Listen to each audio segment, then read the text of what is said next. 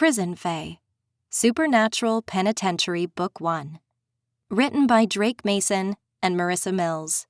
Narrated by Annalee Scott. 1. Erin Reed's lips curled, and her blue eyes narrowed, her wrinkles deepening as she wrapped the measuring tape around my waist.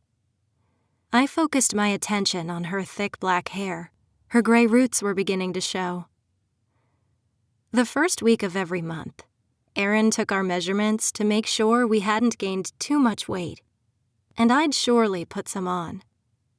Last spring, I'd taken kickboxing as an elective, but when the class ended, so had my steady workouts. I'd barely set foot in a gym since then, and my healthy eating habits had plummeted. 26, Erin announced. Half an inch. Still, heavier girls worked at Babes. I wouldn't get cut tonight, but when I met Erin's gaze, I knew a lecture was coming. Ashley, who would be measured after me, offered a tentative smile. There would be no complaints about her. While I struggled to look good every shift, Ashley looked as if she'd come right out of Hollywood. She had a better figure than most of us, which she maintained with her dance classes and her abnormally fast metabolism. My friend was majoring in English, minoring in dance, and always joked that if grad school didn't work out, she could become a stripper. Her every curve was accentuated in the tight black shorts and the form-fitting white shirt, with just the barest hint of her petal pink eyelash lace bra flashing from beneath the fabric. That was all natural, too. I had to pad my bra just to meet Erin's standards. Ashley's makeup was impeccable and always trendy, and her sleek blonde hair never seemed to have a bad day. And despite Ashley being a total sweetheart, I always felt embarrassingly plain and underwhelming beside her. My one saving grace was my hair. When I didn't have it pulled back, it fell into a fountain of thick chestnut curls that came halfway down my back. I expect you to lose that inch by next month, Noelle. You can't be a whale and work here, Erin said. Heat rushed to my face, but I bit back a sharp retort. As demeaning as this job was, it paid the bills. Yes, ma'am, I said. Erin reached down and plucked at the shiny dancer's tights that all of us were required to wear. They were pretty comfortable in the winter, but during the summer, those tights were nothing short of torture. These are getting too thin, too. I expect a new pair soon. I couldn't afford new tights, and unfortunately, this was my best pair. It was the only one without runs or picks in it. I swallowed as I mentally worked through my budget for the next week. Erin liked a very specific kind of tights, and they cost $30. I didn't have nearly that much. I'll make sure I get them. Erin nodded. I just can't have you looking like a cheap whore. Very classy, Erin. And you must make a better effort with your makeup from now on. Your concealer is too red for your complexion and it's doing nothing to cover up the bags under your eyes. I want a different eyeshadow, too. I don't know why you thought pink would look good. She was the one who suggested the pink eyeshadow. It made my brown eyes look lighter, she'd said. Inwardly, I bristled. Really, I ought to be used to Erin's game by now. She always contradicted herself. Blue, Erin said. And you need to do something different with your eyeliner. I want a proper cat eye. Not whatever it is that you've got going on now. All jobs are crappy. And this wouldn't be forever. Someday I'd be a biologist, a botanist, or an entomologist. Then I could wear tank tops and jeans every day. I could just pull my hair back and throw on the first clean thing I found. The plants and insects sure wouldn't care. I could dress how I wanted, without someone criticizing every single detail of my appearance. You're good to go on the floor, Erin said, jerking her head. Next time I expect more effort, Noelle. I flashed her my best smile. I promise you'll get it. Erin nodded curtly. You'd better. Ash, you're next, she said, wielding her measuring tape. Although I hated to leave my friend with her, I felt a cold sort of relief that Erin's attention was turned away from me. Besides, Ashley didn't have anything to worry about. She was a total bombshell. I checked for my tables and grabbed my notepad beside the register. As usual, people turned out for Port St. John's nightlife. The noise rose around me in a cacophony of shouts and cheers, accompanied by the smell of beer and chicken wings. Together, I'd always thought the two smelled like vomit, but then, I'd never been one for either beer or wings. Beer tasted like urine-soaked bread that had been left out in the sun for about a week. Not that I'd ever drank urine, but by trying beer, I was pretty sure that was what it tasted like. And the wing sauce at Babe's was so oily, you could probably start a fire with it. At my first table sat 6 guys still in their football jerseys, proudly declaring their love for the University of Galvez. I felt a twinge of envy at the easy confidence they exuded. Despite being fellow college students, they clearly weren't stressed over fast-approaching midterms. Or if they were, they felt good enough about them to go out and eat. I'd spent every spare second, including breaks and drives home, trying to cram for world literature, my arch-nemesis and the bane of my existence. "Hey guys," I said in my best customer service voice. "Welcome to Babe's. I'm Noelle, and I'll be your server tonight. Would you like to hear our specials?" The guy nearest me, tall, fair-haired with green eyes, smirked and leaned forward over the table. "Are you one of them?" he asked. So, they were those kinds of football players. Fantastic. "Very clever, sir. I've never heard that one before." "Ooh." The player across from him grinned and tossed his long brown hair. "She's mouthy." I clenched my jaw and deposited the menus onto the table. "Drinks?" They kept grinning at me with the exact same condescending, conniving smile, as if they were part of some sort of frat boy Borg. "What would you recommend?" Blondie asked. This felt like a trap, but I wasn't sure what it was exactly or how to avoid it. "We have a great selection of beers," I said. "You can see them, on the table there." I nodded to the beer and wine list. One of the guys snagged it and made a show of reading it over. "It might be easier for me to make my decision if you read them to me," one of the guys said. The blonde boy smirked. "What do you like, Noelle?" "I don't drink," I replied. "I'm too young." That wasn't entirely true.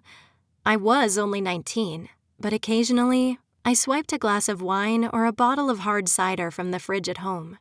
These doofuses didn't need to know that, though, and I'd long since learned that guys didn't understand subtlety. You had to tell them no, in absolutely no uncertain terms. Otherwise, they'd assume you were head over heels in love with them. "What a boring life you must lead," the guy closest to me said. "Maybe you ought to let us buy you around. We can make room for you." He shifted over and patted the empty space beside him.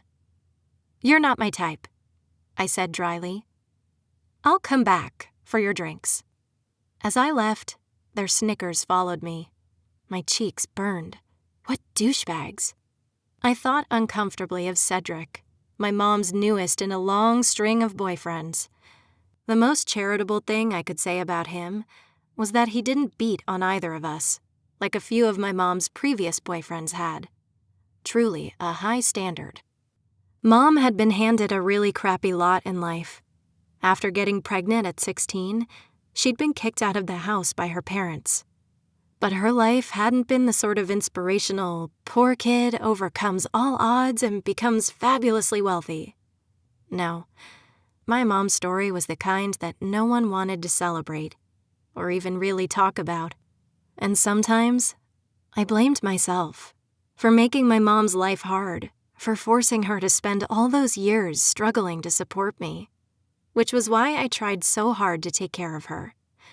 Even if I knew it was irrational, sometimes I still felt like the teenage pregnancy that ruined my mom's life. On the bright side, dealing with Cedric taught me how to handle jerks without losing my temper. All I had to do was make it through my shift. 8 hours and done. Then I could go home and study for world literature. I bit my lip as I thought of everything on the list. Even though it was barely halfway through the semester, world literature had already covered at least 6 different authors. And Dr. Simmons promised that passing her midterm would require having an in-depth knowledge of everything we'd read so far. Or, sort of read. I'd gotten most of my knowledge from Wikipedia and SparkNotes. I just didn't get English at all. No matter how hard I tried, I just couldn't get anything from a novel, much less a poem. It was like my mind just didn't work that way. When I walked into the kitchen, Ashley offered me a wry, sympathetic smile. "If it makes you feel any better," she said quietly. "Aaron took issue with my nails." I glanced at Ashley's nails. Painted nicely, but cut off very short. Ashley couldn't bear to keep her nails long at all, or she'd pick and tear at them until they made her cuticles bleed. "She wants us all to have femme fatales," I quipped, mimicking scratching someone's eyes out. It's a miracle she hasn't blinded herself. How do you think she puts on her fake lashes with those Wolverine claws? Ashley grinned and retrieved 2 beers from the bar. "Practice, I guess." "Good luck tonight." "Same to you," I said. I glanced at my section, but thus far, only the frat boy brigade was there. They'd probably poke fun at me all night and leave me an insultingly small tip, no matter how hard I tried. But still, it was worth a try. I was many things, but I'd never been one for giving up. Although Babes closed at 2 in the morning, Aaron didn't let us go until 4. Numb and tired, I trudged to my car. She wasn't much, just a 20-year-old Chevy Cavalier, with paint peeled so badly that you'd have been hard-pressed to realize she'd once been forest green instead of dingy gray. Neither her heat nor her air worked. The check engine light had been on for years. And at my last oil change, the mechanic informed me that my battery was due to go out at any time. But she was mine. I called her Margaret, after the Victorian lepidopterist Margaret Fontaine. Her butterfly research was legendary, and a constant reassurance that someday, my work would be worth something too. My poor battered car had seen me all the way through high school and the first year of college. Now, hopefully, she'd see me through my 3rd semester. Ashley threw an arm around my shoulders and pulled me against her as we walked across the sand-swept pavement. The ocean waves roared behind us. "How do you feel about Acosta's pre-calc midterm tomorrow?" "Oh, I've got that down," I said. "I'm more worried about World Lit. I remember the Epic of Gilgamesh, and that's literally it." "Seriously? That was the first thing we read." I shrugged, genuinely a bit embarrassed. Although I always resolved to improve each semester, by early September, my careful time management inevitably burst into flames, and it was all downhill from there. I remember the Portrait of Dorian Gray. That's the one with the guy who sells his soul and his picture ages instead of him. I only remembered that because I'd watched the movie of it. Hopefully that was good enough. "The Picture of Dorian Gray," Ashley corrected. "Picture. Isn't that the one where it's the by Lord something?" "Ah, yes," Ashley deadpanned. "How could I forget about the great artistic contributions of Lord something to the canon? I'm a failure as an English major." I playfully shoved her away. "Rude! You know what I mean. The one who took his bear to college, the gay one? First of all, it was written by Oscar Wilde, who was not a lord. But you're right, he was gay. Surely you remember learning about all that? We had a class where we all looked at the pictures of Wilde's lover and we were all very underwhelmed?" Ashley asked. "Because on a scale of 1 to 10, Oscar Wilde was a 10, easily. And his boyfriend was more like a 5, maybe a 6, if you squinted." I pulled on my ponytail holder and ran my fingers through my hair. coaxing apart the thick curls. Come to think of it, I did vaguely remember learning about Oscar Wilde's sodomy trial. Ashley sighed. The bear man was Lord Byron, who is the patron saint of bisexuality. Uh-huh. I'm not Catholic, but I'm pretty sure there's not a patron saint of bisexuality. Well, he's my patron saint, Ashley amended. Hashtag goals, whatever, minus the syphilis. Cambridge wouldn't let him take his dog to college, so he took his bear and tried to make it a fellow of the college. He died in Messalongi trying to liberate Greece from the Turks.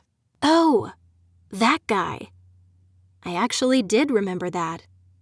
Ashley had thought it was very heroic the way Byron had gone down. I doubted I'd remember that tomorrow, though. He wrote, "She walks in darkness," right? I asked, tentatively. Almost. She Walks in Beauty and Darkness are 2 separate poems. But Dr. Simmons might give it to you anyway, it's close enough. I sighed and leaned back against my car. I'm doomed. Ashley shook her head and drummed her fingers against Margaret's dull paint.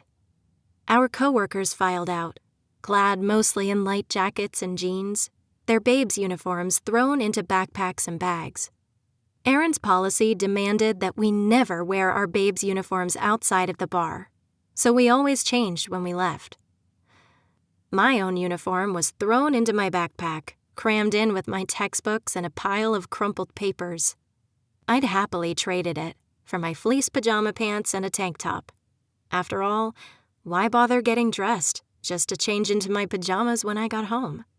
You're not doomed, Ashley said. It's not like math or something where you have to find one exact answer to be right. Maybe that was why I'd had so much trouble with it. I liked knowing there was one exact answer. Half of it is going to be multiple choice, and the other half is going to be short response and essay. Just make stuff up. I grinned. Lord Something wrote the Epic of Gilgamesh when he was studying at Cambridge majoring in bear riding. Then he died of the bubonic plague after being struck by a laundry van in Paris. After his death, someone published his sonnets about Mephistopheles, and lots of ladies swooned over them while checking in on Emperor Augustus's corpse to make sure he hadn't become a saint. Ashley looked as if she'd died a little inside. Try to do a little better than that? At least make up a lordly-sounding name? Lord Darcy, I offered, attempting a British accent. Ashley shook her head. Have a good night, she said. Maybe after all our midterms are done, we should go out for Mexican. Go celebrate, you know? I furrowed my brow.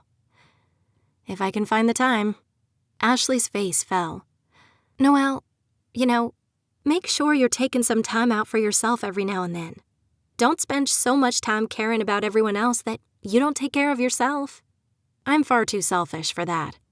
But that's the problem. You aren't. When was the last time you went out just for fun? All you do is go to school and work. I sighed. Do we have to rehash this argument now? Ashley pursed her lips together.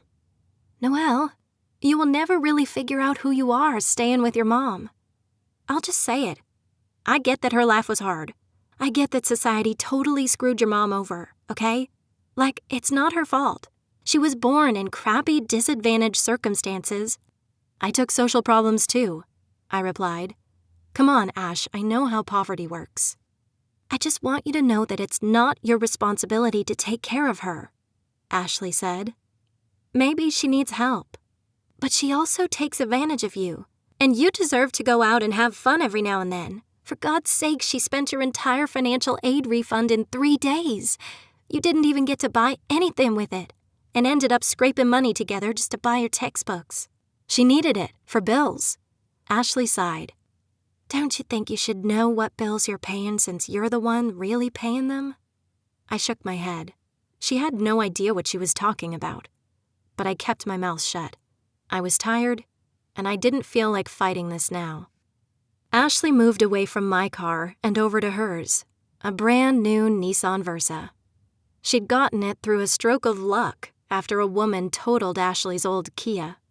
The insurance company had given my friend just enough for a down payment, and she'd had the credit to get something good, instead of total crap.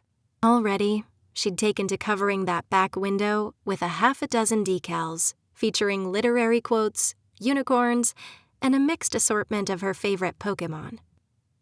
"Be careful," Ashley exclaimed, waving her farewell. "You too." I opened my car door and climbed inside. I started my car and cranked up the radio to keep myself awake. Although I'd been going all night, my car seemed to have some peculiar power over me. The instant I hit the seat, my eyes began to burn and droop. Fortunately, home was only a couple of miles away. As I pulled away from the parking lot, I swerved to miss the giant pothole. I'd hit it too hard once, and the impact was so strong, it had cracked my windshield in half. This late at night, there was almost no one out. When I pulled onto Gulf Waters Parkway, one of the busiest streets in Port St. Joan, it was empty, save for my coworkers and me. Ashley boldly raced through the red light in her eagerness to get home. Now, do I stay up and study, or try to wake up early and do it? I roughly rubbed a hand across my eyes, trying to force the burn away from them, but to absolutely no avail. And my bed would be so soft and warm. If I was lucky, Faraday, the family cat, would deign to join me and keep my feet warm. But would I seriously get up early enough to study?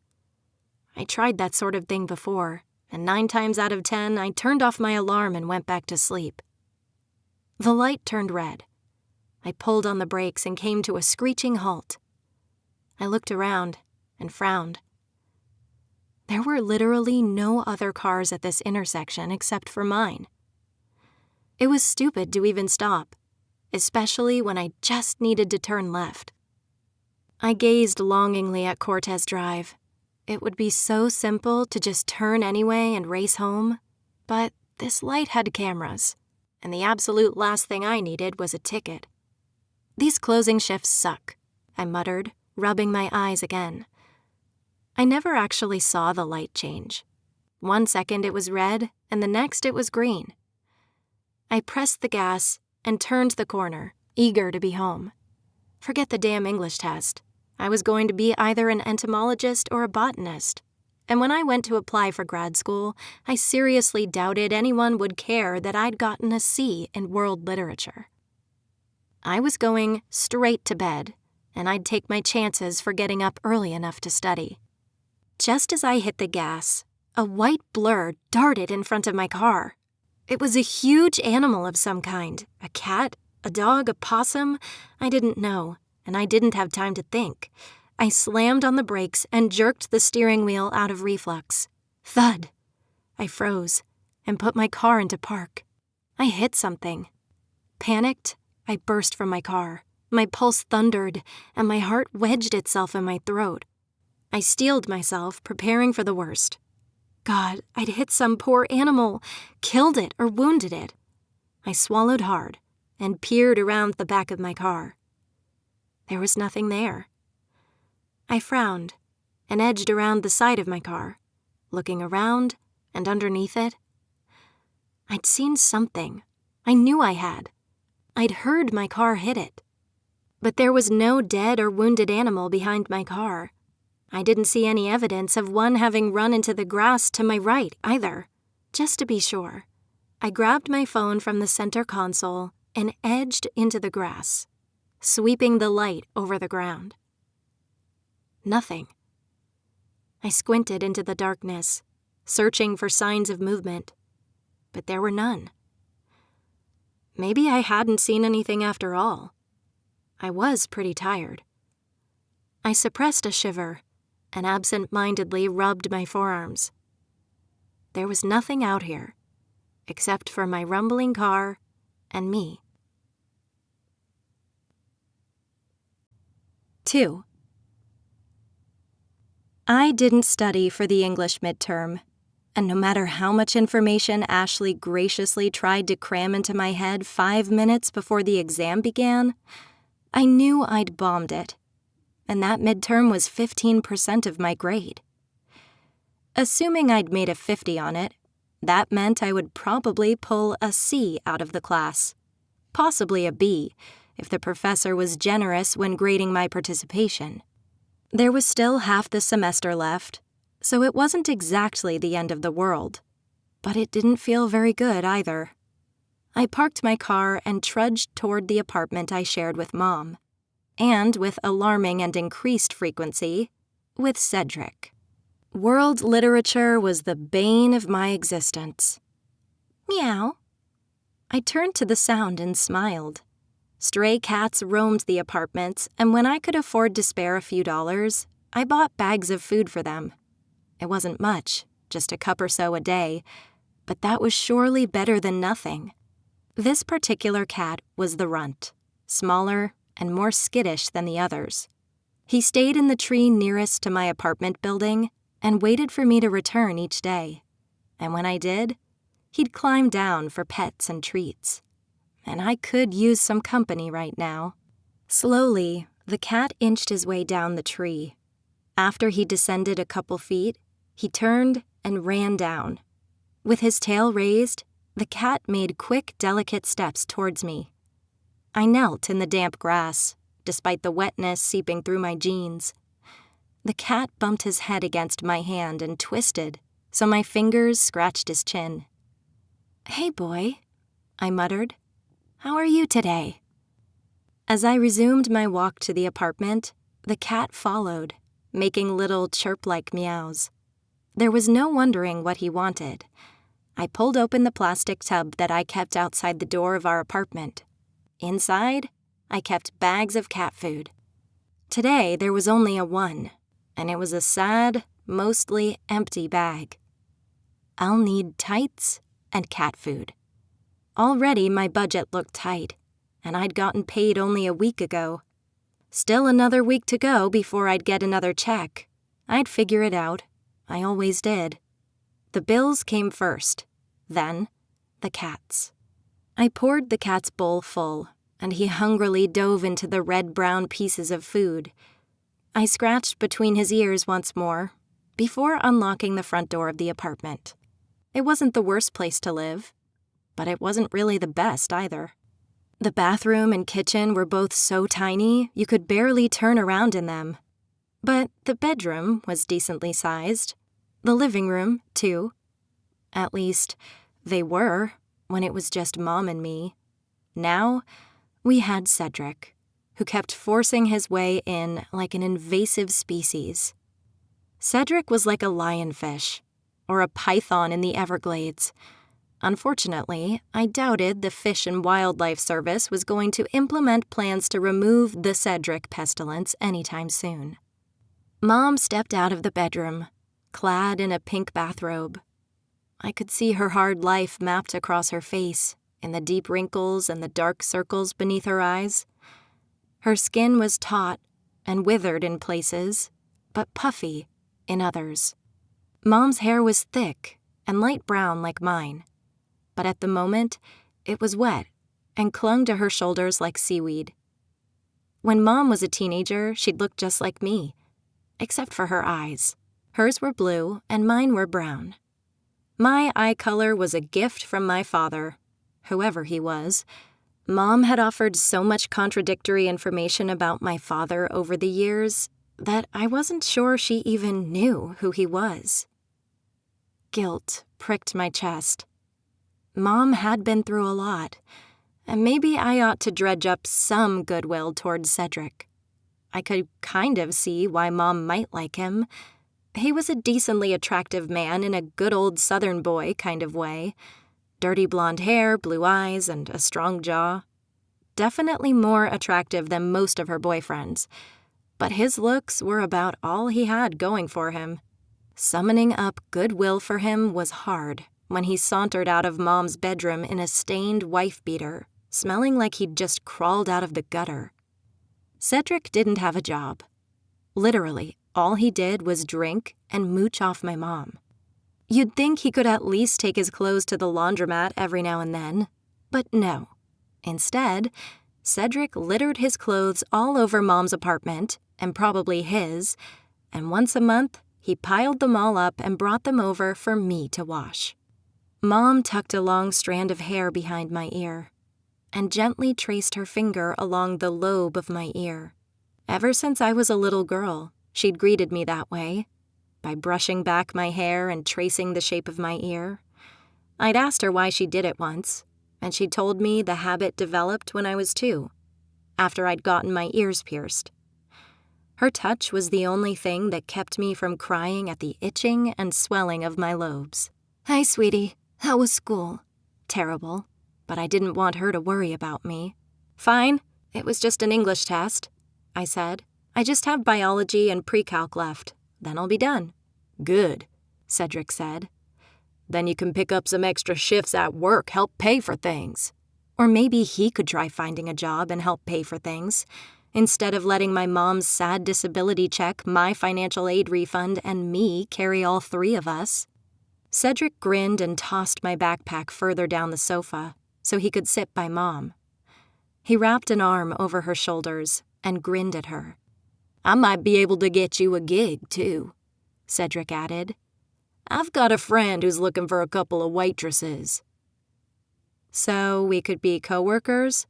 I asked, as if Cedric would ever deign to work in a position as lowly as a server. Cedric's easy smile never wavered. "I only have the patience to deal with one stupid person, and that's my damn ex-wife. I could never take a customer service job. I'd kill someone." "Is she still bothering you?" Mom asked. Cedric rolled his eyes. "It's completely ridiculous. I see the kid every other weekend and make sure she's got food when she's at my apartment. And the bitch still thinks I ought to pay child support? Bad fathers are supposed to pay child support. I'm not a bad father. But you know what? Let her take me to court. I don't have a job. She can't get a dime from me." Boy, were his standards for a good father low. Worse, Mom nodded sympathetically, clearly taking Cedric's side. After what happened to her, you'd think Mom would have been a little more sympathetic to a single mom and her kid. But no, she must truly love Cedric, because she never seemed to notice his flaws. "Keep your legs closed, Noelle," Cedric said, "so you don't turn into a gold-digging whore like her." Classy. Maybe Cedric and Aaron could get together. They seemed like they have a lot in common. And then, things could go back to what they had been. Just Mom and me. "Noted," I said dryly. "Good girl." I bristled at being called a girl, like I was a dog or something. "Anyway, what were we talking about? Oh, you're going to be out of school, right. If you can't pick up some extra shifts from work, you could help around here more," he added. "Make things easier on your mom, right, Yvain?" My mom shook her head. "Noelle is doing fine, 40 hours a week plus tips. But maybe she could look at taking a second job during the holidays. Everyone will be hiring." Cedric nodded, "Just making sure things are good for you, princess." "Things are good for me," Mom said, "especially now that you're here. I don't know what Noelle and I would do without you." Survive. The same as we always did before Cedric showed up. Faraday clambered beneath the table and rubbed against my ankles, giving Cedric a distrustful look. Yet another reason to dislike the man. Faraday and the stray cats all hated Cedric, and I'd never met a better judge of character than a cat. Actually, every animal I'd ever met hated Cedric. Even the unusually friendly squirrels who scampered around outside hated him. They'd come within arm's reach of my mom and me, but if Cedric was around, they always fled. "The kitchen could use a good deep clean," he said. "The bathroom, too." But God forbid Cedric do any of those things. "I'll put it on my to-do list," I said dryly. "I'll have to see what Erin does first. She has a tendency to put the schedule together last minute." "Are you going to work tonight?" Cedric asked. I clenched my jaw. It wasn't that I hated doing things for my mom, I didn't. But nothing bothered me more than having to do what Cedric said. especially knowing that he couldn't even be bothered to buy cleaning supplies, so someone else could pick the place up. And after a long night that had only ended early this morning, followed by an English midterm that I knew I'd failed, the absolute last thing I wanted to do was spend my evening cleaning the apartment up, while he sauntered around, beer in hand, and criticized what I was doing. "Yeah," I said. "I took an extra shift." Mom smiled softly. "You work so hard, Noelle. That's my good girl. So responsible." Of course I did.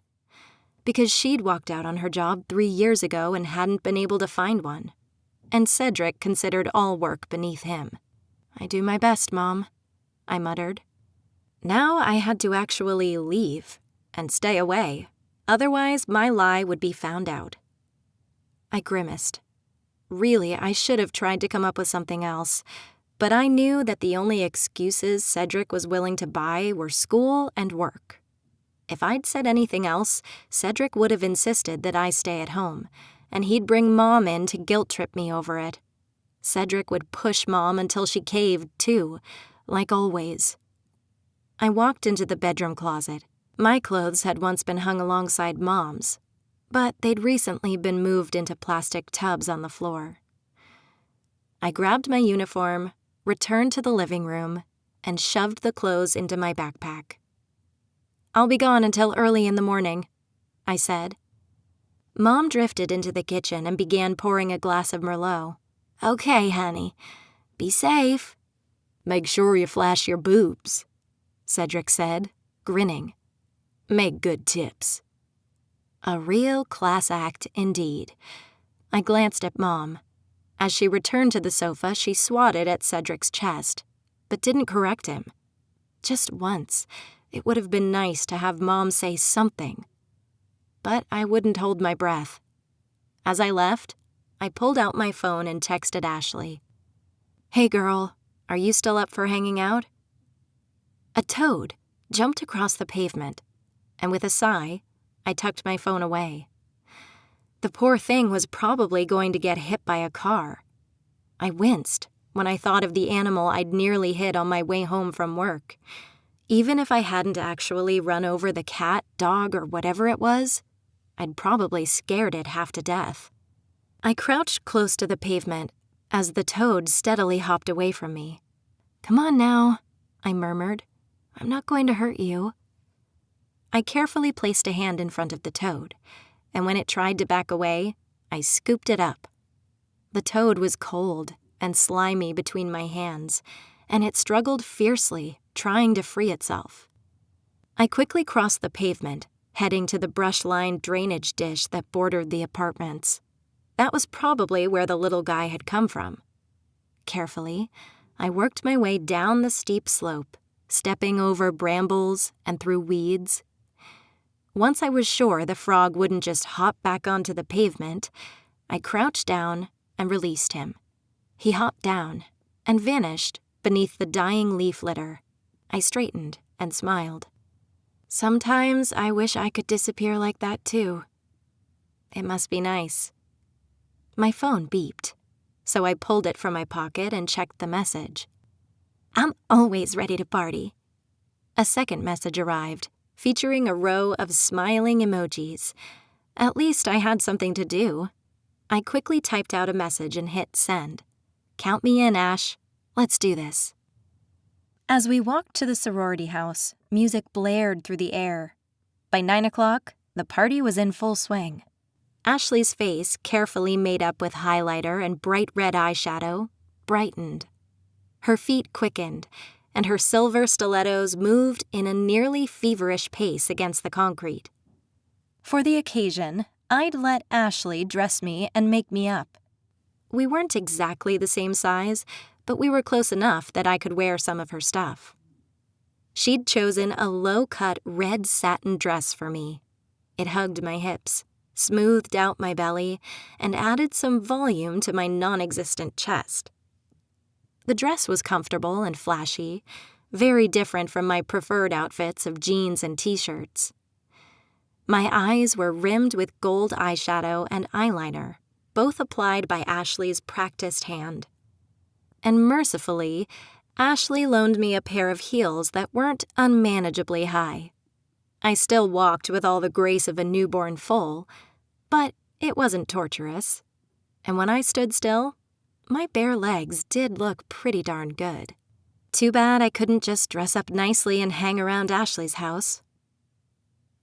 The closer we came to the house, the more out of my element I felt. When was the last time I'd been out for something like this? I hadn't had a girls' night in forever, and I hadn't gone to prom. God, had it really been my middle school homecoming dance? Yes. Mom's then-boyfriend had been a man twice her age, and he'd had a 20-year-old daughter. She'd taken me to the mall to get a dress, and she'd straightened my hair in her dorm. I couldn't remember her name or anything else about her, except that she was in the military. That was the last time I'd gone out and had fun like this, dressed up nicely with another girl. My chest ached. Was it selfish to feel as though, by taking care of Mom, I'd missed something crucial? I should have called to see if Aaron needed extra help, I said. I could have worked tonight. Ashley seized my arm and pulled me alongside her. The silver sequins of her mini dress scratched against my bare arm. Ashley looked stunning, but I knew those sequins were probably going to rub the inside of her arms raw by morning. No, you shouldn't have. Girl, as hard as you work, you deserve this, okay? I swallowed around the lump in my throat. I don't even like frat boys. It won't be all frat boys, Ashley said, her voice tinged with mischief. There are bound to be some pretty sorority girls, too. You know I'm not into girls, I said, feeling my cheeks warm. Shame. But more for me, I suppose. There are some benefits to batting for both teams. Ashley mimed swinging a bat at an imaginary ball. I shook my head. So you plan to abandon me for either a frat boy or a pretty girl? Noted. Well, let's see what happens, Ashley asked. Maybe you'll pick up a nice frat boy, too. I hadn't dated a guy since high school. Part of that was because I was always so busy. The other part was that I had issues with boys. It wasn't that I hated them or anything like that, but having seen my mom's string of failed relationships had left a sour taste in my mouth. And there were still the stories of my stepdad. Out of my mom's string of boyfriends, she'd only married once, and it had been disastrous. When Mom first got together with Jake, I was about 5. She'd insisted that he was wonderful, caring and loving, but after they married, he turned into a monster. When I was 7, he pushed me over a heater, which left a burn on my cheek that never entirely healed. The small mark could easily be mistaken for just a bit of hyperpigmentation or an acne scar, but I still stared at it every time I saw my reflection. It was a mark of shame, reminding me how Jake had beaten my mother while I hid in the closet, buried beneath coats and linens. Mom always hid me, so I'd be safe from him at his worst. It was a blessing when he walked out, even if it broke my mom's heart. She loved him, despite all the awful things he did to us both. And that sort of twisted attachment terrified me. So more than anything, I feared meeting a nice guy, getting involved with him, and then watching him turn into an abusive monster. I don't know about that, I said, but I'll definitely be your wing woman. Great. Ashley wrapped her arm around mine. The scent of her pumpkin spice perfume curled into my nose as we stepped over the sidewalk and entered the sorority house. Music exploded in my ears, accompanied by the heady odor of beer and sweat, mixed with salty air and vanilla air freshener. The doorway was packed with girls in short party dresses and guys in polos and khakis. I resisted the urge to dig my nails into Ashley's arm like a lifeline. "Let's go, girl," Ashley exclaimed. "Leave your worries at the door." Ashley spun around and grabbed my hands, pulling me into the throng of people. She swayed her hips, her sequins flashing and twinkling with every movement. I tentatively returned her smile and edged forward, letting her coax me into an offbeat dance.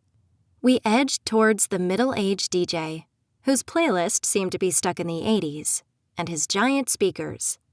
Relax, relax. You don't ever go out like this.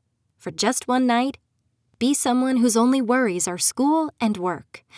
Be someone without until very recently, horribly sick mother and memories of abusive boyfriends and a deadbeat father.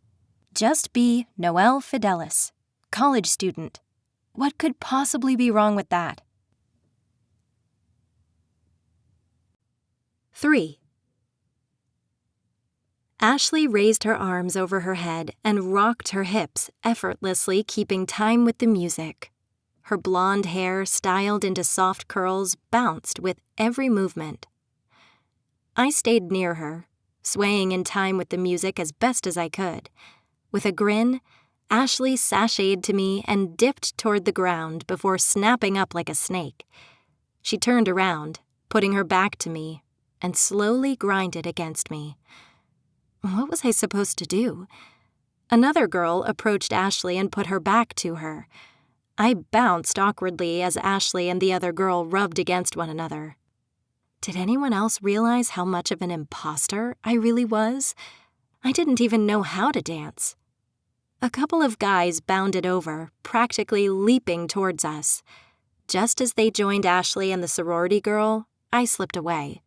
I retreated to the wall and watched, as the four of them writhed together like an 8-armed beast. The thought of a guy bumping against me like that? I reflexively grabbed a can of Diet Coke and popped it open. I didn't even like Diet Coke, but as I swallowed, the carbonated water felt steadying, real. And the can gave me something to do with my hands, so I didn't just sit against the wall while everyone else partied around me. I probably need therapy to sort some of this crap out. But the thought of going to therapy wasn't a comfortable one. I'd heard horror stories from my classmates who'd gone to the school counselors, since we all got 5 free visits per semester. At best, those therapists seemed well-meaning, but incompetent. At worst, they were super out of touch with what it was actually like being a poor, overworked college student. Ashley always burned through her free visits, but although she'd tried several therapists throughout the semester to help manage her depression, she still hadn't found a good fit. I doubted I'd have better luck. Ashley noticed I'd left and came to join me. The girl and the 2 guys moved closer to one another and kept dancing, as if she hadn't left. Ashley rounded to my side, snagging a bottle of water off the nearby table. Her face was flushed, and her eyes bright. Her brow furrowed when she saw me. "Are you all right?" I'd told Ashley about my mother and Cedric. We'd talked about them a lot, and our conversations usually devolved into fights with Ashley insisting I ought to move out. My friend just didn't get it. She didn't know what it was like to take care of a mother. But I'd never directly mentioned how nervous boys made me. Still, Ashley was more observant than most, and it was clear she was trying to draw me out of my shell. "I'm fine," I said. "Go enjoy yourself. Don't worry about me." "I am enjoying myself," Ashley replied. "I needed a break anyway. So much dancing. After I down this bottle of water, I might try finding my shoes." I glanced at Ashley's bare feet and the red marks left by her strappy heels. I still wore my shoes, although I also hadn't danced as strenuously as she had. Ashley paused to fluff her curls. "Oh, look," she murmured, arching her back and smiling sultrily. I curled my fingers into the can of Diet Coke as 2 frat boys approached. They were handsome, tall, and broad-shouldered. One guy had brown blonde hair, spiked up in the front. He wore a red polo shirt and khakis like most of the other guests. His friend had sleek black hair pulled back into a ponytail and autumn brown skin. I doubted they'd give me a second glance normally, but maybe tonight, looking like a glamorous femme fatale, they would be interested. My stomach churned from some strange mingling of pleasure and worry. It's not like I have to sell my soul to one of them. That isn't what Ashley is going to do. Ashley just wanted to get laid.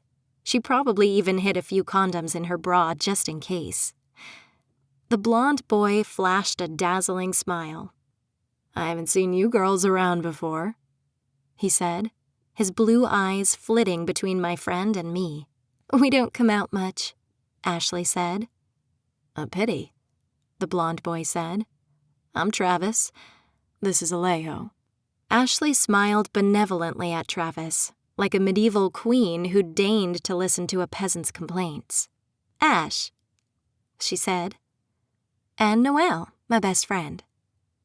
"Nice to meet you," Travis said. Behind him, Alejo nodded.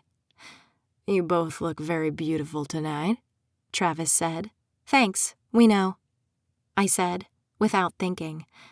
Travis looked confused and his smile wavered. "It was just a compliment. You should just—" "I'm glad." Alejo cut in, his dark eyes solely on me. "Confidence is pretty sexy, too."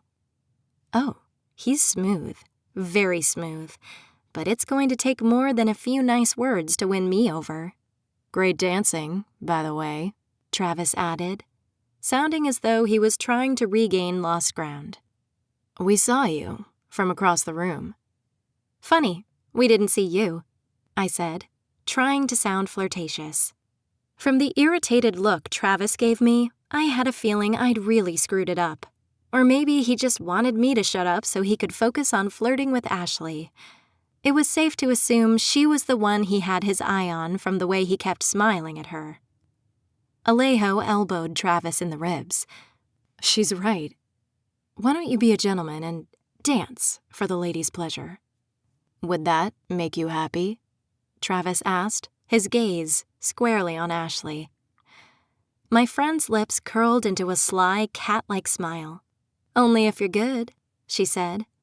"If you're bad, don't bother." Travis attempted a very bad moonwalk and rolled his shoulders back in an apparent effort to be seductive.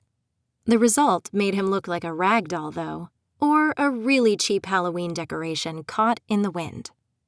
Alejo laughed. "Okay, God, stick with your day job, Travis. Dancing isn't for you, bro." Travis looked affronted. "I don't see you doing any better," he retorted, doing a very odd snapping thing with his hips. I glanced at Ashley, but her smile remained polite and unreadable. "I'm not the one who made a creepy comment," Alejo said, winking at me. Heat rushed to my face. Travis stopped dancing and bowed, his blue eyes searching Ashley's face for some sign of approval. My friend pursed her lips and hummed. "Well," she said, moving her hands up and down as if she was literally weighing the decision. "I suppose you weren't awful. You could definitely use some practice, though." "Maybe you ought to show me." Ashley's eyes shone brightly, and I knew Travis would be the guy she took home later, even if he wasn't nearly good enough for her. But he was handsome and probably decent in bed, and Ashley was pretty and wanted to get laid. At least they both know what they want and go for it, unlike me. I downed the rest of my Diet Coke as Travis and Ashley returned to the throng of dancers. "Did you want another one?" Alejo asked.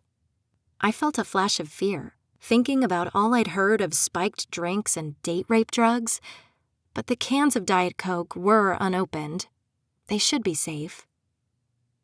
"Sure," I said, swallowing the lump in my throat. With a smile, Alejo tossed me the soda and grabbed a can of Sprite. I opened my Diet Coke and took a sip, conscious of Alejo's eyes on me. "So, what's your major?" he asked. "Biology," I replied. "My minor is in astrophysics." Alejo whistled between his teeth. "Damn, that's way more impressive than me." "What are you majoring in?" I asked. "Drawing and painting. I'm a double major." "I see," I said. So, you're the sensitive artist type? That's a good major for you. Lots of nude models. Alejo toyed with the zipper on his black leather jacket, running it up and down along the teeth. They aren't usually very attractive, I'm sorry to say. But I've gotten really good at drawing other men's junk, so I guess there's that. I nearly choked on my drink as I let out a sputtering stream of coughs. Alejo grinned. What a useful skill, I rasped. Doubtlessly, Alejo said, his face serious. I can't wait to put that on my resume. Good at drawing men's junk, I replied. Truly irreplaceable on the job market. Quite. I settled more easily alongside Alejo and returned my attention to Ashley and Travis. She kept her arms raised over her head and pushed her chest out as she rocked her hips. Travis grinded against her. He kept one hand shamelessly on my friend's ass and the other on her upper back, just over where her bra was. I let my gaze flit back to my Diet Coke and shifted, uncomfortably. Alejo remained beside me, but he didn't speak. I glanced sideways at him, studying his strong jawline and the line of his shoulders.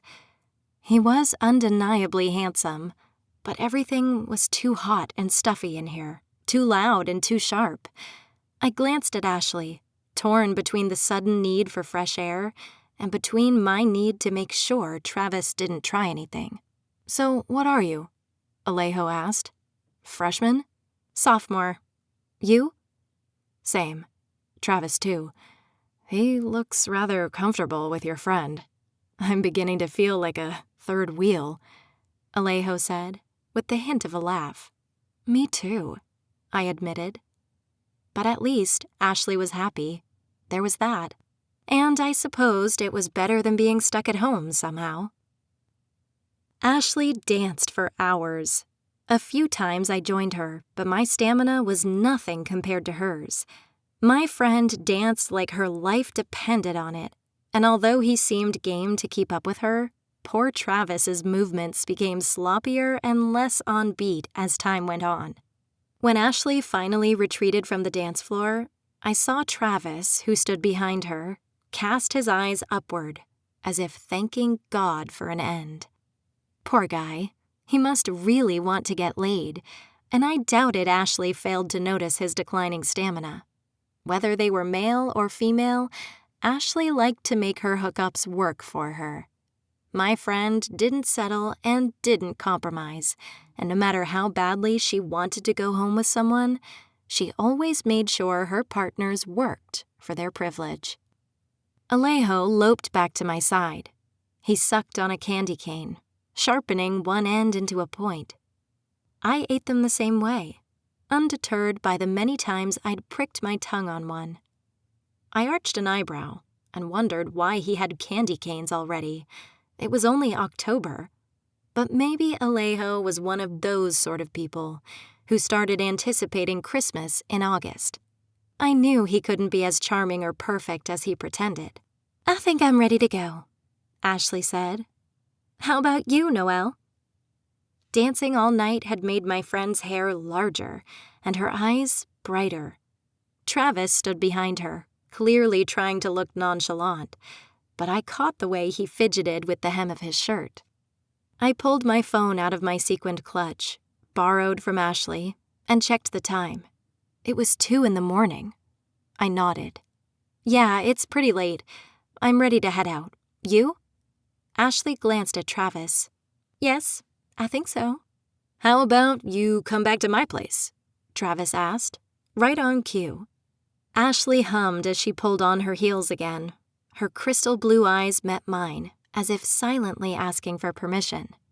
Despite knowing that the night would likely end this way, I had a sudden selfish thought of insisting that she go back to her apartment with me, so we could continue our girls' night alone. You should go, Ash, I said instead. It'll be fun. Yeah, I guess it would be, she said. Cool, Travis said, wrapping an arm around Ashley's waist. It's in Kingswood, not far from here. What are you doing, Alejo? Alejo glanced at me. I'm going home, I said firmly. I think I will too, Alejo said slowly. Do you want me to walk you to your car, Noelle? It's too late to be really walking home alone. It was a nice offer, but what if he was just asking so he could get me alone? My car was parked at Ashley's apartment, about a 5-minute walk away, and a lot could happen in 5 minutes. We'd considered driving to the party, but parking at the university was always awful, especially on weekends. It would really make me feel better if you'd do that, Ashley said. I wondered if Ashley had done that on purpose, worded it so I'd feel like I was doing her a favor by letting Alejo walk me to my car. She was clever like that, and Ashley had probably anticipated my refusal. Above all else, my friend wanted me to be safe, and she knew I'd do anything to make her happy. If you don't mind, I said, relenting. That would be great, but if you don't, that's okay too. I wanted to give him an out, in case he wanted to stick around and try his luck on another girl. Alejo grinned. I think I can manage walking you to your car. Ashley wrapped an arm around my shoulders, and practically buzzing with excitement, she led me to the door. Text me so I know you've got home, she whispered. You have to text me too, I replied. I will, Ashley said, winking. Once we reached the sidewalk, Ashley dropped her arm from my shoulders and instead curled her hand around Travis's arm, gently squeezing his bicep. Alejo stood beside me, and to my relief, he remained a respectful distance away. See you later, bro, Travis called over his shoulder, already making his way down the sidewalk. I glanced at Alejo, who shook his head. Shameless, he muttered. Does he do this often? I asked, hesitantly. Take girls home? Oh, yeah. He's got the stamina of an ox. He'll show your friend a good time. I nodded, unsure whether or not I really should take that as assurance. So, lead the way, Alejo said, shoving his hands into his pockets. Let's get you back before your coach turns into a pumpkin. I set a slow pace, trying not to let Alejo linger behind me, despite the fact that I was supposed to be leading him. It's already past midnight, so if I'm Cinderella, my coach is already a pumpkin, I said. So, how do you intend to get home? I can't let you walk there. I'll climb on your back and you'll be my horse. Alejo chuckled. Well, he said, I don't know if that's the best idea in that dress and those heels, but I wouldn't dare say no. Oh? Sure. A woman with a fairy godmother probably isn't someone I want to cross. You might have her turn me into a snake or something. A snake? I asked. No, I'd at least let you be something cute, like a mouse. A mouse? You think they're cute? I shrugged. Sure. When they're small and fluffy, with their red-brown fur and their soft round eyes, I think those are cute. They're like mice from a storybook. So the next time one gets into the dorm room, I know who to call to catch it, Alejo mused. Absolutely, I said.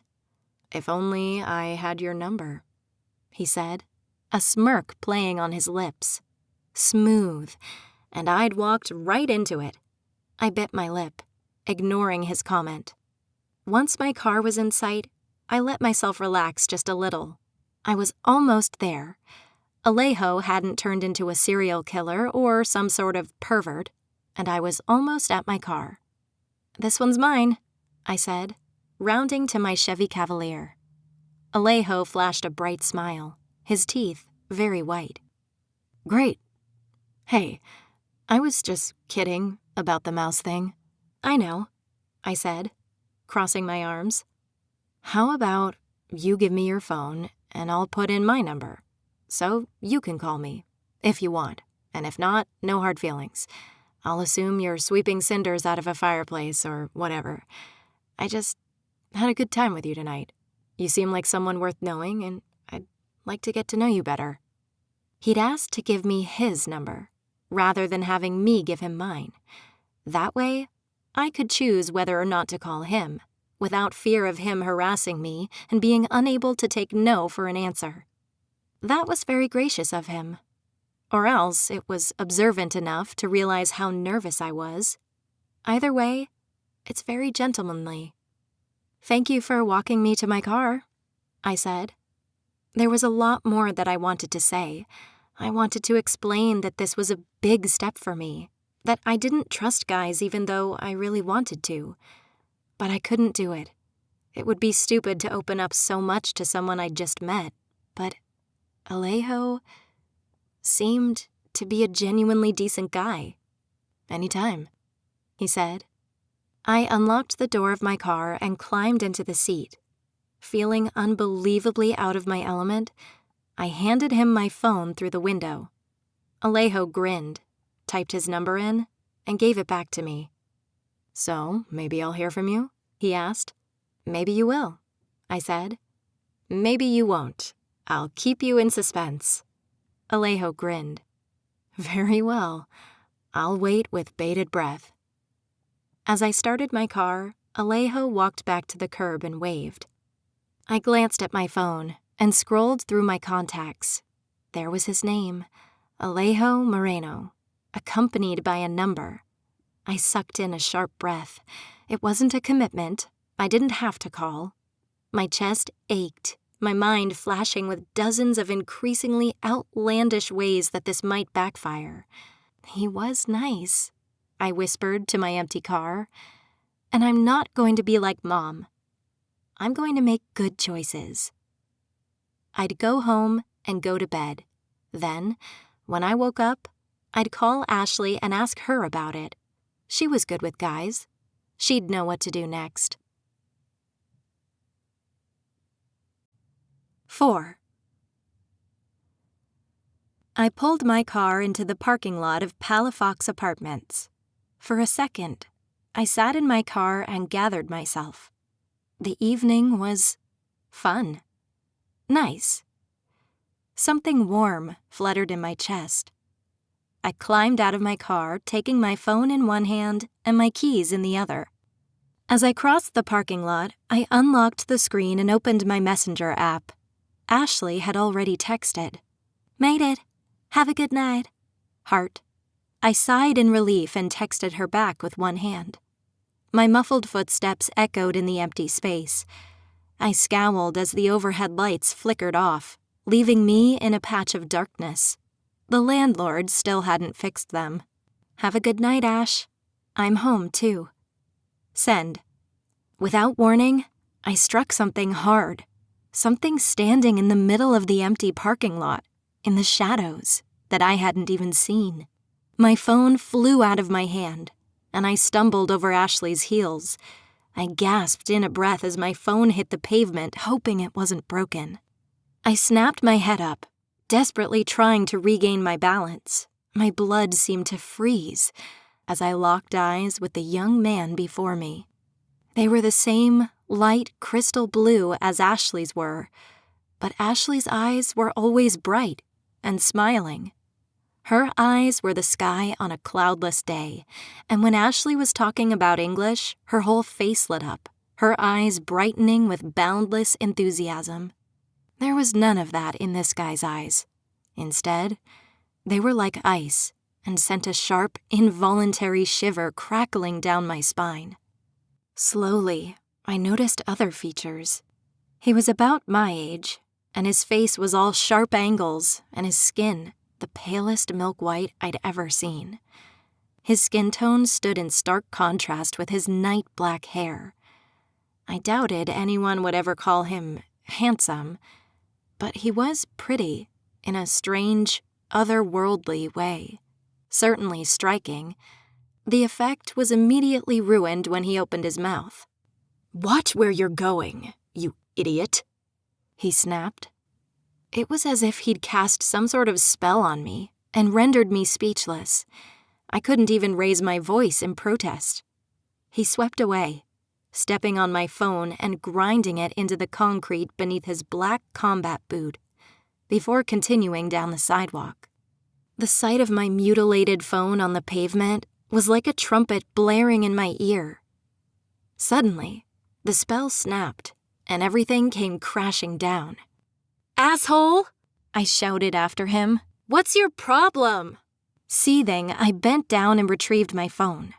A long crack split the screen in half, but it looked like my case had kind of worked. This was salvageable, at least. I traced my finger over the broken split in the glass and scowled. My head jerked up as I prepared to give the son of a bitch a piece of my mind. But he was already gone.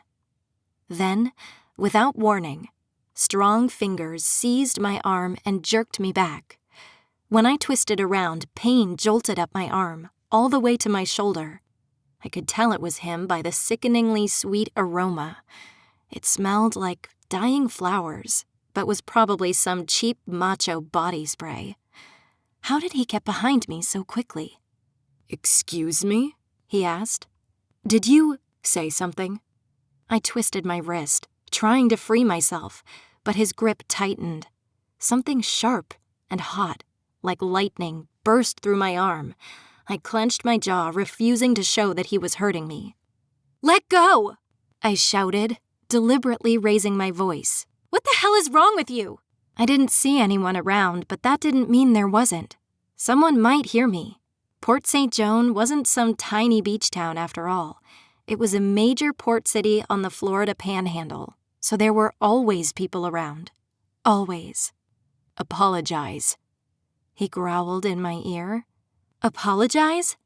I asked. "For what? You bumped into me." He smiled, thinly. "I don't take kindly to being called an asshole."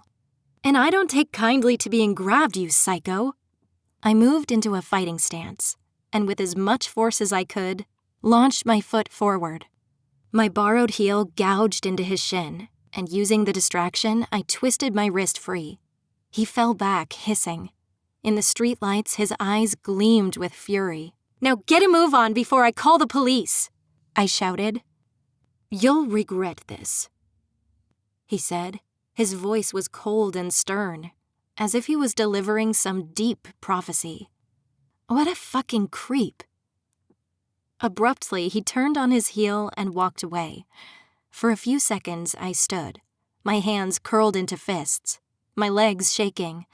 I wanted to make sure he was really gone this time, so I waited until he vanished from view before quickening my pace and retreating towards the apartments.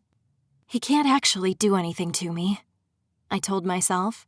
He's just a weirdo who doesn't understand how to act like a freaking decent human being. I hadn't meant to run into him, and it surely didn't call for him breaking my phone like that. A shadow swept over the pavement before the apartment door, so large and sudden that I jumped. I froze, prepared to sock the jerk if he came back. But it was just a toad, its tiny body casting a looming shadow because it had jumped in front of one of the soft garden lights in the grass. I let out a nervous, breathless laugh and bent down. "You need to stay away from the pavement," I whispered. It looked like the same one I'd moved earlier, but it was hard to tell. They were rare this time of year. I glanced up to ensure the creep wasn't still lingering around. I didn't see him, but he could still be hiding in the shadows, watching. I ought to just dart into the apartment and lock the door, but if I woke up in the morning and realized that someone had stepped on the frog or run him over with a car, I knew I'd feel guilty. Besides, now I was close enough to the buildings that someone would definitely hear if I screamed. And I'll be damned before I let some creep dictate what I do. The frog croaked a response. I smiled, and after placing my phone beside the doormat, I scooped the small creature into my palms. This one didn't fight like the last one had. A chill tingled down my spine as it sat calmly in my palm, but it was probably in shock, poor thing. I'd just quickly put the toad back and then I'd climb into bed. I was not going to be psyched out by some probably drunken weirdo. Gingerly, I kicked off my borrowed heels and padded down the cold pavement. I squinted in the darkness, trying to find the brambles, as I carefully made my way down through the grasses and weeds. When I placed the toad on the ground, something hard pressed against my palm. The toad croaked from the ground gazing at me with large eyes. I tilted my hand, palm up, and frowned. There, resting in my hand, was a small gold ring, shaped like a tiara, and set with twinkling white stones. "How did you get this?" I whispered. The toad croaked again, as if that was an answer. I straightened and slipped the ring onto my middle finger. It fit well, which was surprising. My ring size was a ridiculously small 4.5, so rings never fit me. "Thank you," I said. The toad hopped away and splashed into the drainage dish. Weird. Very weird. But at least it wasn't the creepy psycho back for revenge. I cautiously climbed away from the weeds and brambles and back to the sidewalk. I rubbed my feet on the welcome mat before our apartment, grabbed my phone and borrowed shoes, and unlocked the door. My eyelids felt heavy. I really needed to go to bed. "Stupid creep," I muttered. I didn't recognize him, though, which meant he didn't hang around the apartments much, so I'd probably never see him again. Thank God for small mercies. I slipped inside the apartment, quietly closing the door behind me. In the darkness, I saw Cedric, sprawled over the sofa. Empty beer bottles littered the table before him. Where is Mom? I wondered. I stepped quietly into the bedroom, my eyes narrowing, as I looked at the bed. Empty. My gaze darted to the bathroom door and the strip of light beneath it. I sucked in a breath. I didn't expect Mom to be awake when I got home, and here I stood in Ashley's red dress and shimmering pumps. I'm 19, and if I wanted to go out with my friends, I should be able to. But at the same time, guilt rushed through me. I'd lied, and now I was caught red-handed. The door creaked open. I straightened my spine and waited as the light spread over me. Mom stepped from the bathroom, stopping abruptly to look at me. "Where have you... I thought you were at work." I gulped. "I was out with Ashley." You lied to me?" Mom asked. "Yes, I'm sorry," I said. Mom laughed. The sound too loud. I frowned and furrowed my brow, unsure what she thought was so hilarious about being lied to. Maybe she was a little buzzed. Mom went through a bottle almost every day, sometimes mixing it with the hydrocodone she got from Cedric, who got it from God knows where. "You're not mad?" I asked. "You sneaked out to a party or something? That's not so bad. I did my share of sneaking around when I was young, mostly with your father. Back then, he had this long hair that my parents absolutely loathed, and—" Mom cut off abruptly. "My father?" I asked. In all her stories about my father, she'd never mentioned him having long hair. Mom looked vaguely confused and flipped off the light. "Your father," she repeated. "Yes. When he was young, he had very long hair, I think. Maybe I'm mixing him up with someone else." She said that a lot. It was as if Mom had ideas about who my father was and what he was like, but nothing concrete had stuck in her mind. I tried not to look crestfallen.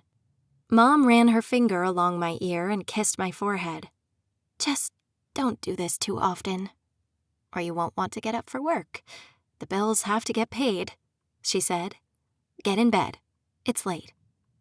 As I pulled off Ashley's dress, I heard the creak of box springs as Mom climbed into our shared bed. She'd taken me lying abnormally well. Maybe she wasn't drunk. Maybe she was still mostly asleep, and the realization of what I'd said hadn't really sunk in. I fished a hanger from the closet and put Ashley's dress on it. Then I pulled on the first pair of pajamas I found. My father had long hair. Maybe. It was hard to know what Mom really knew. She'd tell me later that my father had been bald or kept his hair really short. But still, I tried to imagine it. I ran my fingers through my own hair. Just how long had his been? Was it halfway down his back like mine was, or Even longer? It was a stupid thing to worry about, but I couldn't help but linger on it. Maybe he'd been a decent human being back then. Maybe he'd been some scared kid, just like Mom. But whatever the circumstances, my dad had walked out of my life before I was even born, and he was never coming back. My wrists hurt. I yawned and rolled over in bed, my eyes opening a crack as I tried to get back to sleep. Metal scraped somewhere at the edge of my hearing. Probably Cedric. He never seemed to care that I worked until 2 a.m, and he was always obnoxiously loud. I groaned. My head felt too heavy and my mouth tasted of iron. I sat upright, blinking blearily. The blanket, for lack of a better word, was a threadbare, stained piece of rough cloth, like burlap or something. I lifted my hand to grasp it, and my wrists ached. Handcuffs! But they weren't made of steel. Instead, the cuffs seemed forged of something gold-colored, maybe bronze. But oddly, I found no seams or breaks in the metal. It was as if they'd been forged right around my wrists. I raised my wrists, twisting them in the light. The handcuffs were still there, hard and unyielding, and already they'd left red, raised welts across my skin. I pulled hard, testing the chains between them, but that only made the cuffs dig in more harshly. If the metal hadn't hurt my wrists so badly, I'd have assumed this was all some terrible dream. What the fuck? I snapped awake, sitting up quickly and looking wildly around. This wasn't my bed. This wasn't my room. The walls were made of rough gray stone. The room looked to be square and was barely wide enough or long enough for the bed, and the bed wasn't exactly huge. At one end of the room, there was a wooden door, banded with a dull black-gray metal. Behind the bed, there was a window, set with round golden bars, through which I could see pale blue slats of the sky. My chest ached, and all my blood seemed to rush to my head. Where am I? What happened? I stepped gingerly onto the floor, which was made of something sleek and gray. My foot ached from where Ashley's shoes had left blisters, and I wasn't wearing my clothes. A sharp, shrill scream tore unbidden from my throat. My chained hands fumbled with the white cotton pants. This wasn't my shirt, either. It was the same color as the pants, and embroidered with H3157 in stark black thread. I backed against the wall, my head reeling. Someone changed my clothes. My pulse raced. Someone changed my clothes. The words somehow wouldn't register. I rushed mindlessly to the door and seized the knob, twisting and yanking. It didn't budge. Some distant part of me knew that was to be expected, but another, louder part of me seemed to have all the control, and that part wanted to rip the door off its hinges. But despite my best efforts, the door didn't budge. I stumbled back, my chest heaving. Was I shaking, or was it the room? I gulped greedily, trying to force air into my lungs. There didn't seem to be enough of anything.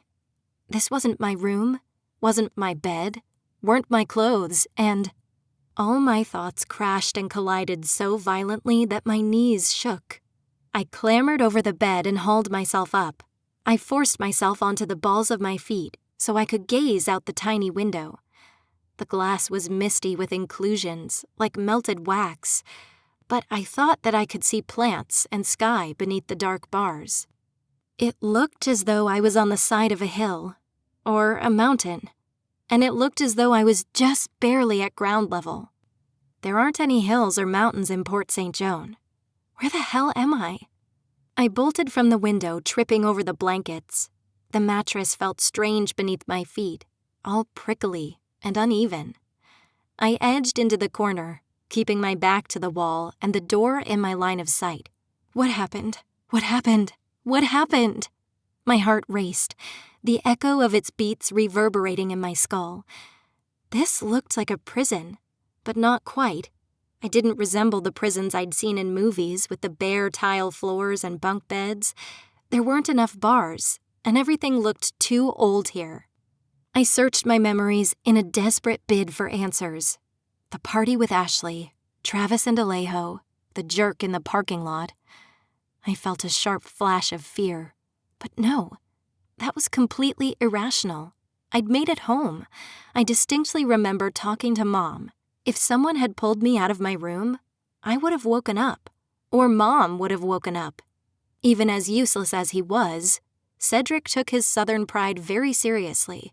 He wouldn't just let someone break into the apartment and take me, not without filling my would-be abductor with half a dozen bullet holes. But what if whoever took me did something to them? Bile rose in my throat. I felt like I might vomit. Just in case, I searched for a toilet, but all I found was an empty pail. I squeezed my eyes shut and pulled my knees up to my chest. Someone had brought me here, changed my clothes, and done who knows what else. I dropped my forehead to my knees and tried to fight back the wave of nausea that rose inside me. My eyes burned with tears. I rubbed them roughly away against my knees. Focus, Fidelis. What do you know? Nothing. Absolutely nothing. It was probably some creep's underground bunker. I'd been kidnapped, abducted, and sold to an international sex smuggling cabal. Just recently, the vice president of the university sent out an email about human trafficking on campus. Someone had passed around flyers and made posts on Facebook about an alleged human trafficker. And after the university police department was flooded with calls, the university had to step in and ask people to stop calling. There was no proof of any human traffickers on campus. There never had been. Human traffickers didn't usually grab people out of thin air, especially people with friends and schedules. They didn't go for people who'd be missed.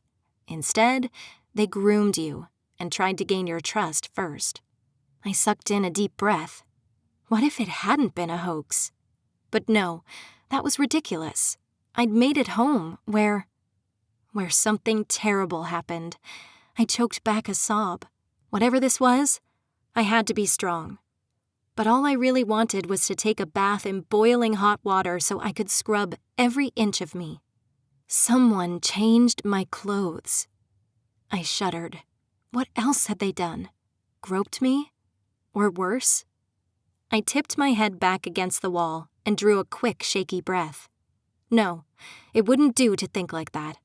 If I thought like that, I'd only upset myself. I needed to pull myself together so I could survive whatever this was. Just survive. One moment at a time. Remember to breathe. I could do that much at least. Click. Across the room, the doorknob turned. 5. There was no one there. I cautiously uncurled from the bed and padded to the door. Was it a mistake? Carefully, I peered out. Before me, in the center of an open courtyard, was a wide, round tower that stretched upward as far as I could see. It was ringed with a carved, winding staircase and tight, dark windows that felt like 1,000 eyes watching me. Around the tower was a square, open-layered building, each floor filled with evenly spaced doors, like the one I'd just stepped through. The wooden doors had been thrown open, and people flooded the halls, all of them dressed in the same pants and loose-fitting shirts, but in different colors. Some wore white, like me, but others wore black, gray, brown, and navy. "Get a move on," a voice barked. Someone shoved harshly against my shoulder. My head collided with the wall. Black spots obscured my vision as I stumbled. Dimly, I made out a dark-haired man in plates of bronze armor. His appearance was so startling that I froze, unable to do anything more than gape at him. He looked like he belonged at a medieval festival. He seized my arm and dragged me forward, shoving me down the hall as it crowded with people shouting and pressing in from every side. When I stumbled again, A foot struck my shin. Pain thundered through my leg, and although I tried to keep my balance, it was impossible in the crowded hall. I fell, my wrists scraping hard against the ground. I tried to stand, but something collided hard with the back of my head. I yelped as people rushed around me and over me. A foot stamped on my hand.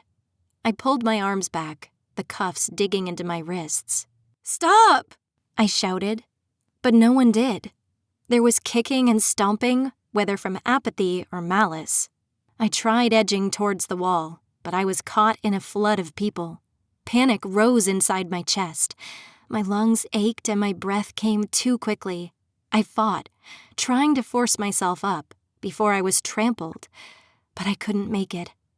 Cackling laughter rose in my ears. Someone kicked my face, shooting sharp bolts of pain through my jaw. "First morning?" a cheerful feminine voice asked. A hand seized my bicep, hauling me up. I gasped, my head aching with the sudden movement. While I tripped over my feet, the hand pulled me through the throng. My head spun. All I could see of my rescuer was a froth of curls and a slender figure drowning in the same cotton clothes that I wore. Hers were gray, rather than white, like mine. I quickened my pace, trying to keep up with her. Her arm left my bicep and drifted lower, her fingers pulling on my cuffs. "Keep up, dollface," she whispered. "They're a rude bunch. You can't expect them to stop for you." I glanced at her profile and was so startled that I nearly fell flat on my face. Her dull, wild hair had once been dyed the most flamboyant, in-your-face red I'd ever seen, but her dark roots had since grown out several inches. There were bags beneath her brown eyes and a row of haphazard scars along her ear, which looked as if it had been torn apart and roughly sewn together again. It was obvious that she'd been through hell, but if you managed to miss all that, it was clear that she'd once been a pretty woman. Beautiful, even. Her skin was the same golden brown as the banding on a piece of polished tiger's eye, and just as smooth, despite being pulled too tightly over her gaunt, bony face. And her figure was probably lithe and elegant, when it wasn't buried in bulky, shapeless clothing. My gaze drifted lower. SP-4562 was embroidered across her chest. Numbers, for identifying us. Maybe that was how the traffickers were keeping track of us. "What's going on?" I asked, shouting to be heard. The woman's eyes remained firmly fixed ahead of us. "Breakfast. If you're late, you won't eat until 6 o'clock tonight. We're short on resources, so we're down to 2 meals a day. Don't be late. Keep moving, because no one will stop for you." "Breakfast?" I asked. "Yes. You slept through the first bell. At 6 o'clock you shower. In the morning?" I asked. She nodded sharply. 6 o'clock. You make your bed and shower. Breakfast is at 7. After breakfast, you return to your cell for roll call and inspection. The warden or Borealis will likely remove the cuffs for you, provided you behave. At 9 is exercise, and you have leisure time between 10 and 11. Wait, a warden? I asked. The woman steered me down a crowded stairwell. The railing crushed into my hip as we descended. Yes, a warden. But that would mean I'm in prison? I stammered. Her brow furrowed. Where did you think you were? Prison. This was all a mistake then. Hope blossomed in my chest. A prison meant a judicial system of some kind, the existence of order and regulations. Even though I'd never been in prison before, one of my mom's ex-boyfriends had gone to prison once. There were laws and constitutional rights. Bail. They couldn't just keep me here. I thought I'd been kidnapped or something. She shrugged. So I get a phone call, right? I don't know what that is, but I wouldn't count on it. What? I glanced at her, unsure if she'd misheard me. My mom, I said. I need to call my mom. You can't just throw someone in prison. There has to be a trial and evidence. Not here, she said, a bitter grin teasing her lips. No, there had to be. This is a mistake. I insisted. I don't belong here. I haven't done anything wrong. This isn't legal. It doesn't matter. There's nothing you can do. Heat rushed to my face. Why was she so nonchalant about it? Maybe she's just messing with me. That must be it. Surely I get a phone call, and if not, Mom will call the police, or Ashley will. Then they'll find me. They can't keep me here forever. We reached the main floor, emerging into a round area. The tower base stood in the center of the room, surrounded by small square tables bolted to the ground. The woman released her grip on my cuffs and shoved me forward instead. Already prisoners, were seated at some. I twisted around, my eyes widening as I could see the whole space for the first time. I bumped into someone and received a growl in return. I felt someone shove me away, and when I looked over my shoulder, my blood ran cold. It was a man. He couldn't have been much older than I was, but I didn't notice that at first. Instead, my gaze fell upon the straitjacket strapped tightly over his massive form, and the leather mask covering the lower half of his jaw with thin slits for air. Another growl rumbled from his throat. Clumps of his matted brown hair fell into his blazing gray eyes. I shivered as his attention fixed on me. Thick veins pulsed from his neck. He probably would have strangled me if his arms weren't bound to his sides. H2159, the woman said quietly, pulling me away. He's always in a bad mood, so stay away from him. Considering I had no desire to go near him, that wouldn't be very hard. Before me, I could see that 2 lines had formed in front of a kitchen window serving food. A cafeteria. My stomach rumbled in response. There, that's orientation done, the woman continued in a low tone. Now, if you want to survive here, you'll stay away from me as well, as far as you can. I'm trouble. Without warning, she shoved me to the side. But I don't even know. What's your name? She tapped the number over her chest. Can't you see? Or are you blind as well as stupid? SP4562, she said, raising her voice. Now keep walking, bitch. The last thing I need is dead weight pulling me down. She walked to one of the serving lines and never glanced back. I hesitated for a moment before darting into the other line, confused. What was up with her? What was up with all of this? I scanned the prison, searching wildly. The guards all wore plates of bronze-colored armor, the metal etched with intricate floral patterns and curling vines. There were batons at their sides, along with what looked like the hilts of swords. But why would they have swords? Where were the guns? What kind of prison was this? Maybe I was dreaming. Actually, that had to be it. This was just some really weird dream, and I was due to wake up any second. But that didn't seem quite right. The throbbing pain which pulsed across my body felt very real, and the purple bruises darkening my skin were too vivid for this to be a dream. Maybe there had been something in my drink at the party, and this was all some bizarre drug-induced hallucination. I read something once about using needles to inject drugs into unopened soda cans. I craned my neck upwards. Above us, the stairs stretched in a massive spiral as far as the eye could see. If my cell was eye level with the ground and I'd gone down, that must mean part of this prison was below ground. Maybe it wasn't tall, just deep.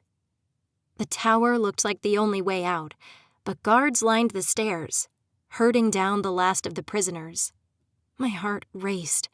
I couldn't fight them. Sure, I'd taken a semester of kickboxing, but none of my classmates had really wanted to hurt me. None of them had been armed or tasked with holding me against my will. But I had to get out of here.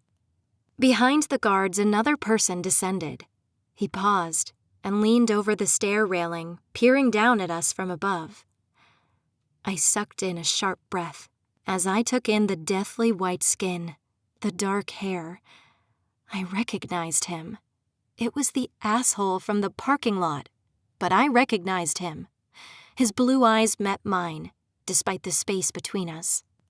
I stared at him with my heart lodged in my throat. He might be a jerk, but he was someone I knew. He knew where the apartment was, and he could tell Mom what had happened to me. But why was he even here? Dread filled my veins, but I pushed it away. Maybe it didn't matter. Right now, he was the only person I knew, and therefore, my best chance for getting out of here in one piece. Unlike everyone else, he was wearing what looked like a fine suit, which meant he wasn't just another prisoner. I bolted from the line, working my way backwards. From the corner of my eye, I saw the guards tense. I slowed my pace, trying to look harmless, even as blood roared in my ears. I curled a finger around the railing, clinging to it. Inch by inch, I forced myself up, ducking my head as prisoners came down past me. Someone's elbow collided hard with my cheek. I groaned and forced myself up, hand over hand. Something struck my head hard. I reeled, fumbling with my grip on the staircase as my vision blurred. A hand clutched my throat and forced my head up. Bile rose in my throat, and I forced it down, trying not to vomit on the bronze armor that swam into view. I'd already been beaten so much today that I just wanted to curl up somewhere and cry. The guard's eyes were like ice. "What are you doing, H3157? He barked. Being called a number made my face hot. I relinquished my hold on the railing and clawed at his wrist instead. "That's not my name," I shouted. His fingers tightened, hard enough to bruise. I tried to kick him but struck the stairs instead. He swung his baton up. I saw it coming, a flash of black at the end of my vision, and I shifted my weight, trying to knock him off balance. "That's enough." The baton never struck me. The guard's grip loosened, and when he looked over his shoulder, I followed his gaze. Asshole stood there, dressed in a form-fitting coat made of sapphire brocade and trimmed in silver and black pants that tucked into heeled equestrian boots. His hands rested on the hilt of a sword's bronze hilt. What the hell? I thought, through the haze of pain and confusion. "I believe," he said slowly, "she's here for me."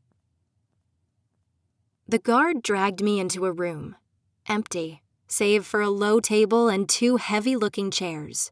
One chair looked normal, if uncomfortable, while the other chair was lined with leather straps.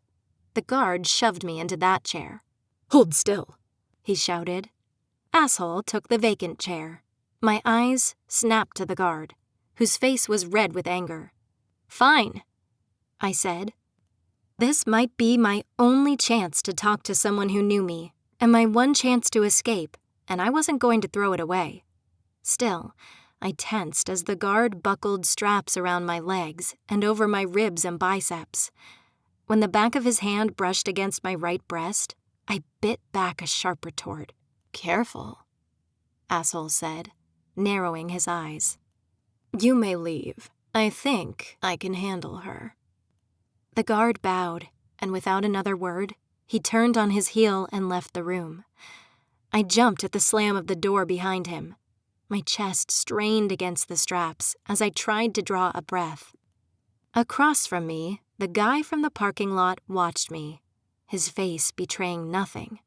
"You have to get me out of here," I said, steeling myself. "I don't belong here. Please, you have to do something. I haven't been given a phone call. I don't even know why I'm here." He might be an asshole, but that didn't necessarily mean he was a monster. "For assault," he said coldly. I stared at him, silently repeating the words. But I hadn't. Cold dread curled in my stomach. "It was you," I said slowly. "You put me in here." "I did say you'd be sorry." I stared at him, my mind struggling to comprehend everything. "But that's impossible. There wasn't even a trial. You can't just... And you grabbed me first. If anyone should be charged with assault, it's you." He leaned his elbow on the table and cupped his cheek with one hand. "Maybe If you beg me, I'll let you out," he purred. I fidgeted with my fingers. If he'd managed to have me abducted and locked up somewhere, he had to be some sort of trafficker or mob boss. Something. And I didn't see him letting me go. Not after he'd gone through so much effort to put me here. But I thought of my panicking mother and Ashley. My eyes burned. Reflexively, I tried to lift my hands and wipe away the tears that were forming, but the strap buckled across my ribs and arms prevented me from raising my hands. The chains of my golden handcuffs clinked softly in my lap. I forced down the lump in my throat. "Do it, Noelle. Swallow your pride for once in your life. If it got me free, I wasn't above begging. Please, let me go. I'm sorry I insulted you." "And?" "And that I attacked you, even if this asshole had really, really deserved it." "That's not good enough," he said in a sing-song voice. The hint of a smile was playing on his lips. Something told me this creep was getting off on this. I blinked back tears. "I'm very sorry, and I promise I've learned my lesson. I'll never do anything like that again, I swear. Please, let me go." Slowly, he rose from the chair and sat on the edge of the table. I was filled with the sudden urge to spit at him, but forced myself to look contrite. His eyes slowly surveyed my body, and I wilted from his lecherous gaze. "Those clothes really don't suit you," he said. "Maybe you should take them off. What do you say, H3157? A cold chill rushed down my spine, and my muscles tensed. This wasn't working. I had to try a different approach. "It's Noelle," I said, desperation rising inside of me. "I have a family, a mom. I'm sure she's worried about me and—" "Noelle, you aren't worthy of a name like that. I think I'll call you Yarrow. That's a plant, which has an unpleasant taste and induces vomiting. Perfect for you." "Why are you doing this?" I asked. "Because it brings me so much pleasure to see you suffer," he said, making his voice low and husky. He touched my knee and smirked, his eyes mocking. This asshole wasn't going to let me go, no matter what. He just wanted to watch me squirm and beg. Well, fuck him. I jerked my knee out of his hand, despite the straps digging into my skin. "You're depraved," I snapped. "What kind of vile, vicious monster locks girls up for accidentally bumping into them?" His eyes flashed, with something that looked like excitement. "There you are," he murmured. "Fierce, wild, but be very careful what you say to me," he hissed, lowly. "Or I'll have the guards teach you restraint. I can have you muzzled and put in a cage so small you can't even sit upright." Could he really do that? My pulse raced. I was torn between fighting and begging. There had to be some way to escape this. So, he likes feisty. Maybe I could use that, if I could just get him a bit closer. "You're the one who belongs in a cage," I muttered, leaning back. "How many girls have you done this to anyway?" He raised a hand and cupped my cheek. His thumb traced along my jawline and pressed against my lower lip. I swallowed thickly and tried to imagine he was someone else. Someone who wasn't likely to land on a sex offender registry. My stomach churned so violently that I thought I might vomit. "This week, or since I've been alive?" he asked, his eyes gleaming. "You know, this is the best part. Seeing you fiery like this." I snapped my head back and bit his hand as hard as I could. He grunted. A sharp cracking noise struck my ears, followed by a deep stinging pain across my face. I released him and gasped for air. The pain of being slapped warmed my anger to an inferno. "You're not going to get away with this," I yelled. He stepped back, observing his hand in the light. He seemed surprised by the injury. I hoped it made him bleed. I think you need to learn some manners before I leave, he mused. After that, I might check in again in a few weeks, if I'm bored. He was going to leave me here. I dredged up my courage. He was not going to let me go, but I was not going to let him see me break down. Just to spite him, I was going to be as angry and infuriating as possible. Do your worst, you son of a bitch, I snarled. He swept behind me, grabbed a chunk of my hair, and tugged hard, forcing my head back. My neck ached, and throbbing pain raced through my already wounded head. Sore spot?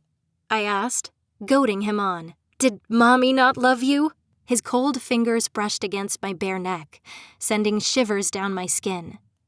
I tried to force myself forward and away from him as he gathered up more and more of my hair.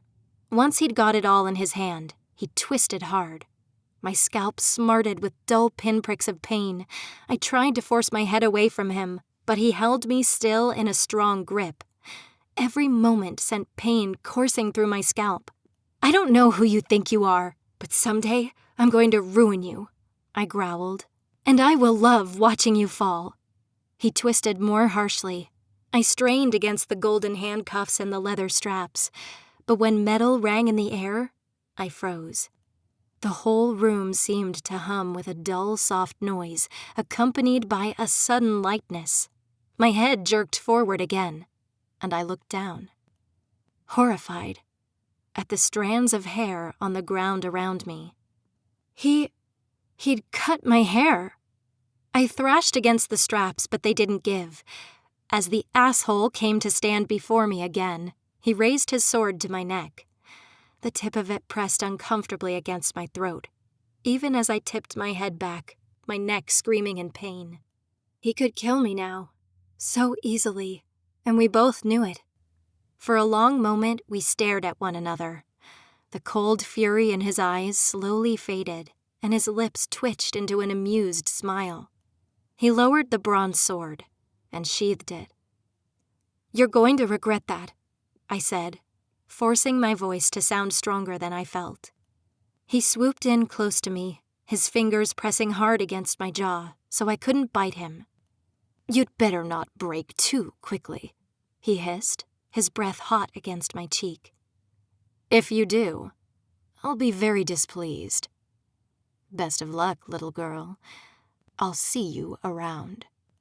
The second he released my jaw, I snapped at his fingers, but he'd already moved out of reach. The door slammed shut behind me, accompanied by a grating metallic ring. For a few seconds, all I heard was the sound of my own labored breathing. My eyes burned, and I tucked my chin against my chest. A low sob broke from my throat. I'd done it. I'd been strong and angry while he was there. But now, I was falling to pieces.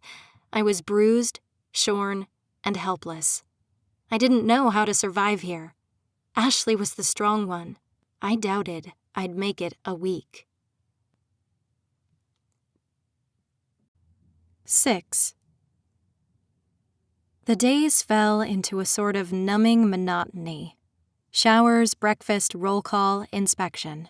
Then came exercise, which was really just being forced into a line and walking all the way to the top of the tower, where guards watched from behind windows, and back down to the base. Leisure time meant I was taken to the social floor, along with a mingling of other prisoners, including H2159, who growled any time I strayed too near. Gym time followed, but I mostly sat in a corner and watched as people twice my size lifted giant weights made of bronze. Next, it was designated labor. My job was washing clothes, including soiled undergarments, with a washboard and bucket of soapy water, like we were in the freaking Middle Ages. More leisure time, mostly spent sitting alone and trying to remain unseen. Dinner, lights out. It was the same every single day, and the longer I spent in prison, the less I felt.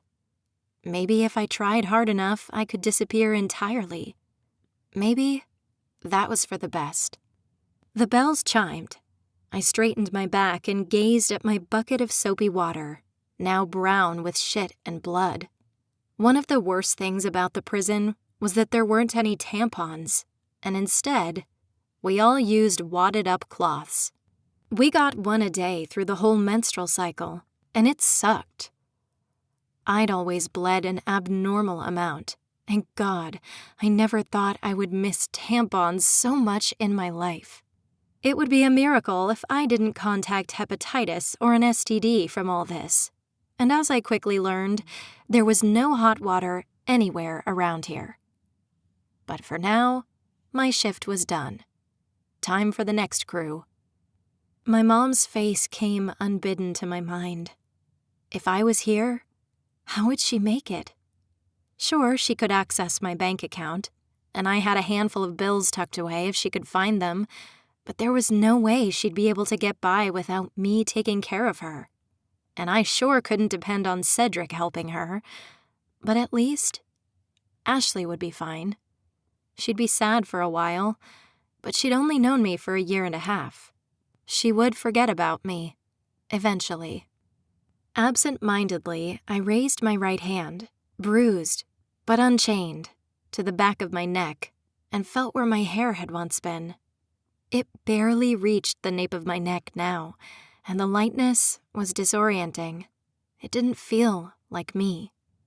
There was something strangely comforting about forgetting the past entirely and looking only at the day-to-day schedule.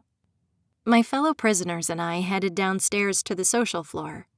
Although no guards accompanied us, they lined the stairs, silent and watching. I wondered if they even thought of us as human beings, or if we were just mindless drones to them, cogs in a machine. As I walked down, I saw H2159 escorted by 2 guards. He took the same route every day, which was strange. H2159 was present during the morning leisure time, but not the evening, and he was the only one whose absence I noticed. Maybe because he stood out so much. No other prisoner ever went with him either, and we were always in groups. Maybe he can't work, like the rest of us. He doesn't seem like he plays well with others. After my group arrived on the social floor, a wide open hall bare save for a cluster of heavy chairs bolted to the floor, I went straight to the side of the room, furthest from the door. It was just out of view of the guard tower far above, blocked by the stairs above me. I curled up there and sat as the other prisoners settled in. Most of them talked with one another. A few had books, although I had no idea where they'd come from. I tried to ask, but received only laughs in return. My bruises were fading slowly, but my muscles still felt sore and tense. I wasn't eager for another beating.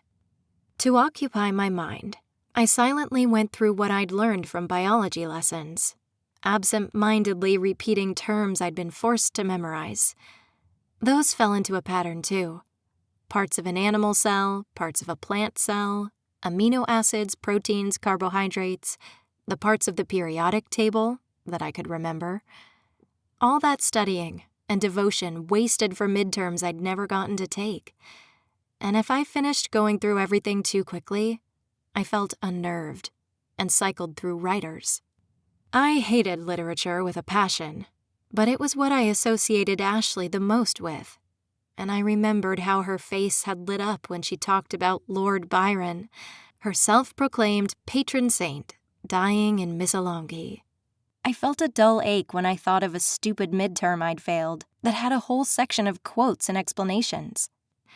The following quotes aren't from texts we've read this semester. Using what you've learned, analyze the context of the quotes, making note of any figurative language, something, time and era.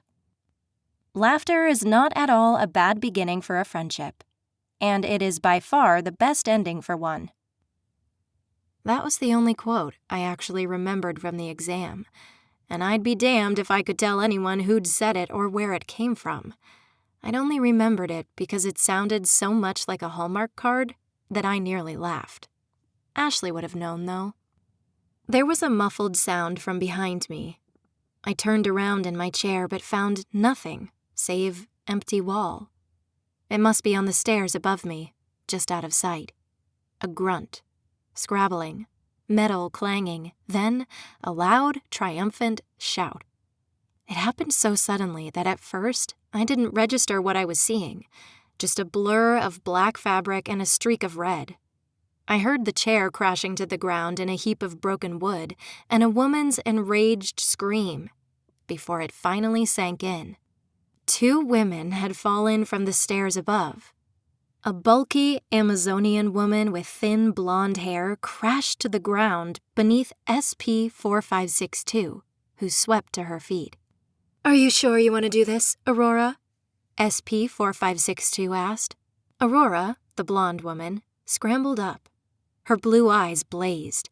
A scarlet handprint branded the right side of her face, and a streak of blood stretched across her forehead.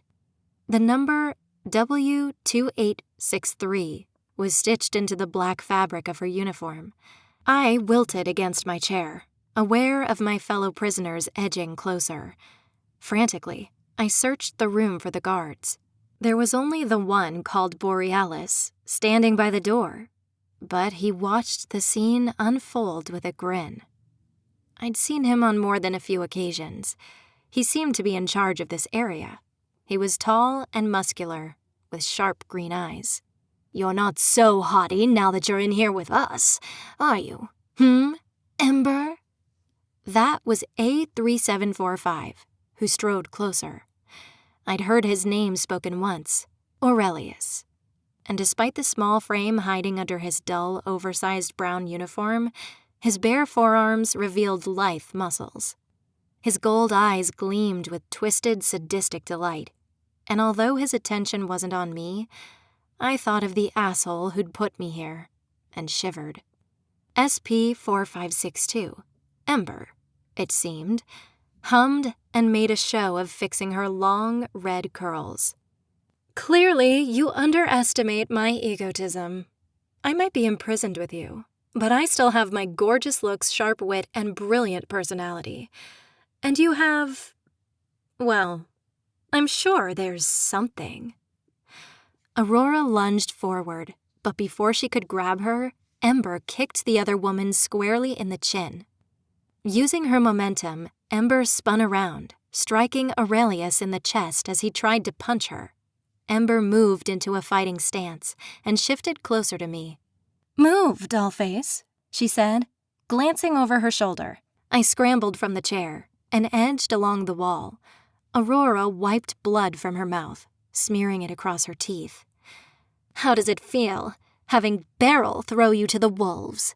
she snarled. "All your years of devotion and service, only to be tossed aside like trash." Aurelius panted for air, but he still approached. "Not that you should have expected anything else," he sneered. "Don't you think it's pathetic, Aurora, how far she's fallen?" Aurora nodded. "Very pathetic." "Let's not waste time with words," Ember replied. "I'm a woman of action." With a piercing cry, Aurora lunged forward, her hands twisted into claws. Ember ducked fluidly beneath the other woman's reach and kicked her legs from beneath her. Aurelius cocked back his fist and punched, striking Ember's jaw. She growled and swept her leg up, her foot colliding with the inside of his elbow. When Aurelius tried to punch her, the woman raised her arms. His fists collided with her forearms, and although he managed to force her back, she kept standing strong. My heart beat so quickly that it hurt. I edged back against the wall, just as Aurora lunged forward and twisted a handful of Ember's hair. Aurelius punched her in the stomach. The red-haired woman let out a sharp cry, but twisted despite being held by her hair, and jabbed Aurelius in the throat. He fell back, coughing. Ember ducked and twisted, her elegant movements a shocking contrast with Aurora's rough, brutish fighting. But Aurelius returned to the fray. He tried to seize Ember's wrists, but she wove and twisted, wriggling out of his bearish grip. The man shifted his weight and kicked. His foot glanced off Ember's hip. Ember slumped forward, and Aurora grabbed her arms and flung her backwards. The hulking blonde woman shifted around the chair, taking Ember with her. Aurelius brought his fist into Ember's face. Blood gushed from her nose and down her chin. Ember gasped for air, but Aurelius barely gave the woman time to breathe. He punched her face, her stomach, her chest, while she twisted and kicked, trying to free herself. It might have begun as a fight, but now it was a beating. I'd never been in a fight outside of kickboxing class, but I couldn't just sit here and do nothing. I looked frantically at the guard Borealis, still standing by the door with a self-righteous smirk. He wouldn't help. That much was clear. I had to do this on my own. With a fierce yell, I wrapped my arms around Aurora's waist and pulled back as hard as I could. She thrashed wildly, her fists swinging and legs kicking. Ember kicked forward with all her might into Aurora's stomach. A dull thud reverberated through my own body with the blow. Aurora screamed and stumbled, struggling to regain her footing. When I released her, she fell to the ground, clenching her belly. I lunged forward and pried at Aurelius's fingers, hoping to loosen his grip. "You bitch!" he snarled, trying to kick me. His foot struck my shin, sending pain reverberating up my leg. I rammed my elbow into his jaw, striking hard. Aurelius's grip on Ember loosened, and the second it did, she freed her wrist. Her fist collided with the side of Aurelius's head and knocked him back.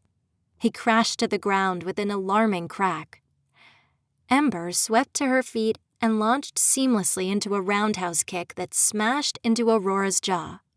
In less than a second, they were both on the ground, groaning. I couldn't help but gawk at how gracefully Ember had done it. She glanced at me, her lips twitching into a small smirk. "See something you like?" She winked, before wiping the blood off her chin with the back of her hand. "That's enough!" Borealis edged towards us, one hand on the hilt of his sword. His pale skin looked nearly sickly, in contrast with the brilliance of his bronze armor. 2 more guards flanked him. One looked far too eager, while the other seemed antsy. I hadn't seen them arrive, but they must have been summoned to deal with the unruly prisoners. Unruffled, Ember flipped her hair over her shoulder. "About time you intervened." "Back against the wall," the guard barked. Ember rolled her eyes, but backed away. She turned away from the guards and placed her palms against the wall. 2 more guards approached. One seized Aurora's arms and hauled the woman to her feet. She snarled, blood staining her teeth. Her wide eyes snapped to me. "You will pay for this. You stupid girl, you should have stayed out of it." I forced myself not to wilt away from her, even though a bolt of fear curled in my stomach. Aurora could probably snap my neck with her bare hands. My pulse quickened, and I caved. I took a step back closer to Ember. She seemed to be less likely to kill me, at the moment. Another guard hauled away Aurelius, and Borealis, the one who never should have let this begin, scowled. "Still getting into fights, SP-4562? Even when you're supposed to be on your best behavior? Astra won't be pleased. First escape plans, and now this?" Ember looked over her shoulder and gave me a sly wink. "I'll be starting fights until the day I die," she replied cheerfully. The guard's eyes snapped to me and dismissed me just as quickly. He seized Ember's right arm and jerked it behind her. I saw the shine of the crystalline handcuffs. "But," I began. "Stay out of it," the guard snarled. Ember turned her head and pressed her cheek against the wall. "He's right. You should stay out of it," she said. "I told you I'd only bring you trouble." The guard snorted and smacked the back of her head. "That's enough, bitch." "It's Ember, but common mistake." He cuffed her left wrist and heaved her away from the wall. As he passed me, his face twisted into a sneer. The guard leaned so close that his hot, damp breath brushed against my face. "And you had better go quietly back to your corner, before we discipline you, too." I wanted to be brave and stare him down, but I also didn't want him to hurt me, and I didn't want to be locked up all alone. I swallowed back the lump that rose in my throat. Ember tugged against the guard, the crystalline chain clinking. Her brilliant brown eyes remained fixed on my face. The woman's face was swollen and haggard, but her expression belied a softness, gentleness even. It reminded me of the look Ashley always gave me when I was frustrated and pushed to my breaking point, like she understood, like I mattered. A wave of longing swept over me, so powerful that my eyes burned with tears. As the guard dragged her away, a chorus of jeers and insults followed, but Ember never wavered. She let the guard take her from the room with all the imperiousness of a queen, dignified to the very end. "I'm Noelle," I shouted. I felt it was important, somehow, that someone knew my name. It was impossible to know whether she heard me over all the shouts, but I hoped she had. I didn't care if she was trouble and a criminal. My loneliness curled in my chest like a physical, unreachable ache, and I'd give anything to have a friend again. Besides, the guard had said something about an escape attempt. If Ember knew a way out of here, I wanted in. Showering was one of the worst things about the prison. We didn't go in blocks like we did with everything else. Instead, every woman in prison crammed into the showers at the same time. There weren't enough shower stalls for all of us, so we lined in the hallway, standing only in our issued bras and panties. I fixed my gaze on the woman in front of me and tried not to cringe as a male guard walked past, his eyes lingering on us as he handed out slivers of green soap. I inched forward, the stone floor frigid against my feet. As we approached the shower, the smell of urine and body odor permeated the air. When I crossed the threshold of the bathroom, my feet slapped against the wet tile. I hoped, like always, that it was mostly water. I suspected it wasn't. As I approached the showers, stained panties littered the floor. My stomach churned as I stepped on a pair, but it was impossible to cross the floor and avoid all the discarded undergarments and all the people trying to cram in at once. I tried not to think about hepatitis, salmonella, or urinary tract infections. "Move it!" someone barked. Someone's body shoved against mine, sending a shiver up my spine. I shuffled forward as best as I could. The taste of acid filled my mouth. As I approached the shower, I shakily pulled the bra over my head. It was a useless garment that barely fit and provided absolutely no support. And worse, whatever was in our detergent broke me out in hives. Red, itchy welts covered both my breasts and my belly, and my hands had been raw for weeks. I resisted the urge to scratch, which was easier now that I'd reverted to my childhood nervous habit of nail biting. No matter how many times I undressed in front of all these women, I couldn't shake the feeling that they were all staring at me. I took a steadying breath, and squeezing the bit of soap like a lifeline, I pulled down my panties with one hand and discarded them on the wet floor. Later, I knew I'd hand-wash some of these. Even the shower wasn't safe. As a biology major, I was painfully aware that the tile floors might be teeming with staph or ringworm, athlete's foot, or herpes. 2 women stood between the shower and me. "Your chest looks awful." I stiffened at the sound of a woman's voice, close to my ear. When I looked up, I found SP-4562, Ember, standing beside me. I hadn't seen her in a few days after she was taken, and now I was seeing far too much of her. I didn't have any particular desire to see her naked, but my eyes snapped down to her small breasts and unshaven body. A thin, narrow scar traced from her right hip and up to the left side of her body, ending just beneath her ribs. Most of her skin was covered in thin welts and dark, heavy bruises. I felt a stirring of anger and sympathy. Sometimes my stepfather had left welts and bruises like that. "It's Noelle, right?" "Yes," I said. forcing my eyes to her face. My gaze drifted to the heavy scarring that edged the shell of each of Ember's ears. It was rude to stare, but I couldn't keep from looking her over. I gazed again at the scar across her belly. Ember raised an eyebrow. I'm sorry, I stammered. Her eyes narrowed and flitted about us, glaring daggers. I'd never make a pretty lady apologize for looking at me, but this, she traced a finger along the scar spanning her belly, is a long story, and a warning. Thank you for trying to help, but don't do it again. I've angered some very dangerous people. She was trying to scare me, and before I'd been thrown in here, I probably would have rolled my eyes and made a smart remark. But now, I felt as though all my snark and confidence had evaporated. I felt weak, like my life outside this prison was just a dream. But when I thought of dangerous people, I thought of the asshole who'd put me here, and something of that old fire curled beneath my ribs. Apparently, so did I. You should have stayed away.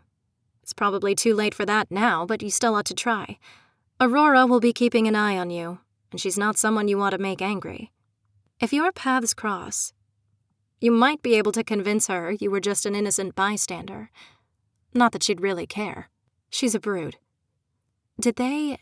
I trailed off. Did the guards hurt you for being involved in that fight? It seemed like a stupid question. Anyone could tell just by looking at her that they clearly had.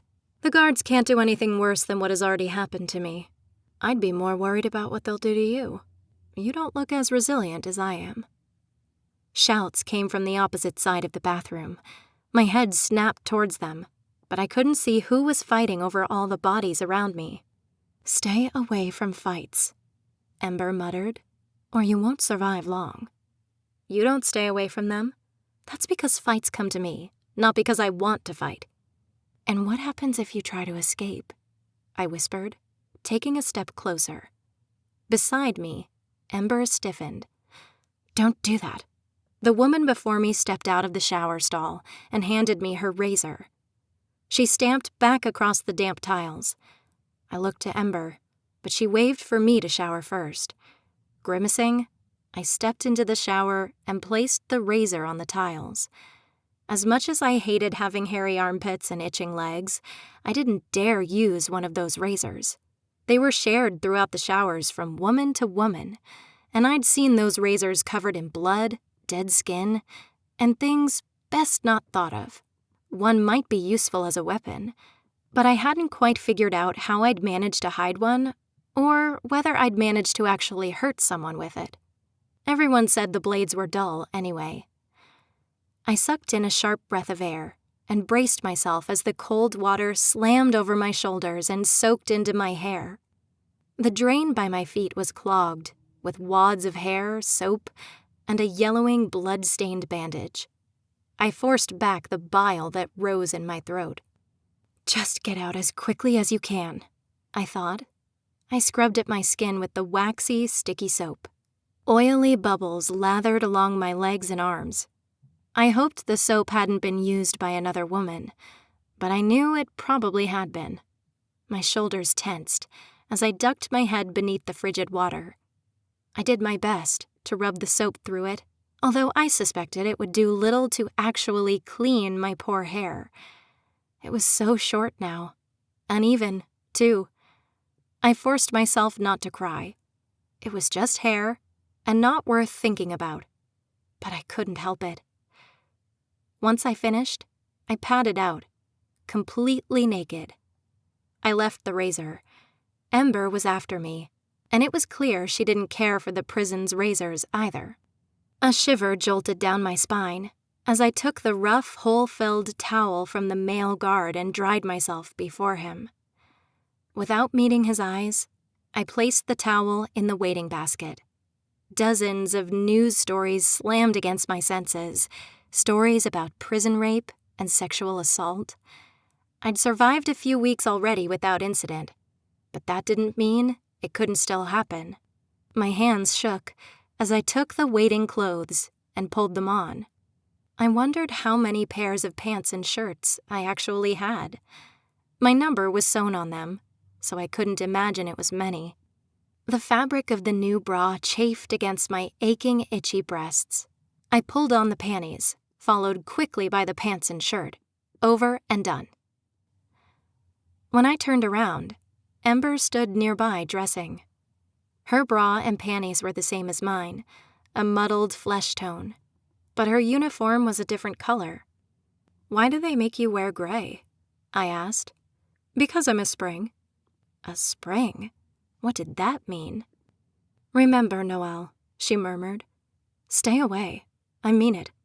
If we speak again, I won't be so nice. I can take care of myself. But even the weakest fae here would wipe the floor with you." I tripped over my feet as her words registered. I smiled at first, hoping it was a joke and I just didn't get the punchline, but there was no sign of humor on her face. Fae?" I asked. "Like Oberon and Titania, a Midsummer Night's Dream?"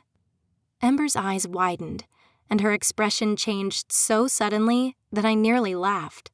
Horror at first, then pity. "You really don't belong here, do you?" "Move it!" A guard roughly shoved me toward the exit. I tried to find Ember as she slipped away, but the guard, with a beard and tattoos down his bulky arms, towered over me, blocking my path. "I said move!" he barked. I stumbled forward past the line of women still waiting to shower, my head spinning. No wonder she didn't have any friends. She was out of her mind. Absolutely fucking crazy. 7. The most terrifying thing about Ember wasn't that she was crazy. It was that the more I thought about what she'd said, the more I started to believe her, which meant I was going crazy too. But she was my only ally in here, and I knew she'd tried to escape once, even if she'd apparently failed. I might be able to convince her to try again, or figure out what she'd done wrong. I had to get out, before I lost my mind completely. When I was younger, my mom had days where reality seemed especially fluid. Sometimes she said things that didn't make sense, that didn't add up. And as I got older and learned to tell when she was high or drunk, I realized I needed to be the one who stayed sane and rational, for the both of us. Losing track of what was real or unreal, it was my greatest fear, and the longer I stayed in this bizarre prison, the more I could feel myself slipping away. There was something weird about this prison, no matter how I looked at it, which meant I spent the next few days wrestling with my own doubts. Fairies couldn't be real.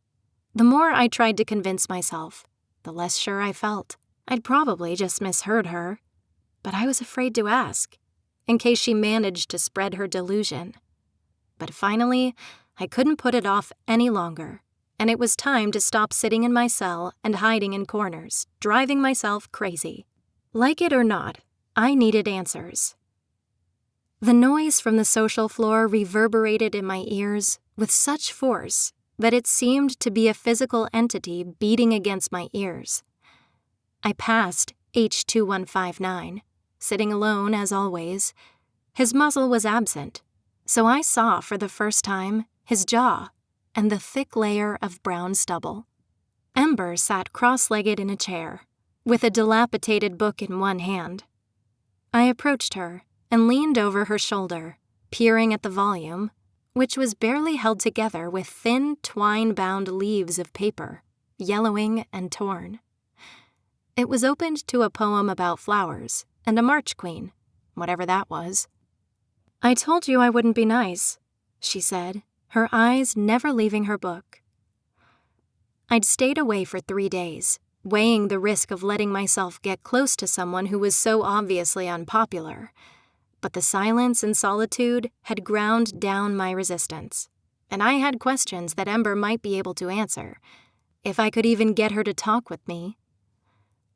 "I don't believe in fairies," I said. The book snapped closed. Slowly, Ember stood. Her movements were languid and elegant, like a dancer stretching out before a grand performance. But she was surely sore after everything that had happened. She'd said I looked bad, but I was just dealing with a rash. Ember had clearly been beaten, and a dark bruise lingered on her cheek. The marks were fading, but made her look edgy and dangerous. "That's not my problem," she glared. I rolled my shoulders back and raised my chin, feigning more confidence than I felt. "It is now." "Leave me alone, bitch," she hissed, her eyes sweeping around us.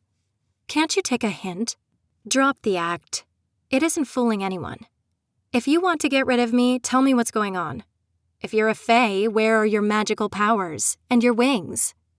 Ember frowned and crossed her arms, raising an eyebrow. "You're playing with fire. You won't survive here. I won't survive without allies," I interrupted. "We aren't allies. You have nothing I want, but I do. Friendship. Companionship. You're lonely, aren't you? That's why you keep helping me, even when you push me away, isn't it?" I actually had no idea what Ember's deal was, and I felt vaguely like I was some know-it-all parroting my cobbled-together knowledge from Psych 101. But I could tell that Ember cared about other people, even though, for whatever reasons, she was doing her damnedest not to show it. "I don't know what you did to end up in here," I continued, leaning in and lowering my voice. "Maybe something awful, but something tells me you don't deserve to be treated like this. Maybe you're like me. Maybe you just angered the wrong person, and some sadist threw you in here without a second thought. All I did was bump into the wrong guy on the street." Ember was quiet for a long moment, studying me thoughtfully. "Please," I said. "Nobody else will even talk to me. I can't survive if I don't know what's going on. I need answers. What am I up against in here? What is this place?" With a low growl, she threw her book onto the chair and stormed away. I picked it up and chased after her. "I won't give up," I insisted, raising my voice.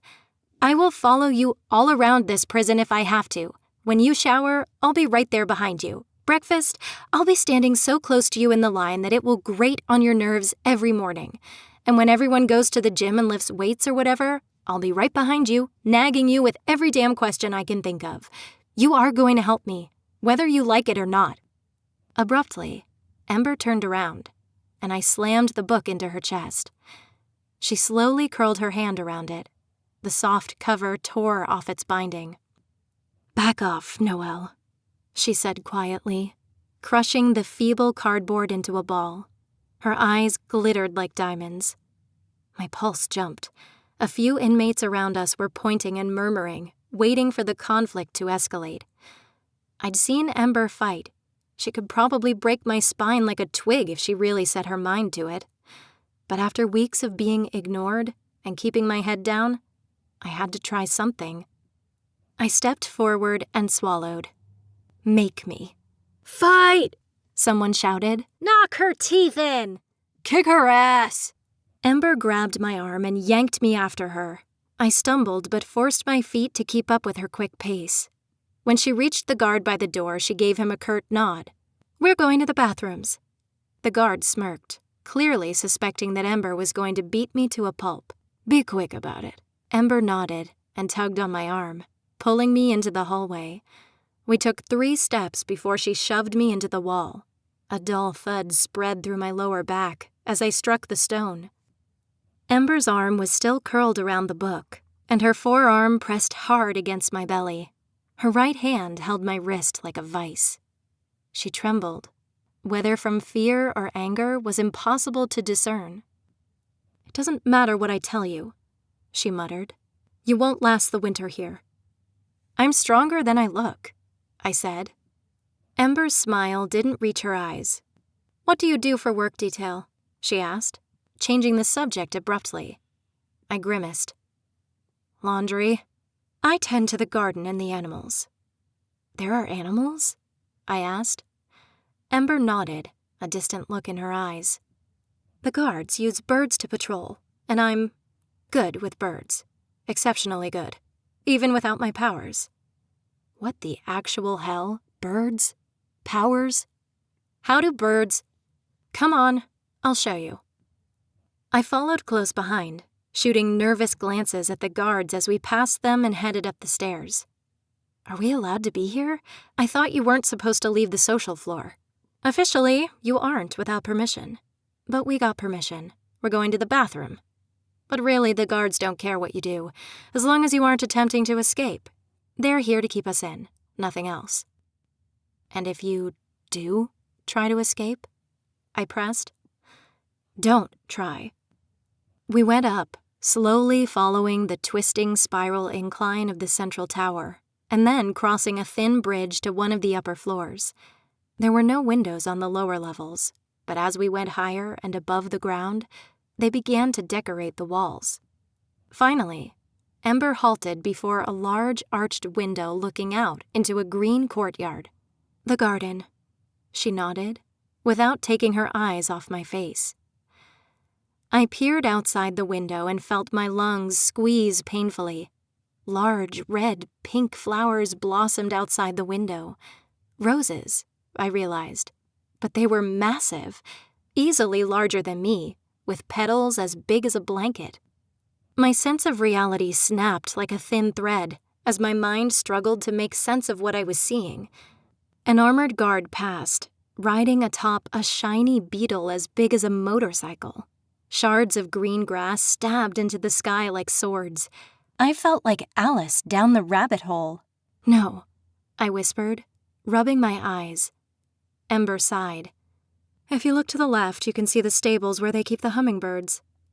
And I did, in fact, see what looked like a small wooden building of some kind. But there was absolutely no way they were freaking hummingbirds in it. You're insane, I whispered, refusing to believe what was right in front of me. If only, Ember replied dryly. But there was something deeper beneath her sarcasm and fire. Something melancholy and defeated. I tried to steal one of them once, Ember added softly. I would like to say I planned it out, but I didn't. It was just an impulse type of thing.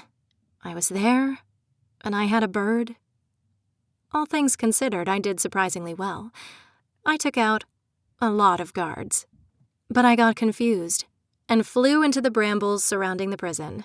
I was caught and dragged back here. And then? I asked quietly, spellbound, despite the absurdity of what she was saying. Ember rubbed her forearms as if she was cold. The guards made an example of me. They beat me in front of the other prisoners, and when they were finished, they locked me in a room lined with iron for weeks. It's poisonous to our kind, and I can't go back to that. I won't. I bit the inside of my cheek and watched the guards riding upon their armored beetles. Assuming the insects were normal-sized, that meant everyone in the prison was only an inch or two tall, and the massive stone walls of the complex were probably no bigger than a dollhouse. This is impossible, Ember, I said, trying to rationalize it all away. I'm like 5'6", and if you were really a fae, you'd have magic, so... The prison and the surrounding grounds are woven with several enchantments, she said, pointing to a glowing rune above one of the door frames. One keeps any fae, save for those of royal blood, from using magic within these walls. At most, you can use an enchanted weapon. Those still work. But good luck getting one. Another spell keeps humans small. There are others too, but I don't know what they do. The guard vanished from view, and I leaned closer to the window, straining to see as much as I could. People wove in and out of the roses, plucking petals as large as umbrellas and letting them fall upon the ground. I sucked in a sharp breath as a young girl with thick, bouncy curls carefully worked her way up the thorn-covered rose vine, climbing it like a ladder. There are children here? Of course there are, Ember replied. Abducted mortals have their own cell blocks here. They're raised here and contribute most of the labor that grows our food. Abducted? I asked. Some part of that rang true. If there's one thing everyone knew about the Fae, it's that they steal your children. My mind reached for more, but I wasn't actually that aware of many Fae legends. My familiarity with the species mostly came from Tinkerbell and Disney movies. As far as I know, stealing human children is still prohibited, but there are plenty that are unwanted or unclaimed, left abandoned, easily lured into a lifetime of service in exchange for a hot meal or a moment of kindness. They end up here. I tore my gaze from the window and stared at Ember, waiting for her to laugh and dismiss it all as some kind of joke. But she didn't. I told you before, this isn't an ordinary prison. It's where powerful Fae drop people they don't like, and even the weakest Fae is stronger than a mortal. They use you until they're bored with you, and if you're lucky, they let you go. If you're unlucky, they put you here. But I looked again out the window, at the children scrambling between the giant rose petals. My throat grew tight. I thought of my mother. My disappearance was probably causing her so much heartache. I imagined her going to the police, frantic, and begging them to find me. I imagined the missing posters spread all over town, the posts on social media, and the sleepless nights hoping I'd come home. The parents of these children could be going through all of that too, right now. But they'd never find us. I shook my head and backed away from the window slowly. This entire prison complex was probably as large as a suitcase, half buried in the ground, probably in the middle of some isolated forest and apparently protected by magical charms. We could be anywhere, which meant it didn't matter who was looking for us. We were never going to be found. Showers, breakfast, roll call, inspection, exercise. My block all walked up the tower. The guards who accompanied us set a quick pace and remained between us and the windows. Everything was exactly the same, but also profoundly different, as my brain tried to make sense of what I'd seen, the true scale of the prison. I distracted myself by counting the steps, but kept losing count after 1,000.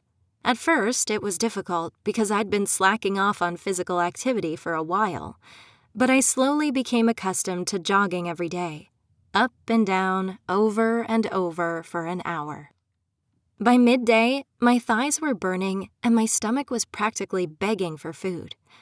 I longed for the days at the university where all the walking I'd done had been from one building to another, beneath the wide sky and the Florida sunshine. Instead, I turned away from the windows as we passed, as each glimpse into my new reality seemed to shatter a bit of my remaining sanity. There were children working here, far away from their parents, and apparently the Fae existed. Or I was delusional. Maybe this was all like some sort of M. Night Shyamalan movie. I thought I was in some sort of magical Fae prison, but really, I was in an asylum of horrors or psych ward. Maybe this was all some Matrix-like illusion. The woman who jogged in front of me was fair-haired and made me think of Ashley, who always invited me on her morning jogs across campus. I never joined her, but she asked often. Now, though, I wished that I'd spent more time with her, appreciated her more. There were so many times she'd asked me to go out with her, to have pizza, to watch a game, to go partying, and I'd refused. I wondered what happened to her after I left. Did she end up in bed with Travis? When did she first realize I was gone? I was a mess now, with my hacked-up hair, red welts, and unshaven body. If Ashley saw me like this, I knew what her solution would be. A spa day, or a makeover. It would be so fun. I'm losing my mind. I have to get out of here. I don't know how, but I have to. I repeated these ideas like a mantra, but it was difficult to muster any energy for planning or thinking. The monotony of prison life beckoned for me. It would be so easy to disappear and just not think again. Follow the routine and don't fight. But what about Mom? Was Cedric taking care of her? Probably not. Ashley had never really liked that I was so wholly devoted to taking care of my mother, but she would probably throw a few bills my mom's way, in my absence. She might even offer to buy Mom groceries once in a while or something. But Ashley was only one person, and she had her own life to take care of. She was a full-time college student who also worked. Besides, it wasn't her responsibility. It was mine. Exercise ended when we arrived, smelly and dripping sweat, on the social floor with the other prisoners. I didn't see Ember, but she'd probably sneaked off to another floor. There was an order to our movements, but not everyone seemed to follow them. Maybe that was for the best. Maybe, if I avoided her, I could convince myself that she was wrong and that I hadn't seen what I thought I had in the courtyard above. I settled into my usual chair in the corner and pulled my knees up to my chest. H2159 limped in between two guards. I recognized them. The pale man to H2159's left was Borealis. Although I'd only really spoken to Ember since my arrival, I'd seen Borealis around a lot and heard the whispers about him. He had a reputation for trading favors for sex. The other guard was Hellebore, a broad and dark-haired man with light-tapered ears. Some of the other women mentioned that he and the warden had an on-again, off-again affair and unpredictable moods. I'd yet to meet the warden, but from what I could gather, she tried to stay as far away from the prisoners as possible. But if she was attracted to Hellebore, her taste in men, at least, was clearly lacking. H2159 was less restrained than usual, the straitjacket and muzzle absent. I studied him as covertly as I could, although he seemed too lost in his own thoughts to pay me any mind. The side of his forehead was smeared with dried blood, and his left eye was red and swollen. His right cheek bore an ugly cut that stretched from his temple to the thick dark hair lining his jaw. The man's face was flushed, and he breathed so hard and loudly that I could hear him from where I sat. "Someone's been bad," a woman near me whispered, catching my eye. The man who stood beside her grinned.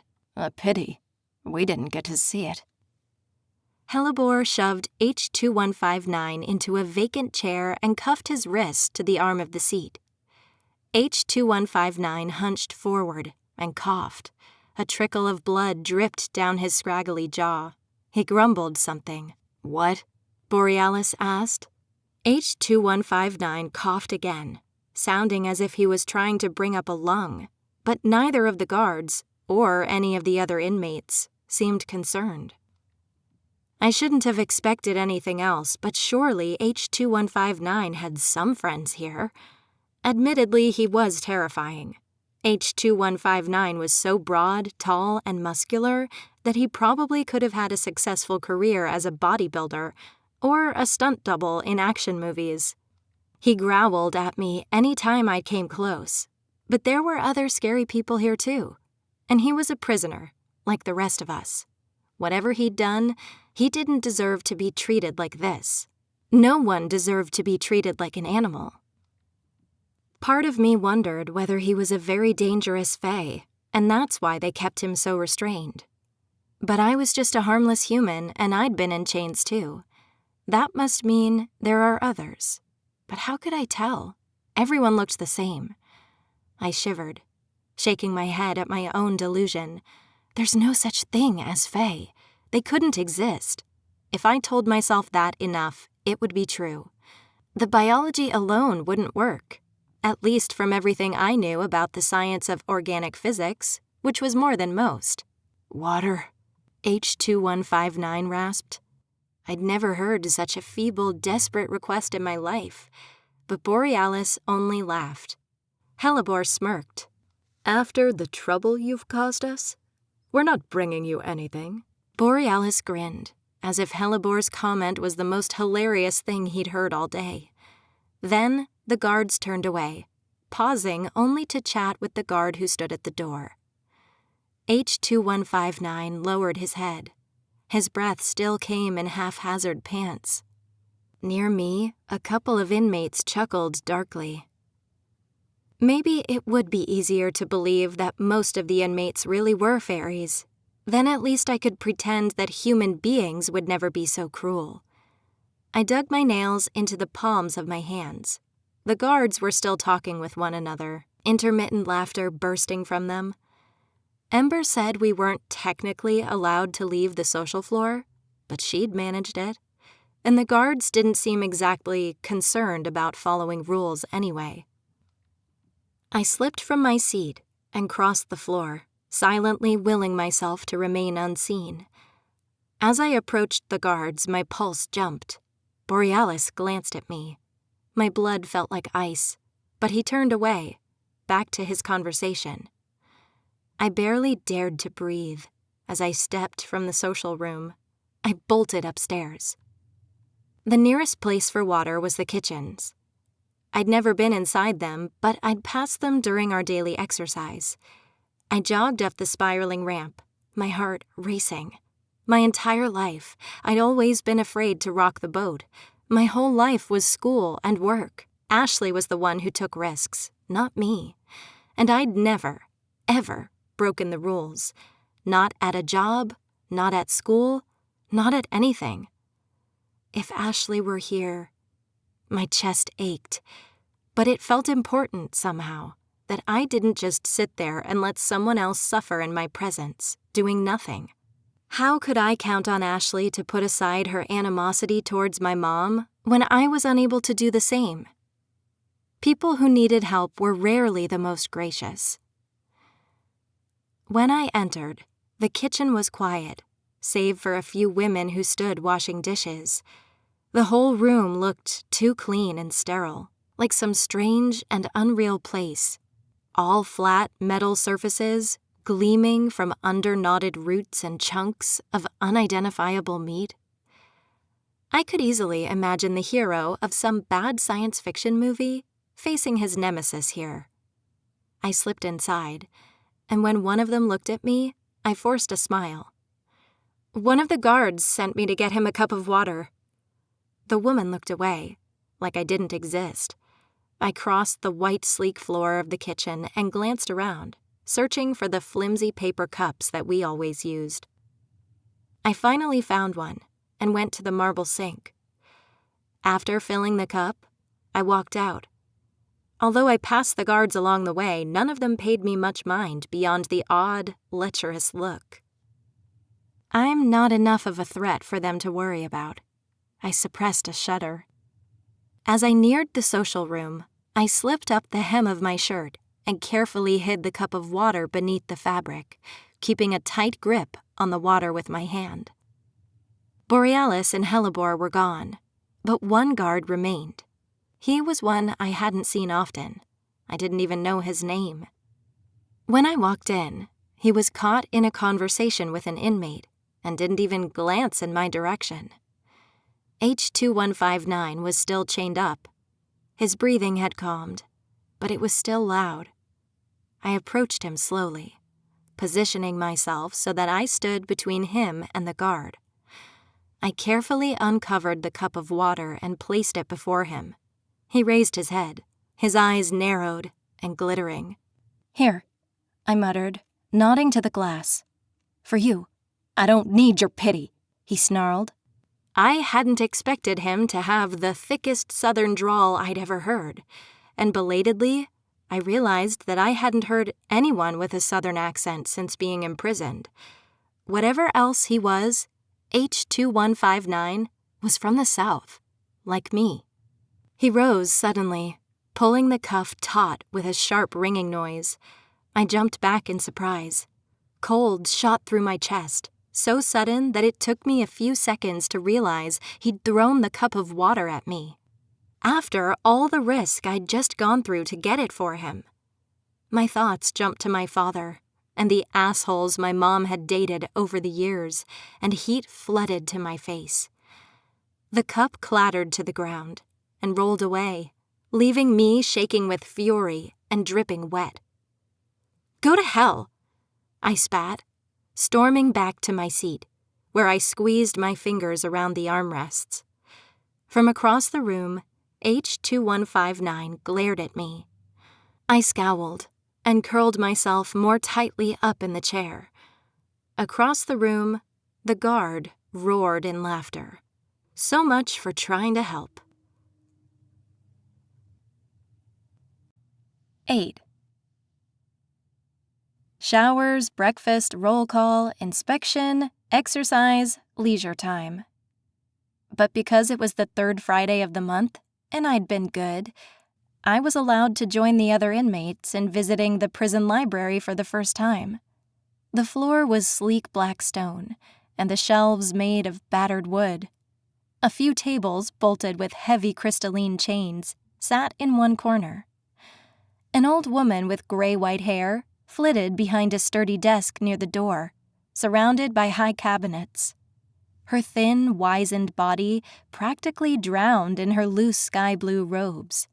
And yet, there was something oddly ageless about her face, like an actress who looked 40 when she was really 80.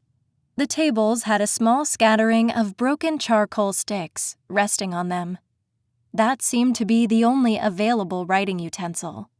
I placed my palm on the table and tried very carefully to hide one beneath my hand. Ember snorted, appearing suddenly behind me. "Just do it already, Noelle. You've been trying to steal that for about 5 minutes now, and you couldn't be more obvious if you tried. The guards only care if it's something you can kill someone with." With a rush of embarrassment, I wrapped my fingers around the stick and, as covertly as I could, tucked it in my bra. Ember gave me a look that was somewhere between embarrassed and pitying. "Why are you suddenly interested in writing, anyway?" I swallowed. "I, owe someone an apology, and I thought I'd write a letter." "Who?" "H2159. I snapped at him yesterday." That was kind of true, even though deep down I felt that he should be the one to apologize. In hindsight, I didn't really blame him for the way he'd reacted. He'd clearly been through hell, and while that wasn't a reason to take it out on me, he had no reason to trust me, either. It could have been poisoned for all he knew, but he was from the South, and I was pretty sure he was human, and with the way he was treated, he had as much to gain by escaping as I did. I was hoping H2159 might be willing to help me out of regional pride, if I played my cards right. The plan was definitely a stretch, but alliances had been forged on less. Good luck with that. Ember turned away, very deliberately putting her back to me. It seemed that courtesies were done then. "Assuming you're right about everything, how do I know who is Faye?" I asked, drifting along behind her. Ember moved along the shelves, a slender finger tracing the spines of the haggard books. She shot me an annoyed glance, but she hadn't sworn at me or forced me away yet. "In my defense, you started the conversation," I pointed out. "That's because watching you physically pained me." I raised an eyebrow. "Why were you watching? Looking out for me, perhaps?" Ember shook her head, but amusement seemed to be winning out over frustration. "You're persistent, I'll give you that." "I'm serious," I said. "You don't have the wings or the pointed ears."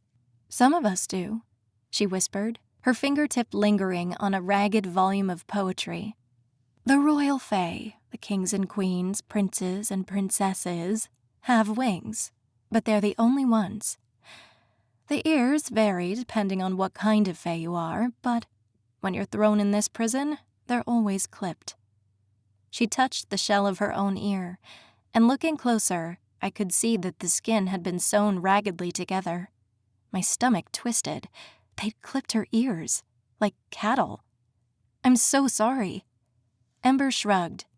"It is what it is, but don't go around staring at people's ears. It'll earn you a beating. It's easier to look at the uniform colors or the numbers." She tapped the number sewn over her breast, SP4562. I blinked at her, unsure what conclusion she expected me to draw. "You're special?" I asked, helplessly.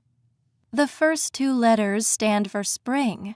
There are 4 Fae courts, 1 for each season.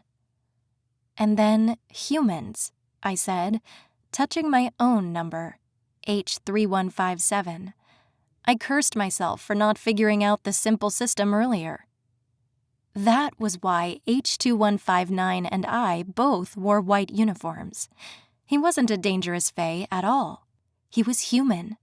Maybe my plan wasn't as far-fetched as I'd thought. If he was human, maybe he'd been thrown in by some jerk like me. The more we had in common, the more likely he was to help me. Right. Color and number, Ember said, nodding. Spring is gray uniforms, and the SP sequence. S is summer and navy uniforms. Autumn is brown, I said, thinking of Aurelius. And black is winter? Exactly. I bit the inside of my cheek, considering whether or not I dared to ask how Ember found herself here. Thus far, she was the nicest person I'd met, by far, and I needed to stay in her good graces. Plus, she knew more about this prison than I did. Has anyone ever escaped this place? I murmured, pressing my luck against her apparently good mood. Ember stiffened, her shoulders going taut. No, and you won't either. But Ember had tried before. Tried and failed, I knew. But maybe that's because she'd tried to escape on a whim, without a plan, and without allies. She knew how to fight, and she was smart. If I could keep her talking, her mistakes might be able to help me. You're wrong. I'll be the first, I said, with more confidence than I felt. Even if you could escape, only the royal fae can change sizes by themselves. You'd be no bigger than a grasshopper. Your friends and family, they wouldn't even notice you. You'd get stomped before you reached your door, if you ever managed to get there. Something a few miles away would be a months-long journey, if you didn't get eaten by a hawk on the way. But didn't you say there was an enchantment on the prison that made us all small?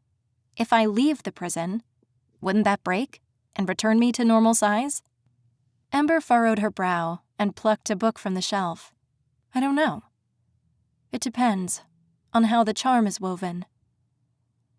So there's a chance I'd be fine. Hope flared in my chest. She narrowed her eyes. A small chance. But you won't succeed. No one has ever succeeded. I refuse to stay here any longer, I hissed, my gaze on the books. With my mother and my best friend worried sick to death about me, I don't belong here. Well, you won't have to stay long. The purge is only 2 weeks away. What's the purge? I asked. Ember smiled thinly, but her eyes clouded with worry. I was rather hoping you'd have heard about it by now from someone else. Nobody else talks to me, I said. Ember sighed, closing the book and leaning her head against the shelf heavily. When she lifted it again, she stepped closer, checking over my shoulder to make sure we were alone. Every 10 years, the prison becomes too full for its resources, so they purge it of all the prisoners. Even those children? In the garden? I whispered, feeling faint. The ones who are older than 16, Ember said. The young ones stay and work. The prison still needs food, after all, and cleaning when it rebuilds its population. My mind reeled.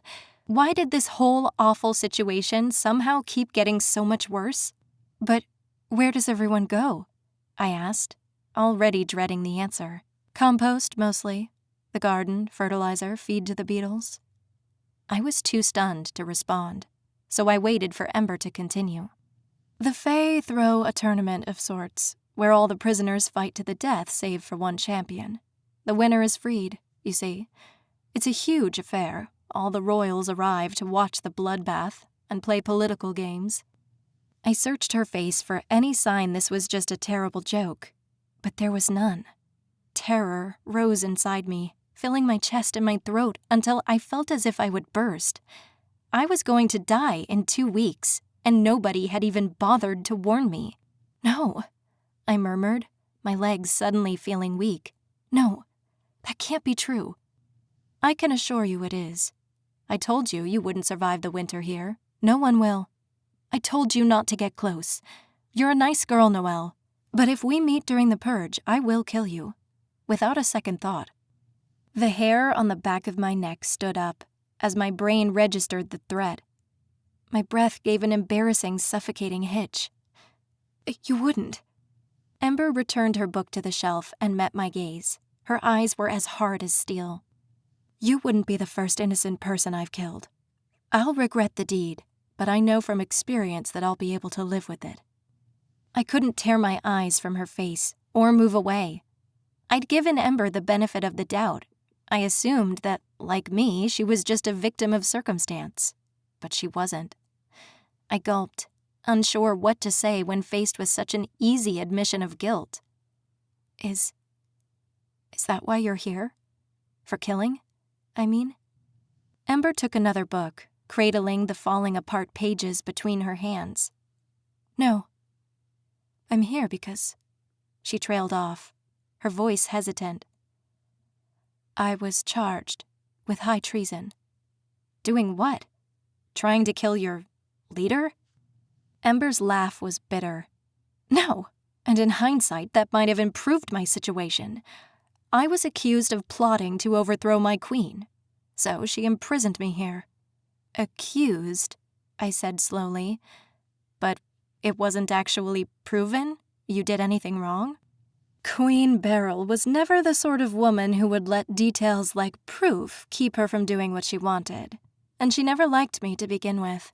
She is a cruel and monstrous woman, and it's really a pity. If I'd known all this would happen, I probably would have just assassinated her. I could have put a much better woman on the throne. I could have even put myself on the throne if I wanted. Put yourself on a throne? You're a princess? Ember shook her head, chuckling at my naivete. There are two ways to take a Fae throne. You either inherit it, or you slay the present monarch in an official regulated duel. Queen Beryl is gifted with powerful earth and fire magic, but if I'd challenged her at midday, I might have prevailed. Magic. I filed that tidbit of information away, along with Ember's weird insistence that she could have won if she'd fought at midday. The best I could guess was that magic had something to do with the time of day, but I'd have to ask her about it later. Right now, Ember really just looked like she needed some sympathy. My fingers twitched. I had a wild thought of squeezing her shoulder or pulling her into a hug, but I knew the gesture likely wouldn't be welcomed. I'm so sorry. Don't be. After the purge, I'll have my freedom, and then I'll tie up my loose ends. You think you'll win? I asked, thinking of H2159 and some of the scarier inmates. I have a good chance at it. There are some formidable fighters in this prison, but few have the training I do. Before my imprisonment, I was the best of my queen's knights, absolutely unmatched in combat.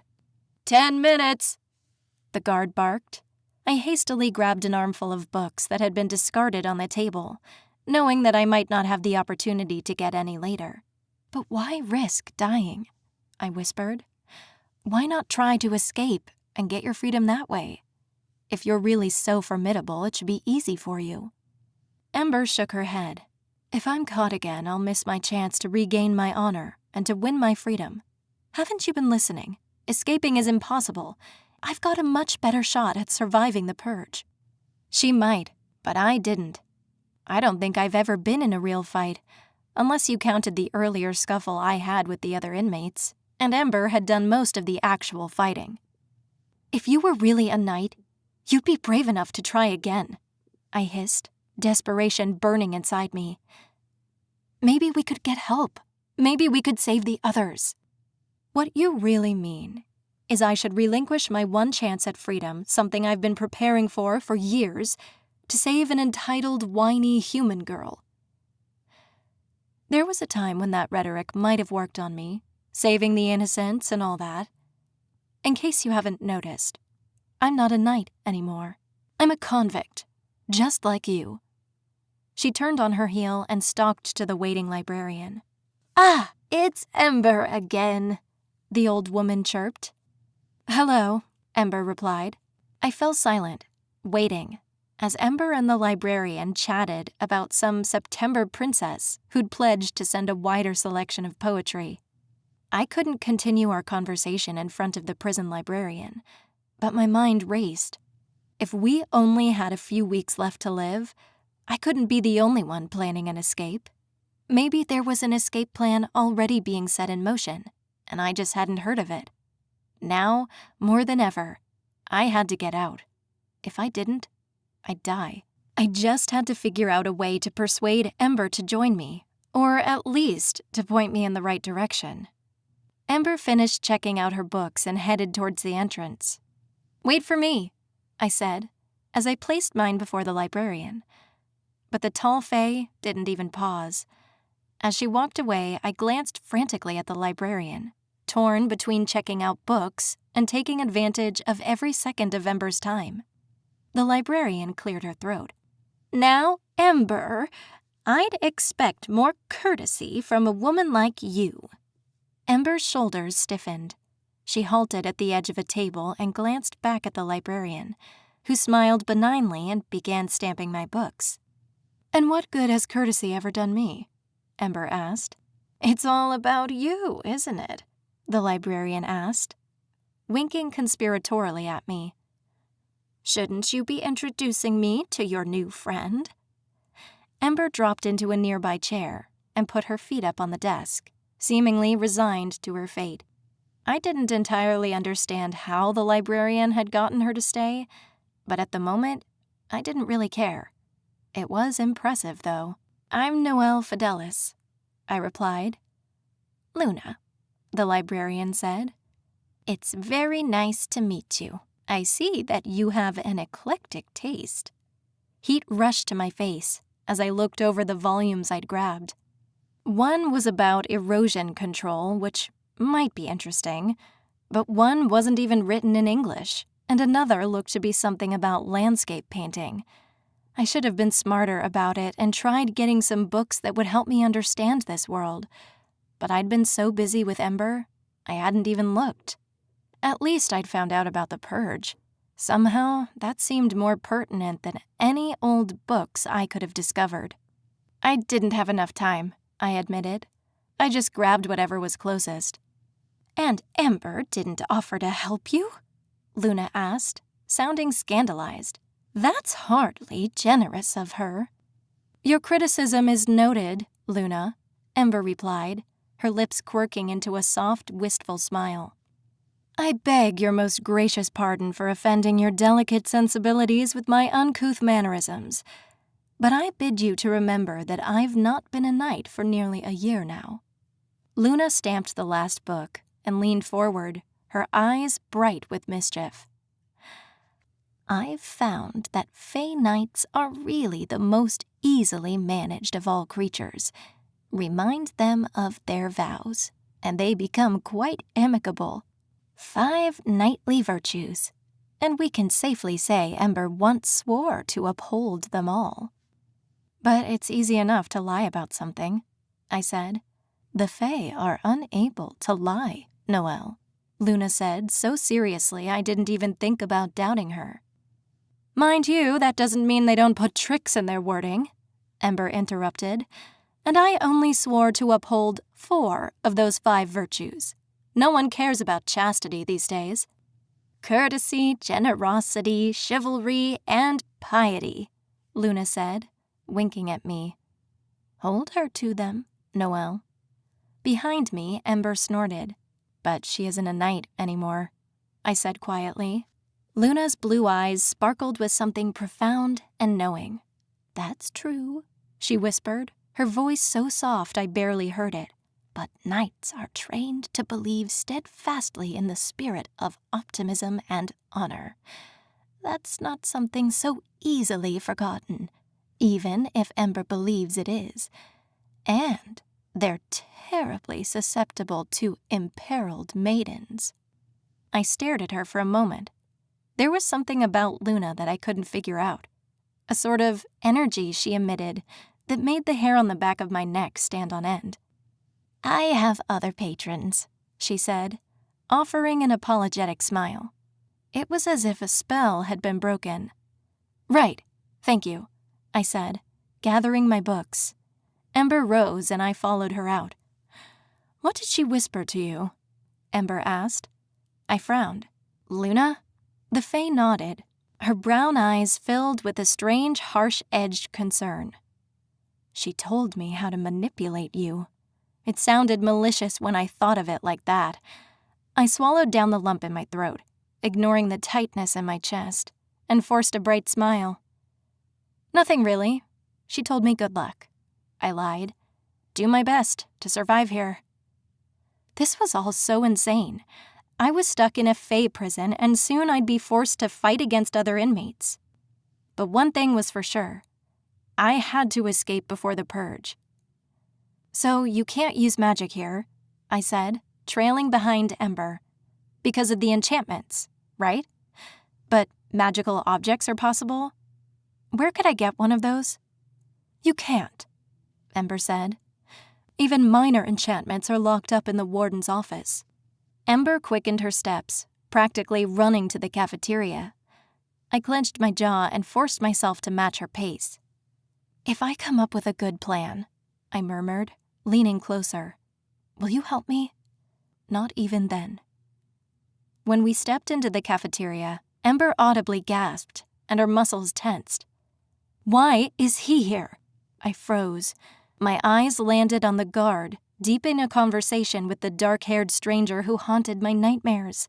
My blood ran cold as he turned my way. If gazes could kill, he'd have spontaneously combusted right on the spot. Because of him, my life was in danger, and my mom and best friend were no doubt already grieving. My pulse raced, and I had the wild thought of crossing the room and punching his smug face in. Probably to torment me. You? Ember asked, obviously startled. She looked at me with appraising eyes. Why would he be after you? He's the one who put me here. How did you offend the January prince? A prince? Asshole's eyes snapped to my face, and his lips curled into a sly smirk. He tucked his hands into the pockets of his long, dark coat and sauntered to me. Oh, look, you've done something new with your hair. I grimaced and resisted the urge to straighten my tangled nest of shorn hair. Instead, I wrapped my arms more tightly around my books, as if they could physically protect me from him.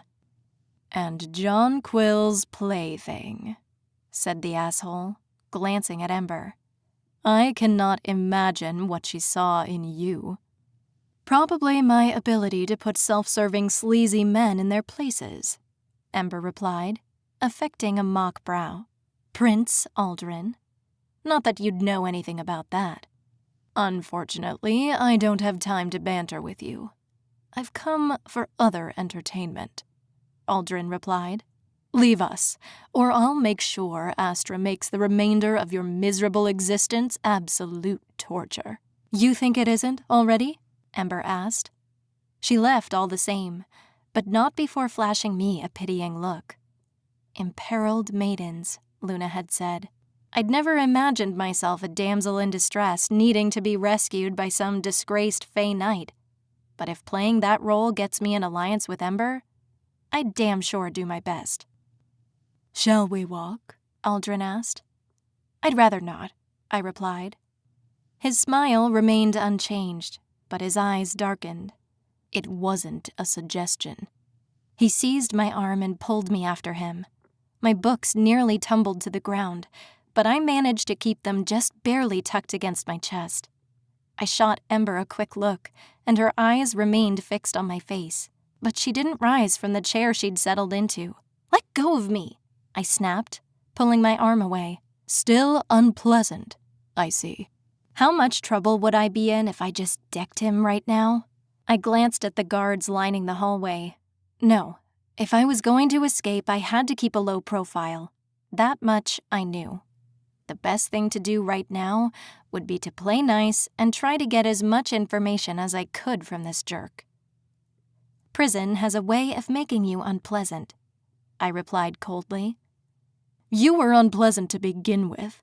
That's why I named you Yarrow. He sauntered along as we steadily climbed the incline. Asshole, or Aldrin, as Ember had called him, didn't try to grab my arm again. But I stayed close, calculating my moves. It was a pity that all the books I had were just flimsy paperbacks. "I'd warrant you're sorry for being so unpleasant now," he continued. "I think I'll come back every week for a century and watch you rot like an apple." "Isn't the purge in 2 weeks? That's hardly a threat." He smirked. "I wondered if you'd been told about that yet. Are you going to beg me to get you out of it?" "No such luck, Frosty boy." He arched a thin, dark eyebrow. I smiled sweetly at him.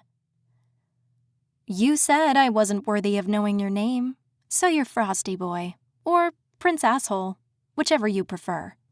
With a low growl, he struck his hand out before me. He pressed against me, cold waves radiating from him. I shivered, but still forced myself to look unruffled, despite the blood in my veins feeling like ice. I wasn't going to be cowed by his attempt at unnerving me. "If you call me anything, it'll be your Royal Highness," he hissed. "Why? Because you're a small man with a big ego? You're, I don't know, moderately attractive, devastatingly attractive, actually. So you think you're God's gift to women everywhere? Sorry, Frosty boy, but I'm not drooling over you."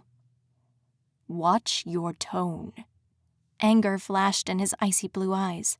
"I am a prince, after all." "Oh, sure you are, and I'm the Queen of England." Frosty boy being a prince made about as much sense as anything else right now, but I wanted to keep this royal brat on edge, and goading him was simply too much fun. Besides, if he thought I didn't believe him, he might let something slip and tell me something new. I imagined a prince would know a thing or two about how to get out of this place. He leaned so close that his chest pressed against my arm, still wrapped around my books. The leather spines poked through my thin shirt into my rib cage. I inhaled the scent of him and hated the brief, fleeting realization that I liked the smell. It was a spicy smell that felt like ancient deserts with just the faintest hint of something citrus. "You don't believe it?" he said, his voice cold. "Why should I? I mean, would you believe this place is some kind of supernatural fae prison? Fae don't exist, so fae princes can't exist. Easy." He clenched his jaw. "You can't possibly be this dense." "I don't believe in fairies," I said resolutely. "That is, unless you're willing to prove to me otherwise." A dangerous gleam flashed in his eyes as he moved away.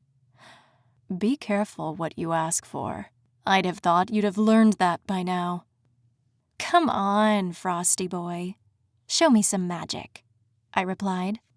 If this place really was run on magic, maybe I needed a magical solution to escape. But I still hadn't seen any real magic or anything that confirmed what Ember had told me. The prince scowled. Locks of his sleek, dark hair lifted and moved about his fine-boned face as a cold, piercing wind whipped through the hallway. Despite my resolve to look strong, I shivered. The hairs on my arms all stood on end. Crack! White tendrils of frost swept along the stone walls, followed by a flurry of snow. My jaw dropped as shock thundered through me. I raised my shaking hand into the air and watched as the snowflakes fell from the stone ceiling and melted onto my hand. "How?"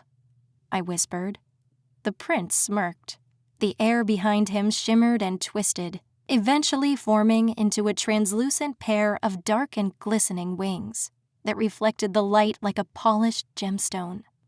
I sucked in a breath, and when I let it out, my breath emerged as a cloud of white mist.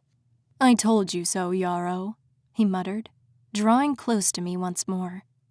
I shivered. There was something different about him now. A dark sort of energy seemed to shift around him, and a primal part of me wanted to sink into it. A void of black emptiness reaching out to me. It had to be some sort of bizarre fae spell. I clasped my books so tightly that my arm hurt. "Try not to die too quickly, or I'll be most displeased," he murmured, his cold fingers tracing my jaw. I swallowed hard. I don't give a damn about pleasing you. He chuckled, deep in his throat. You should. I can make your life so much worse, with just a few words. He probably could, especially considering he was a prince. I blanched. As much as I wanted to deny the truth, it seemed like I just couldn't do it anymore. I was in a fae prison, put here after I'd angered the beautiful and cruel monster standing before me, and I had 2 weeks to escape, or I'll die. What if I managed to win my freedom? I asked. Wouldn't that just ruin your day? It was a bold question, but I refused to cower before his threats. His blue eyes shined with a sharp, intense light. Oh no. I'd enjoy it immensely. It would give me the opportunity to hunt you down again. You've become a most amusing pastime. I'll almost be sad to see you die. Ice settled in my veins. This damn creep was keeping me caged for his own amusement, and he apparently had nothing better to do than to show up and torment me. Despite the cold still lingering around us, fire curled in my belly. I'd dealt with assholes before. This one was no different. Game on, Frosty boy, I said. If I win, no, when I win, please come after me. I'll be prepared this time. I think we both knew it was an empty threat. Maybe it was true, maybe it wasn't. But I had no intention of dying in the purge. I was going to get out of here first, no matter what it took. 9. 13 days until the purge. I started counting down by scratching marks in the wall by my bed. My chest and belly itched so badly that I wanted to scream. Not that it would have fixed anything. I sat on my mattress, as hard as a concrete slab, and prodded the stack of books at the foot of my bed. These weren't the 3 I'd grabbed, but instead 5 completely unfamiliar volumes. A newly found cynical part of me wondered if Frosty Boy had left these in my cell just to screw with me. But the books seemed innocent enough. With my middle finger, I slipped the crisp piece of paper from the stack of books. Dear Patron, in my years as a librarian, I have developed a refined taste for discerning a reader's character, and I predict you will enjoy these immensely. You seem like the sort of young woman who'd greatly enjoy reading about history and the natural world, and I can tell that you have a lot of heart. Don't ever underestimate the power of that. Best wishes, Luna. Heart, huh? So the librarian really likes magical girl anime, I muttered. But despite my bitterness, it was difficult not to be just a little charmed by Luna's thoughtfulness. Because these weren't just books. In a lot of ways, having books felt like rediscovering some lingering remnant of myself. I closed my eyes and thought of all the times I'd lugged those $100+ textbooks across campus, and all the notes scrawled in their pages, and a lump rose in my throat. What day was it? Which class would I be in? I gingerly took the top book, its cloth cover held on by just a couple of threads. The Methods of Abiotic Cross-Pollination. A smile came to my face as my thoughts flitted through the parts of flowers and the various methods of pollination. Abiotic would refer to pollination through inanimate means, primarily water, whereas biotic would refer to pollination via insects or animals. And I could almost hear Dr. Harrington's cheerful, enthusiastic voice in my head. But I'm fairly certain I never mentioned a love of biology. How did Luna figure that out? Maybe Ember had mentioned it. But with everything weird that happened to me lately, I couldn't help feeling super paranoid about everything now. I flipped open the book. There was a cover page, followed by a blank page. I glanced at my cell door, as if the guards might suddenly burst in. Then, I carefully pulled the piece of paper from the book's binding. If I was going to escape, I needed to start thinking smarter. I needed to communicate with people and make weapons. because I probably wouldn't get out of this place without a fight. And because I had the books, paper seemed like a good start. I flipped through the books, gingerly pulling out all the blank, or mostly blank, yellowed pages. One was The History of the Fey Kingdoms, which sounded promising. Another was Magical Mechanics and Dominions, which might be useful. The last was a Middle Welsh English dictionary, which seemed like a baffling inclusion until I remembered that one of the books I'd impulsively grabbed myself was in a foreign language. With a frown, I grabbed the book. Half of its cover was gone, but the word Anophin was clearly visible. I flipped through the dictionary, and sure enough, there was an entry. Anophin, the ancient and original home of the Fae. So this was potentially useful. Knowing my enemy would make escape more plausible, but I wasn't sure if taking the time to translate this whole book would be really worth it. Thus far, the only prisoners who I knew were Ember and H2159, and Aurelius and Aurora, but I seriously doubted either of them would be willing to help me in any capacity. While Ember had already refused to attempt an escape and had deemed one impossible, that didn't mean I would give up trying to persuade her. I just needed to rethink my approach. And even if she wouldn't agree, I still might be able to get some useful information from her. H2159 seemed like a non-starter. After the incident with the water, he probably wouldn't help me no matter what. Maybe he and Frosty Boy should form an alliance instead. They could have a whole asshole club. But I didn't need him to like me. I just needed him to be willing to escape with me. I might be able to get a few guards to slip up. If I could get the trust of a couple, I might be able to do something. Steal a key, maybe, or persuade one of them to help me. God, Ashley would be so much better at all this. She's charming and charismatic, and I'm like a Regency wallflower. I retrieved the bit of charcoal I'd gotten from the library. I'd hidden it beneath my mattress.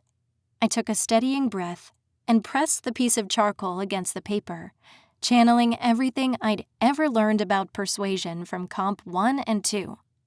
Hello. I apologize for contacting you so suddenly and in such a matter, but I keep replaying the incident the other day in my mind. I told you to go to hell, and that wasn't very gracious of me. In hindsight, I wish I hadn't said that. I paused. I definitely had to be careful with this. I couldn't exactly spell out, "Hey, I don't know you, but you'll help me escape, right?" After all, I had to consider that he might hand this letter straight to the guards. So, I'm sorry, I wrote. It's been a long time since I've spoken to anyone from home, though. Or at least, it feels like a long time. But you're from the South, right? Like me. I would like to be friends, if possible. Thank you, Noelle. I folded up the pieces of paper and slipped them beneath my mattress and the stone slab beneath it. The next time I saw H2159, I'd give this to him. In the meantime, I needed weapons. But where could I possibly get those? Razors in the showers? Maybe. But if I took one, that would be quickly noticed, especially if a woman showering after me wanted to use it. I had regular access to a toothbrush and cutlery, but no knives and forks. During work detail, I had detergent and washboards, but I didn't see how I could sneak either out. I absent-mindedly rubbed a hand over my right breast, trying to ease the pain. There were no coat hangers. What else? The guards carried swords. A few had knives. The mysterious warden probably had a few weapons hidden in her quarters, which were at the top of the tower. I passed the doors for them during exercise, but I doubted my ability to get in there. Maybe someone could, though. What else? There were locks in the prison. Maybe if I managed to grab one or two, I could put them in a sock and use them as a flail. Or maybe I could chip off rocks somehow. The entire prison was made of stone, but it would take ages to Shawshank my way out of here. I looked at the door of my cell. There were hinges on the outside, which meant nails. But the guards would surely notice if I tried to tamper with them. Maybe I could steal a key? You know, Ash, I muttered, I'm really starting to regret not watching Orange is the New Black with you. Not that I expected TV to get prison life exactly right. Still, any idea would be better than none. But I'd figure it out. The next morning, I'd start looking right away for weapons and allies, because I was not hanging around much longer. In 13 days, I'd be gone or dead. Showers, breakfast, roll call, inspection, exercise, leisure. Now that I knew about the numbering system and the different colors of uniforms, I realized most of my cell block were humans, but I didn't know any of them. Maybe that was a mistake. I wasn't sure exactly how to approach the topic of a jailbreak with any of them, but I sure wasn't staying around. I saw H2159, and before my courage abandoned me, I bumped into him, trying to slip the letter into his hand. He jerked away, like he'd been burned, then growled in my direction and stormed away. This was going to be harder than I thought. I joined the cell block in its morning walk, putting as much distance between H2159 and myself as I could. Still, a shiver traced up my spine, and ice seemed to have plunged into my veins. I jogged up the incline, following a tall blonde woman whose shirt proclaimed her as H2966. We had yet to speak, but she was fast and strong. Popular, too. I rarely saw her alone. The guards kept pace with us, so I couldn't talk to her now. Because the floors spiraled up, it was difficult to tell precisely how many floors there were, although I tried to count. I knew leisure was on the 4th floor, the laundry rooms were on the lowest floor, and my cell was on the 3rd. The library was maybe the 6th. We passed 26 doors, some of them open and others closed. I had no idea how many of them were regularly locked. The walls seemed sturdy, not a crack or a chip in them. I jogged past a window. There were roses outside, and because I was so small, a rose thorn would have made an effective weapon. I couldn't get outside, but maybe Ember could. But how could she sneak in a thorn half her size without anyone noticing? Maybe if there was a distraction of some kind? The guard keeping pace beside me had a pair of crystalline cuffs attached to his belt. Those might make a decent weapon, if I could figure out how to get them. We reached the end of our jog, at the warden's office. As usual, the door was closed. 9 floors? 10? She probably had all sorts of magical fey weapons in there, and even if Ember said I couldn't manage to get one, I still had to try. We jogged back down. I tried again to count the floors. I got 11 or maybe 12 this time. With a growl, I rounded onto the leisure floor. At most, there were 12 floors above me, so approximately 16 altogether, if I included the ones deeper underground. With guards stationed all the way up, half the tower was below the ground and half above it. Today, Borealis guarded us. I scanned the room. I took the seat beside Ember, who sat curled up in her usual place with a book in hand. "Who is most likely to be planning an escape?" I whispered, plopping into the seat beside her. Ember didn't glance up from her book. "I wouldn't know. I'm sure someone is, but no one would tell me." "Why don't people like you?" "I used to serve the royals, the same people who put many of them here. I might have even put a few here myself."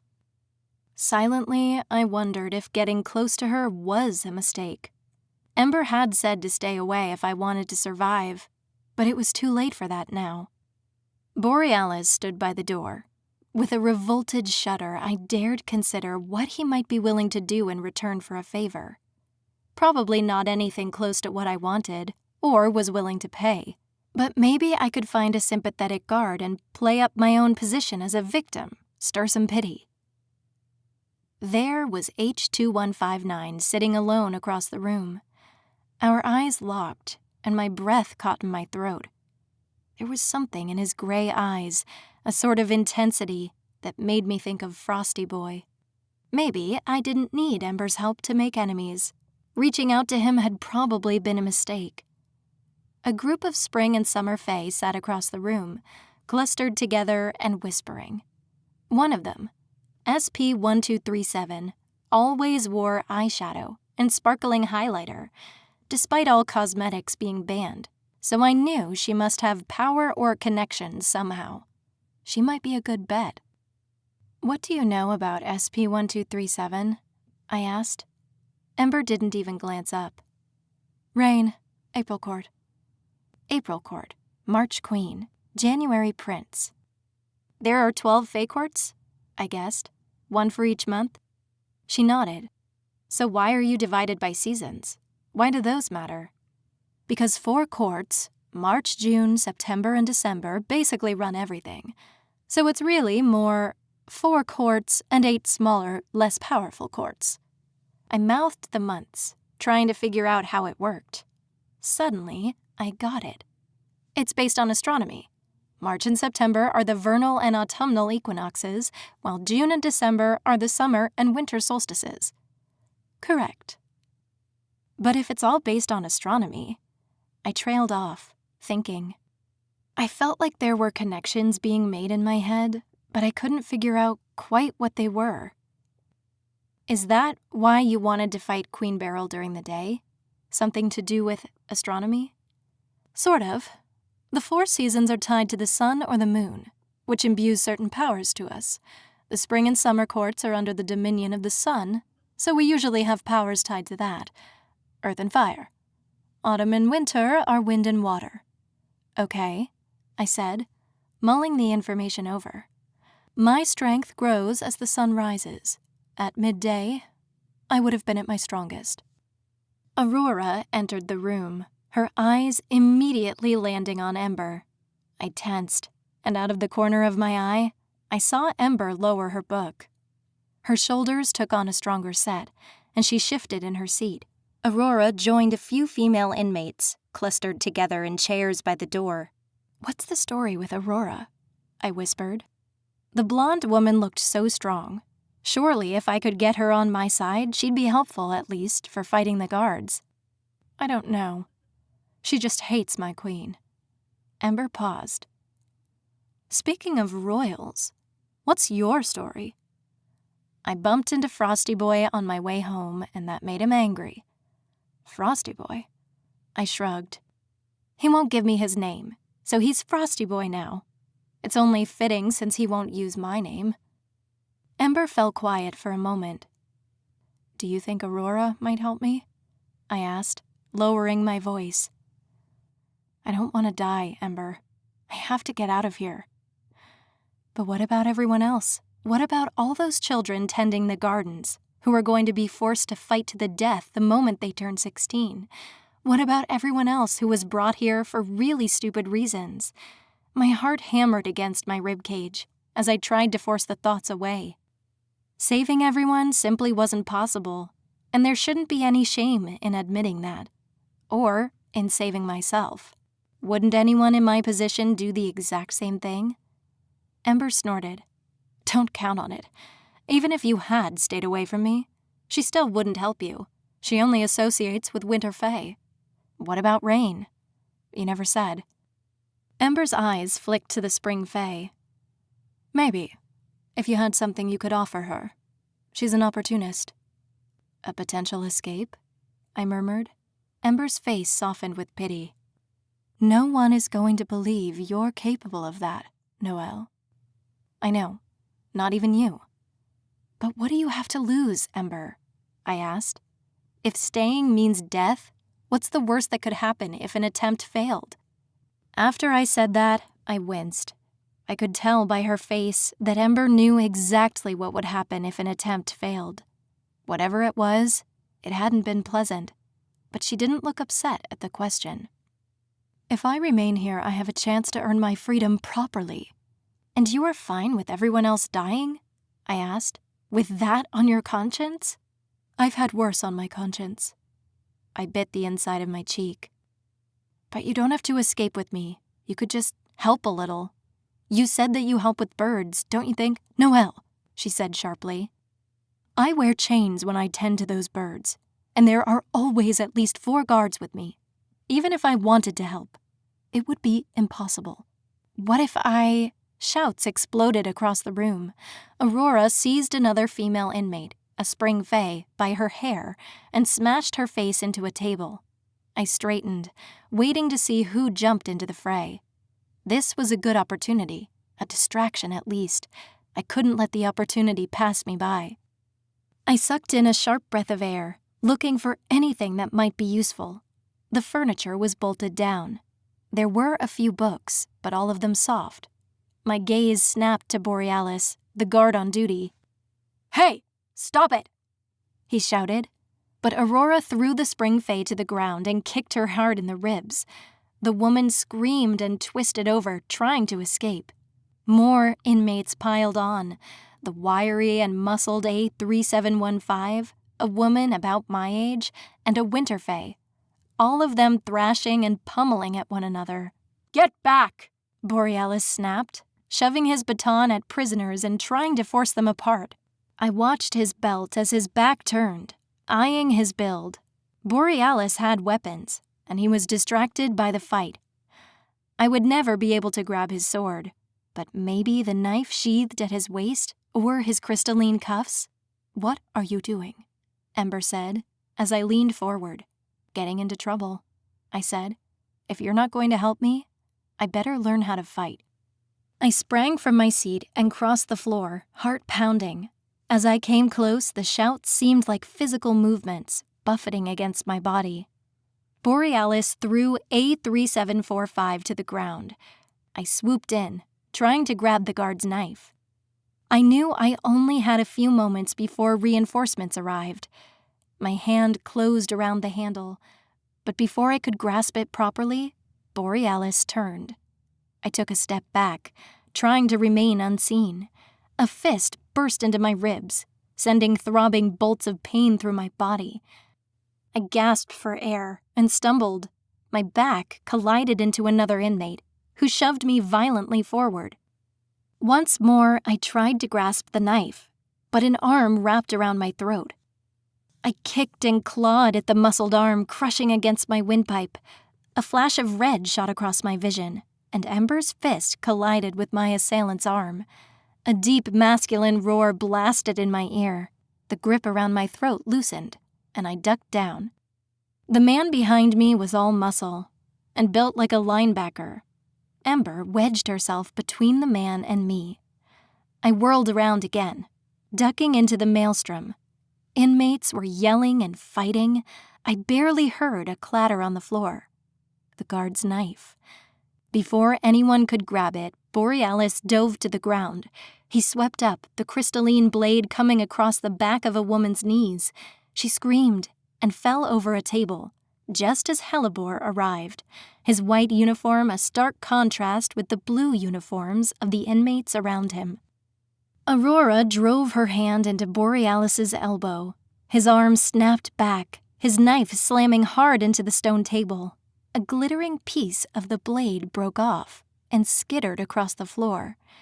I sucked in a sharp breath to see if any other inmates had noticed. "Fight! Fight! Fight!" Someone's foot sent the shard sliding away and towards me. Acting on instinct, I swept in, my fingers curling around the crystalline tip of the knife. My heart raced. Hellebore twisted, his foot smashing into my arm. I sucked in a sharp breath and drew the shard closer to me, tucking it beneath my palm. Aurora slammed Borealis on the table and clambered over him, trying to grab Ember, and I dropped to the ground, feigning like I'd been injured.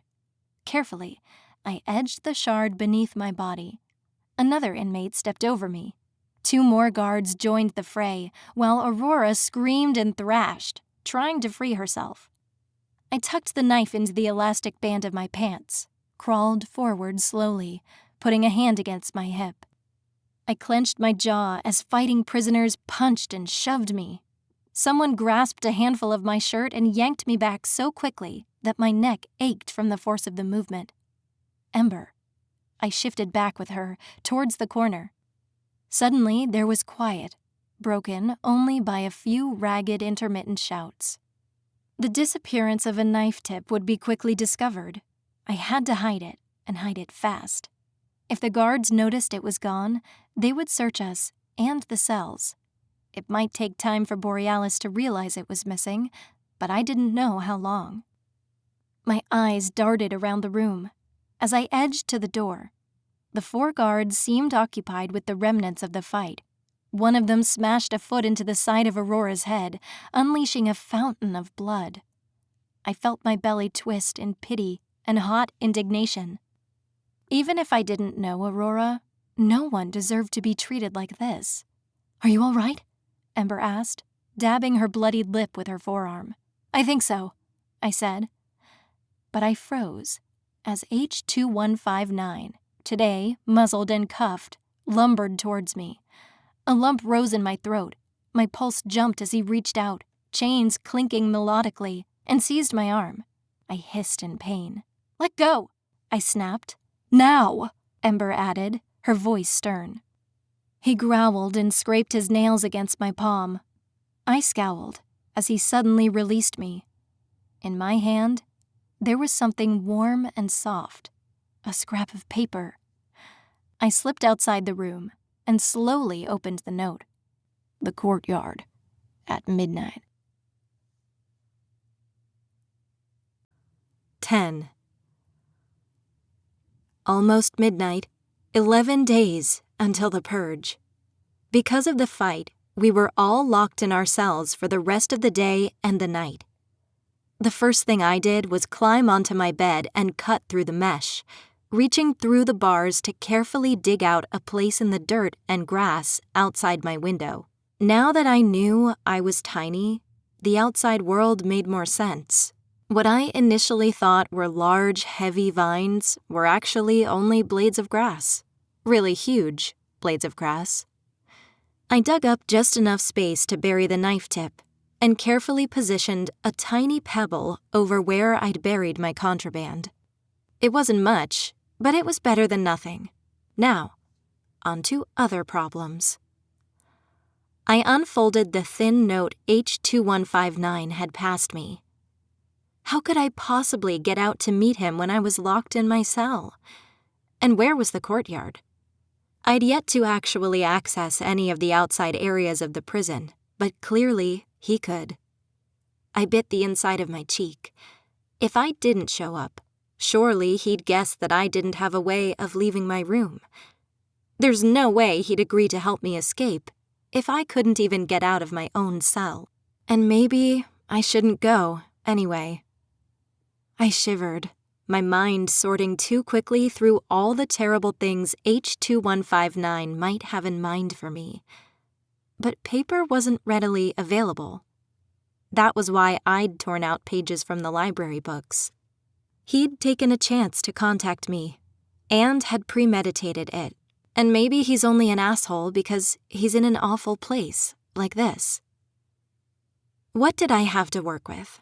The tip of a knife, as long as my finger but sharp as a needle, a few scraps of paper, a bed, a blanket, and a bucket.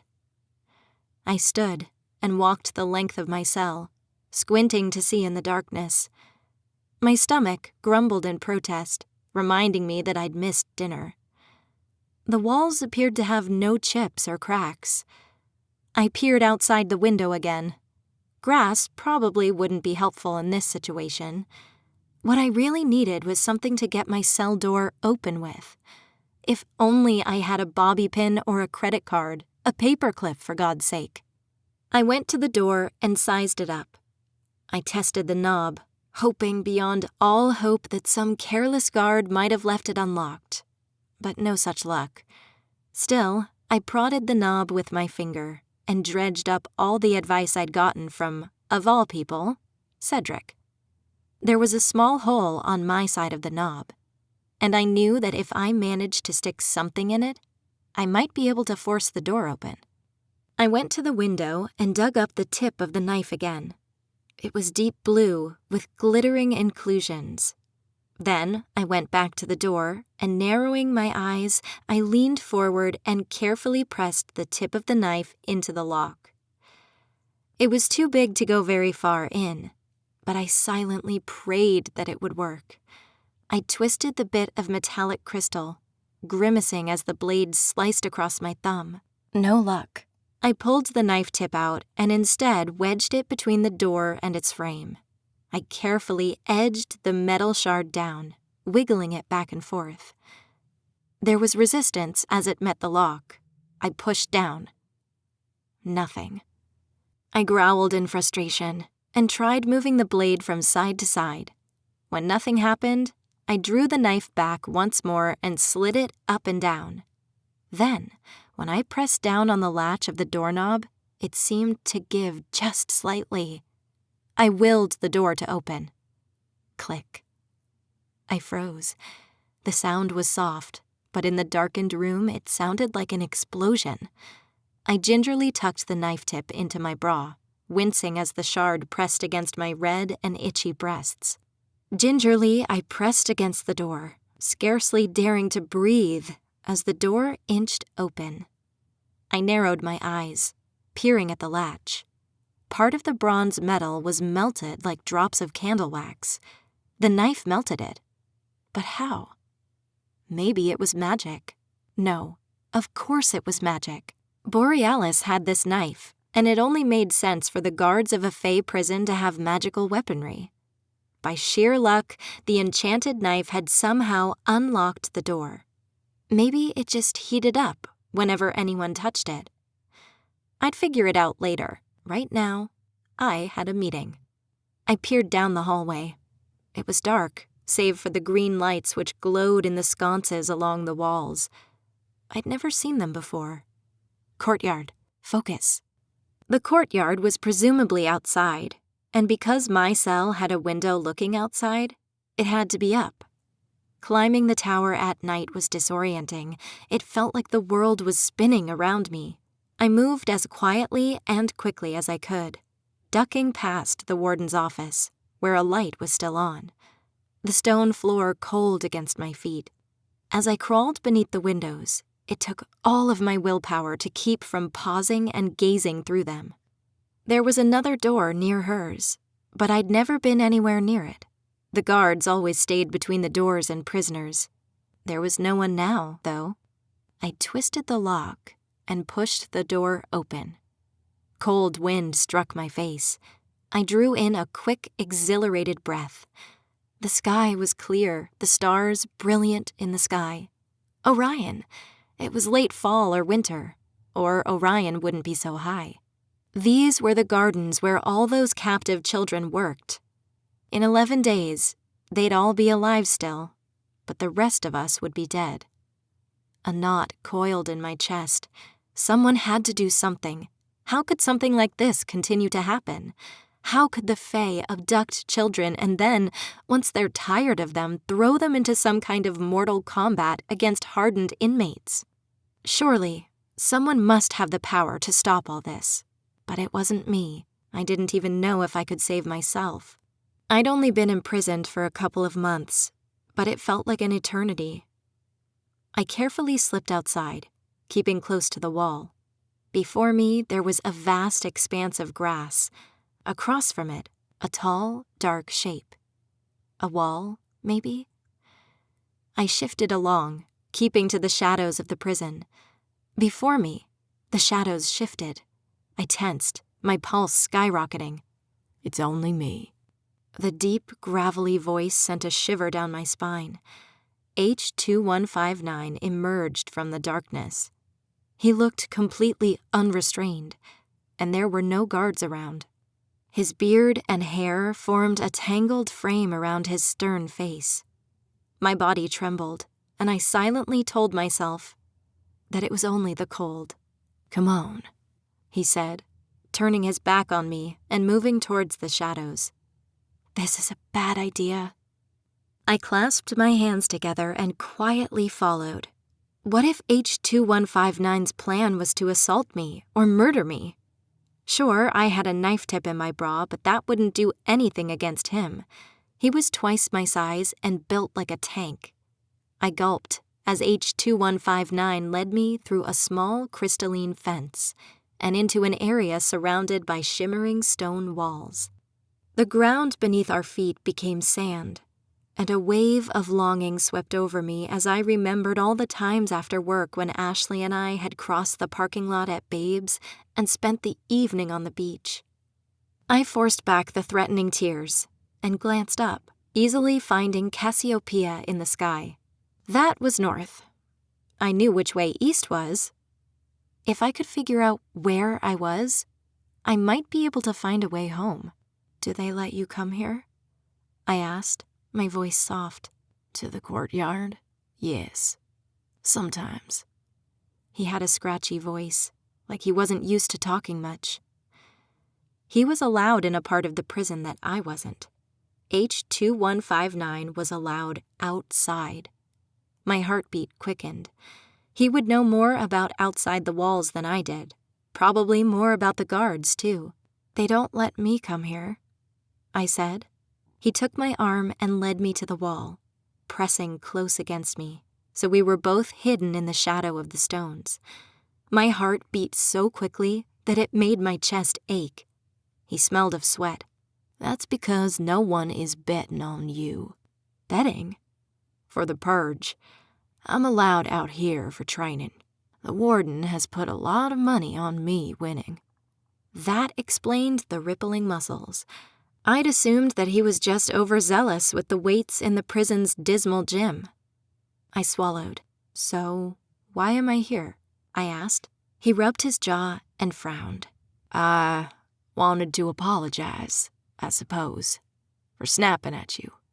So, he'd had me escape from my cell and wander around in near darkness just to apologize? Just to tell me something that he easily could have mentioned in person? But then I'd done the exact same thing.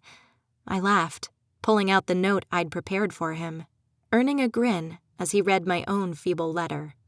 It was the first smile I'd seen on him, and I thought I saw a flicker of kindness in his eyes. He was handsome, in a rugged kind of way. Heat rushed to my face when I realized I was staring. "Anyway, apology accepted," I said quickly. "I guess we're both not the hardened convicts that we appear." I was being sarcastic, but I'm not sure if he got the joke. Instead, he raised a skeptical eyebrow, like he was preparing a list of my weaknesses. Even in the darkness, I felt the heat from his eyes boring into me. "I know a way you can make it up to me," I said, lowering my voice and stepping closer. He drew away, his body stiffening. "I don't have to make it up to you." "I don't see how it would harm you," I countered. "I just need some information. That wall in the distance, what's beyond it?" He snorted. "Planning an escape? You'll never make it." "When the alternative is death? I think I'll try." "You should be more careful.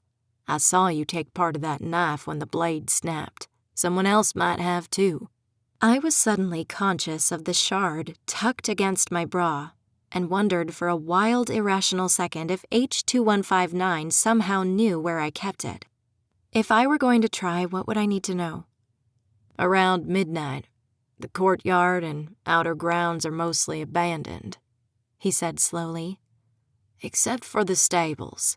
"I know someone who works in the stables." He grimaced. "The spring fae?" "Ember, yes." "I've seen her go out," he replied. "Usually in the late evening." "Yeah, so what else? It makes sense that there would be guards around the stables. It just means that's the best place to find quick transportation." I knew Ember didn't have any intention of helping me. I wondered, though, if I just showed up one night, whether her instinct to protect imperiled maidens might kick in. Maybe the sudden heat of the moment would bring out her best side. H2159 nodded. "If you could manage to get one of the animals, I guess you'd have a shot. But even that isn't a guarantee. Guards are always stationed on the walls." "How many?" 10, maybe," he replied. "They have regular shifts and enchanted crossbows." Everything in the prison seemed to be enchanted, so I brushed that nuance aside. "The guard's inside," I said. "When do they do nightly checks?" 10:30 and 2:30, I think. It would be later for you because your cell is further up than mine. So the halls would be occupied during those times. I chewed on my lip thoughtfully. He was watching me closely, and for a second, anxiety flooded through me, wondering if this was some kind of trap. I was actually a little surprised he'd answered my questions. So far, this secret rendezvous was turning out pretty well. Now it was time to take it further. "I don't suppose," I trailed off, "that I'd want to be part of a reckless escape attempt? Hard pass. Besides, I don't have any interest in escaping. My only goal is to kill as many fae as I can. I'm looking forward to the purge." Darkness filled his eyes, and his lips turned up into a cruel, twisted smirk. "But you might die," I said. He shrugged. "If I can take down some fae with me, it'll be worth it. One of them," he trailed off, "one of them hurt someone I care about. They're a parasite, Noelle. Monsters. And we're at their mercy. Sure, most of them are small, but they have magical powers. The royal fae can just look at us, and they're capable of controlling the world around us. How can we compete with that?" "Ember isn't like that." His face hardened. "Even if your friend isn't like that, she isn't the one in charge of things. These fae don't belong in the mortal world. They don't belong with us." "And your answer is going to be genocide?" He sighed. "They're not human, Noelle. It's no different than squashing a gnat or a fly. They're even about the same size." I tried to force down the desperation that knotted in my chest and my throat. My lungs burned, like they suddenly couldn't find enough air. I'd not expected this from him, and my first impulse was to argue. But I could see the determination in the hard set of his jaw. We were long past reason. And had I really been reduced to this? To considering alliance with someone who wanted to kill? Prison had turned me into something terrible and self-serving, and I hated that so much. But if I didn't get out, I was going to die. I had to do whatever it took to survive. I could repent later. "You're human," I rasped. "Like me." There had to be some way to persuade him. I just had to figure out what it was. If H2159 was willing to apologize to me, that meant he couldn't be wholly awful, and he knew things I didn't. Plus, there was bound to be fighting involved, and I was still basically useless on that front. "Your point?" he asked coldly. "If we get out of here, we could warn someone. If you really wanted to stop them, you'd help me escape and figure out a way to stop them for real." "Sure," he grinned. "I'll just walk up to the police and tell them about the magical fairy prison in the woods. I'm sure they'll be super helpful." "And you think staying here to kill fae is some major act of defiance?" I said. "They want you to do that. Your bloodlust will only serve to entertain nobles. Everyone here is already dead, whether or not you're the one wielding the sword. And if you win your freedom, it will be at the sake of your soul. Are you really fine with all that?" I asked, my voice pitching higher. I could tell I wasn't getting through to him. "There are good people in this prison. What about me?" H2159 grasped my wrist and pulled me close to him. "Don't try your guilt-tripping crap on me," he snarled. "Don't you think I haven't thought about that? I'll kill all the fae first, and if there are any humans left, well, we'll see what happens." I clawed at his wrist in a futile attempt to break his grip. "So your plan is to take out as many fae as possible before they kill you? The fae will keep kidnapping humans year after year, and you'll be dead. What good will that do?" I whispered. "Escape with me. What do you have to lose?"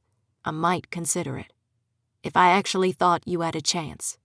You're about as threatening as a kitten. You won't get 3 feet past the courtyard." "I will, and you can come with me, or you can stay here and drown in your own blood."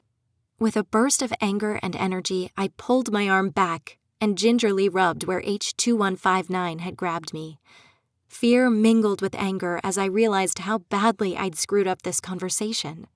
Instead of earning an ally, I'd only managed to piss him off. I hadn't forgotten that I was alone with him and in the dark. Plus, he was close to the warden. What's to stop him from telling her everything? Although I could always deny it, I had a feeling she'd trust her favored champion over me. But no risk, no reward, and I had to try something. Still, I needed to rein back how careless I was being. Desperation was making me act without thinking. "Then there's nothing more to say," I said, forcing myself to meet his eyes. "If you change your mind, H2159, you know where to find me." Before he could answer, I turned away, moving as quickly as I could. The metal shard in my bra remained a persistent reminder of my only potential weapon. All of my efforts seemed so laughable now. "It's Jackson," he said, his voice carrying. I halted for a second. Slowly, I turned around. He hadn't moved. "Jackson?" I repeated. "Where in Jackson?" H2159 snorted. "You're a bright one," he muttered. "It's an honest mistake," I retorted. "No," H2159 said, his voice softening. "My name. It's Jackson." It was strange how knowing him for so long as H2159 seemed to make his real name so much rarer. It felt intimate, like a precious secret. "Nice to meet you, Jackson," I murmured. "Good night." I slipped into the shadows of the prison, carefully picking my way back to the door. I'd reached the edge of the courtyard and glanced nervously to the walls and the grass behind me. The ground beneath my feet was cold and damp. I wondered where the gardens were from here. If I could find my window, I could bury a thorn outside the bars for later. But I felt horribly exposed. I'd had more than enough excitement for one night. Maybe it hadn't been a complete waste. I wondered what Jackson wasn't telling me, and what kind of deal he'd made with the warden. If I could figure that out, maybe it would give me more leverage. But I needed to find it soon. 10 days until the purge. Showers, breakfast, roll call, inspection. It was the first time I saw Astra, the prison's elusive warden. She was a tall, slender woman with pale skin and cold blue eyes. From gossip, I'd known the warden was female, but I'd expected a statuesque warrior-like woman with hard muscles and a sharp face. Instead, her face was soft and her eyes wide, giving her an appearance that was surprisingly girlish. Her thick blonde hair was pulled back and pinned up with a flowery golden circlet, revealing her distinctly tapered ears. I waited outside my cell, my hands against the wall and my back to her, but that didn't keep me from glancing at her from the corner of my eye. The woman strode past, her hands clasped behind her back. When she saw me, her eyes narrowed and swept over me. Her gaze was so piercing that I felt like she could reach straight into my mind and see every wrong I'd done. A shiver ran down my spine as I thought of the paper sheets hidden beneath my mattress and the knife tip buried outside. "I haven't seen you before." Her voice was soft and melodic. "I don't think I've been here very long, ma'am." "And what offense have you committed?" "None. I just happened upon a complete monster." "I offended the January prince," I replied. The warden arched an eyebrow. "You?" she asked. My heart leapt at the disbelief present in her voice. I had a bizarre, sudden burst of hope that maybe she'd recognize how ridiculous all this was and let me go. Instead, her lips curved upwards into a deceptively pretty smile. "You'd best put on a good show for him, then," she said, as if I'd willingly do anything for that sorry son of a bitch. She moved along, but still it was difficult to relax. I'd never seen her before, so why had she come out now, of all times? Something had changed. Maybe it was the approaching tournament. I grimaced at what she'd said. Put on a good show? As if this whole purge wasn't incredibly messed up. Did she know I'd been out of my cell? The melted lock on my door was nearly invisible, but would be noticed by anyone looking too closely. Maybe she knows there's something amiss, but not who's responsible for it. Surely people have tried to escape before, And with the purge coming closer, people must be getting desperate. Or they ought to be, at least. Neither Ember nor Jackson seemed all that concerned. But then Ember was convinced she'd win, and Jackson wanted to die.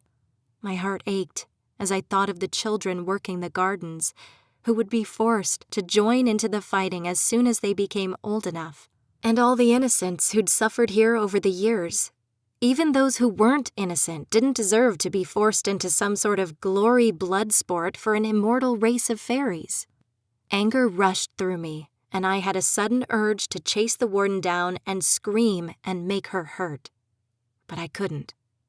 Instead, I forced myself to stay calm. I couldn't allow myself to freak out and lose hope now. Deep breaths, in and out.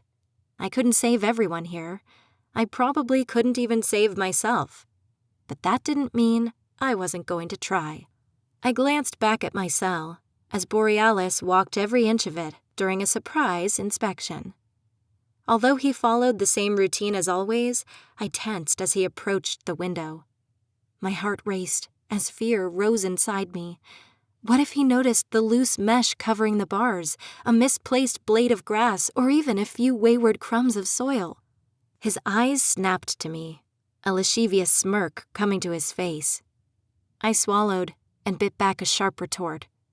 As much as I wanted to call him a pervert, I knew that he'd retaliate somehow, and if I was going to escape, I needed to be on my best behavior. Better than my best behavior. Borealis stepped out, his eyes narrowing. "Prisoner H3157, you won't be attending your usual exercise or designated labor today. Luna has requested your help in the library, and the warden has granted it. You're to go there directly." The library?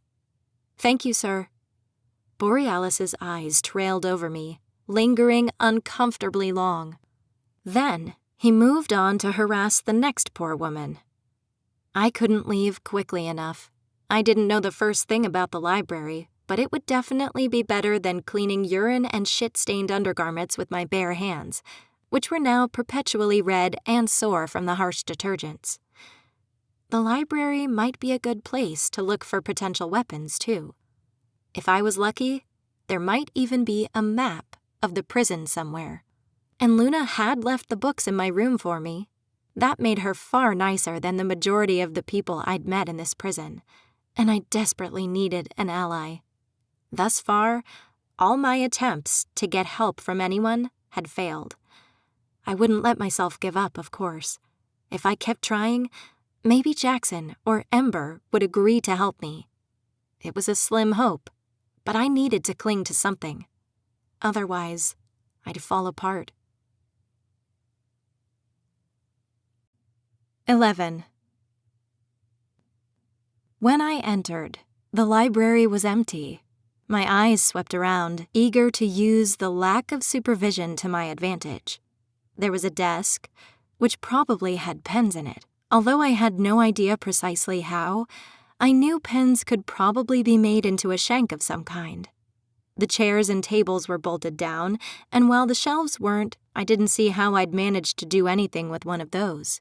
I startled when I sensed movement nearby, but it was just another prisoner, a girl who looked like she might have still been in high school. Pale skin and large, dark eyes, human from the color of her shirt. She was busy dusting.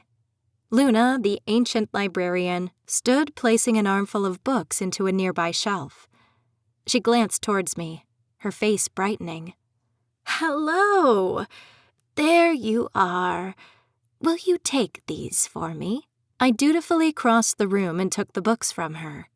With a cheerful smile, she resumed putting the books into the shelf, taking them one at a time from my arms. They were all soft-covered and coming apart at the seams, although I could see that someone had attempted to salvage them by sewing them back together. The musty smell of the old pages itched my nose, and I held back a sneeze.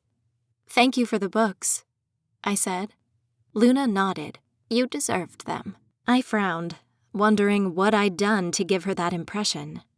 She took another book and returned it to its proper place before reaching for another. Luna had said I had heart in her note, but I wasn't entirely certain what that meant. I think everyone here deserves books, I said slowly. And I'm sure there are some here who appreciate them more than I do. I thought of Ember, curled up in her chair and reading nature poetry. A sharp and sudden longing overcame me when I thought of Ashley, who worshipped all her Victorian poets. I'd been a decent student, but I'd never been a bibliophile like her. Perhaps, Luna conceded, but I appreciate you letting me help you. Maybe if I showed her how grateful I was, she'd let me come here more often, and I wouldn't have to do laundry. The work would be less challenging, and this place looked like it would be easier to get contraband from. There was no one else here, save Luna and the girl in the back. No guards that I could see. But what does it even matter? I wondered. No matter how many pens I steal, I couldn't possibly fight off a bunch of guards by myself. And if Jackson was right, if the only path to escape meant going over the wall, I had another problem. Only the royals had wings, and the animals were guarded. It was frustrating to be caged by something so simple as a pile of stones. But there had to be an entrance for all the non-royal fae. I just had no idea where it was. Well, Luna said, my usual help has fallen ill. And from the moment I saw you seemed like a bright young lady. How? We had barely even spoken. Maybe Ember said something? I'd have to ask her about it later. For now, I needed to keep Luna talking. Maybe she'd let something slip on accident. So what are we going to be doing today? I asked. Well, she said, after we put out these books, I'd like you to dust. My bones aren't as young as they used to be, and it's harder for me to stretch up and reach the top of the shelves. Poor Michaela is too short to reach them. I looked back at the girl and realized that she did look absolutely tiny. If she'd been normal-sized, I seriously doubted she'd be much taller than 5 feet. Are you? I trailed off, considering her gray curls. I hadn't realized the fae aged. Not that anyone had really said they didn't, but once I started believing the fae existed, I sort of just assumed they were magical and immortal, like Titania and Oberon. I shifted with the sudden thought, imagining centuries of young women having to deal with an asshole like Frosty Boy. We do, but very slowly, Luna replied. Some of us care to show it less than others. I don't particularly mind looking or being old. I think that's more honest. Don't you? I suppose so. But did that make Luna older than the other fae in the prison? If so, I wondered how long she'd lived and what she'd seen. After we finished putting up the books, Luna beckoned for me. She stood by Michaela, who looked me over with tired brown eyes. Her face was thin, and her hair was a wild cloud of hazel curls. The red hint of sunburn lingered over her nose and cheeks, nearly hiding a light dusting of freckles. She'd probably worked outside until recently, I realized. Michaela, this is Noelle. Nice to meet you, I replied. It felt nice to be acknowledged by my real name, rather than my number. I wondered if Luna meant it as a sign of respect. For a moment, in the vaulted ceilings of the library, I could almost pretend things were normal. The ancient stained glass windows cast pink and teal light onto the heavy stones that made up the floor. It almost reminded me of some kind of chapel, and I wondered if it had always been used as a prison. Michaela nodded, toying with her feather duster. It was an absurdly fancy one with a wooden handle and downy feathers, quite unlike the dollar store one my mom and I kept around the house. Michaela has just turned 16, Luna added, so this is her first time working inside. Yeah, Michaela mumbled. My chest ached. That meant she'd be thrown into the purge like me. Did she know yet, or had no one told her? I swallowed hard. I couldn't imagine growing up in this prison. That's quite a change, I said. Michaela nodded. I miss the fresh air, but at least it doesn't rain down here. The raindrops feel like buckets of water. A big one can knock you right down into the mud. If you'll just take my briefings to Astra, Luna interrupted, Noelle can finish up where you left off. Her cheerful voice felt completely at odds with how dire the situation felt. As I took the offered feather duster, my heart seemed to lodge itself in my throat. Michaela grabbed a stack of papers off the desk and promptly left for the warden's office. Just hit all the shelves Michaela can't reach, Luna said, settling behind her desk.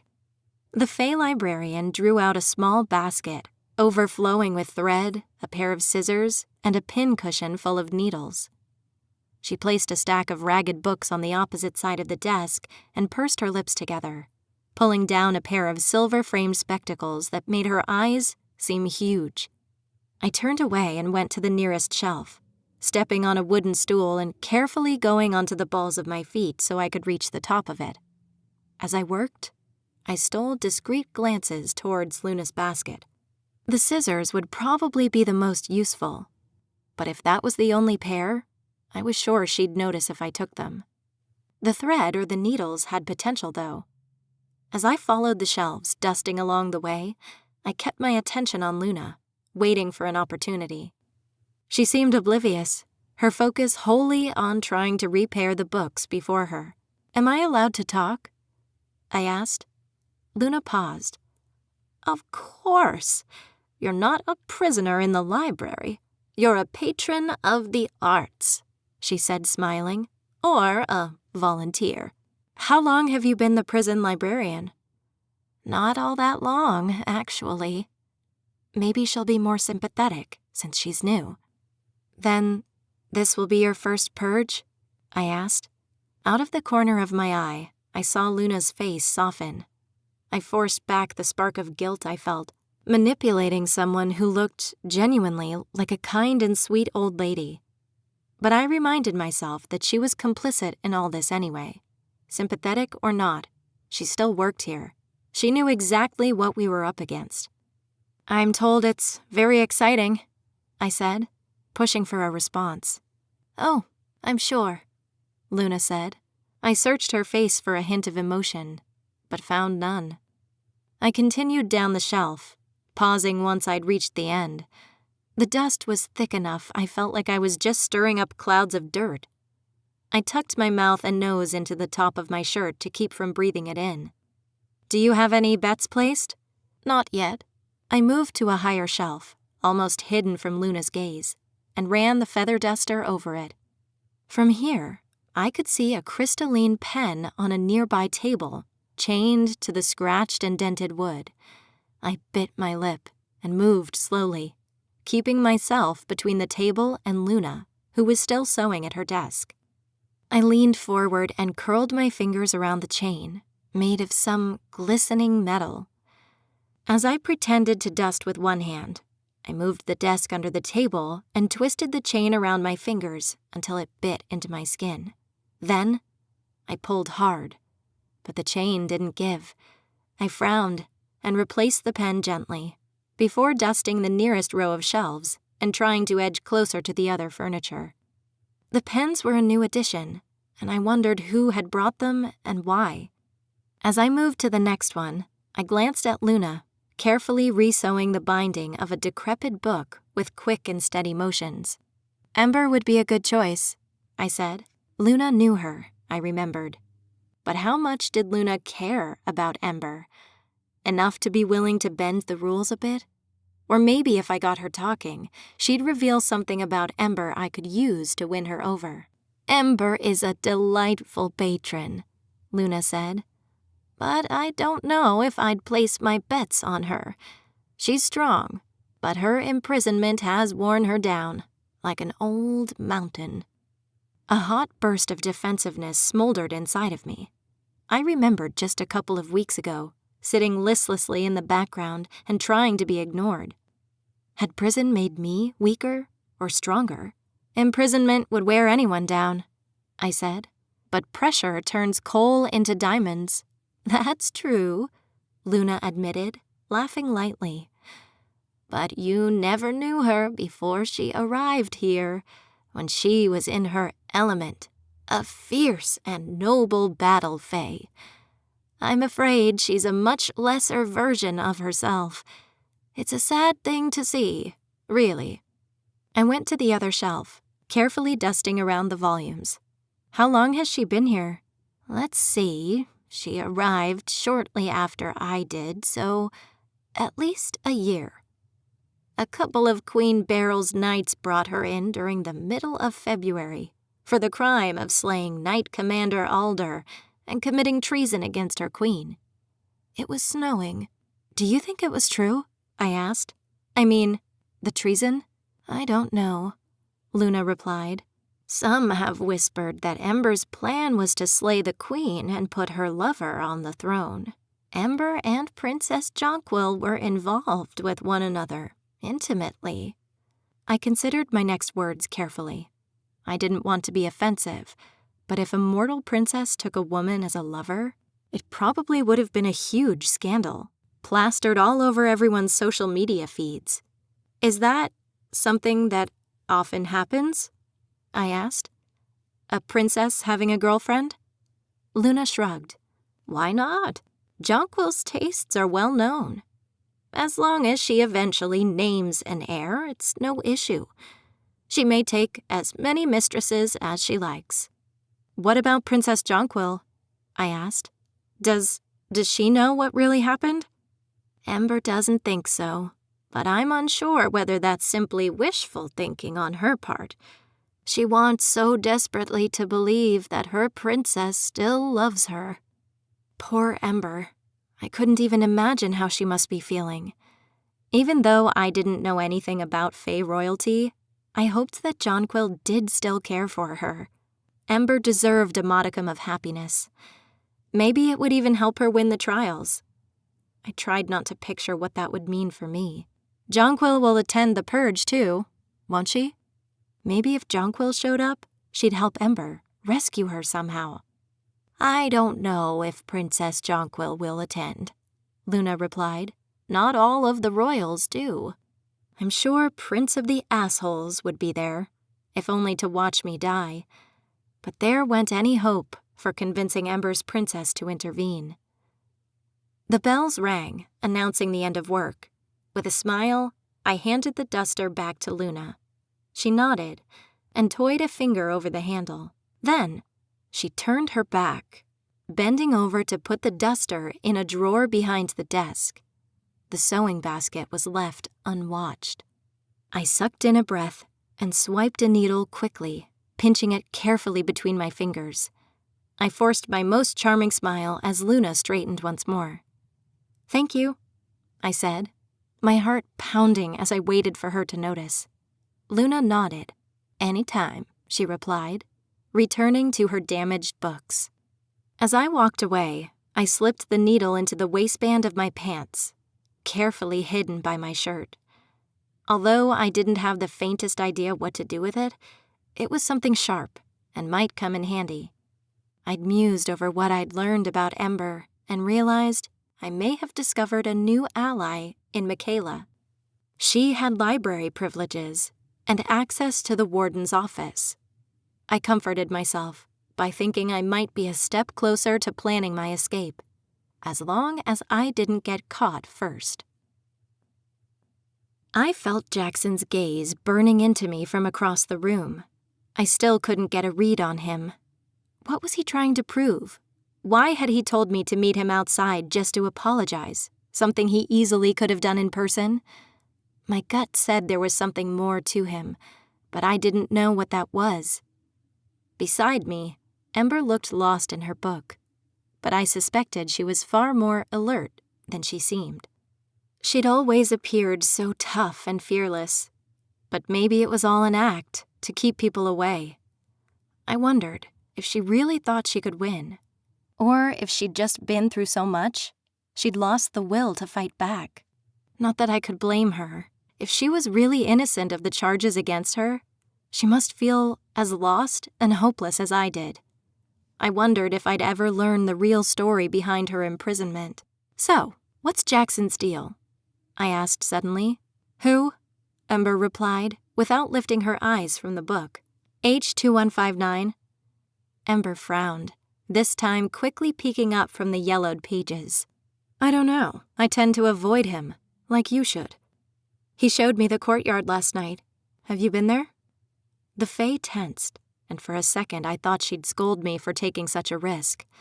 A small part of me hoped she'd be impressed I managed to make it out of my cell. Only the warden's favorites are allowed in the courtyard, until a few days before the purge. Then the groups will be allowed to access it and familiarize themselves with the weaponry. Or they may do that in the commons. I don't know. I didn't have any trouble getting there and back, I whispered, lowering my voice. And the guards keep a set schedule. From there, it's a steep grassy hill that puts you in direct view of the guards on the wall, regardless of where you approach them from. Ember interrupted. Guards who have bows and arrows, swords and staves. But you have magic. Ember sighed, sounding irritated. You can't use magic inside these walls. I told you this already. Frosty Boy did. That's because he's a royal, she said, rolling her eyes. Oh, I said lamely. Ember held out her hand and flexed her fingers. Her eyes gained a distant look, as if she was, for an instant, somewhere else. All Fae have powers, but most of them are so small you wouldn't really notice them. A little more strength than some, a little more speed. Things that you can easily write up as just natural skill or luck. They aren't usually as extravagant as your princes. Alderin, in case you wondered, that's his name. I know, I said, but Frosty Boy suits him much better and bothers him more. You shouldn't provoke him. Why? What else can he do to me at this point? Ember sighed. I suppose that's fair. So, what can you do? I asked. My magic is mostly those little things, with a couple really noticeable ones. I can also communicate well with animals. And as I've mentioned, my strength increases the higher the sun is in the sky. How strong? Ember shrugged. It's not as if I've formally measured my strength, you know. Would your powers work on the grounds? But technically outside the prison walls?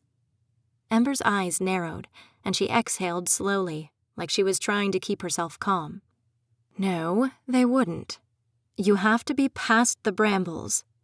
And I'd wish you'd find something else to talk about. What else is there to talk about? I asked. Not all of us are warriors like you. Even if she won, I'd be dead.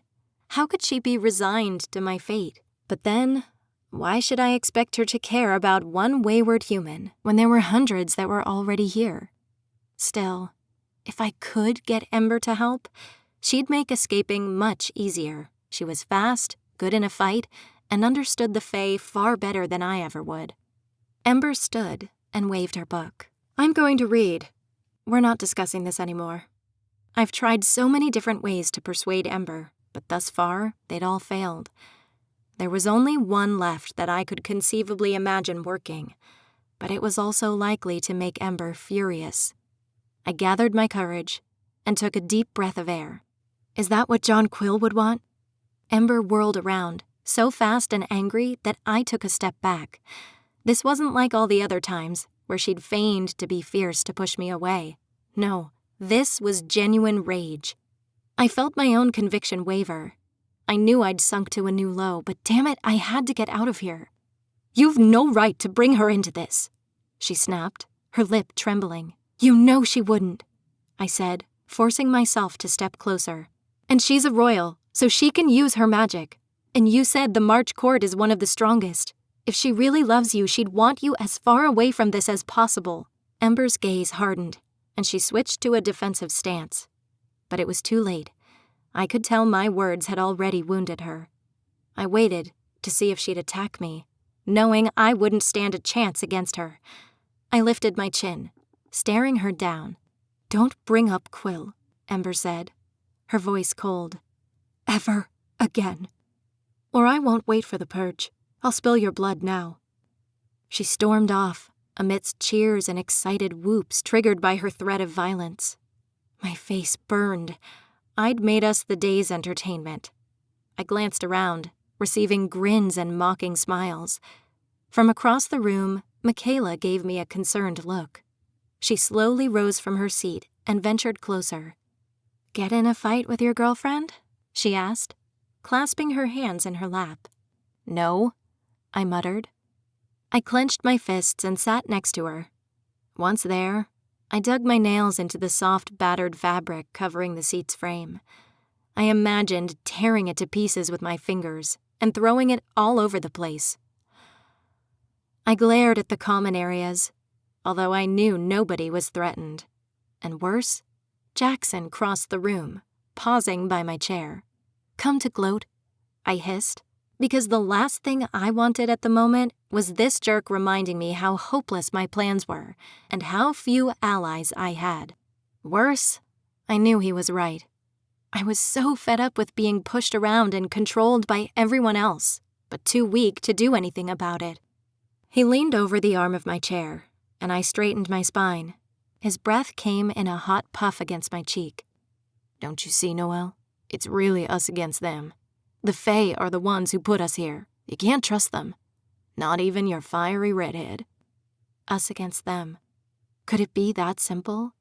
But a Fae had put Ember here too, left her to rot for almost a year so she could potentially die in the purge. And if she didn't die, she'd have to kill a lot of people in order to win her freedom. Some of them would be innocent. One of them could be Michaela. Despite her bluster, I knew Ember had a kind heart. Even if she survived, she'd be broken inside. If Jonquil had loved her at all, why hadn't she already come for her? How could she allow Ember to suffer so much? My skin prickled uncomfortably as I realized Ember had no doubt already asked herself these questions and come to the same conclusions I had. If she really loved her, she wouldn't. And I'd just thrown it in her face. Despite my resolve to find an escape plan, I didn't have the energy to argue with Jackson. Not after I'd just angered Ember, the only friend I had in this place. Instead, I cleared my throat and waved towards Michaela. "This Jackson," I said. "Jackson, Michaela." Jackson stared at Michaela for a long moment, and something subtle changed in his expression. His eyes widened, and for a moment, he almost seemed stunned. But then the moment passed, and he managed a tight-lipped smile. "Nice to meet you, Michaela Croy," she said. "Michaela Croy." He gave her a slight nod. "Armitage. Jackson Armitage." I'd never bothered to learn his last name before trying to get him to risk his life for my freedom. Maybe I was the asshole. I expected Jackson to leave, but instead, he leaned further over my chair arm, making himself comfortable. "I haven't seen you around here before," he said. "I just moved in," Michaela replied. It was strange to see her so relaxed around Jackson, who was huge compared to her. But then, I guess she'd been here a lot longer and had plenty of time to get accustomed. I followed the direction Ember had left with my eyes as they made small talk. It was difficult to be angry at her after all she'd been through. Even if I was desperate to escape, that didn't make it right to bring up old wounds, and I felt the sharp, persistent desire to make things right. "I'll leave you guys to talk," I said. "I need to stretch my legs." I strode around the perimeter of the courtyard, keeping the tower to my left. I just needed to be alone with my thoughts for a little while, but the anxiety was creeping in, despite the movement. I waved to Jackson and Michaela as I made another lap, picking up the pace. These were my friends, my human friends, and they were going to kill each other. They were going to kill me. Maybe Jackson was right. The Fae were brutal and terrible. This was how it was. It might seem sadistic for us humans, but it was normal for them. I couldn't count on Ember. I couldn't count on anyone. 12. 9 days until the purge. I had a needle and a knife tip, both carefully wrapped in pieces of paper that I'd stolen from the library and held together with strips of stiff grass, which I'd plucked from outside my window. I knew the guard rotations and that I was capable of unlocking my cell door. but I still had no allies, and I doubted I could manage to leave on my own. I needed help, but I'd gotten into a fight with Ember and wasted an opportunity to convince Jackson that I was a good ally. If anything, my efforts seemed to have made them even less likely to join my cause. I stood in line for showers. My skin was absolutely atrocious. While most of the raised welts were concentrated around my breasts and belly, I now had them on my thighs and arms. And my hands. I had to wrap my arms around me, squeezing my elbows to keep from scratching. I wondered if we'd changed detergents, resulting in additional breakouts. If I still worked in the laundry, I'd know. Not that it mattered. Most of the guards who passed smirked at me, likely enjoying my poor state. I felt a lurch of guilt when I saw Ember standing a few women away. We hadn't spoken since I brought up Jonquil, and although I felt like I ought to apologize, I also wasn't sure exactly how genuine an apology would be. I'd been trying to manipulate her, and Ember was right to be angry. "Look who it is," a woman in front of me muttered. I glanced around the line of women to find a small figure in a severe blue dress with silver embroidery cutting towards us. The warden, Astra, again. She moved slowly, eyeing us distastefully, like we were bruised fruit. My heart was in my throat as she approached. Dear God, if she had Frosty Boy with her, I'm going to die. The absolute last thing I wanted was that sick son of a bitch ogling me, while I was mostly undressed and clearly suffering from some terrible allergic reaction. I shifted uneasily and averted my gaze to the floor. The warden's shiny black shoes appeared in my vision. She'd stopped right beside me. I tensed as dozens of horrifying thoughts flitted through my mind. Even without looking at her, I felt as though she was staring me down, peeling back all my layers and examining me beneath a high-powered microscope. Mercifully, she passed. I let out a soft sigh of relief, and when I looked up, I met Ember's eyes. The Fae watched until the nearest guard had turned his back. Then she murmured quietly to the woman behind her, before slowly working her way towards me. Ember glanced down at my skin and winced. "That's gotten worse," she muttered. "Yeah, it sucks. If I escaped... No, when I escaped, I was going to hunt down some hydrocortisone cream and slather my whole body in it to stop this infernal itching." For a long second, Ember just watched me. Then she put her back to me, likely to avoid being yelled at by a guard.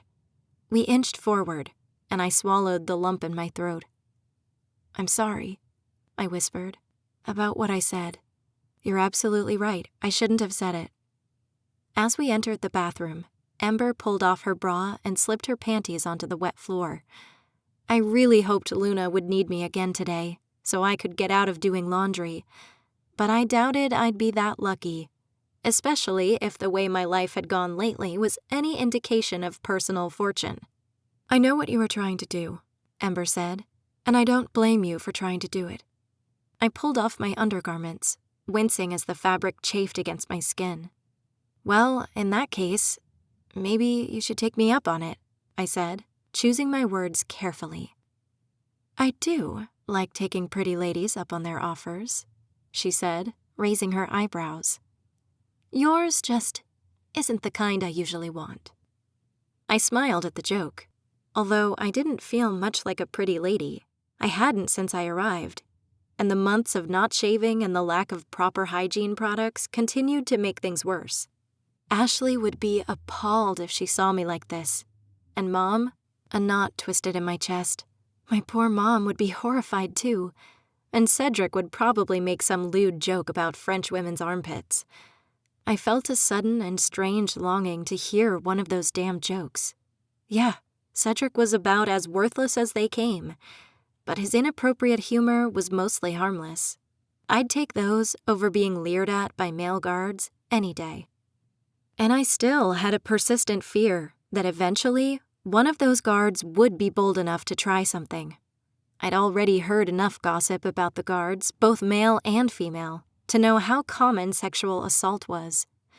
I shivered and tried to force the thoughts away, as if that would somehow make it less plausible. Don't think about it, and it can't happen to me, I thought, feeling childish. Ember and I moved a step closer to the shower.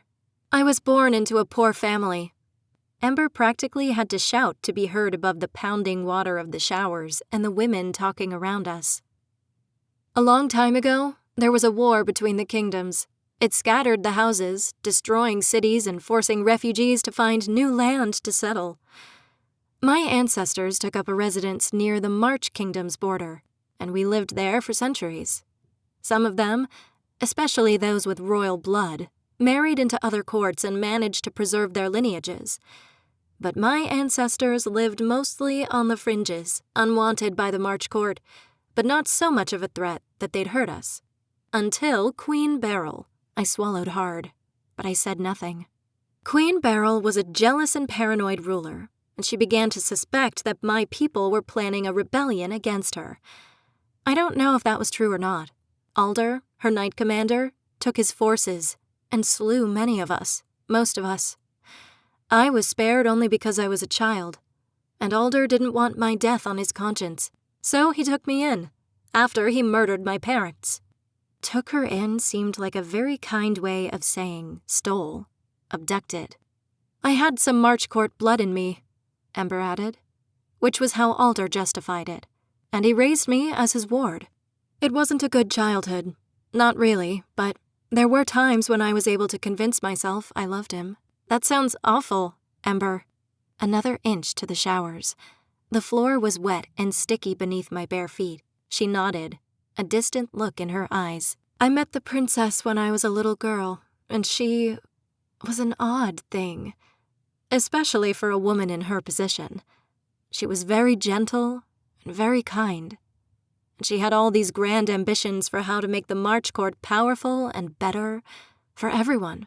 A few years ago, Queen Beryl began trying in earnest to find Quill a suitor, which usually involved touring rival courts and enjoying their hospitality, and with princesses, it's usually customary for them to be assigned a knight to protect their chastity. Really? I asked. That seemed medieval, even for fairies. Ember grinned. The idea is that the knight will prevent the princess from producing any legitimate heirs. While the Fae do not generally care about such carnal activities, a princess's first child is often important. There is the throne to think of. Queen Beryl hosted a tournament for all the women in the kingdom to become that knight, and I won. Quill and I became very close after that. I used to take her flying on my hummingbird. Of course, she has wings of her own, but we liked spending the time together. As I looked at her, I could almost imagine it. I pictured a tiny green and purple hummingbird and Ember's long red hair streaming behind her as she rode it. Like mine, Ember's hair had been made limp and dull by the prison's cheap, sticky soap. But it must have been beautiful before she came here. And she'd spent nearly a whole year in this awful place. Whatever Luna said, it was a miracle Ember still felt like doing anything at all. If I'd spent that long here, I'd just have consigned myself to rocking in a corner probably. That Ember hadn't said more about her strength than anything else. I loved Quill very much, Ember said. I still do. If you win the tournament, will you go back to her? I asked. Ember reached the shower and paused. I don't know. Sometimes I think so. But honestly, I don't see how I can. Even if I'm free and pardoned, that doesn't mean everything will necessarily be forgiven. It doesn't mean I can pretend none of this ever happened, or that she'll be able to either. What if I return home and she's no longer the woman I loved? I don't know if I'm ready to risk that much heartbreak. I couldn't even imagine how awful that must be. Poor woman. Ember stepped into the shower, squaring her shoulders beneath the frigid water. But we'll see, she said wistfully, before turning her back, which was crossed with deep battle scars. When I'd first arrived, I'd been mortified by the lack of shower curtains, but modesty became less important the longer that I stayed here. Now, I watched as Ember ducked her head under the water faucet, soaking it until her voluminous curls became nearly flat. My eyes went to the scar spanning her belly. Was that tied to her story somehow? Her failed romance with Jonquil? "Your princess is a fool," I said softly, "if she doesn't still want you. And really, Jonquil must be. Ember was feisty, confident, and strong. And I suspected when she wasn't getting into fights and using crappy soap and water, she was probably drop-dead gorgeous." Ember's eyes flitted to me, and she smiled. "Well, I already knew that about myself," she replied. "But thank you for confirming it." Ember left the shower, and I stepped in after her. As usual, I moved carefully around the clumps of hair and the ring of dirt clogging the drain. I rubbed the waxy soap over my body and clenched my jaw at the sticky feeling that spread across my rash-infested skin. I didn't see a razor this time. I wondered if someone had taken it to use as a weapon, or plotting their own escape plan later. A spark of envy at that woman's boldness ignited inside me. After I finished showering, I dutifully followed the line of women to retrieve new clothes. Just as I arrived, I found Ember pulling on her shirt. A knot twisted in my chest at the thought of leaving her behind. Maybe it would all end well for her. Maybe she'd earn her freedom, return home, and have a romantic reunion with Jonquil. But somehow, I couldn't see all that happening, which meant, when I escaped, it could be the last time I saw her alive. I lifted the bronze weights one at a time. They were probably only a few grams, but felt like they were at least 10 pounds each. I might have built a little muscle curling them over and over, but I doubted any amount of work would make me more likely to survive the purge. I just didn't have the skills. And I was nothing compared to people like Jackson, who was across the room lifting what probably was his own weight, maybe more. I wondered how much Ember could lift when she was at her full strength. Jackson said the Fae were like insects, and I knew ants could withstand pressure of up to 5,000 times their own weight. That probably made them hard to kill. I only had 9 days to figure this all out. Really, 8.5 days now. Jackson dropped his weights with a loud metallic clang and wiped down his glistening muscles with an old rag before heading toward the fountain for some water. I swallowed hard as his eyes met mine. This was it. Another opportunity to try and win him over.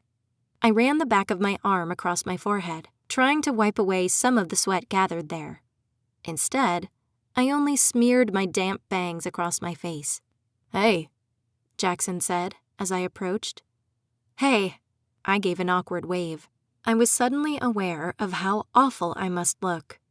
I'd never been very attractive post-workout anyway, and I damn sure didn't look great after spending months in the prison. Admittedly, neither did he, though. The wet curls clinging to his face and neck made him look like the Unabomber. "So, you don't frequent gyms," Jackson said. "Is it that obvious?" I asked, crossing my arms. He nodded and furrowed his brow. "I could show you some things, how to lift better." Jackson was being weirdly nice. I stared at him, trying to figure out exactly what he was angling for, as he followed me back to my station. "You and Michaela hit it off," I said, resuming my arm curls. Jackson gave me a long-suffering look. "You aren't supposed to move your whole body when you do those." "I'm not." He growled and moved behind me. I jumped suddenly as his hands lighted on my hips. "Keep these still." A chill shot through me, and the hair on my arms stood on end. I forced down the panic that rose in my throat. He wasn't doing anything, just standing behind me, but his warm hands on my body made me think uncomfortably of Aldrin. I couldn't remember the last time I'd been touched. "And you couldn't have found a better way to explain it to me?" I asked. He snorted and put a hand against my forearm. "You only need to move your arm. Keep your elbows locked in close to your body. You want to roll your shoulders back and stick your chest out. Keep your spine straight." I carefully followed his instructions, curling the weights to his specifications. "Only 5 grams, he murmured, his breath coming in hot puffs against the back of my neck. You know that's only a couple of paper clips, right? If only you'd been this altruistic months ago, I replied. Maybe you could have taught me how to prepare better. My only knowledge comes from a kickboxing elective, but you look like you've been in a couple of fights. More than a couple. Jackson paused. He stood so close behind me that his chest pressed against my back. I felt myself relax against his warmth in a way that I usually didn't with other people. I'll help you escape, he murmured, keeping his lips close to my ear. I have a few ideas about how we can make this work. I frowned and looked over my shoulder at him, sure I'd misheard. What? I asked, turning my head to meet his eyes. He nodded. But there's a catch. We have to get Michaela out, too. Michaela? I echoed. I know her mother, Jackson said, by way of explanation. She disappeared. Must have been nearly a decade ago now. I need to get her out of here and bring her home, so I might as well take you, too. Then I'll come back and see how many of these fae I can destroy. If I can find it again, a small pipe bomb ought to blow this whole prison into a smoldering hole in the ground. I let out a slow, soft breath. He wanted to leave and come back just to kill a bunch of fae, maybe of whom would probably die in the purge? I shivered. Even if some of these fae were monsters like Aldrin, I couldn't imagine being happy to slaughter them. And what about Ember and Luna? Still, if Jackson was offering to help me, I couldn't afford to refuse. Maybe I could change his mind later, if we actually managed to escape. I had weapons, I had an ally. Now, we just needed a plan. 13. 8 days. For the first time since my arrival, I joined Jackson during our shared leisure time. He wore less restraints than usual, but I didn't ask why. Michaela sat with us, serving as a lookout so she could warn us if a guard or another prisoner came too close while we were discussing our plans. I still didn't understand his sudden change of heart in agreeing to escape with me. He'd insisted that it was just to help Michaela, but something didn't add up, and part of me felt that he must have had an ulterior motive. Still, I wasn't going to pry and risk him dumping me. As best as I can tell, he said, resting his elbows on the table. There are always at least 10 guards patrolling on some sort of bugs. Probably ground beetles, if the guards on the walls rode the same insects as those in the gardens. I didn't know much about the specific species, unfortunately, but I knew some of them emitted secretions. Some only smelled bad, but others burned and stung. But the beetle I saw didn't have pincers at least, so that was a definite plus. Do you know where the main entrance is? I whispered. North of the courtyard, I think, he said. But I couldn't get close enough to see clearly. It's just layers of thick spider webbing. Great, I muttered, picturing giant attack spiders hovering over the exit. So the only way out is through a trap? The cobwebs would be a significantly larger obstacle with us so tiny. We wouldn't be able to just brush it away. The fae probably used magic to lift it. And I knew there were brambles, too. Ember had mentioned getting caught in them during her escape attempt. We know they have birds, he whispered. Hitching a ride is our only option. I frowned, but didn't argue. I knew Ember worked in the stables, but piloting a bird seemed unlikely without her fae abilities, and she'd been pretty clear about not helping in my escape attempt. As much as I disliked the idea of forcing a confrontation with her, it might be our best chance of finding a quick way out. But we couldn't risk everything, counting on Ember to change her mind.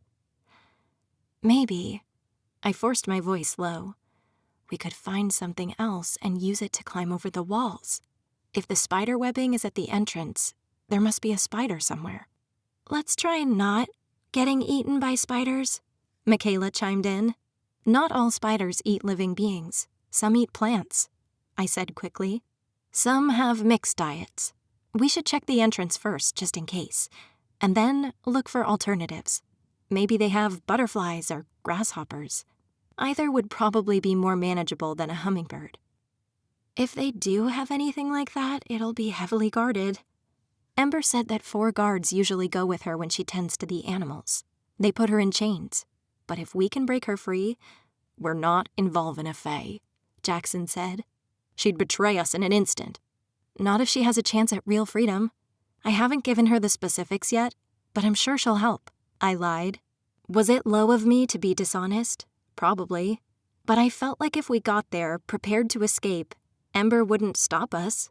She might not join us, but I doubted that she'd sabotage us intentionally. Which wasn't exactly helping, but it was something. Jackson didn't look as though he believed me. His gaze darted to Michaela, sitting a few feet away from us. I could see him mentally weighing the choices, trying to decide whether Ember was a risk worth taking. We'll have to face the guards either way, I argued. If we aren't able to find transportation, we'll have to climb over the walls or go through them. Quiet, Michaela hissed. We fell silent. A spring fae drifted close to us, and Jackson growled lowly. The fae looked annoyed, but moved away. My pulse jumped. It would be so easy for us to be caught, even with Michaela looking out for us. All we needed was for the wrong person to overhear us and tell everyone, and then we'd have no chance. It might be worth a try, Jackson conceded, leaning his head close to mine. But if there's an entrance, I haven't seen it. That means it's likely on the opposite side of the tower. I took my flimsy paper cup of water and placed a finger on one side. So, we're here, I murmured, and it's likely just opposite there. How easy would it be to go around the courtyard? Or is there a way through it? You can't go through it. It's just a small walled area that runs along the side of the prison. And the courtyard walls were too high to climb, so we'd have to either go around the courtyard, cut through the center chamber, which was always guarded. I traced my finger around the cup, trying to visualize how the prison might be constructed. If we walk around it, will we be hidden by the shadows? I whispered. Not as well as we'd like, he answered. But any cover is better than none at all. I nodded, feeling a thrill rush down my spine at the prospect. When are we going to try? I whispered, my eyes darting nervously to the inmates around us. No one was looking at us, or even sitting close. Jackson had a way of keeping people at a distance, and Michaela sat like a sentinel, watching for eavesdroppers. But I couldn't shake the feeling that we were being watched and listened to, and given what I already knew about the Fae prison, some kind of magical surveillance didn't seem out of the question. Any second, I expected someone to go to Borealis, standing at the door, and tell him that Jackson and I were planning an escape attempt. I rubbed my arms to calm my nerves. Jackson, meanwhile, leaned so close that I felt his breath against my cheek. We scout tonight, he whispered, at midnight, and if it looks like a good opportunity to escape, we'll get Michaela tomorrow and try it for real. We've never been to this place before, so we'd better scope it out before we commit. If we're discovered, we can play it off as a midnight tryst, seizing a moment of pleasure before the purge. It's not uncommon. Heat flushed to my cheeks at the idea of being mistaken for Jackson's lover. We only get one chance to really run, so we need to be prepared to face those guards on the walls. That means weapons. I nodded, and if it doesn't look promising, we might still be able to find a weak point in the wall or somewhere in their defenses. And if we couldn't, we'd still have a week left to plan. It was so little time. My blood ran cold and I suppressed the urge to shiver. As Jackson leaned back, his gray eyes hardened in determination. My face grew hot at the intensity of his gaze. Never before had a man looked at me with such focus or such concentration. I realized we were trusting each other with our lives. Lovers or not, a bond of intimacy was being forged that I wasn't entirely comfortable with. We'll make it work, Noelle. Thank you, Jackson. He grunted and shrugged noncommittally. Don't thank me until it's over with. I wanted to lean forward and squeeze his hand, but the gesture seemed inappropriate down here. I fidgeted with my cup, mostly, so I'd have something to do with myself. Nervous energy kept flitting through my fingers, clawing at me from the inside. "Where were you before all this?" I asked. Jackson's mouth pulled down in a harsh frown. "What are you talking about?" "Who were you? What did you do? If you're willing to share," I added hastily. "I can understand why you wouldn't. I just can't help but think about before." "There's no point in thinking about before. Not unless we get out." His tone made it clear that he had no intentions of discussing the subject any further, so I only nodded. Jackson stood suddenly, jostling the table. "I spent a lot of time in soup kitchens. Not that it matters." But it does matter, I thought. The words died in my throat as Jackson left the table and went to settle in a chair across the room. I knew he wouldn't talk to me anymore, not until our next clandestine appointment. Shortly before midnight, the moon rose just above the window in my cell, casting everything in a silvery light. I dug into the earth outside my window and retrieved both the needle and the knife tip, wrapped in a scrap of fabric. Then I went to the door, wedging the metal shard into the tiny hole of the knob. The shank with the needle was tucked into my waistband in case I needed it.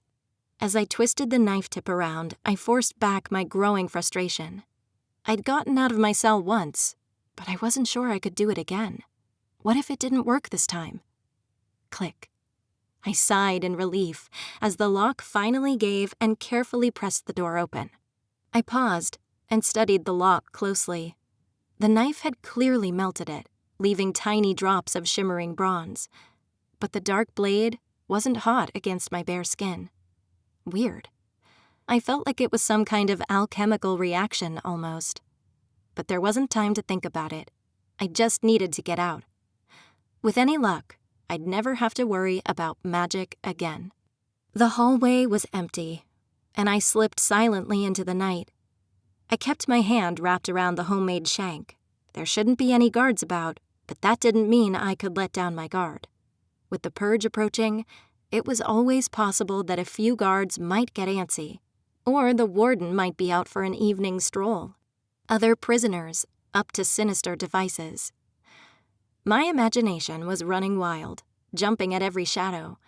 Although I had 2 sharp weapons, they were both too small to do much good in a fight. Having them on me made me feel even more insecure and unprepared. And even if I'd had the best weapons in the world, I wasn't sure I had it in me to really hurt someone. I wasn't a fighter, like Jackson or Ember, and I was definitely no match for the armored guards. But this was worth the risk. If I have to fight in the purge, I'll die. My chest ached, thinking about my mom and Ashley living their whole lives without knowing what happened to me. I had to get out. Just focus on the people I cared about. That would make me strong if nothing else would. As I approached the warden's office, a stream of light fell across the ground. I edged along the opposite side of the wall, carefully ensuring that my shadow didn't fall across the glowing threshold. As I pulled open the door to the courtyard, frigid wind swept around me, chilling me to the bone. I shivered and rubbed my arms as I crept along the wall, obscured by the tangled vines. In the distance, I saw the dark shapes of guards moving on the walls. I pressed myself against the stone behind me and kept to the shadows. My heart pounded so fast, I struggled to draw breath. I jumped when I saw a dark figure moving closer, but when I recognized the familiar outline of Jackson's broad shoulders, I let myself relax just a little. As I sidled beside him, Jackson bent his head. "Let's go," he whispered. I nodded and followed his lead. As we crept along, I tried to quell the doubts twisting inside of me. Jackson could just as easily be leading me into an ambush as a reconnaissance for a future escape. What did I really know about him? Why did I trust him? I tightened my grip on the knife tip. It won't come to that, I thought, and if Jackson betrays me, I'll just find another way. But he was much stronger than me, and we were alone in the darkness. My breath frosted the air, and I trembled, partly from the cold and partly from nerves. I'd never considered that I might be a coward, but I'd never been in a situation like this before either.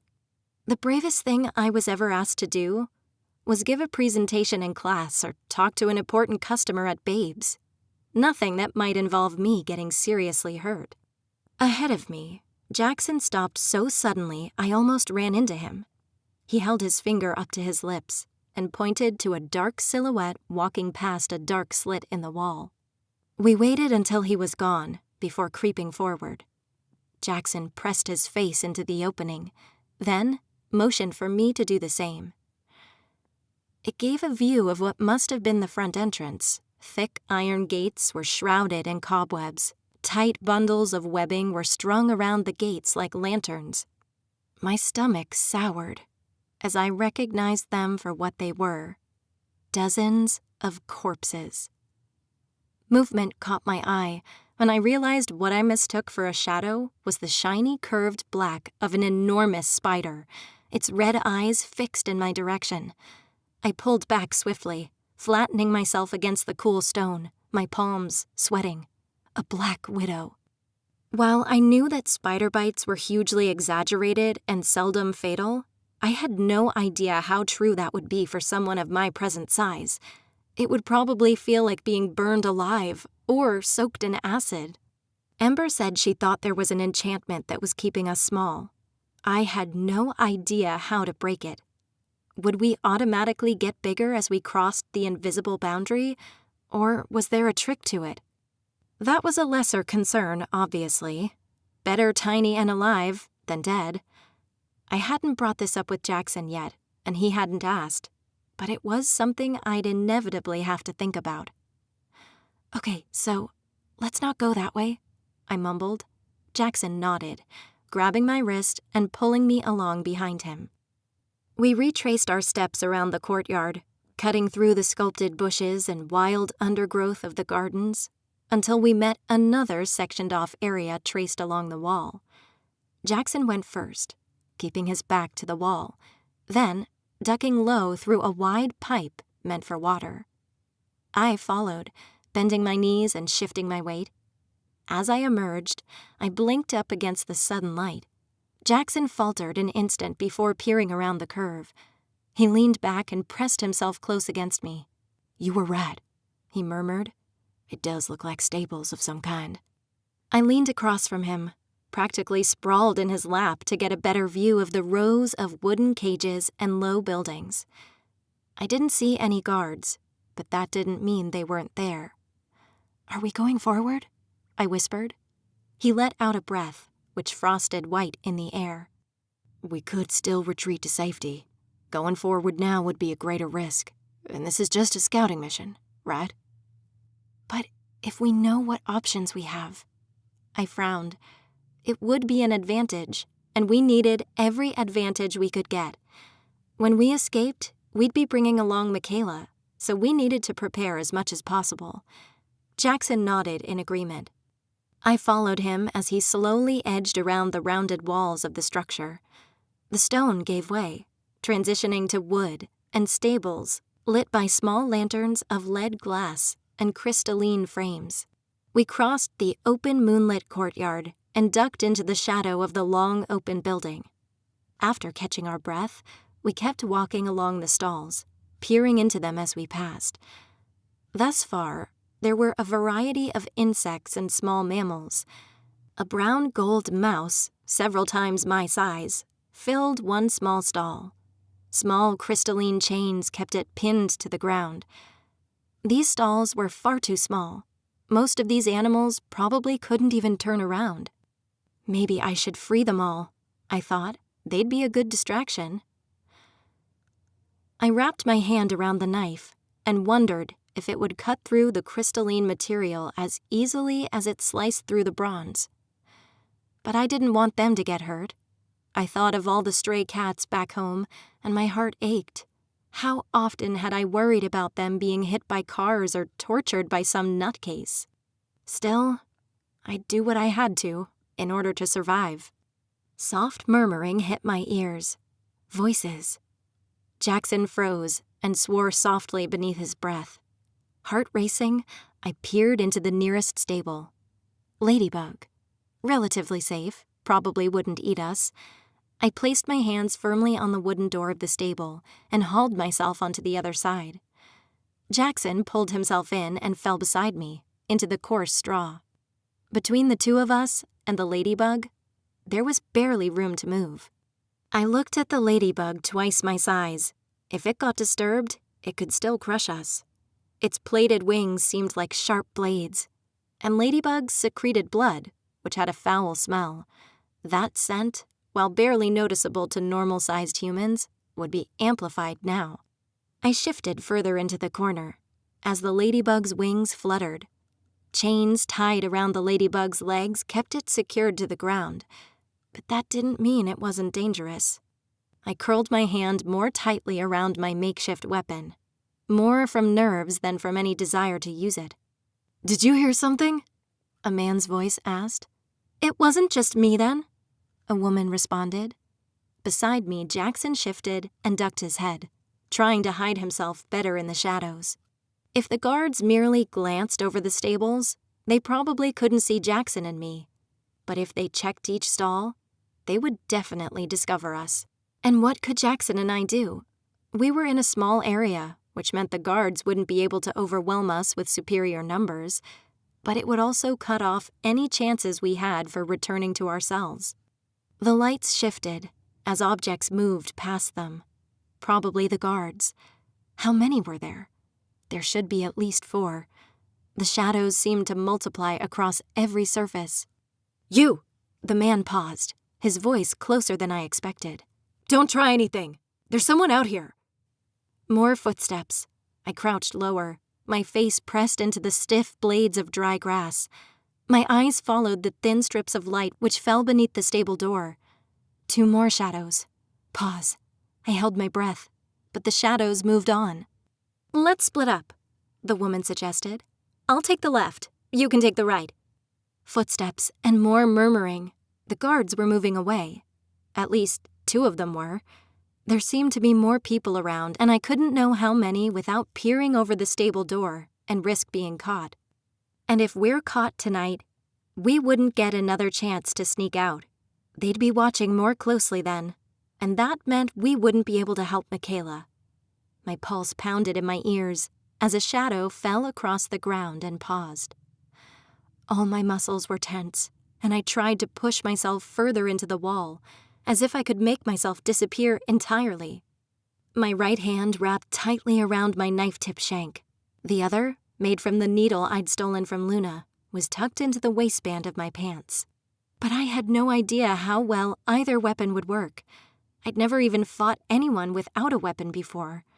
I sucked in a deep breath and forced down the deep swell of panic which rose inside me. Beside me, Jackson clenched and unclenched his fists, preparing for a fight. But a fight would draw attention, and we couldn't afford that right now. I placed my palm against his arm and shook my head slowly. "Maybe whoever it is won't see us." The shadow vanished. Then, without warning, it surged forward. I held back a shout of surprise at the woman who pulled herself onto the stable door, pointing a wooden poker at my neck like a sword.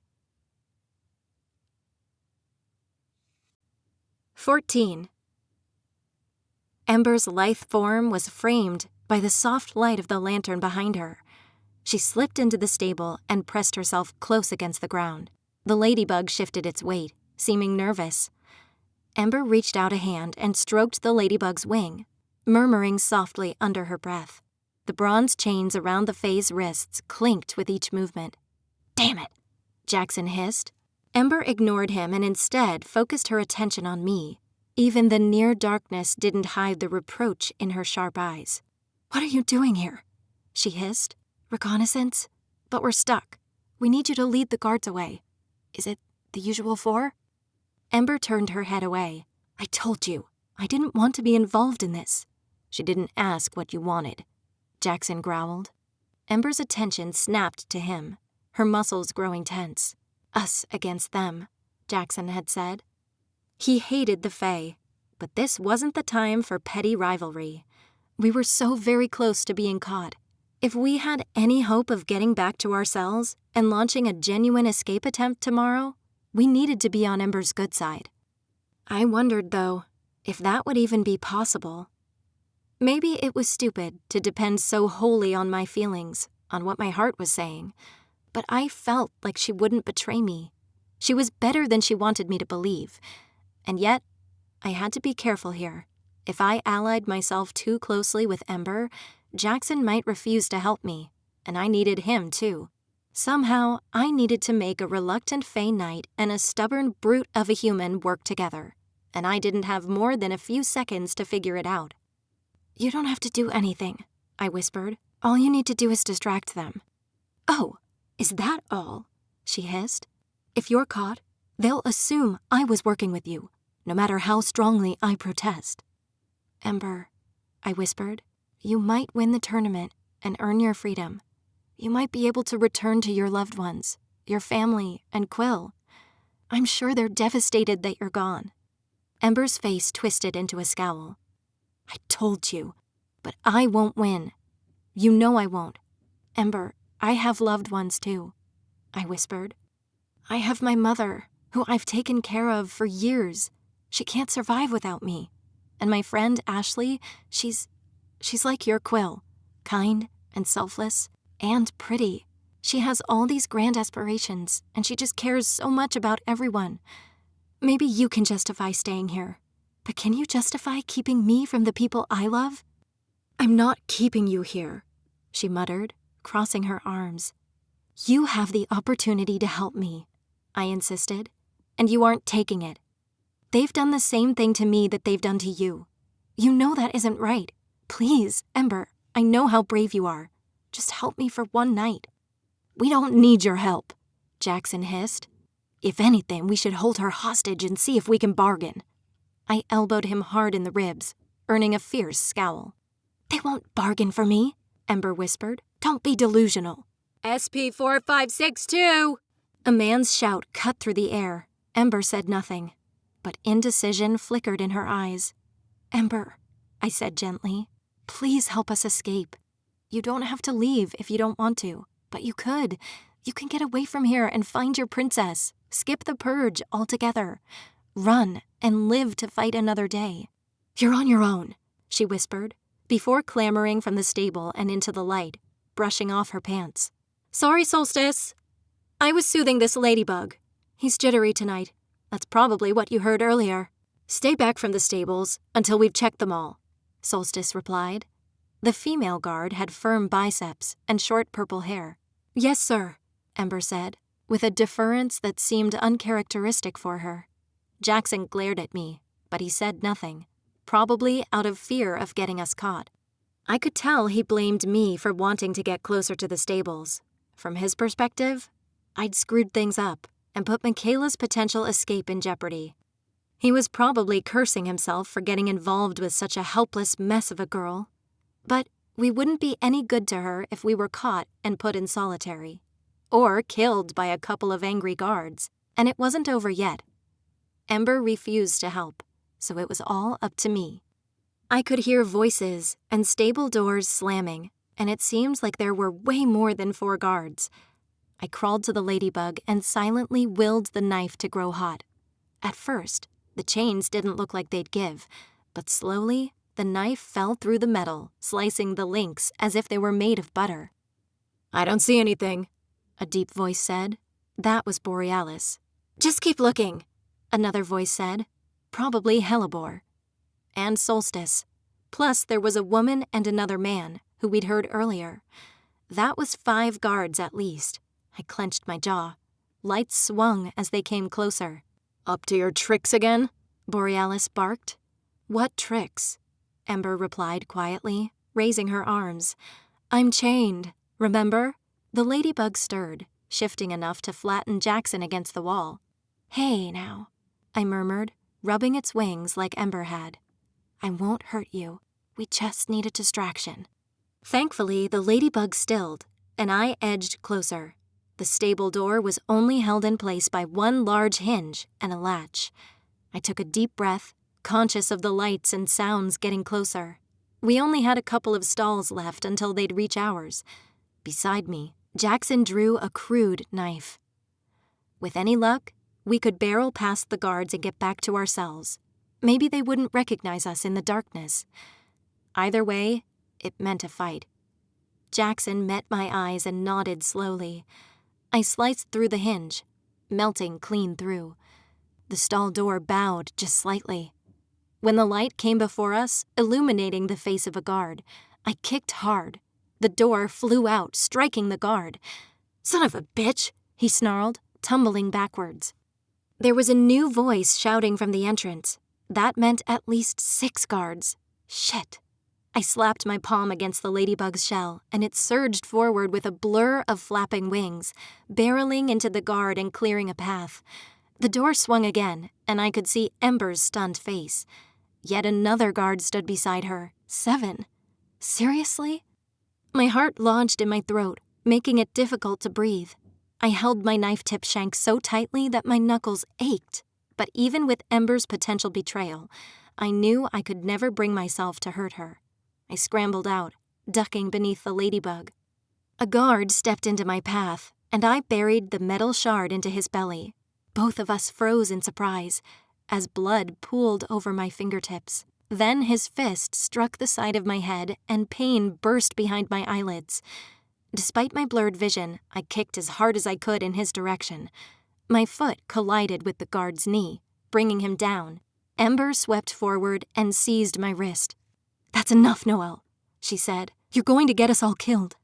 Behind me, I heard Jackson grappling with a guard. "Ember, you're better than this," I shouted. "No, she isn't." A guard went down with a scream as Jackson lunged at Ember. She bolted away in a single fluid motion. Before he could reach her, 2 more guards filled in. Hellebore stepped into my path, his eyes glittering in the lantern light. "Get on the ground," he barked. 7 guards, 2 down, 5 to go. I moved into a fighting stance, my attention flitting to his baton, which cracked with electricity. The weapon came whizzing towards my face. It struck my forearm, sending throbbing pain coursing through me. I kicked hard, striking his shoulder. He grinned, rubbing his arm before closing in again. I was surprised I'd managed to strike him at all. I sucked in a breath, calculating my next move. Maybe if I got in close, the baton would be less effective. Suddenly, arms wrapped around me and hauled me back. I flipped my wrist, burying the knife into a burly arm. With a howl, the guard dropped me. I struck the ground and rolled to my feet, using the momentum to punch Hellebore in the stomach. My blood roared in my ears as I spun around again. I pulled the knife from the guard's arm and forced the makeshift weapon as hard as I could into his chest. It hummed in my palm like a living thing, piercing his armor. I didn't wait to see his response. Instead, I bolted, stumbling over the body of a fallen guard. Jackson and Ember stood in the open, slowly circling one another. 2 guards fled behind them, going for reinforcements, no doubt. We needed to go, and we needed to go now. "You don't want to provoke me," Ember said, raising her chained hands. "You might be strong, but you're still only human. I have centuries of experience in combat. I'm not afraid of you," Jackson sneered. "You don't have your magic or weapons out here. I'll snap you like a twig." Ember laughed harshly. "Oh, please. I could handle a brute like you in my sleep." I wedged myself between them and held my arms out, even though I knew it wouldn't stand a chance at stopping either of them. Adrenaline pumped in my ears, and my hands were sticky with blood. The guard I'd attacked with the ladybug was already stumbling to his feet. The insect was munching grass not far away. More guards would be coming any second. "We don't need to fight," I said. "We all have the same goal here." "No, we don't," Jackson replied coldly. "You and I are humans. We're on the same side. She is a monster, just like those who put us here. She's an abomination." I glanced nervously at Ember, who visibly bristled with fury. "I'm the abomination? If you think humanity is so much better than the Fae, you're a fool.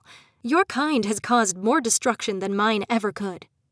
Jackson scowled and tried to move around me. I shifted back, although I knew it was pointless. If Jackson really wanted to get around me, he could. My pulse jumped as I faced him down. "Please," I said. "You don't have to do this." "I told you," he growled, not meeting my eyes. "I'm going to take out every fairy I can get my hands on. You knew exactly who I was before tonight." In a sharp single moment, Jackson lunged around me. He tried to grab Ember, but she skipped back nimbly and moved into a fighting stance. I jumped back to avoid being caught between them. Ember's fist collided with Jackson's jaw, resulting in a loud crack.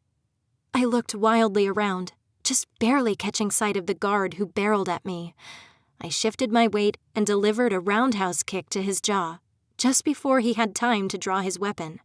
I'd practiced the move 100 times in the gym, against a plastic dummy, but those didn't fight back. Energy coursed through me as the kick connected. He stumbled back, but then seized a handful of my hair and yanked hard. Pain jolted through my scalp as he tried to pull me close enough to get an arm around my neck. I twisted around, driving the knife into his leg. I forced him down with another kick and looked wildly around. Jackson seized Ember's throat, pushing her up against the stone wall, but she kicked at his chest, breaking his grip. He tackled her to the ground and they rolled over the grass, thrashing and pulling and punching. "Stop it!" I hissed, clawing at Jackson's shoulder. "Who's there?" A shout went up. Dark figures appeared, their armor glinting in the moonlight, swords drawn, burly arms. The second wave of guards had arrived, 4 of them that I could see, but I knew more must be coming. Ember kneed Jackson in the ribs and swept from beneath him. She sprang to her feet, and when Jackson stood, her foot collided with his nose. Blood burst forth like a fountain. "Ember, please!" I shouted. We were out of time. I had to win her over now or never. My fighting experience was dismal, and although I'd fight tooth and nail with my shanks, I knew I didn't stand a chance against experienced, fully armed guards. Jackson was already fading, panting heavily, his face smeared with blood. He'd never be able to best her and 4 guards before more reinforcements arrived. "The next time you see me, you'll have to kill me. Is that what you want?" Ember's head snapped to me, and her eyes softened. Jackson made for her again, but Ember ducked beneath him. When the first guard ran forward, his sword aimed at Jackson's ribs, Ember stepped calmly back, raising her chained hands in submission. I swept the guard's legs from underneath him. The guard rolled to his feet, but Jackson seized his arm, pulling it behind his back.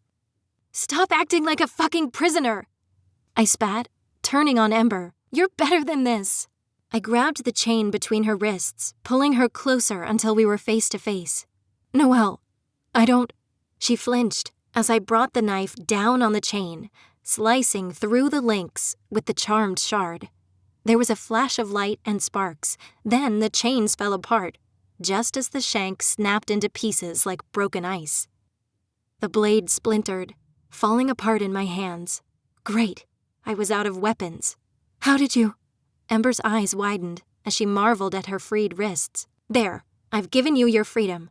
Now give me mine." She hesitated for a fraction of a second. Then her features hardened with resolve. "What do you need?" she asked. "A hasty exit from this hellhole?" I smirked. "Hummingbirds," she said, pointing to a thin row of stalls set against the shadows of the prison fortress. "Grab one. We'll hold them off." I heard the footsteps of the other guards fast approaching behind me. I dropped the broken shank and grabbed the needle from the waistband of my pants. I spun around and stabbed the first guard as hard as I could. The needle sank into his shoulder. I barely felt the blade pass through flesh and muscle. Suddenly, it struck bone, sending vibration up my wrist when I pulled the needle free. Blood gushed out over the white uniform. And the other guard was on us. I twisted around with my shank, but pain and light burst into my vision. Belatedly, I realized the guard had punched me in the face. Dull, heavy pain sprang from between my eyes and across the bridge of my nose. I stumbled back, dazed. The guard before me, Borealis, I realized dimly, snarled and drew his baton. I stumbled over my feet, trying to back away, but before Borealis could strike, Jackson smashed his fist into the guard's jaw. They were fighting, but I knew there would be more, and more. We needed transportation, and we needed it fast. As they fought, I ran past them, my vision blurred, and I half collapsed against the stable door. Focus, I thought, willing myself to keep going. There was a ringing in my ears and a heaviness to the world, but still, I forced my feet to move. I was almost free, but I had to hurry. Ember and Jackson could only hold off the guards for so long. Beetles, rats, and even a couple of squirrels were all penned inside. My heart hammered against my ribcage, and a newfound fear shot through me. They were all bigger than me now, and I had no idea if I'd be able to ride them, much less rush in and help Ember or Jackson before they were overwhelmed by the guards. I saw a flash of red and stopped before a pen, my heart in my throat. The hummingbird was as big as a horse, with a wicked-looking beak, a thin rope wrapped around its leg, keeping it tethered inside the pen. The chains must be too large to properly hold it. I knew that Ember could ride hummingbirds, presumably well. She'd been a knight, after all. I tore open the pen door, letting it slam on its hinges. The hummingbird danced back, its wings contained by the tiny pen. "Hey now," I said, making my voice soft. "It's all right. I won't hurt you.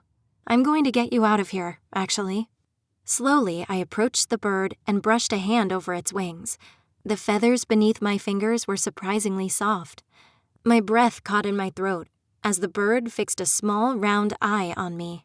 Carefully, I crouched down and began loosening the knots binding the bird to a small, crystalline hoop set in the side of the pen. The hummingbird chirped and danced, as best as it could in the small space. Once it was free, I suspected the bird would become a force to be reckoned with. Its long, dangerous beak looked like it could take my head off. I sucked in a deep breath of air and untied the last knot. The bird remained still. I grimaced at the pain in my skull and forced myself to ignore the grunts and shouts behind me. Who was winning? Hopefully Ember or Jackson. Hopefully more guards hadn't arrived yet. Animals could sense if you were nervous. I needed to be calm. Slowly, I approached the hummingbird, letting the rope hang slack.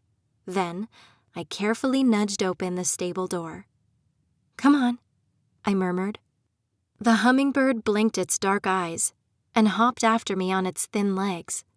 Despite my best efforts to keep calm, my knees shook as I backed from the stable. Once we were outside the stall, the bird spread its wings. "Wait!" I exclaimed, wrapping the rope around my hands. If it took off now, I'd be dragged along behind it. "Stop her!" Solstice's voice cut through the air like a knife. I whipped around. There were 5 guards now. Borealis was down. His partner was gone.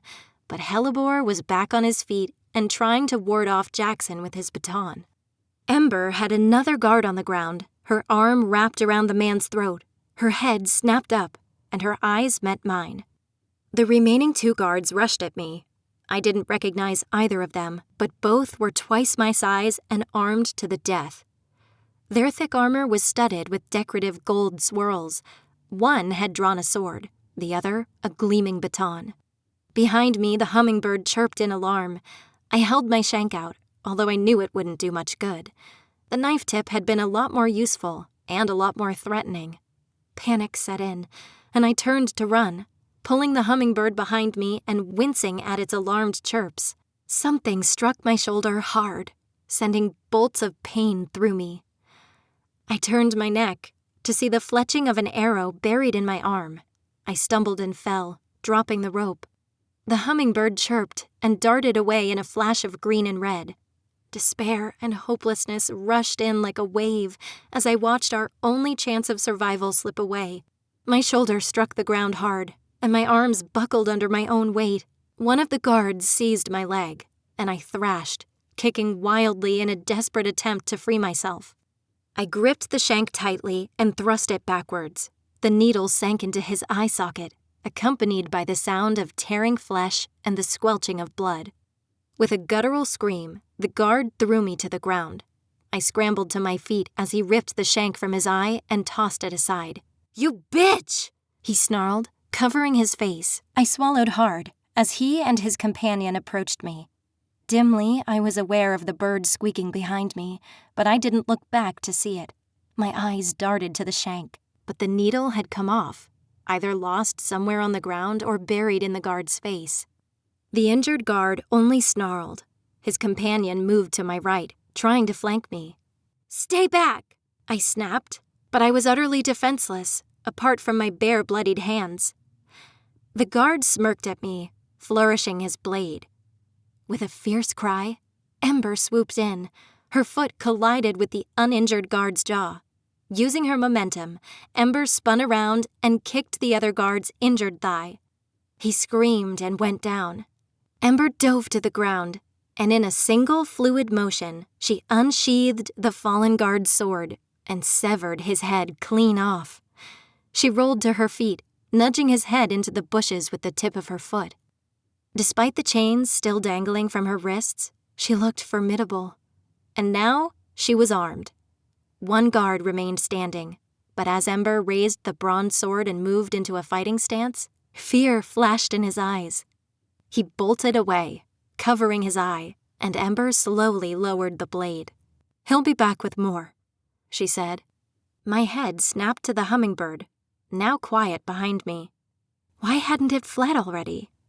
I frowned and carefully picked up the end of the rope, but the bird still made no moves to fly away. Maybe it had been trained not to, or maybe Ember was exerting some sort of influence over it, keeping it calm. "We have to go," I said, my eyes meeting Ember's. "If we're going to escape, we have to do it now." Jackson lumbered towards us, blood pouring from a deep gash in his collarbone and seeping through the fabric of his shirt. "We are going," he snarled. "She isn't. We can't leave her here," I argued. "She's fought the guards now. They'll be looking for her. They might hurt her." "I don't care if they hurt her." "I don't care what you think," Ember interrupted. "It's safe to assume I'm the only one who can ride this thing. You wanted to force my hand? Fine, you win. Get on, or we're leaving you." "But Michaela," Jackson began, looking at me, and then back over his shoulder towards the prison complex. "We promised her." My heart ached when I thought of Michaela, but I shook my head. "I'm sorry, but we have to leave. We'll never have another chance like this. Staying won't help her now. But if we get out, we can formulate a plan. Maybe we can come up with a way to save her. We'll be stronger free than we are as prisoners. You know it's true." Jackson growled and crossed his arms, clearly not believing me. Deep down, I didn't believe myself. I was choosing myself over Michaela, and we both knew it. "Just leave him," Ember said, waving a dismissive hand. "We don't need him." A new brightness came to her face and eyes as she approached the hummingbird. She raised a shaky hand and gently smoothed over the bird's red chest. The bird chirped quietly as Ember knelt and untied the knot from around the bird's leg. Jackson growled and clenched his fists. "Do we have to take the damn bird?" Yes, we do," I said, pointing at the main entrance. "Spider corpses, remember?" Ember swept a leg over the bird's back. She held the guard's gleaming sword in one hand. Her other hand she extended to me. The chains clinked and shined in the soft glow of the lanterns. "Stay if you like," Ember said curtly. "I'm getting out of here." I swallowed hard and held Jackson's gaze. "We need to stay together," I rasped. "We'll do better that way." He scowled, and reluctantly, I turned and took Ember's hand. She pulled me onto the bird behind her. I tried not to look at Jackson's tormented face. I disappointed him, betrayed him by leaving Michaela and siding with Ember. But I had to escape. I had to go home. And Ember had a sword and a bird. She was a knight with centuries of experience. Fae or no, I'd be a fool not to accept her help. And Jackson would be too. "Just until we get outside the walls," he snapped. "Not a second longer." "Agreed," Ember replied.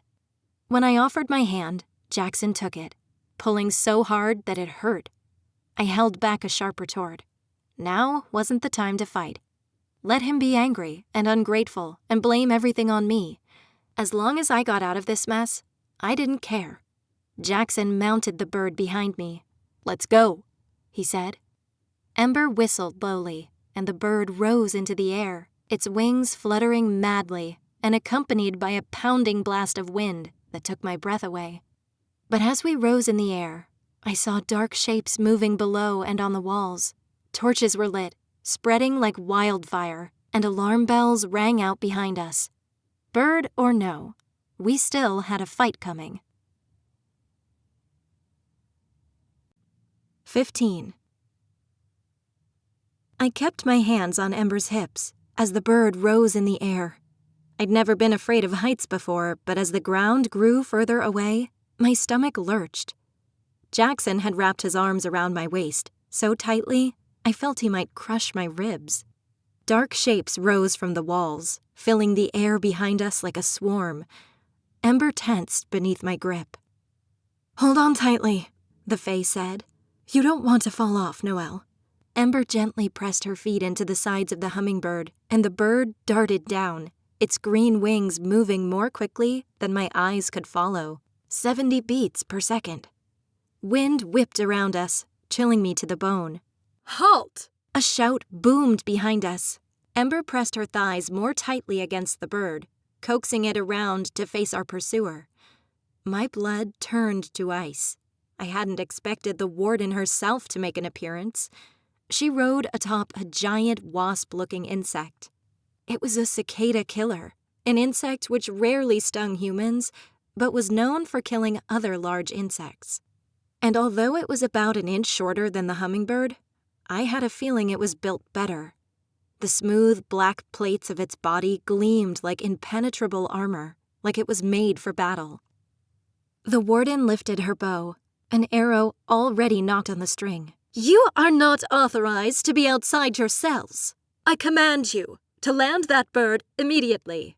"Not going to happen," Ember retorted. She ducked to the side, zipping in a chaotic loop, but Astra's mount remained on our tail. I glimpsed back to see that she'd closed the distance. Astra's eyes flicked around Ember. "H2159, I'm surprised to find you involved in this. After everything we've shared, everything I've given you, you were my bet for winning the purge. You could have had your freedom then." Are you really going to throw away that chance in a haphazard escape attempt? Jackson's grip on me tightened so much that I winced. She was trying to turn us against one another. "Jackson," I whispered quickly, "don't let her rattle you." Astra's harsh laugh split the air. She raised her bow, her fingers hovering on the string. "So, you're the instigator. I'd assumed it would be spring here. How do you imagine this ending? Even if you did manage to escape, Prince Aldrin will never let you go. You have no idea how vindictive Fae Royals can be." If Frosty Boy really was such a threat, I replied, gathering my courage, he wouldn't have grabbed me while I was asleep. I suspect that sick fuck only beats up women when they're bound in chains. "Enough talk," Ember said quietly. The hummingbird swooped down, so fast I felt my stomach rise through my throat. I bit back a scream as the guard rushed to us. At the last second, the bird shot upwards. Jackson's fingers dug into my belly just above my ribs. My hair whipped around my face, stinging as it struck my cheeks and eyes. Astra was close behind us. Whiz! Thunk! An arrow whistled past, only narrowly missing us, and struck the grass. The hummingbird turned again. Ember was trying to shake the warden, but to no avail. My heart raced. I tried to think of a plan, of anything I could do to help, but the wind stole my thoughts away. I felt so useless, like empty baggage clinging to Ember. It felt like being strapped in a roller coaster and all I could do was keep from throwing up. Think.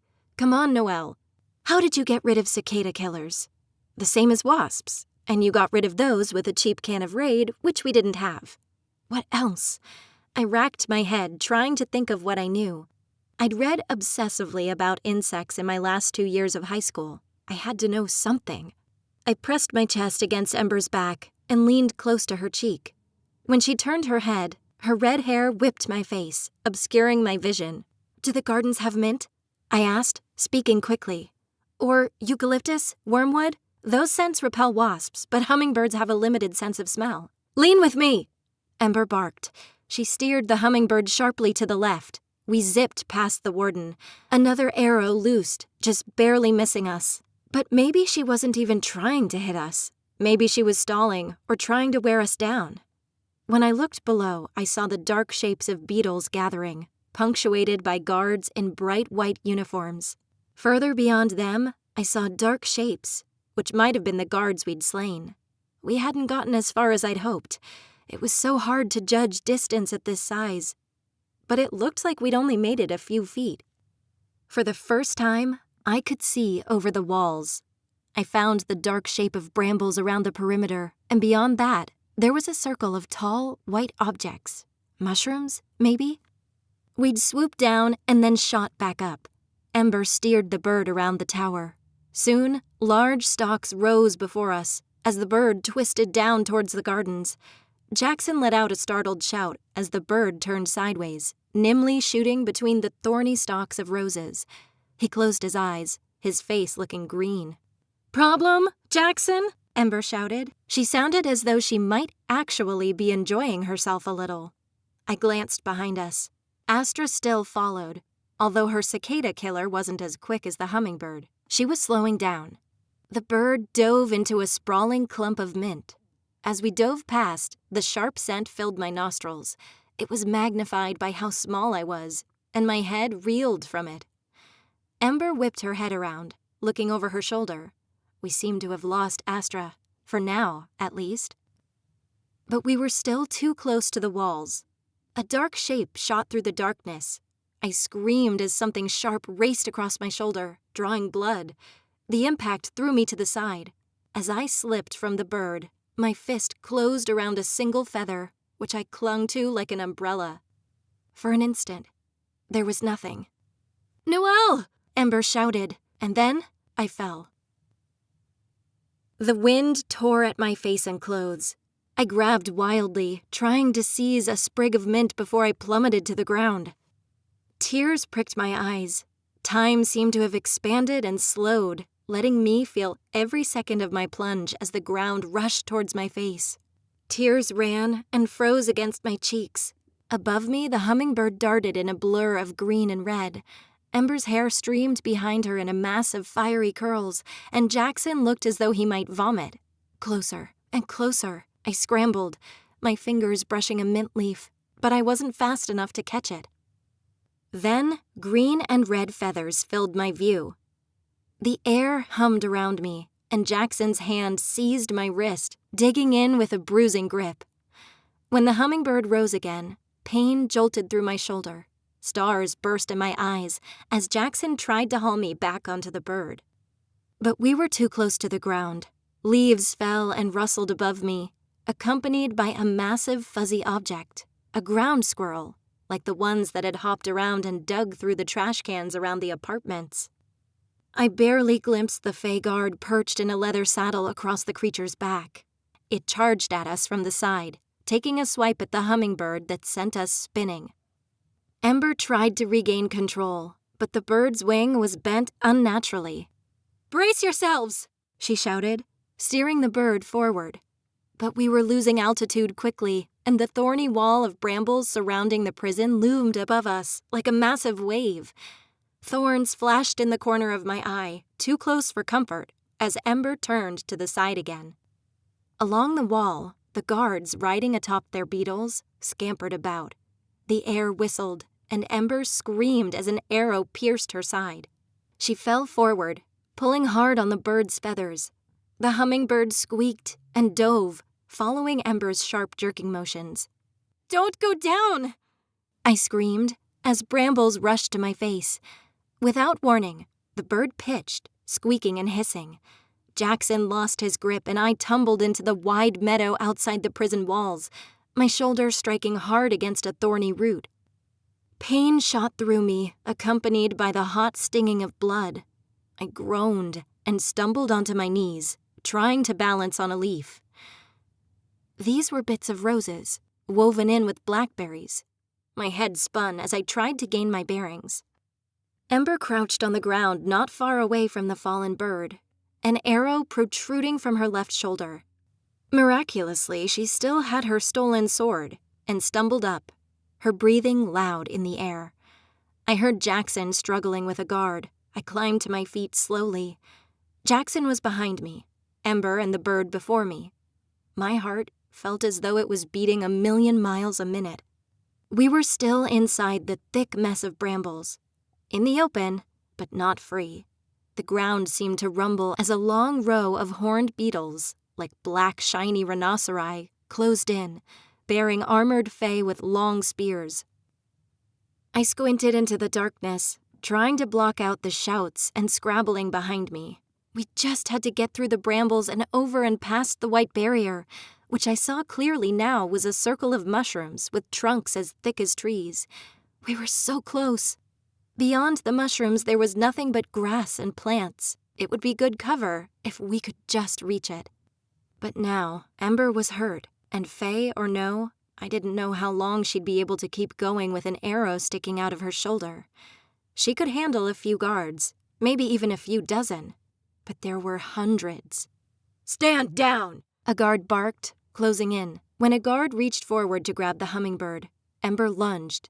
She flipped over the bird with supernatural agility and drove her sword through the guard's uniform, staining the fabric and the blade red as she drew the sword out once more.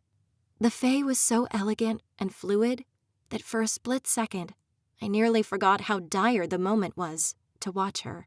But I didn't have time. The movement had startled the hummingbird, and it broke away from Ember, flying straight towards me. I could see the panic on her face as she watched it get away. I leapt at it, my fingers threading into its fine, soft feathers. With a shriek, the bird was airborne. I clung to it and carefully pulled myself onto its back. It spun to the side, favoring its uninjured wing. I had no idea how to ride this bird. I'd never ridden any animal in my entire life, but I swung a leg over its back and pressed my feet behind its wings, just like I'd seen Ember do. Below me, the squirrel crashed through the garden, jumping nimbly through the brambles to give chase. The guard atop it pointed sharply to me and shouted. My pulse jumped as the beetles scattered out of its path. It crashed through them, seemingly as big as an elephant. I knew I couldn't outrun it with an injured hummingbird. Not that I'd leave the others behind anyway, but maybe I could use it as a distraction. I tugged lightly on the hummingbird's feathers, turning it mid-air to face the squirrel. I felt like an ant facing a giant, or Beowulf facing the dragon. If I remembered right, that didn't end well for him. He died. But the dragon did too. I steeled myself, as if hoping I'd accumulated some bravery over the past couple of months. "Let's go!" I shouted. I nudged the bird's sides with my feet. The hummingbird darted forward. The guard's white uniform and the squirrel burst into my vision. His face contorted in surprise as we nearly collided, the hummingbird rearing back in a rush of colorful wings. I took a deep breath, held it, and jumped. I flailed forward awkwardly, grabbing at the guard's shoulder and curling the fabric of his cape beneath my fingers to break my fall. He shouted and twisted around, trying to reach for his baton. I landed on the squirrel's back leg and grasped thick handfuls of the animal's fur.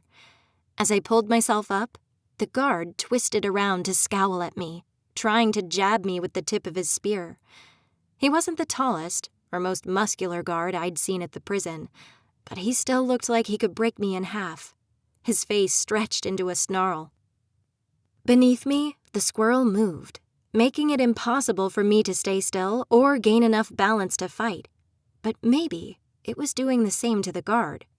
I shouted and tugged on the squirrel's fur, trying to force the animal to turn. "Come on!" I snapped. The squirrel chattered and reared. It twisted and wove through the grass, clawing through the brambles with ease. Swearing and flailing, the guard dropped his baton and clung to the animal with both hands, which was bucking like a wild bull. He tugged desperately on a small set of reins, made out of some shiny hair-like thread. I lunged as best as I could and seized the reins, tearing them out of his grip. My momentum swung me beneath the squirrel's chest, dragging me against the ground. Its white belly filled my vision as I yanked hard on the reins. Chattering angrily, the squirrel bounded over the grass, trying to rid of me. "Move it," I hissed. "Just knock that damn guard off." The squirrel bolted up the brambles, briars tore against my back and pulled at my clothes, but still, I kept a tight hold on the reins. I had to get back to Ember and Jackson. I had to save them. My blood thundered in my ears as I clutched fistfuls of fur and hauled myself up the side of the moving beast. I yanked on the reins, and the squirrel jerked hard to the right. Beetles and guards fell away, hissing and screaming in panic. Ember shouted. I caught the merest glimpse of her hair, and then she was gone. I heard a grunt and clashing metal. Then, a thud echoed in my ears. The guard who'd been riding the squirrel fell beside me and didn't move. Abruptly, the reins went taut, and the squirrel halted. I released the reins and scrambled to my feet. Ember, part of an arrow still buried in her shoulder, sat atop the squirrel. "We're getting out of here," she said. "Now." When she extended her hand to me, I didn't hesitate in pulling myself up behind her, struggling to put my legs up and around the animal's neck. Jackson was before us, bleeding and surrounded by guards. "Ember, don't leave him," I whispered. "Please." As I wrapped my arms around her waist, Ember tensed. "He'd deserve it," she said. But she snapped the reins and the squirrel bounded towards Jackson. Guards fell away in a panic. The squirrel leapt over Jackson, flattening a handful of guards beneath its paws. Only then did Ember halt the animal. "Get on, hurry," she barked. Jackson pulled himself onto the squirrel behind me, and Ember leaned to the right, tugging on the reins. The squirrel shot off through the brambles, weaving through the thick thorny vines and hanging leaves. Its feet struck the grassy hill on the other side, and as we rushed down, arrows fell around us like rain. Worse, the air behind us filled with humming and hissing. The guards were pursuing us with swarms of insects, and God knew what else. When would we become bigger? Ember said she thought it was an enchantment that kept humans small inside the prison, but the rocks and tree roots were still massive compared to us, and it felt like we were moving at a snail's pace. The ground rumbled. I looked over my shoulder, my hair whipping and stinging against my neck, and I wished I hadn't. Guards pursued us atop squirrels and chipmunks, and we just weren't going to make it much further. Without warning, a hawk burst from the sky. Ember screamed and forced the squirrel aside. The bird's talons bore down on us, and all my fear and anxiety bubbled to the surface. This couldn't happen. I couldn't let it. I'd gotten out, and I didn't want to die. Panic rose within me as the hawk's talons swiped at Ember's face like spears. The fae drove the squirrel, which bolted up a nearby tree. I fell onto something white and soft. We'd reached the ring of mushrooms that spanned the prison. Something hot and hard curled in my belly. I was so tired of falling and being thrown around. I climbed to my feet, and as the hawk and guards bore down on us, I screamed. Jackson grabbed my wrist and jerked me from the circle of mushrooms. "Come on," he snapped. The spongy flesh of the mushrooms gave beneath my feet. It felt like running on a mattress. I stumbled after him, but the world seemed suddenly fragmented and off-kilter. Some strange wave of a feeling rose inside me, so suddenly that I felt as if my heart would beat out of my chest. The world blurred around me and fell into a maelstrom of muddy, indistinct colors. And suddenly, as if someone had flipped on a light switch, everything shifted into brilliant clarity. The insects before me were minuscule, and I towered over them. We must have finally got outside the boundaries of the enchantment. What had been a fierce contingent of soldiers only moments ago were so small I could barely see them, and moving so slowly. I bore down with my enormous shadow, dragging my foot through the fae armies and scattering them. The armored guards were so small, I wouldn't have even noticed them if I didn't know they were there. In moments, they disappeared under the fallen leaves, ducking for cover. I grinned triumphantly as they retreated. Then, Ember's soft groan hit my ears. She was still hurt. We weren't out of trouble yet. 16. As I approached Ember, she gripped the arrow shaft and snapped off the end, throwing the feathered part of the shaft to the ground. Jackson growled, rolling to a sitting position. Despite Ember's injury, he didn't look remotely sympathetic. Cuts and scrapes ran up his arms, and a deep purple bruise was forming under his eye. He held his ribs gingerly as he scanned the woods for new threats. "Ember, wait!" With a growl, the Fae shoved the shaft clean through her shoulder. A fountain of blood burst forth, and I rushed forward, hastily pulling up my shirt and trying to push it against her injury. Ember shoved me back and narrowed her eyes. "Don't worry. I'll heal quickly outside the prison. I've suffered worse than this."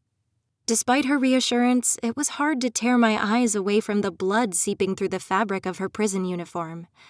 Hesitantly, I offered my hand and helped her to her feet.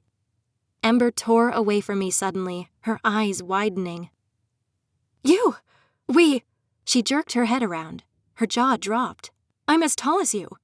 "No, I'm taller than you." Ember pressed her forehead against mine. Her breath came in quick, rapid pulses. She was taller than me, by about a couple of inches. Maybe 5'8" or 5'9", but I couldn't see how it mattered. Our proportions hadn't changed at all. "Congratulations," Jackson deadpanned, lumbering to his feet. Ember didn't have a snarky reply, like she usually would have. Instead, she went onto the balls of her feet and ran her finger along a large, sprawling tree branch that ran over her head. She groped at her prison uniform. "This isn't happening. This isn't possible." I gave Jackson an exasperated look. Was he really going to keep being so awful to Ember after she'd just help us escape? Hot fury rose inside me, my desire to tell him off at odds with my desire to keep us together. But then, I realized there was no point. We escaped. That's all we were trying to accomplish, and I was tired of playing babysitter. Ember spun around, looking disoriented. "Why am I big?" "We stepped out of the boundary," I shrugged. Must have been the mushrooms. I nodded down at the ring of white and brown mushrooms, innocuous sprouts as big as my palm. I could see them a few feet away, forming a loose ring, but I didn't dare step any closer to inspect them. "But the enchantment should have kept you small. Leaving the ring returned you to your natural state. It shouldn't have made me large. I'm huge. There has to have been something else. And how did you do that thing with the knife?" She stumbled over her feet like a newborn foal, glaring at me with suspicion. "Maybe it was some other enchantment?" I offered. "But that doesn't—" She trailed off, holding out her fingers and touching a leafy branch, with an expression of disbelief. "Let's put some distance between us," Jackson said, trudging through the grass and trees. I followed him, keeping close to Ember. She stumbled clumsily and paused often, examining her surroundings. It seemed that she kept drifting between horror and awe. I followed them down the grass and through the trees, and I sucked in a deep breath when I found the edge of the road. "Ginebra Road?" Jackson said, pausing before a street sign. I barely dared to breathe as I approached the sign. We were at the intersection of Ginebra and DeSoto. We were still in Port St. Joan. I knew Ginebra Road.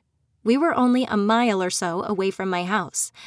I laughed in relief, taking in the cold air of dawn. "I know where we are.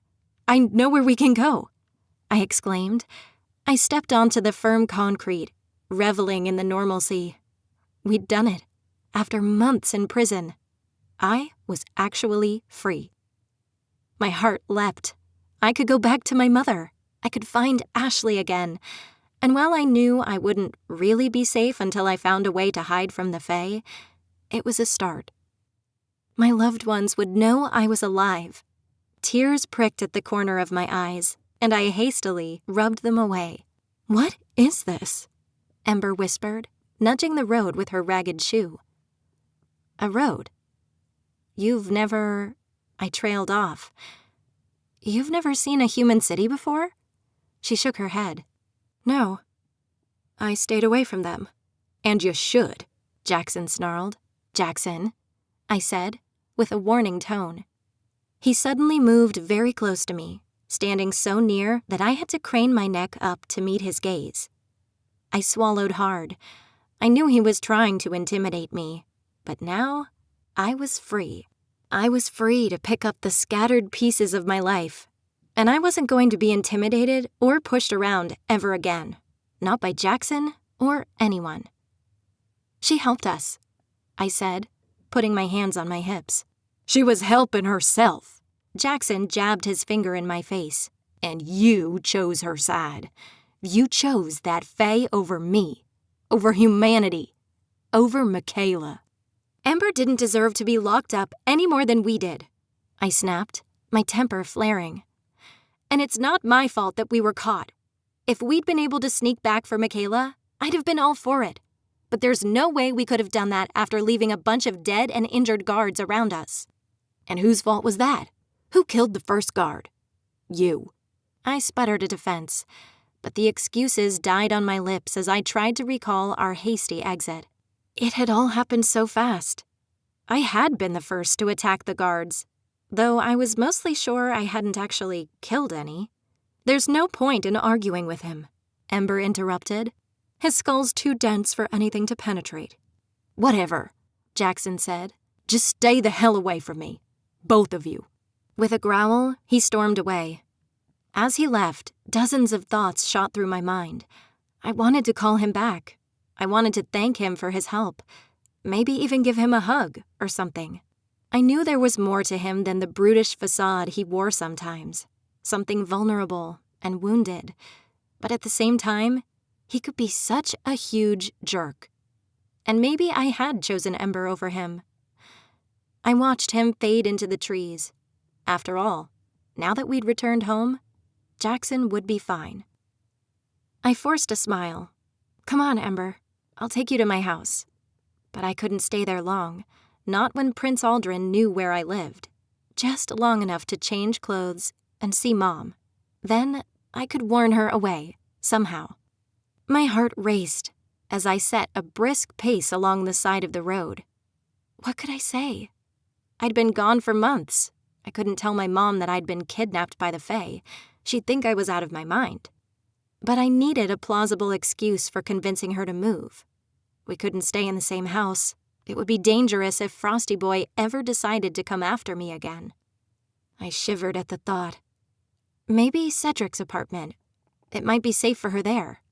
I could hole up in a hotel or something for a few days, and then maybe catch a bus across the country. We could figure out where to go from there. Maybe Ember could return home and get help from her princess somehow. I knew that was wistful thinking at this point, but I needed something to go right. Lights flashed as a car drove by.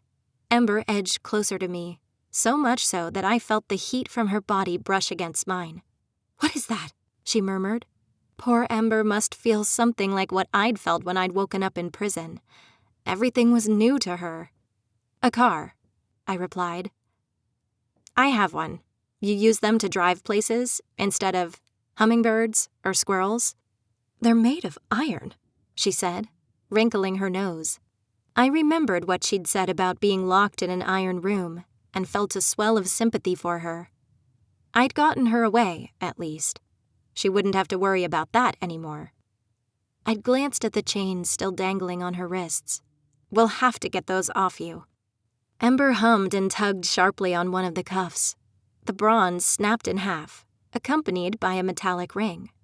She grabbed the other and broke it just as easily. Problem solved, she said. I swore softly. That was one way to solve the problem. Ember nodded and rubbed her wrists. Fae metals are bonded with crystals and charged with magic. That makes them brittle outside enchanted areas. She kept shooting distrustful looks at the passing cars, as if she anticipated being run over at any second. As we neared the apartments, my heart thudded in my chest. A sudden numbness spread over me, washing away all my thoughts. I was almost home. Back to Mom and our crappy apartment. Back to the stray cats. God, I hoped Mom or Cedric had bothered to feed the poor things. This is where you live? Ember asked. Yes, I replied, although I barely heard myself. Yes. Here. As I approached our apartment door, I saw the fluorescent orange notices taped to the door and the flyers that littered the ground. My chest ached. I froze on the pavement, my eyes tracing over the thick black letters of the word eviction. I put my hands over my mouth, half fearing that I might scream. No, it couldn't be. With a trembling hand, I pounded my fist on the door. Still, nothing. But it had only been a couple of months. She couldn't be far away. "Please answer," I whispered. "Please." But the door didn't open. I peered sideways and noticed the broken window, the pile of jagged glass. I stumbled backwards, my heart pounding. The world felt suddenly claustrophobic and airless. My belly lurched, and I swallowed back the taste of vomit. After everything, this couldn't be happening. This had to be a mistake. Mom couldn't be gone. She couldn't have left me. With a burst of frantic energy, I seized the doorknob, twisting and turning frantically. But the door refused to open. "Mom!" I exclaimed. "Mom, please!" I pulled on the knob, jiggling and turning, and when nothing happened, I leaned my shoulder against the door, as if I might, by some miracle, force it open. But even then, the crappy door didn't budge. She wasn't here. My breath hitched, coming in uncomfortable spurts. I thought I'd get home and leave it all behind me, like a bad dream. But I hadn't. I'd brought it all with me. The guards I'd stabbed, even the itching rash across my chest. I sank down, struggling to breathe. I thought I could wrap my old life around me like a comfort blanket. But now everything was gone. I knew I was overreacting, but I couldn't control the rising panic. I couldn't force down the cold sense of dread settling in my belly. "I'm sorry," Ember muttered. I nodded, trying to work past the lump that rose in my throat. Tears pricked my eyes. It was like I couldn't keep myself steady. All my emotions kept fighting one another. I wanted to be strong and sarcastic, like I had before all this. But any time something in my old self emerged, all my newfound anxiety and insecurities came flooding to the forefront. "She's fine," I finally rasped. "I'm sure she's fine. She's probably with Cedric. But he lives across town. We'll try Ashley. Surely she would be in the same place, wouldn't she?" My pulse jumped as Ember and I crossed the parking lot, cutting through back alleys towards Ashley's apartment. Cheap strands of silver tinsel and Christmas lights decorated the nearby trees. It looked exactly like it had last, something which I noted with growing apprehension. I scanned the parking lot, looking for her familiar blue car. My heart sank when I couldn't find it. That didn't mean anything. She might be in class or at work. Still, my heart raced a mile a minute as I went up the familiar set of stairs, Ember following at my heels. There was the familiar welcome mat I'd bought her as a present years ago. "Come back when you have tacos and booze." My arms shook as I knocked, but it was probably just from the cold. No answer. I went onto the balls of my feet and reached up to the eave, groping along the metal for Ashley's spare key. My breath caught in my throat as I felt the smooth metal grooves of the key. I pulled it down and shoved it in the lock. With a faint click, the tumblers twisted. I slowly opened the door and inhaled the heavy smell of scented pine cones. When I flipped on the light, Ember jumped, but I hardly noticed. There was the dull brown carpet and the battered floral sofa. Books were scattered throughout the one-bedroom apartment, over the kitchen counter, the tiny coffee table, and in stacks on the floor. It was just as I remembered it. It smelled like cinnamon vanilla, Ashley's favorite winter-scented candle. I closed and locked the door behind me, and felt a sudden heavy weight lifted from my shoulders. My mom might be gone, but Ashley was here. She was fine, and so was I. As joy and relief blossomed inside me, I leaned against the door. Ember shifted next to me, and my eyes landed on her bloodied shoulder. She didn't seem to be in pain, but it was better to be safe than sorry. "Come on," I said quickly. "Follow me." I led her to the bathroom, overflowing with brightly colored bottles of hair products, a half-dozen expensive-looking bottles of perfume, and makeup scattered all over her tiny sink. Ember paused by the doorway, looking odd. I pulled out a bottle of isopropyl alcohol and a washcloth from the cabinet under the sink. Here, we can clean up your injury. Ember barely flinched as she pulled off her shirt and tossed it to the floor. Blood spread in streaks down her arm and over her bra. I doused the cloth in alcohol and gingerly wiped away some of the blood. This might sting, I said. Ember's lips quirked into a small smile. I think I can tolerate a little stinging. I forced a grin, fearing the worst as I slowly wiped the blood away. But as I revealed skin, I saw no injury, and only a thin, narrow line cutting across Ember's shoulder. See? She asked. I heal very quickly. Very quickly. Odd, I traced a finger over the thin line.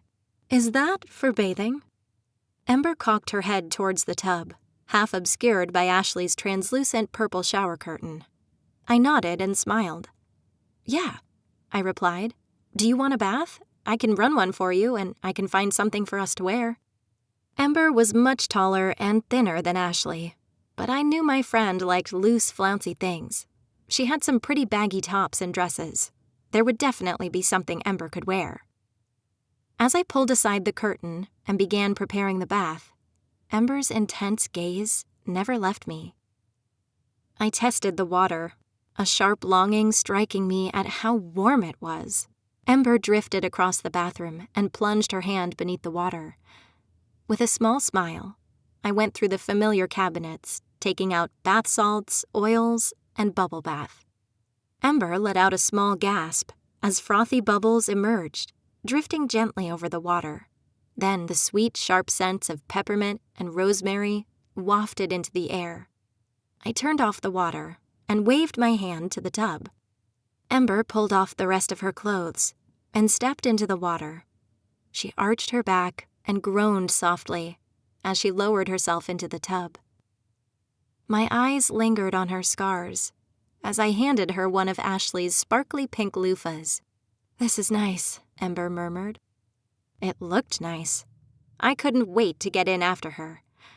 As Ember settled into the tub of bubbles, I placed Ashley's expensive shampoo and conditioner on the side of the tub. Just read the instructions, I said. This stuff should be great for your hair. This was easy. Just focus on all the little banal tasks and try to ignore all the fears and doubts. Where was my mom? What if something terrible happened to her? I sure couldn't depend on a deadbeat like Cedric to take care of her. I sighed as I pulled out a loose, long-sleeved dress of blue chiffon from Ashley's truly impressive wardrobe. The dress had a vaguely medieval look and fell nearly to my ankles, so it would probably be a couple of inches shorter on Ember. It wasn't good for cold weather, but I was sure Ember would prefer to be underdressed than undressed. I grabbed a thick sweater and a studded leather jacket as well. Then I heard a door creak open. Butterflies churned in my belly. I took a deep breath and gathered my courage. "Ashley!" I shouted. When nobody responded, a chill went down my spine. What if it wasn't her? What if I'd walked into the wrong apartment? But that was a stupid thing to worry about. All her stuff was here. This was clearly still her place, and Ashley had always let me in the apartment whenever I wanted. But everything had gone so wrong lately that I just... Noelle? I spun around, and there she was. Beautiful, kind-hearted Ashley, her slender form framed by the bad lighting of the hallway. I dropped the dress onto the bed and threw myself at her, pulling myself tightly against her. She smelled like peppermint body mist and hairspray, and I just wanted to stand there and breathe her in. Ashley was really here, standing before me. My friend let out a shuddering breath. "Oh, Noelle," she murmured, clinging to me. "God, what happened to you?" I'd thought about that. I couldn't tell her the truth. She'd think I was absolutely out of my mind. So I had to lie. But what could I say? "It's a long story," I said quickly, wiping back the tears that were already forming. "I can tell you, just not now. It's so hard to explain." Ashley's face softened, her eyes narrowing in concern. "Are you in trouble?" Not anymore. Please, it's nothing illegal. I've been through a lot, and I need you to trust me. I'm here with a friend. Ashley looked as if she might be about to press for answers, but she slowly nodded. I do trust you, she murmured, teasing my hair with her fingers. Thanks. Can you tell me what's going on? I went to Mom's, but she wasn't there. I didn't know where else to go, so I came to you. You are always welcome here, she said, squeezing my hands with shaking fingers. I forced a smile. And my mom? I felt like my heart might beat out of my chest, and when Ashley's face fell, it was as if my entire world was collapsing before me. She's fine, Ashley said. I mean, mostly. Let's make some tea, and I'll tell you everything. 17. I shifted uncomfortably on Ashley's sofa. The rash still itched all over, but I cared far more about my mom than I did the discomfort. Ashley sat near me, nursing her Starbucks cold brew until the water boiled. I always used to make fun of her for drinking cold drinks in the winter. What was it, January? Had I missed Christmas? A sad-looking plastic tree was decorated in the corner, but I knew she left it up for months after the holidays. Ashley's eyes kept sweeping over me. It was as if she couldn't quite believe I was here. But then, I felt the same about her. And while she looked about the same, I was sure I'd changed. My body had grown thin and hard, and my hair was a ratted nest. Ashley made a cup of chai tea with milk and honey. I moaned when it hit my lips. It was the best thing I'd ever tasted. It felt surreal to be here, and any second, I felt as though I might wake up and find myself back in a prison cell. I'm very, very glad you're back, Ashley said at last. I feel like that's not enough, but I'm so happy to see you. God, we thought the worst. We thought you might be dead. I smiled weakly. And Mom? She looked everywhere for you. We all did. I think I may even have some of the missing posters. I mean, it was hard for her. But then she stopped going to work and she couldn't pay the rent. She didn't want to leave, said you might be coming home. The landlord had to call the police to force her out. They put all your stuff on the curb. I rescued as much as I could. She nodded to a pile of boxes behind the door. On the table was a stack of missing posters with my picture on them. You used my student ID? I asked. I always hated that picture. Alejo made those, she said. Remember him? We met them at the party right before you disappeared. I gulped, picking up the flyer, half buried under junk from my apartment with a coffee stain across it, blurring my face. I barely knew him, I said. Well, you must have left an impression. He was really helpful at first. Then things kinda went back to normal, but your mom took it hard.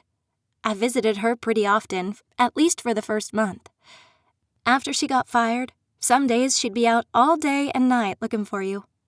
Other days she wouldn't leave her bedroom.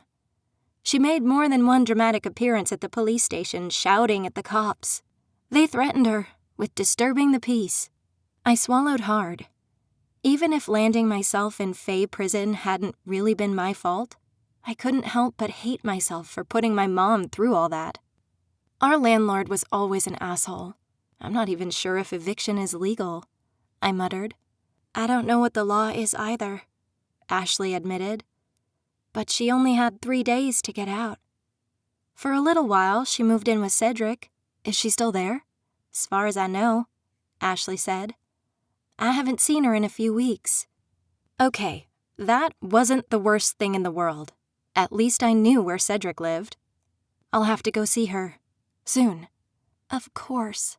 Silence fell between us, and after a few moments, Ashley shifted and leaned her cheek against my shoulder. God, Noelle. I missed you. I missed you too, I muttered. Ashley raised her head slightly, her lips twitching into a sad smile. You look rough, she said, and you smell like shit. But we can do something with that. We can fix everything. Everything will be fine. Thank you, I said. What are friends for? The bathroom door opened, and Ember emerged from the bathroom, drying her hair with a towel and otherwise fully exposed. Ashley's mouth popped open in surprise, her cheeks turning red at the sight of Ember's naked body. But she recovered quickly, rising from the sofa with a smile. Hello, you must be Noelle's friend. She raised her arm for a handshake, but it quickly turned into a shy wave under the Fae's intense gaze. I'm Ember, she said, her eyes nervous. Nice to meet you. I'm Ashley. Please feel free to make yourself at home. I picked out a dress for you, I said, nodding to the blue dress. Oh, don't give her that, Ashley replied. The fabric is itchy and terrible. I can only wear it if I've got a shell on underneath. Hold on, Ember. I'll get you something. Ashley went into her bedroom, accompanied by a symphony of opening and closing drawers. I slowly rose from the sofa and went to stand beside Ember. She's cute, Ember said. She is, I replied. The envy of all the boys in school, and some of the girls. Ember chuckled. This is so strange, she murmured. These rooms are barely as big as the servants' quarters in the Spring Palace, and somehow I still feel like a giant. I frowned and bit the inside of my cheek. We still had to figure out why Ember was suddenly huge. But if she was stumped, what chance did I have for figuring it out? Going back through the mushrooms might solve it, I whispered. If you want to get small again. Or I can get a royal fae to do me a favor, Ember replied, but she didn't sound as though that option was even remotely possible. Risk being imprisoned again or grovel to a royal? Tough choice. Quill? I offered. Ember shrugged. I don't know. When I left, we were... Perfect, Ashley exclaimed, interrupting us. With a triumphant smile, my friend returned with a pink frilly cotton dress with short capped sleeves. This should work for now. Are you going to be staying with me for a while? We can go out and get you some proper clothes after you've rested some. I'm sure you could use some rest.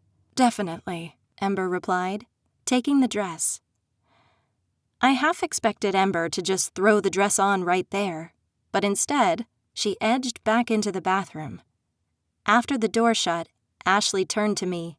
She bit her lip, looking hesitant. Does she have anywhere to go? She whispered at last. I mean, you know you're welcome to stay with me as long as you need. She can too. I don't mind. I squeezed her shoulder. You're the best, Ash. Are you now just noticing that? I shook my head. Of course not. I've just learned to appreciate it more. What's that poem? Distance makes the heart grow fonder? That's Shakespeare. But I prefer Roger Debussy Rabutin. Absence is to love what wind is to fire.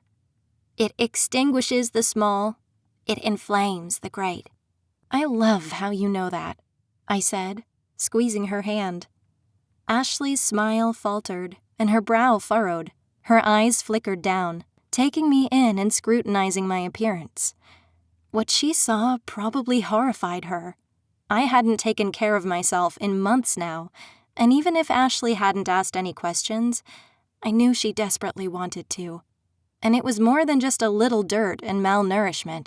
The bruises, the cuts. I didn't heal as fast as Ember, but I still wasn't ready to give her answers. I don't know what Ember plans on doing, I said, stalling. She isn't from here. Ember and I really needed to corroborate our story at some point. I couldn't tell Ashley about what really happened. She'd think I was absolutely out of my mind, if she didn't suspect it already. But I felt a twinge of guilt at keeping her in the dark. She was my best friend, and I'd never lied to her before.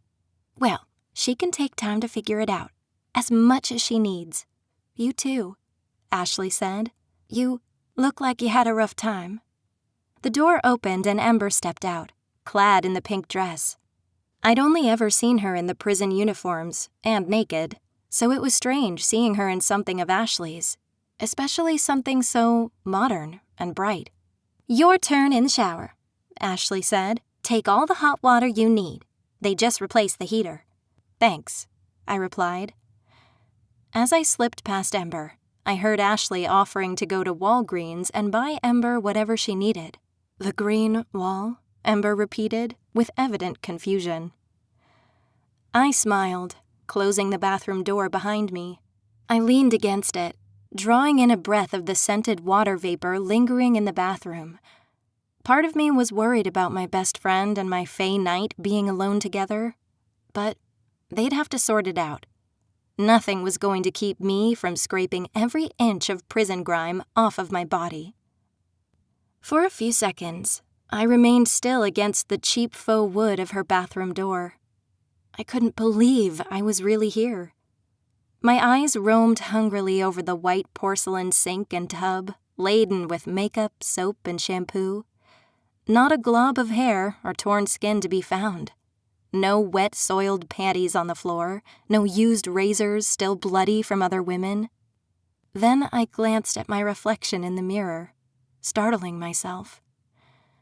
My hair was limp and dry, and my skin was broken out with acne. There were dark, bloated bags beneath my eyes, and my face looked sunken in. My once beautiful long hair was gone, cut off short and haphazardly. I raised a hand and drew my finger across the jagged, uneven edge. I looked like an addict, like I'd been sleeping on the floor of a gas station bathroom for months. I shivered, remembering the moment my fae captor had cut my hair with his sword. But I wasn't there anymore. I'd escaped. Everything would be fine. Would it be, though? Really? Aldrin had found me the first time. Even if he didn't know where I was now, it probably wouldn't take a huge leap of logic for him to realize that I'd gone to my best friend's apartment. Anyone could figure that out. I forced down the lump in my throat. Hope for the best. Prepare for the worst. At least I had some time. It wasn't as if Aldrin could read my mind. I hoped. Ember didn't seem worried, though, and she'd known how worried we should be. And at least I had her. She could fight, really fight. That was more than I'd had before. And Jackson. I lowered my head and drew in a sharp, hitching breath. God, I was still only thinking about them in context of how they could help me. Prison had made me such an awful person, and I hated it. But I'd done what I had to, hadn't I? I'd survived and escaped against all odds. But I'd left Michaela behind after promising her freedom. She's still stuck down there, along with everyone else. And in just a week, they would all die in the purge. My eyes burned, and I didn't bother to wipe away the quickly forming tears. Instead, I let them fall as I shakily unbuttoned the top of my prison shirt, and then the pants.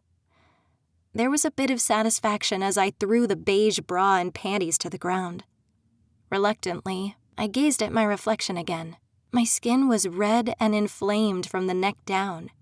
I winced and tenderly prodded at the raised rash along my right breast. Ashley would have stuff to fix this. She kept the most stocked bathroom I'd ever seen. It wasn't much, but it was something simple I could actually resolve. I went to the tub, turning the water hot. Then, I dumped half a bottle of spearmint and eucalyptus bubble bath into the water. Bubbles came forth in a froth of white spreading across the tub. I threw in a bath bomb just because I could. Then bath salts. I went wild, tossing in whatever I could grab, as if I could scrub the trauma out of me. The soothing scent of spearmint wafted through the air. I closed my eyes and breathed it in, letting my muscles relax and trying to quiet my mind. I turned off the water and clenched my jaw. The water would probably hurt at first. I gingerly put my foot in, hissing between my teeth as the water stung and burned around my ankle. But slowly, the pain faded and made way for a pleasant warmth. I pulled myself in and sighed, sinking as deep as I could into the water. I ducked my head under the surface and let the water seep into my hair. For a few seconds, I stayed like that, letting the water rush and pound against my eardrums. Then, slowly, I rose, letting the water cascade down my shoulders. I never wanted this bath to end. The door creaked open, and I tensed, relaxing when I saw it was only Ember. She glanced at the steamed-over mirror and ran a finger along the edge of the sink. "I thought I would keep you company," she said. "I'm not doing much," I replied, opening the bottle of shampoo. Ember shrugged and went about the bathroom, poking and prodding things. She touched Ashley's hairdryer and her fluffy bright pink towels.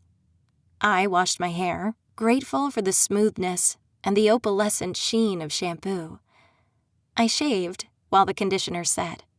The razor hurt as I passed it over my inflamed skin, but my eagerness to feel clean, to have my armpits and leg hairs free once more, was worth enduring the discomfort. Ember sat on the toilet, watching, her green eyes fixed on the light above her, hyper-focused on its steady hum of electricity. "Do you find it—" I trailed off. Ember raised an eyebrow. "How do you feel about this? About not being in prison?" She shrugged. "It's different. I am different." I nodded and felt a vague rush of embarrassment. Ember had been in that awful place for almost a year. I'd only been there a few months. How could I possibly understand what this was like for her? My eyes flickered to the scarred tips of her ears. There was a comfort in having a set schedule. I flinched at the thought, but even as I did, I knew that it would be almost time for showers in the prison. Shit, did part of me actually miss being caged? Ember snagged a towel and squeezed some of the water from her hair. "Your friend likes pink quite a lot," she said, sounding absent-minded. "She does." I paused. "Where are you going from here? Are you going back to Jonquil?" Ember frowned. "I don't know. I think I should. But at the same time, I wonder if that's a bad idea. It's almost been a year, and her mother declared me guilty of treason. It's entirely possible that Jonquil's affections have changed, and my return would be seen as an intrusion." "Were you imagining that I'd swoop in and be her knight in shining armor, or rescue her from some tower and a cackling evil king?" "Sort of." And from the way Ember's voice broke over her words, I wondered if she hadn't imagined her reunion with Jonquil going the exact same way. I knew she'd been planning to win the purge and reclaim her freedom and her honor. Now she'd be in exile and a convict forever, without the chance to clear her name. "I'm sorry, Ember. This is all so messed up." She nodded. "Disputes with royalty are never simple. And even if Jonquil's affections haven't shifted, Queen Beryl won't be pleased to see me again. If she's still determined to punish me, she'll hunt me down to the ends of the earth and back. She'll have to find you first, yes, but Fae live a very long time, far longer than mortals. Eventually, she will find me, unless I find her first." Ember stood, still squeezing the water from her hair. "Ash kept some curly hair stuff on the sink," I said, nodding. "It'll keep your hair from frizzing out. Her hair is naturally curly, but she usually straightens it, which makes the frizz worse. And then there's Florida humidity, that takes some work." I paused, suddenly aware I was rambling. But it was so nice to just talk about Ashley and normal stuff. And maybe Ember cared about her hair, too. It was clear that she'd once dyed it, at least. The Fae dropped the towel and began rummaging through the bottles of hair product dotting Ashley's sink. I ducked my head back, rinsing out the conditioner. I trailed my fingers through my hair. Already it felt silkier to the touch. The wonders of coconut oil. Ember sprayed a massive mound of creamy, hydrating hair milk into her hand and leaned forward to smell it. She looked as if she thought the moose might jump out and attack her. After a few seconds, Ember awkwardly patted her hair with it, running the mousse through her curls. "Ashley wouldn't mind you staying here for a while," I said. "I know," she said as much, "but I can't stay here forever. I probably should have just stayed at the prison." "But it was so awful there, Ember. And you don't belong there. If you'd stayed, I'd have fought in the purge and potentially won my freedom." "And then what? Your queen doesn't sound like she'd just let you leave the prison and have a happily ever after." Ember smiled bitterly. She wouldn't have. Even if I won, there would have been consequences. But I'd have my honor, and I could find new allies. "But you'd have killed hundreds." "Yes, but I may still." My eyes widened at her admission. Was she actually thinking about going back? Distantly, I heard a door open and close. I sighed, leaning my head back against the shower wall. Ember rubbed another palm of hair milk through her curls. "I'm back, guys!" Ashley's cheerful voice came from beyond the bathroom door. I climbed out of the tub and grabbed a towel, wrapping it around myself. I padded out past Ember. Ashley stood in the living room, heaving plastic bags onto the coffee table before her. When her eyes landed on me, her bright smile faltered. "Noelle, sweetheart, what happened to you?" she exclaimed. She hadn't seen the rash yet. "It's just an allergic reaction." "Just?" she whispered. "It looks like you caught scarlet fever or chicken pox." "I'll take care of it once I dry off." "Come on," Ashley said, her face soft. I followed her into her bedroom, and she dove into her closet, digging around until she pulled out a blush silky slip. She hesitated and turned around, the garment held between her hands. "Is it too risque after what happened? It should be gentle with your rash." There was a question in her voice. I wondered what Ashley's prevailing theory was. Did she think I'd been kidnapped? Had a run-in with the law, joined a satanic cult? That Ember was my lesbian pimp? I probably ought to tell her about the Fae, but not yet. I wasn't ready to talk about what happened with her, or anyone. "It's fine, Ash." She laid the dress over the bed and began rifling through her nightstand. She pulled out a tube of hydrocortisone while I dried myself off. It wasn't until I looked up that I realized she was staring at me. "What is it?" Ashley shook her head. "Nothing. I'm just glad you're back. That rash is... We'll have to keep an eye on it. That's all." "Thank you for everything." My eyes drank her in, scanning and memorizing her face. I'd forgotten how impressive her eyeliner always looked, and the tiny burst of freckles that spread like peach-colored stars across the bridge of her nose. Ashley reached out and squeezed my shoulder. "You don't have to thank me. You're my best friend," Ashley said. "I'd do anything for you." Tears pricked my eyes again, and with a gentle smile, Ashley coaxed me into a hug. I shivered and pressed my eyes into her shoulder. I felt so weak and fragile now, so unlike myself. But Ashley was here, and she was fine. I was home, and the worst was behind me. 18. Being at Ashley's apartment was surreal.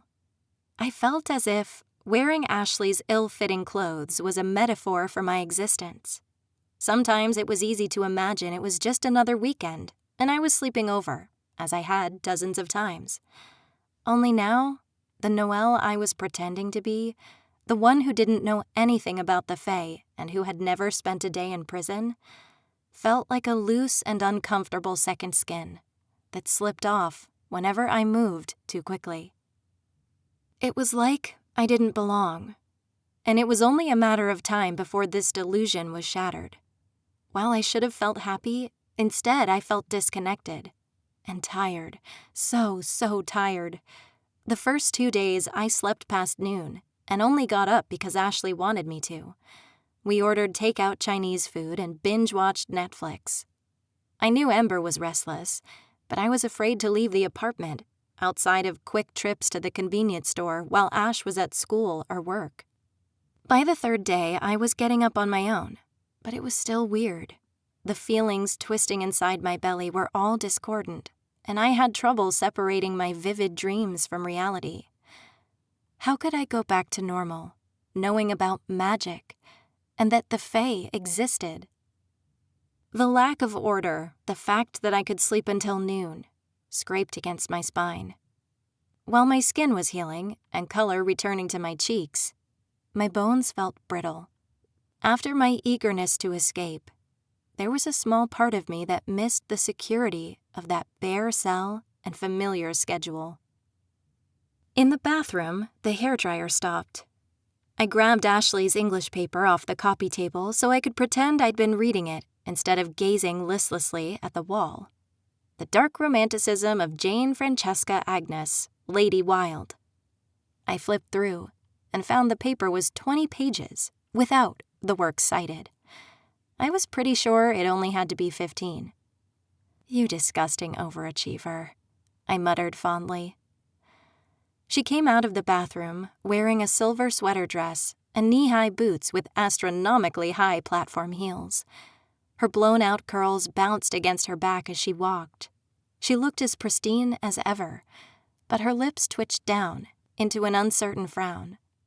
You don't want to forget this, I said, offering the paper. Ashley took it, her eyes drifting down to the stapled-together papers. Thanks. I'm really proud of it. You should be. Ember emerged from the bedroom wearing a frilly lilac dress and black sweatpants and plopped onto the sofa beside me. Her eyes stayed for a long time on Ashley, but I couldn't say precisely why. Ashley was pretty, and that might be why Ember's eyes lingered, but it also might have been that, from what I'd seen, Ashley's outfit looked nothing like the fabrics the Fae had.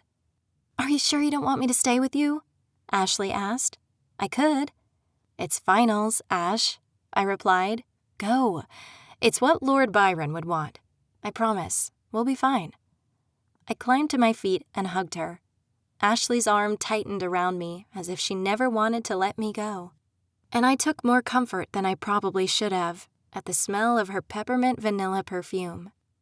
If you need anything, she said, just grab my laptop and send me a message through Discord. I'll keep my phone on vibrate, and if anything happens, I'll come home right away. We'll be fine, I said again. She nodded, but worry was etched across her face. Even when she released me, she still kept a tight grip on my arm, as if she feared I might evaporate into nothingness before her. But finally, she uncurled her fingers and gave me a quick, strained smile. Okay, I believe you. Please let me know if you need anything at all, either of you, Ashley added, nodding to Ember, who was sprawled across the sofa eating a bowl of cereal with a soup ladle. You're my guest, and I want you to be as comfortable as possible, though you look pretty comfortable already. Ash raised her eyebrow. Thank you, the Fae smiled, leaking milk from the corner of her mouth while using the remote to flick through TV channels. I'll see you in 2 hours, maybe less, Ashley said. I nodded and forced a smile. I only let my face fall once the door closed. A lump rose in my throat. Inside my chest, a knot of anxiety twisted tighter and tighter, making it harder to breathe. For some reason, I wanted to run after her, to chase her down and never let her out of my sight. Instead, I sank against the sofa cushion at Ember's feet, inhaling the sharp, in-your-face scent of Ashley's wallflower air freshener. God, how I'd missed all those little things about her. The Bath and Body Works addiction, the bath bombs she splurged on, the books all over the place. The sofa creaked as Ember shifted her position. What test is Ashley taking? The Fae asked. I'm not sure. I think it's physics. And she has to turn in her paper for World Lit. Ember furrowed her brow. Physics? I trailed off. Fae have universities, surely. Oh, Ember nodded vigorously. I see. She's a scholar. Yeah. Of literature. My chest ached, and a surge of longing rushed through me. Once, I'd been a scholar too. Now, I wasn't sure. Sometimes I didn't feel as if I even really existed anymore. There were moments when the world seemed to stop, moments that hadn't been there when I was in prison. I sighed and buried my face between my hands. I have to talk to my mom, I said. You know where she is, Ember said. Why haven't you gone to see her already? I shook my head. I don't know what to say. Ash hasn't pressed for answers, But my mom wouldn't rest until she forced me to tell her everything. And then she'd think I was crazy and probably have me locked up. Even if I could somehow prove all this to her, it would literally shatter her reality. How can you pretend to live a normal life, knowing that things like fae and magic exist and are out there, right under our nose? It's the same with Ash. Ember nodded. Her loose chiffon dress, combined with her lounging against the cushion, made her look like a Greek goddess, like Aphrodite, but with the rough mannerisms of a soldier used to sleeping around a campfire. What about you? I asked. I've been thinking about that. No matter what happens, Queen Beryl will never let me be with Quill. I doubt the Queen would even let me return home. But there is one solution. Ember's face darkened. If Queen Beryl is dead, Quill will be queen. I could catch the implications in Ember's words, and I stared at her, unsure what to say. Once, I knew I'd have been appalled. I'd have said that murder, assassinations, was never the answer. I'd have told Ember to run away with John Quill and start a life somewhere else. But now, I didn't know anymore. It made as much sense as anything else. So, that's your plan? Kill your mother's lover? There's a poetic justice in it. Actually doing the thing she accused me of. But if you kill Queen Beryl, you'll end up in prison again, for the same crime, won't you? Or worse, John Quill can't just ignore something like that, can she? She could. Or she could use her crown to pardon me. She has no love for her mother. But I haven't seen her in so long, I don't know if she would. Ember climbed to her feet and paced across the carpet, before finally bracing herself against the kitchen counter. She drew in a sharp, shuddering breath. Isn't it dangerous? I asked. She's a queen. I'm sure she has guards and— Yes. Ember cut me off. But she'll be at the prison for the tournament. Queen Beryl's lust for blood is unmatched, and I know the prison well, which gives me an advantage. If I step past the mushrooms, I should return to my normal size. You can't be thinking. Ember's head jerked towards me, her eyes sharp and cold. That I ought to return to the prison and assassinate my own queen? That's exactly what I'm thinking. I took a breath before responding. I'd been so wrapped up in my own discomfort, I hadn't noticed that Ember was wrestling with even larger issues. We were both having trouble adjusting, but this was a world I knew, one where part of me belonged. I'd been trying to heal and leave the past behind me. Ember, I realized, had just been stalling for time. But even if you managed to kill her, Ember, how would that even work? You'd have to escape again, or they'd kill you, wouldn't they? Even if you won the tournament, I wouldn't necessarily return as a prisoner. I could sneak in as a guest, attack her in the stands when she's distracted, though it might be worth returning just to win my freedom, properly.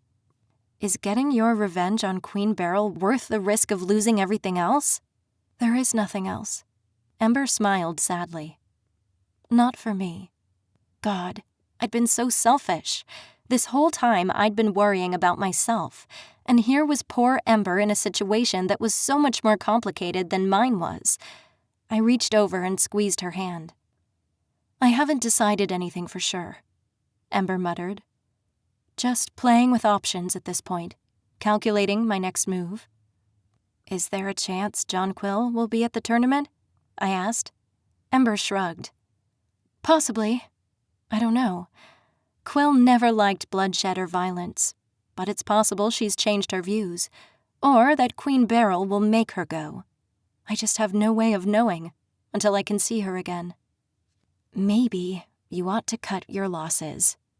I couldn't say that, though, and I couldn't even really understand.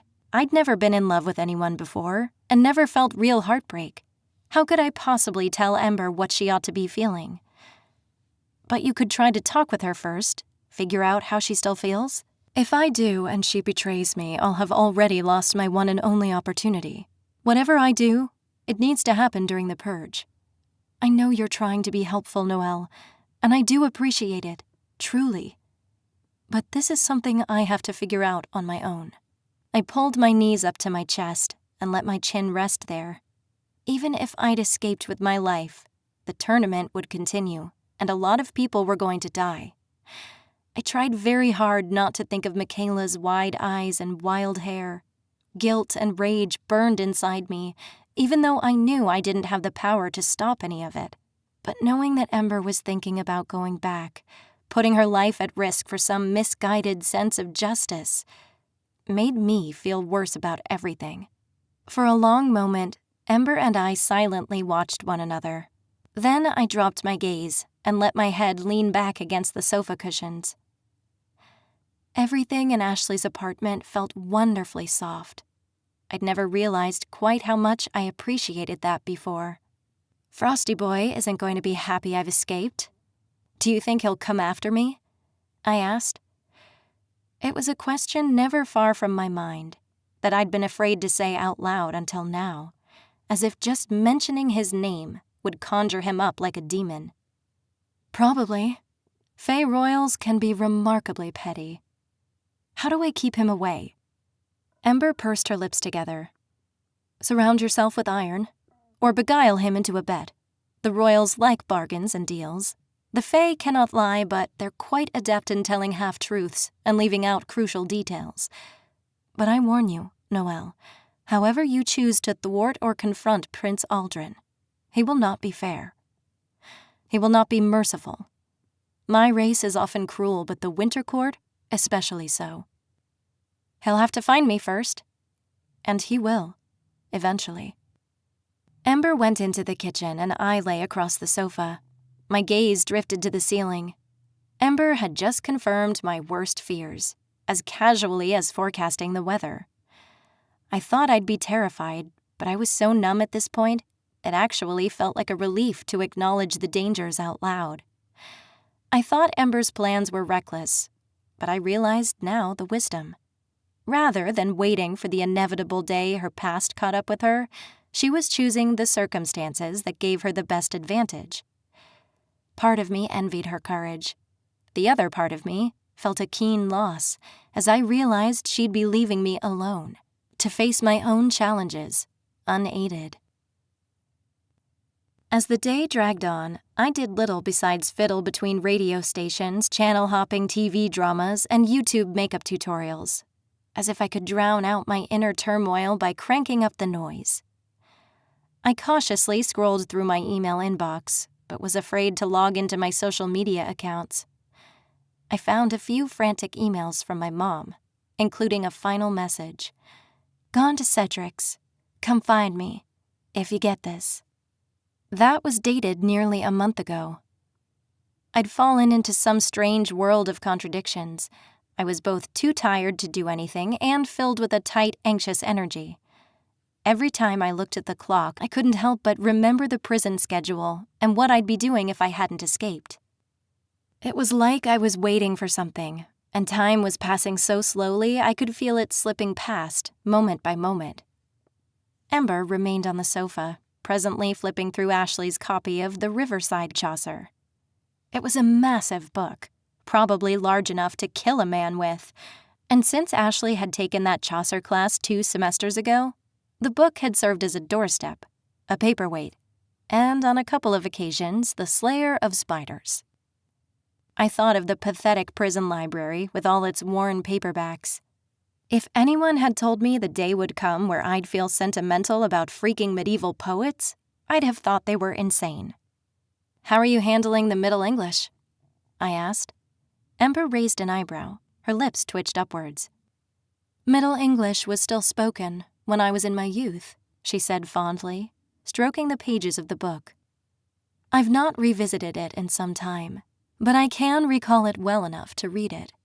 So that would make you... I trailed off. During world literature, our professor had told us about what kind of English had been spoken when, but I couldn't remember the dates exactly.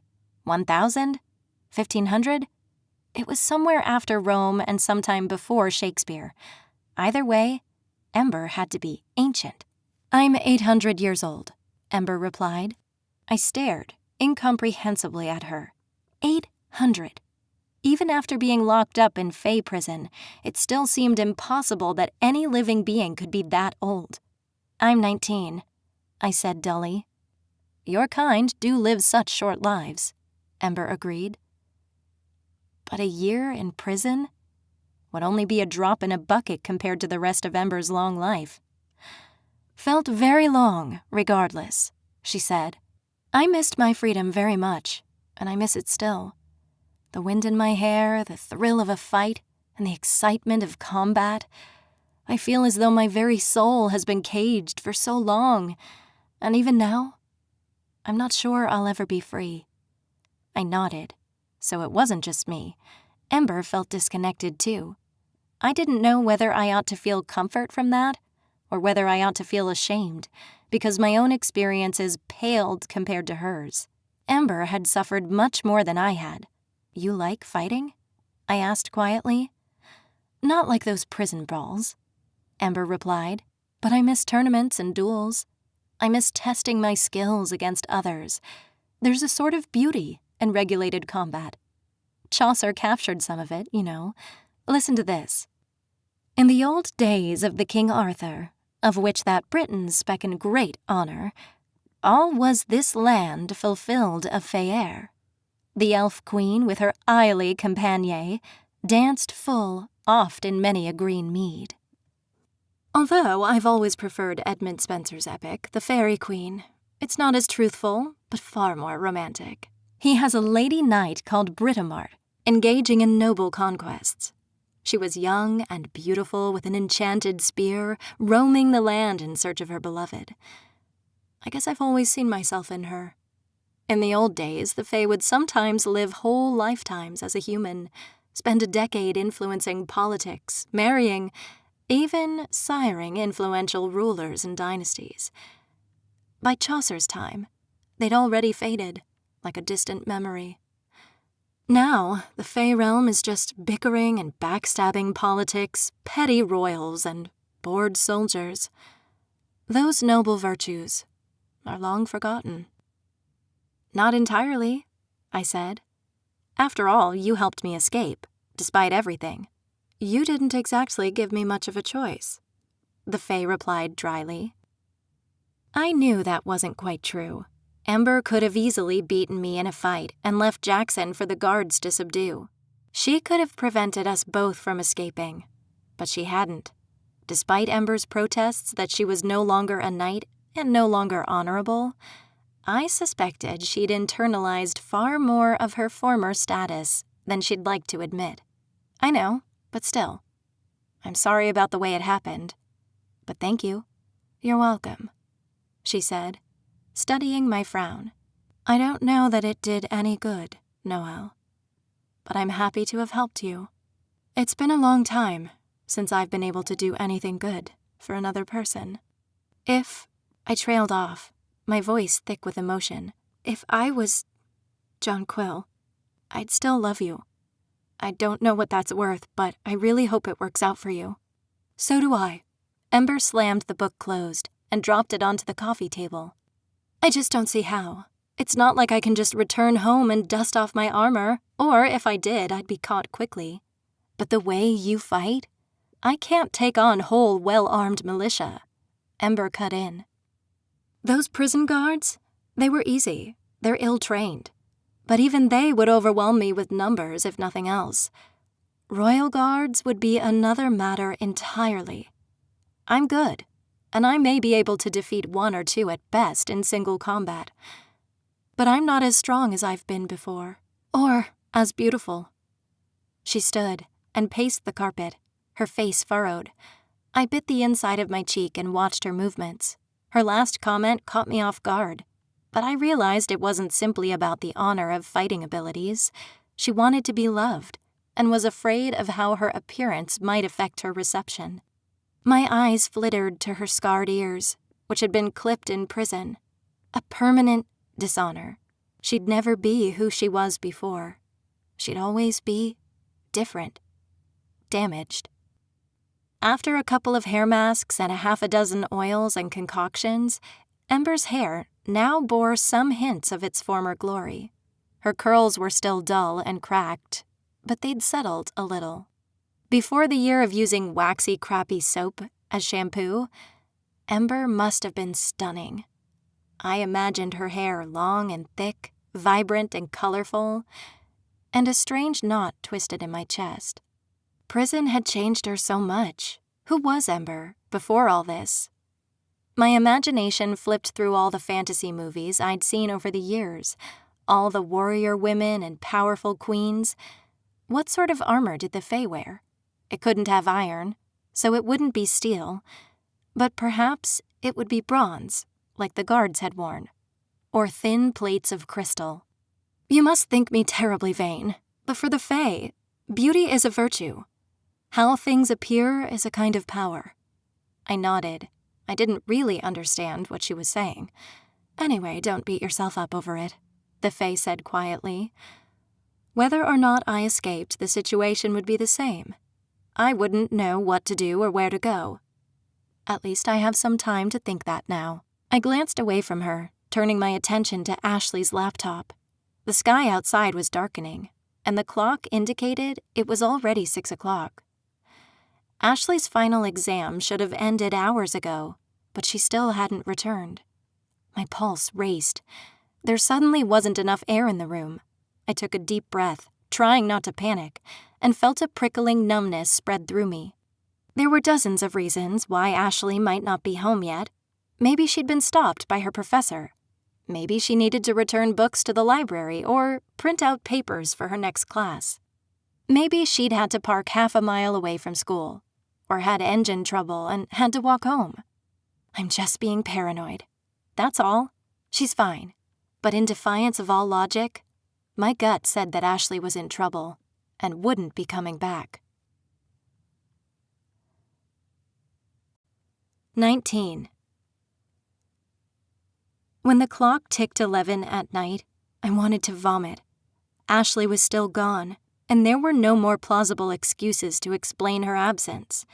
At first, Ember had sat beside me, and we'd both blankly watched the TV. She'd gone to bed, though, and I couldn't muster enough energy to be angry or jealous that she'd managed to sleep so easily. I jumped to my feet and paced the floor, treading a path in the shag carpet. My eyes kept darting anxiously to Discord, still open on Ashley's laptop. She was a member of a few different study groups, and each time her Discord alert beeped, I leaned forward, frantically searching for her. So far, there was nothing. But what could I do about it? Call the police? They'd want to know how a missing person suddenly showed up after 2 months, and they'd think I was absolutely out of my mind if I told them about my suspicions. She's been taken, I thought. There's no other logical explanation. I looked out the window hopefully, trying to force my thoughts into some sort of order. I didn't know for sure that Faye had kidnapped Ashley. Correlation doesn't equal causation and all that crap, but this seemed like far too great a coincidence. Even if they'd taken her, that didn't mean she'd gone to the same prison I'd been taken to. And it wasn't as if I could storm the palace and rescue her. I should have never let her leave alone. I should have insisted she stay here with me, begged her. She had no idea about the kind of danger we were in, because I'd refused to tell her. If she was taken unawares, it was my fault. She'd left several times already, though, and she'd returned fine, unharmed from those quick trips to Walgreens and gas stations, school and work. I'd allowed myself to accept that we were safe, even when I knew that wasn't the case. I wanted to scream and cry all at once. It was probably just something stupid, some minor thing keeping her away. I knew Ashley could be irresponsible and lose track of time, but it was already so late. If she was going to be delayed, she would have called. She would have let me know. I would have heard from her by now. I sank onto the sofa and lowered my head. My breath came in awkward hitching pants. She was probably in danger, and there was nothing I could do. Nothing that would help her. Nothing that would fix things. "Ashley," I murmured, talking to the profile pic on her social media account. "Please, you can't be gone. You have to come back. I need you." "Oh, you'd like that, wouldn't you, Yarrow?" A chill shot down my spine like a bolt of lightning. The hair on the back of my neck stood on end. When I twisted around in the direction of the voice, Aldrin sat beside me on the sofa, barely a foot away. How did he even get in here? He grinned triumphantly, and his icy blue eyes shined with a delighted radiance. I sucked in a breath, realizing the room had grown cold. I sprang to my feet and backed away from him, searching for a weapon. I grabbed Ashley's Riverside just because it was there and nearby. Aldrin stretched over the sofa and smiled lazily. He was wearing a dark suit, sophisticated, though a bit dated, like it was a few decades out of style. I see you didn't care to enjoy my hospitality. A pity, after I put such effort into— "Where is she?" I snapped, raising my voice. "What have you done with her, you son of a bitch?" "What do you think I've done with her?" Aldrin asked, leaning forward with a toothy smile. "Listen here, frosty boy." He rose suddenly, and the air around me chilled. I shivered and fought to keep my shoulders back and my chin up as he stalked closer. "You will show me the respect my position deserves. I tire of enduring such blatant disrespect from someone like you." I slammed the book into his face as hard as I could. Aldrin stumbled back, his face red with fury. His lips twisted into a scowl, and he prodded his lower lip with his fingers. "Bring her back," I demanded. "She didn't do anything to you." "I think I'll leave her where she is. If you want her, go and get her, Yarrow." "But why? Why didn't you just take me?" The prince laughed. When he took another step towards me, I held the book out, threatening to strike him again. "I could have, easily, but I found this to be the more appealing option. You have your freedom like you clearly desired so desperately, and I've my compensation for your less than gracious behavior." I clenched my jaw, trembling with rage. "Give her back." He leaned forward, smirking. "Make me." I swung the book again, aiming for his nose. He ducked, seized my wrist. Throbbing pain burst unevenly through my wrist and up my arm. When his grip tightened, I jerked back. The book clambered to the ground. I drew my leg up, striking his shin. He grunted in pain, but swept behind me, twisting my arm behind my back. Pain bolted up my arm, so intense that black spots dotted my vision. When I tried to force him away, he shoved me forward. My hips collided with the arm of the sofa, hard enough to leave bruises. I fell across the couch awkwardly, bent over with my face between the cushions. But it wasn't enough to break his grasp. I twisted around and punched hard, striking his jaw. Then I darted away from him, moving into a fighting stance.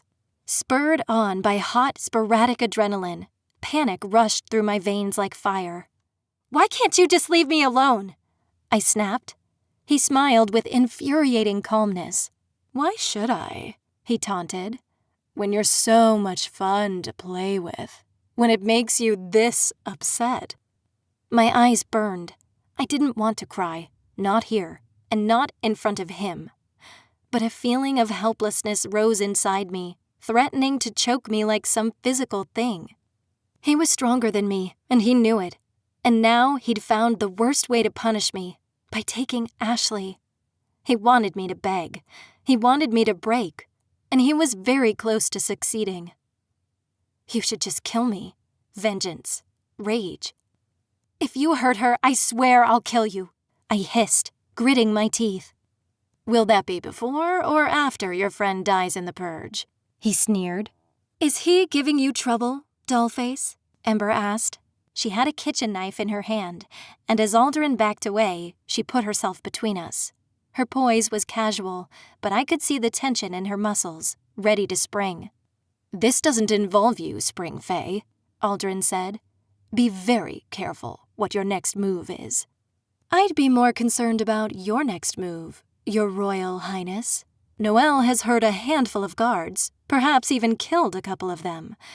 But I've left realms drenched in blood. I was a knight for centuries, one of the best. And in a contest between the two of us, I'd slay you where you stand." "You wouldn't dare." I'm an exiled fae on the run. My life and honor is already void, she said, pointing to her clipped ears. Surely I've got more to gain by killing you than to lose.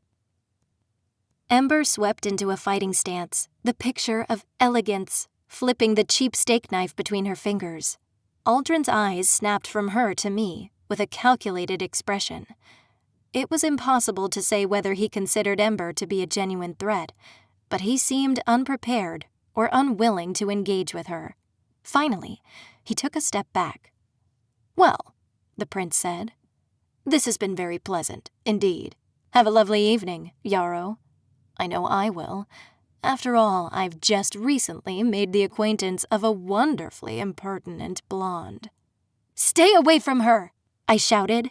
I lunged at him, clawing towards his face with my bare fingers. But just before I reached him, the prince turned on his heels and vanished into a burst of snow flurries, which whirled in a cyclone before floating slowly down to the floor. My breath came in a puff of white air. "No!" I screamed. "Come back! Come back and let Ashley go!" I knew it was fruitless to scream and rage, but I did it anyway. I retrieved a mug from the coffee table and hurled it at the wall, where it exploded into chunks of broken shards. It felt nice to throw something. My blood roaring in my ears, I seized what was near, the TV remote, a throw pillow, a bottle of Pamprin, and launched them against the cheap plaster. Ember swept in front of me and took my wrists, firmly, but not roughly. My eyes burned with tears I couldn't contain anymore. "Hush now," Ember murmured, tracing gentle circles over the place where Aldrin had left red marks. I... Ember pulled me into a hug, and I let myself lean against her. My forehead dropped to her shoulder, and when I took in damp, hot breaths, I inhaled the sweet smell of Ashley's usual lavender vanilla fabric softener. "I don't know what to do, Ember," I whispered. "I don't know how to save her." "Sometimes you can't save everyone." I lifted my head. Part of me wanted to scream and shove against her. How dare she suggest that I not try to save Ashley, my best and only friend? She was right, of course. I'd already failed Michaela, and I hated Ember for making me remember that. But when I looked at her face, all my anger melted away. Her eyes were so soft and tender. "It breaks my heart to tell you that," she murmured. "But it's true, Noelle." "So what now?" I rasped. Ember sank onto the sofa, and I went with her, letting her bring me down onto the familiar sofa cushions. "You keep living.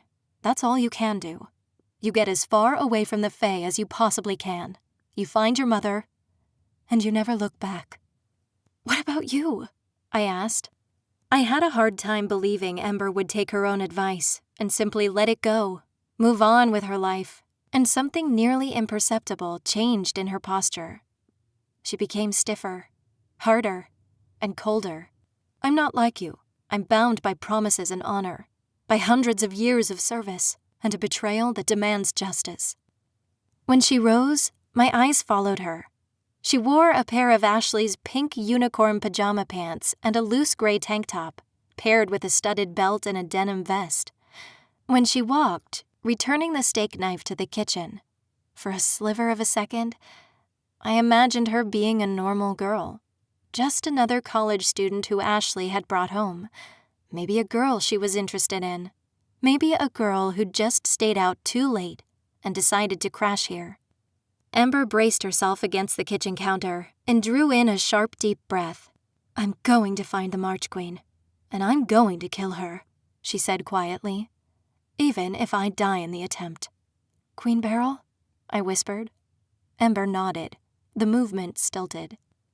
"It doesn't matter if Quill still loves me or not, but it does matter that my queen did this to me, after centuries of service and dedication. I still don't even know why. Not really. But if I kill her, Quill will assume the throne. But it's so risky. I know the risks. With only the prison security, I think I stand a good chance of managing to get to her. But I also know that I probably won't manage to escape alive. Or if I do, Quill will likely be forced to either imprison me or order my execution." Even if Quill was willing to forgive me, the other Fae kings and queens would force her hand.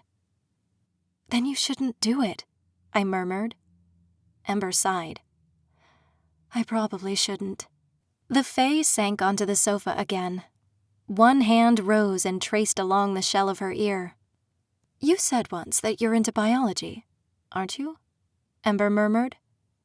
For Fae, pointed ears are a mark of great beauty. Perhaps it's because, without them, we look all but human. Don't you see? She can't love me, not like this, and without her I have nothing to live for.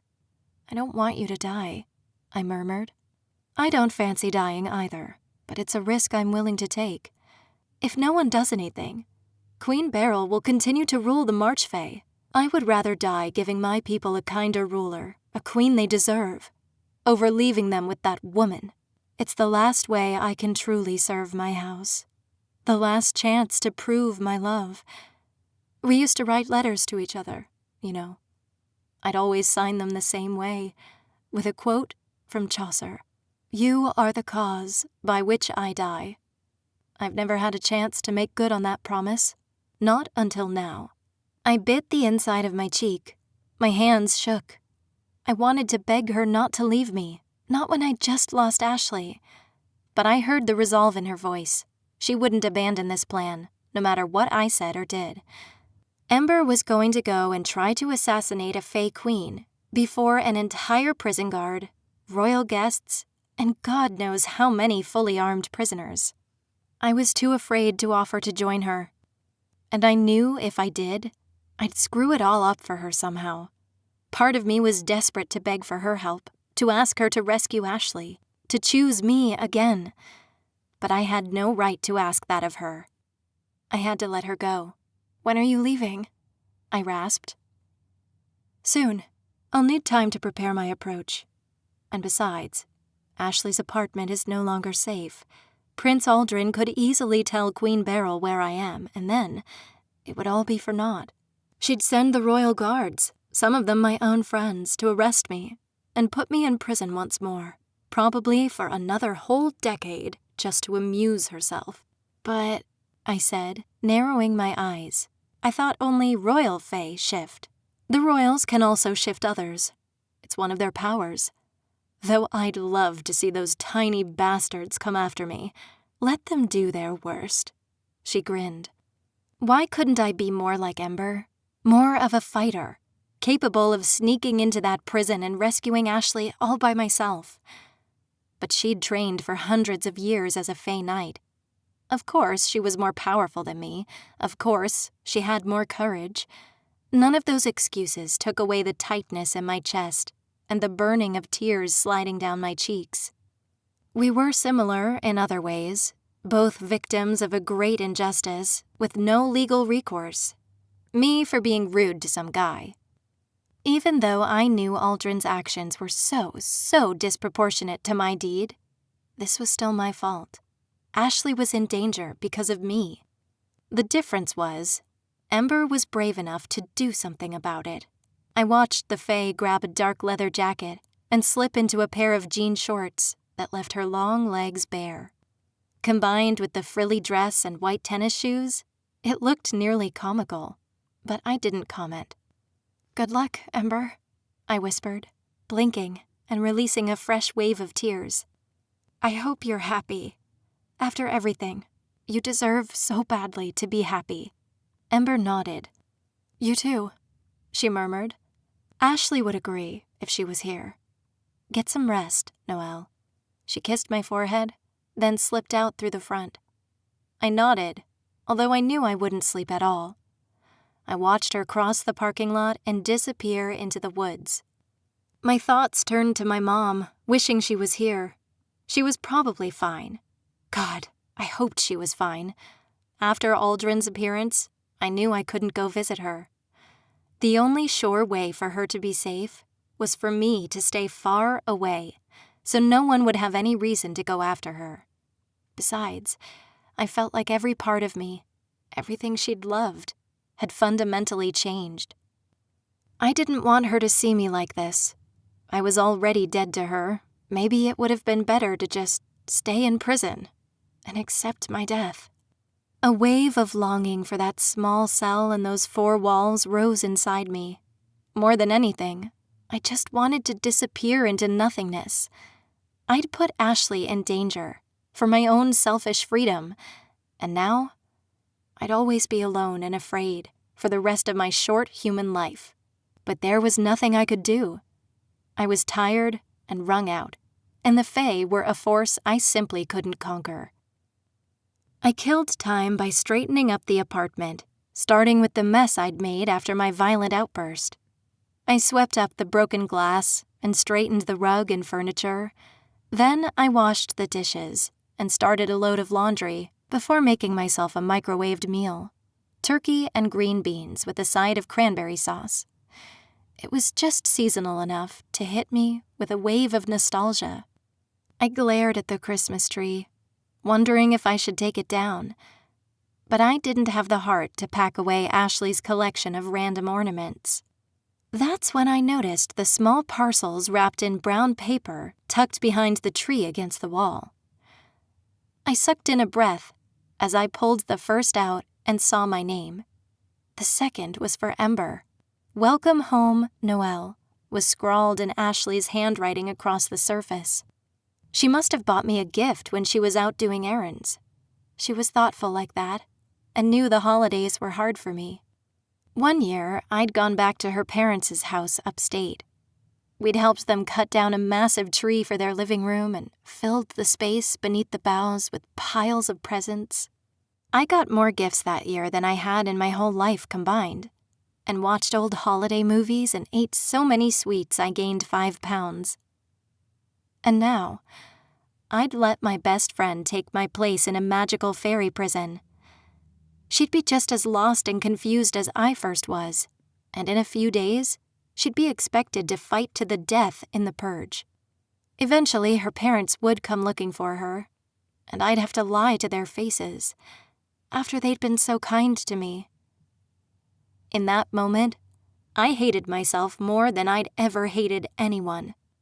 I let myself wallow in self-pity for hours, sleeping so restlessly I got tangled up in sweaty knots beneath Ashley's rose-scented sheets, before I got up to make a pot of coffee and clear my head. The air outside was chilly as I scanned the early dawn shadows of the parking lot below. I took a deep breath and held it. I knew what I had to do, even though I'd been resisting it. Somehow, I had to go back. A life without Ashley was no life at all. And with Ember gone, I only knew one person I could go to for help, only I was pretty sure he wouldn't be so happy to see me. 20. I checked Ashley's computer one more time before leaving the apartment, though I wasn't sure what I hoped to find. A bunch of messages, a few from Ashley's mom, which I didn't read. I wondered if I should leave a note or something behind. But I could do that later. I had only one mission today: find Jackson. Beyond that, I wasn't thinking so clearly. It was hard enough to keep the panic from absolutely shutting me down and curling up into a ball in the shower. There was no one else I could go to, no one who could possibly understand. He might hate me, after the way we'd left things. I imagined the mockery he might fling my way. "So your Fae abandoned you, huh? I told you so." But I needed to tell someone what I was about to do. Even if Jackson insulted me or yelled at me or pushed me around, at this point, I was beyond caring. So I pulled on a pair of Ashley's leggings and a large hoodie sweatshirt from the pile of clothes she'd rescued from my apartment. It smelled like mildew and mold. It was the perfect outfit for brooding and wandering around Port St. Joan searching for soup kitchens. That was the only thing I knew about Jackson, and I couldn't even remember if he'd said he lived in Florida. But it made sense that he'd be imprisoned somewhere close to his home. Port St. Joan was the most inaccessible city ever. Sidewalks were a rare indulgence here, so I wandered over grass fields and cracked, empty parking lots filled with junkers, and darted across busy streets, trying to find the 3 or so soup kitchens that Google had said ought to be around. I was assuming, though, that Jackson would even be in them. The first was closed and boarded up with plywood, which had been tagged with some graffiti. Some grungy skaters were smoking near the entrance, so I steered well clear and headed straight to the second. When I reached it, I lingered outside for a moment. There wasn't much to the building. It was white and rectangular, with an old, dreary sign reading "Loaves and Fishes." The parking lot was filled with only 3 cars, and weeds pushed up through the pavement. I hesitated briefly, but gathered my fortitude. I pushed open the door, to the light tinkling of welcome bells. Inside, there was a narrow hallway illuminated by a bright fluorescent. The wall across from me was covered in missing posters, children and young women mostly, but with a smattering of young men. A knot twisted in my stomach. My hand shaking, I reached out and traced along the familiar face. It was my freshman picture, but it was difficult to find myself in the smiling brown-haired girl. My face was too thin, my eyes too tired, and my hair hacked unevenly. This girl was vibrant and beautiful on her first day of college, delighted to be standing in front of the rose garden and the lake, which graced the entrance of the university. This girl had been awed at how beautiful the campus was. She'd joked about leaping into the fountain and gawked at the outrageous bookstore prices. And although I couldn't see much of her body, I knew this girl didn't have a fading but still present rash all over her skin. Slowly, I let my eyes trail over the other images. How many of these people had been unjustly imprisoned by the Fae? Oh, God. Ashley's parents. Her picture would be here, too.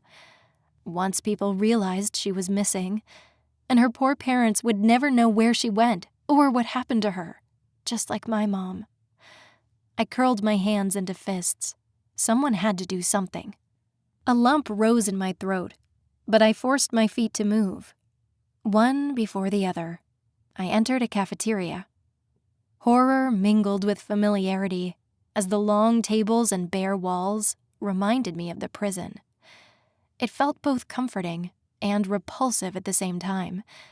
This had to be some sort of weird psychological trauma. I raked my mind, scrambling for everything I'd learned in my introduction to psychology class, but nothing would stick. Except maybe Stockholm Syndrome. Was it possible to have some sort of toxic attachment to a place? There were 4 tables, filled with about a dozen hunched figures with long hair and dirty appearances. I scanned their faces for Jackson, but didn't see him among the homeless. At one end of the room, I saw heating lamps and a long silver buffet table. A couple of workers wandered about. Finally, one approached me. She was a slight creature, clad in ripped jeans and a faded t-shirt. Her hair was bright blue. "Hey," she said. "Sorry, but we're not ready to serve anyone yet."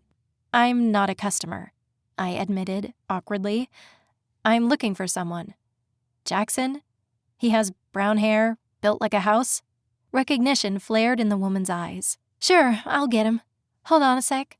I smothered a sigh of relief and forced a smile. As the woman walked away, my stomach lurched. Finally, something was going my way. But of course, I'd be able to quickly find the one person most likely to rub my face in all my mistakes. I bit my lip.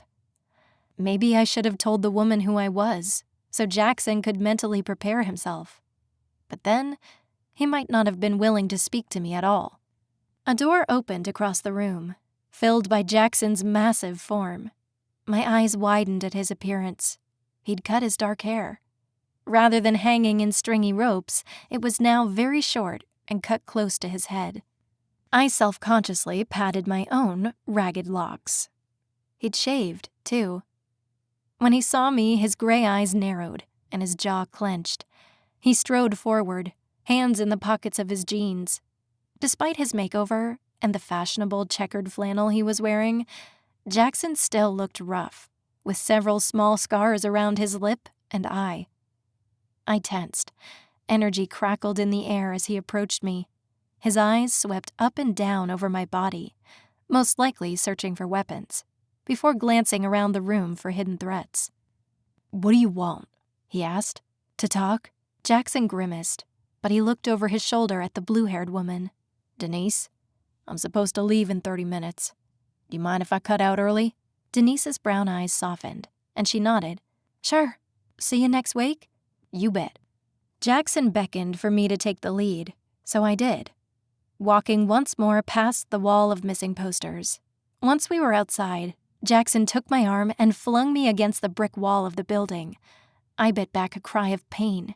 That was the same arm that Aldrin had forced behind my back, and it still hurt. He pressed closer with his body, twisting my arm behind him. My heart thundered in my chest, but I forced my eyes to meet his. "Let go," I ordered. "Why are you here?" he hissed. "What do you want?" "I just want to talk, that's all. It's hard being back." Jackson released my arm. Something vulnerable in his expression made me think he was having trouble adjusting as well. But an instant later, his features furrowed into a hard scowl. "Why don't you go crying to your fae friend?" "Because she's gone." "Imagine that." Jackson smiled, sarcasm dripping from his voice. "She went to assassinate the woman who imprisoned her. If I had the power to do that, I would too. But then something happened and I'm all alone." I trailed off, tears threatening to come again. Jackson tore away from me and crossed the parking lot. I followed, despite the glare he sent my way. "Look, I don't give a damn about your little sob story or whatever," he said, "and I don't want to talk to you. I just didn't want to tell you off in front of Denise. She'd ask questions and drive me insane. Just give me 5 minutes," I demanded, "or I'll go back in there and tell her everything." Jackson snorted. He reached a beat-up black pickup truck and reached into his pocket. I heard the clanking of keys. "Is that supposed to convince me? She'll think you're crazy and call someone to throw you in a mental ward. You'll be the 3rd incident this month, but it's good practice for the staff." "The Fae know where I am," I exclaimed desperately. That asshole prince took my friend, and I don't know what to do. Please, I just need to talk this through with someone, and you're all I've got left." Jackson's face softened, and for a moment I felt like I was getting a glimpse of the man behind his tough exterior. "Fuck," he exhaled slowly. "You're going back, aren't you?" "I have to." "Then I guess I can spare 5 minutes," Jackson said finally. Jackson climbed into his truck and jerked his head towards the passenger's seat. I got in without hesitation. The truck smelled vaguely of some sort of car cleaner, and despite the vehicle's door dings and chipped paint, the interior was spotless. He must have decently cleaned it. "So, you work in soup kitchens?" I asked, trying to converse, stiffly. It was so weird to be making small talk after all we'd been through together. Jackson started the truck. The vehicle roared to life with a revving of the engine. "Working them?" He smirked. "I own them." "Them?" I asked. "I've got 2. So far." Of all the things I expected Jackson to do as a career, I would have never landed on public benefactor, and I could tell they were important to him. Unlike me, who'd locked myself inside all week, he'd gone straight back to work, after being stuck in a prison for God knew how long. "That made you shut up real fast," Jackson said. "Surprised?" "Kind of," I said. Jackson pulled out and onto the street. "Where are we going?" I asked. He glanced at me with something like bewilderment, before turning his gaze to the road again.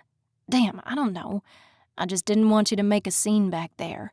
I don't want the volunteers gossiping any more than they already are." "About you?" Jackson nodded.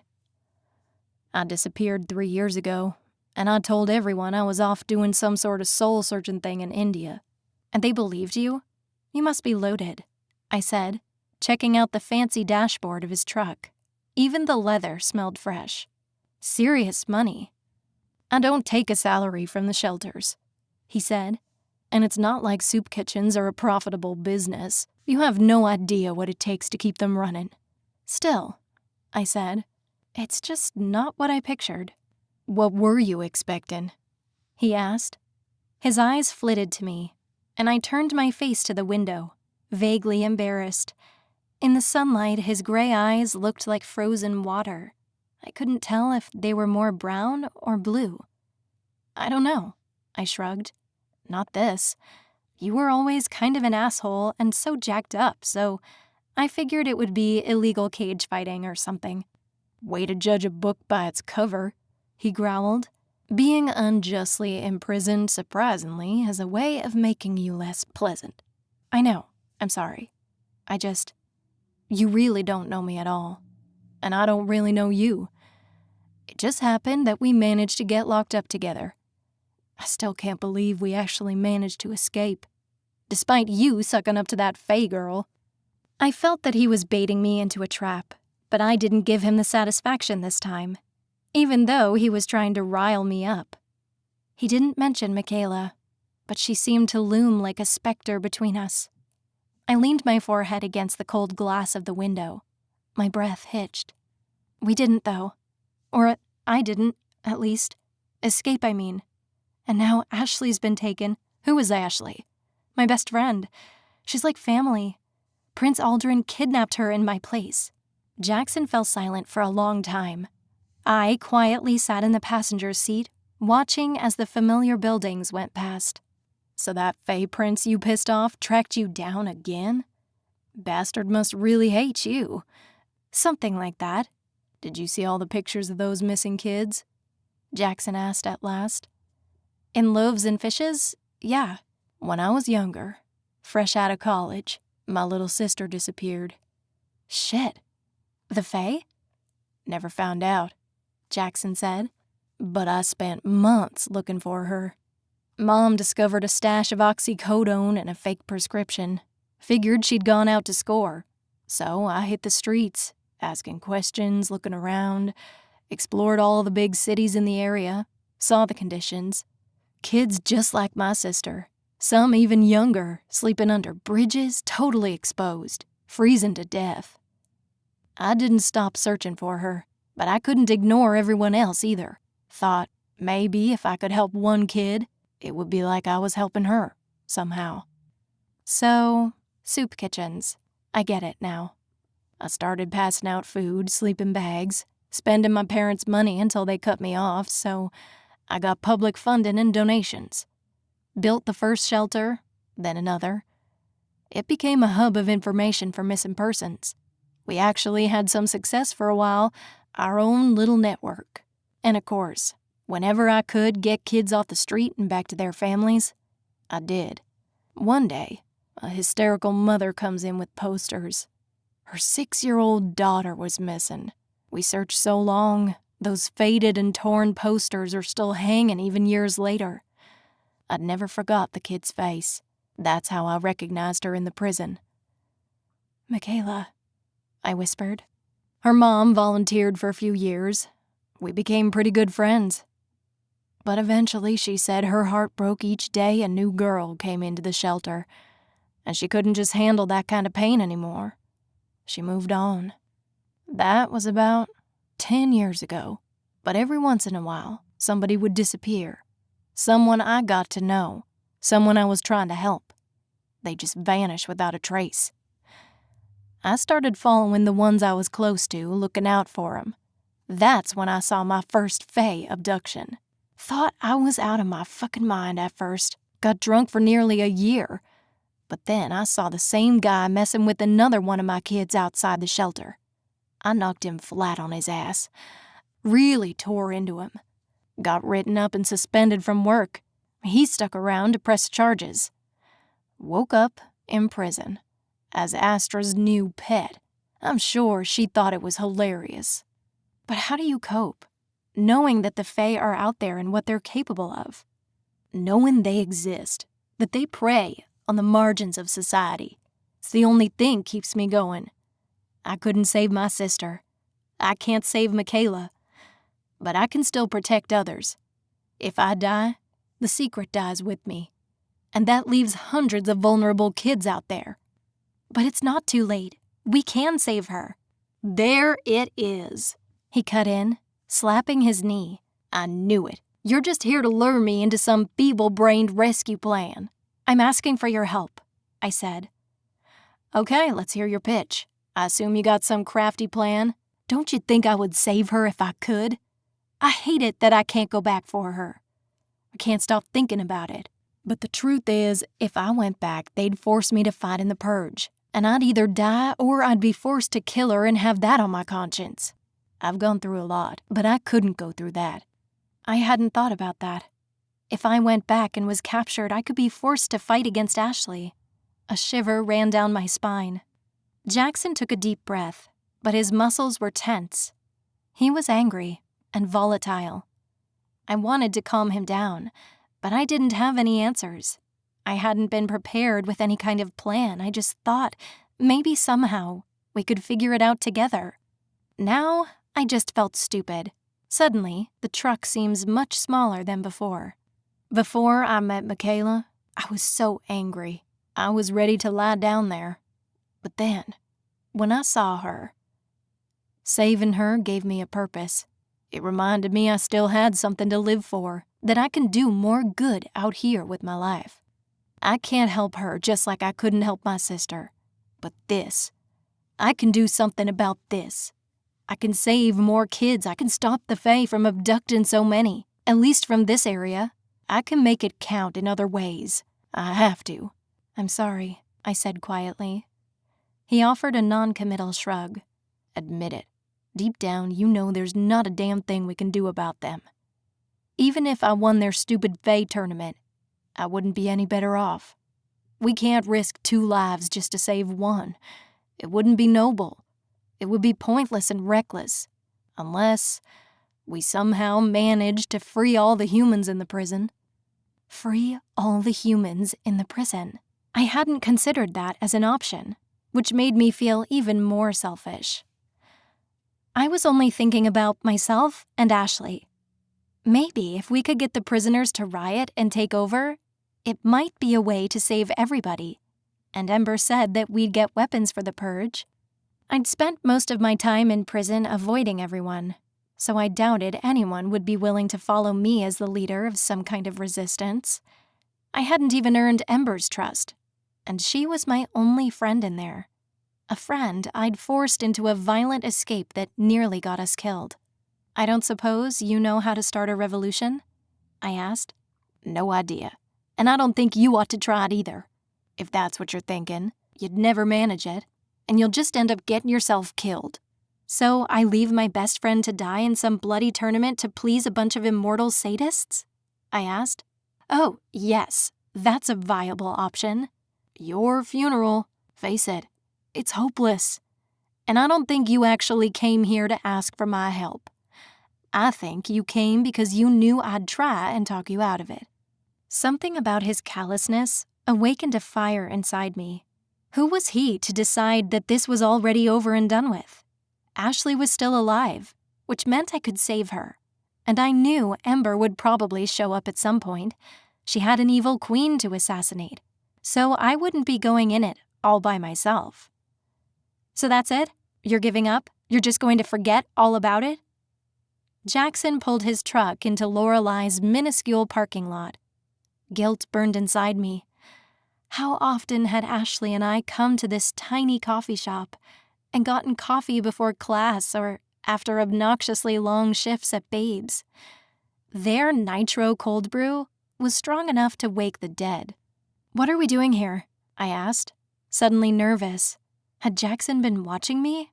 Or was this just a random pit stop? "Get out of the truck. I want to show you something." I followed him as he opened the back of his truck and pulled up a blue plastic tarp. It took me a minute to understand what I was seeing. The red wires and stacks of wrapped bricks. "Is this what I think it is?" I asked, my breath freezing in my throat. "It was your idea, genius. Don't you remember? You told me to figure out a way to stop them for real. This is it. You said the royals would be attending the purge, a gathering of Fae. We may never have another shot like this again." My eyes widened and I stared at the explosives. I didn't know much about C4, but it was probably enough to demolish a small building. or make a very deep hole in the woods. A chill ran down my spine at the thought that this much violence had been my idea. But what about Michaela and Ashley and Ember? Don't you get it? They're already dead. Would you rather have them suffer a terrifying, painful death in the arena? Trust me, this is a mercy. I turned away so he wouldn't see me shaking.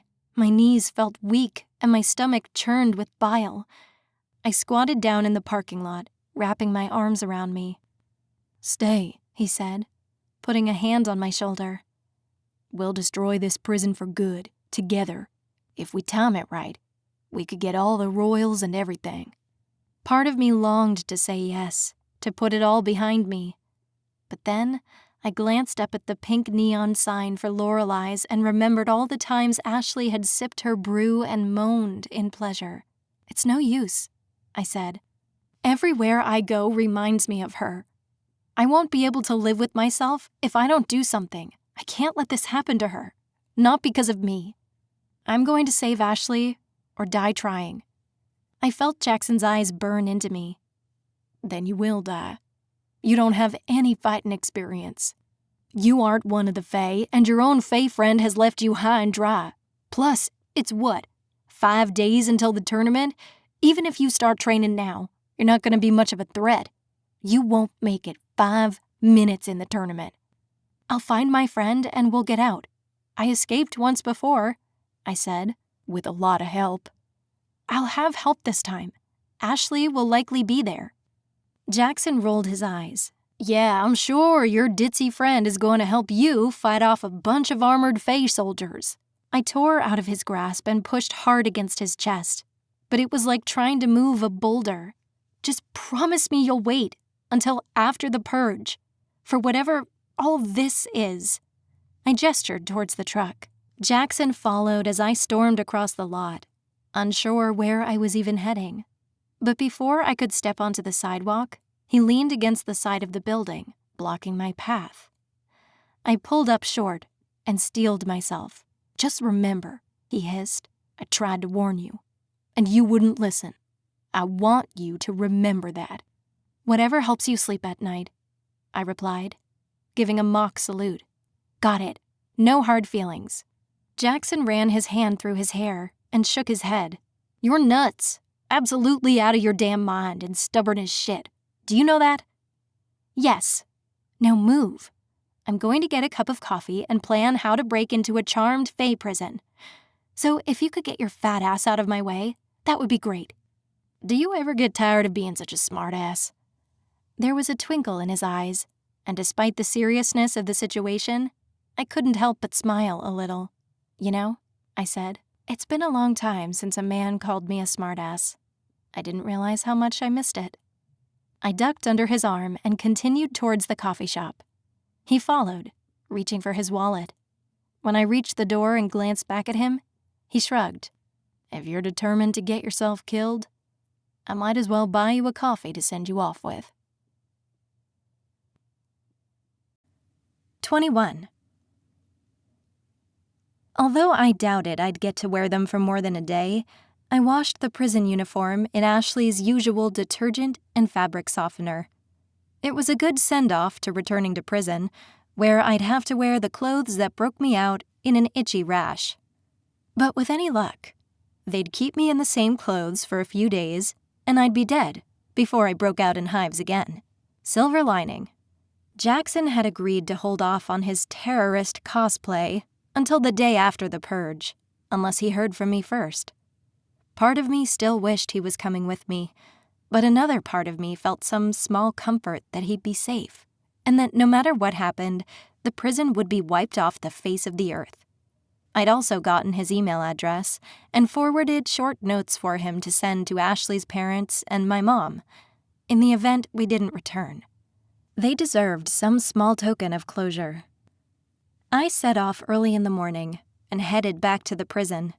I vaguely remembered where it was, and it wasn't as if there were that many wooded or grassy areas around Port St. Joan. Besides, I knew at least that I could find the intersection of DeSoto and Ginebra. From there, it would be just off the road. I still didn't have a plan. but that didn't mean I wasn't going to do anything. I tried to imagine myself going down in a blaze of glory like Lord Byron, dying in a heroic but doomed attempt to liberate Greece. Ashley would appreciate that comparison. As I passed the old apartment I shared with my mom, I paused and gazed across the familiar parking lot. This was where it all began. I sighed and quietly padded across the pavement. I moved onto the cracked sidewalk and paused by the door of our apartment, still laden with eviction notices. I leaned against the door, yearning for my old bed. It felt like a lifetime ago since I'd lived here with my mother, even though I knew I'd only been gone for a few months. Mom was probably worried sick about me. She was probably mourning me. My whole being ached when I thought of her arms wrapped around me, her voice soothing away all my fears. But if I went to see her now, I was sure I'd never leave. My courage would abandon me, and I'd let her distract me with old movies and popcorn, while Ashley was torn into pieces by an underground tournament of fae convicts. Maybe I couldn't save Ashley now, but I'd never forgive myself if I didn't at least try. If nothing else, I'd be there to die with her, and it would have to be enough. My chest ached, thinking about my mother, growing old, forgetting about me. Maybe Cedric would man up and take care of her, but I doubted it. It was quiet in the early morning, and I realized the stray cats that usually came to greet me were missing. The tub where I'd kept the bag of food was gone, and they'd probably just moved on to find another kind human. They were survivors, and they'd be fine. My mom would have to be too. "Goodbye, Mom," I murmured. "I love you." My legs felt like lead as I walked away from our apartment, but in a way, I felt like I was writing the world. There was something almost beautiful in that, poetic even. My footsteps echoed on the empty pavement as I got further from the city, and a thick fog obscured the road ahead. Birds chirped a warning as I approached, and I heard the rustle of feathers as my presence disturbed their nests. These might be my last few moments of freedom, and after everything that happened, this wasn't a bad way to spend them. I could almost pretend I was out for a nice morning walk, even though I rarely had a cause to be up this early. There was Ginebra and DeSoto. I kept walking, snapping the frost off the grass as I left the road and pushed into the woods. I wished I'd paid more attention after our escape, because all the trees seemed to look the same. I searched the ground for the telltale ring of white mushrooms. The sun was rising, and a thin light filtered through the branches, piercing the woody veil. I paused in a clearing, feeling its warmth on my face. The wind rustled the leaves around me. It was peaceful, for a moment, being this alone. Slowly, I climbed a grassy hill into a grove of ancient evergreens with thick trunks and shrouded in foliage and hanging vines. It felt like I'd stepped back in time. There! The ring of white mushrooms! I froze when I realized how close I'd accidentally gotten, and I shivered, taking a step back and sucking in a breath. I was still large, but if there really was an enchantment around the prison, I ought to shrink once I stepped into it. I looked around quickly, then tore up a few stalks of pentabush with its bright pink 5-sided flowers.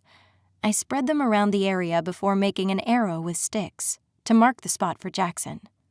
I swallowed hard and took a big step inside the ring, clearing the mushrooms and the thorny brambles. Suddenly, the colors all blurred together. The wind picked up, rushing so hard it stung my face. My stomach lurched and my head spun. I stumbled, the ground rushing up to meet me. I reached out with my hands, grimacing as the cold shot through my palms. When I looked up, the grass was so tall around me, I couldn't even see the mushrooms, and the thorny briars looked like a distant obstacle. Bloated gray clouds stretched above me as far as I could see. I walked on, wishing I'd jumped farther somehow and gotten closer to the complex. A half-hour later, I was still fighting my way through the now gargantuan jungle. Before, I hadn't really taken time to appreciate the novelty of being so small. I marveled at the clear veins in the sprigs of grass, pumping slowly like blood vessels. I was sure I was watching photosynthesis at work in real time, transforming light into chemical energy. But I couldn't dawdle. It would be just my luck to get eaten by a rat or something before I could even make it to my destination. As I climbed the hill, I finally saw the outline of the prison wall. This was it. No turning back now. I kept climbing. The shapes of guards appeared on the wall, ready with their weapons and beetle steeds. "I'm coming, Ash," I murmured. 2 guards mounted atop massive brown beetles broke away from the prison walls at my approach. Their armor sparkled in the dim light, letting off a nearly mystical glow. My pulse jumped, my heart beating 1,000,000 miles a minute. But I forced myself to be calm and composed. Any sudden movement, and I was sure I'd be greeted with a barrage of arrows.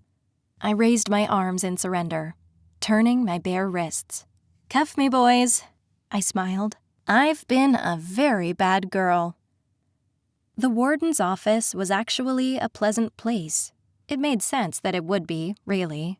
The warden worked there, and unlike most places in the prison, this one wasn't made to be purposefully awful. I clasped my handcuffed hands in my lap and waited.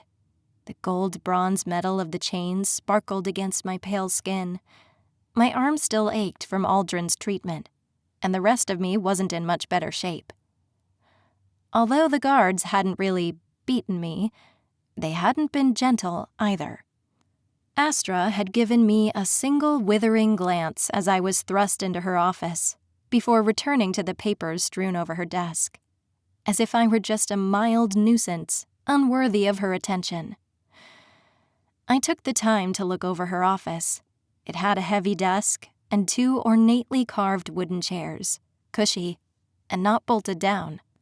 A rack near the door held elaborate ceremonial swords and a few more gruesome-looking war devices, with leather straps and jagged teeth. Behind her, a tall bookshelf overflowing with gilded and leather-bound volumes stretched to the ceiling, which was painted to resemble a star map. I picked out the familiar constellations. Right now, Orion, Taurus, and Gemini were in the sky. And of course, there were the circumpolar constellations, the ones that were so close to North that they could be seen year-round. They were the Big and Little Dippers, Cassiopeia, and Draco. "Do you like my star chart? It makes some of the royals uneasy," Astra said, without looking up. I got the feeling she'd been watching me this whole time, even as she seemed immersed in her work. My attention snapped to her delicate, girlish face. She looked so deceptively kind, innocent even. But I had no doubt something very bad was coming.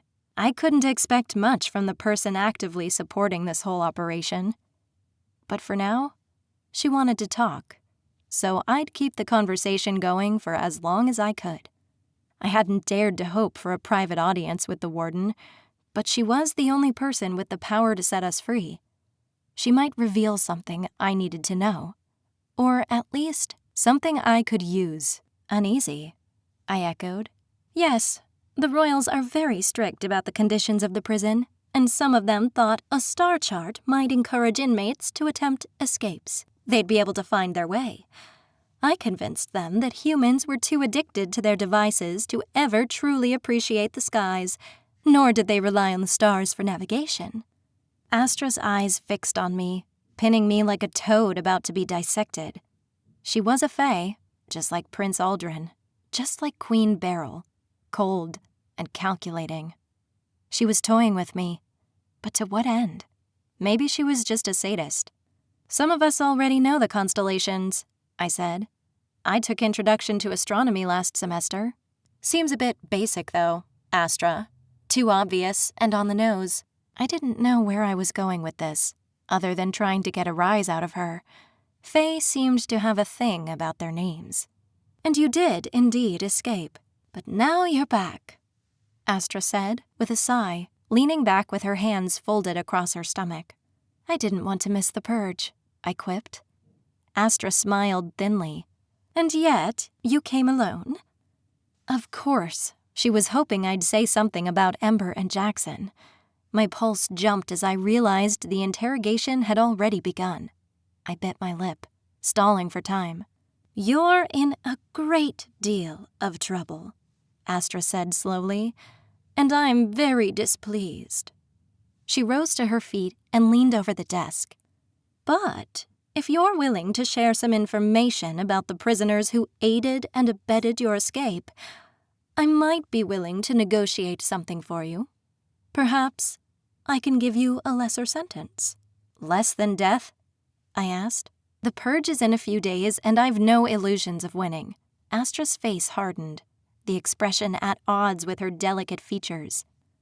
"You must have some idea where they've gone," Astra said, her eyes flickering to her papers. She pretended to shuffle them around, and I caught a flicker of fear in her expression. I realized she was probably under tremendous pressure from the royal fae already. She had let 3 of her convicts escape, just days before the purge. Frosty Boy, in particular, must be furious, not to mention the March Queen, for letting her alleged assassin out of captivity, poised to strike again. "None whatsoever," I lied. I let my shoulders slump and sank back into the chair, this time allowing a coy smile. Astra needed something from me, which gave me a brief feeling of power. Maybe I wasn't as helpless as I thought. I decided to use the opportunity to press for my advantage. "If you want to negotiate, though," I continued, "there is something I want. Prince Aldrin took a girl in my place, a pretty blonde. Did he bring her here? Have you seen her?" I could see the warden calculating, weighing her options. "A quid pro quo?" she asked. "I'll play. Tell me what I want to know, and I'll tell you about your friend." It sounded like a good arrangement, but I knew it wouldn't really be that easy. The Fae loved deals, but I couldn't trust the warden to keep any bargain. Even if she couldn't lie directly, there was bound to be a trick in her wording somewhere. On the other hand, I also couldn't tell her the truth about Jackson and Ember. It was like a game of poker, but everyone was bluffing and the cards were deadly. "I'll tell you what I know," I said, "but it's not much. Jackson didn't like that I agreed to work with Ember, so he stormed off shortly after we left the prison, and I don't know where he went.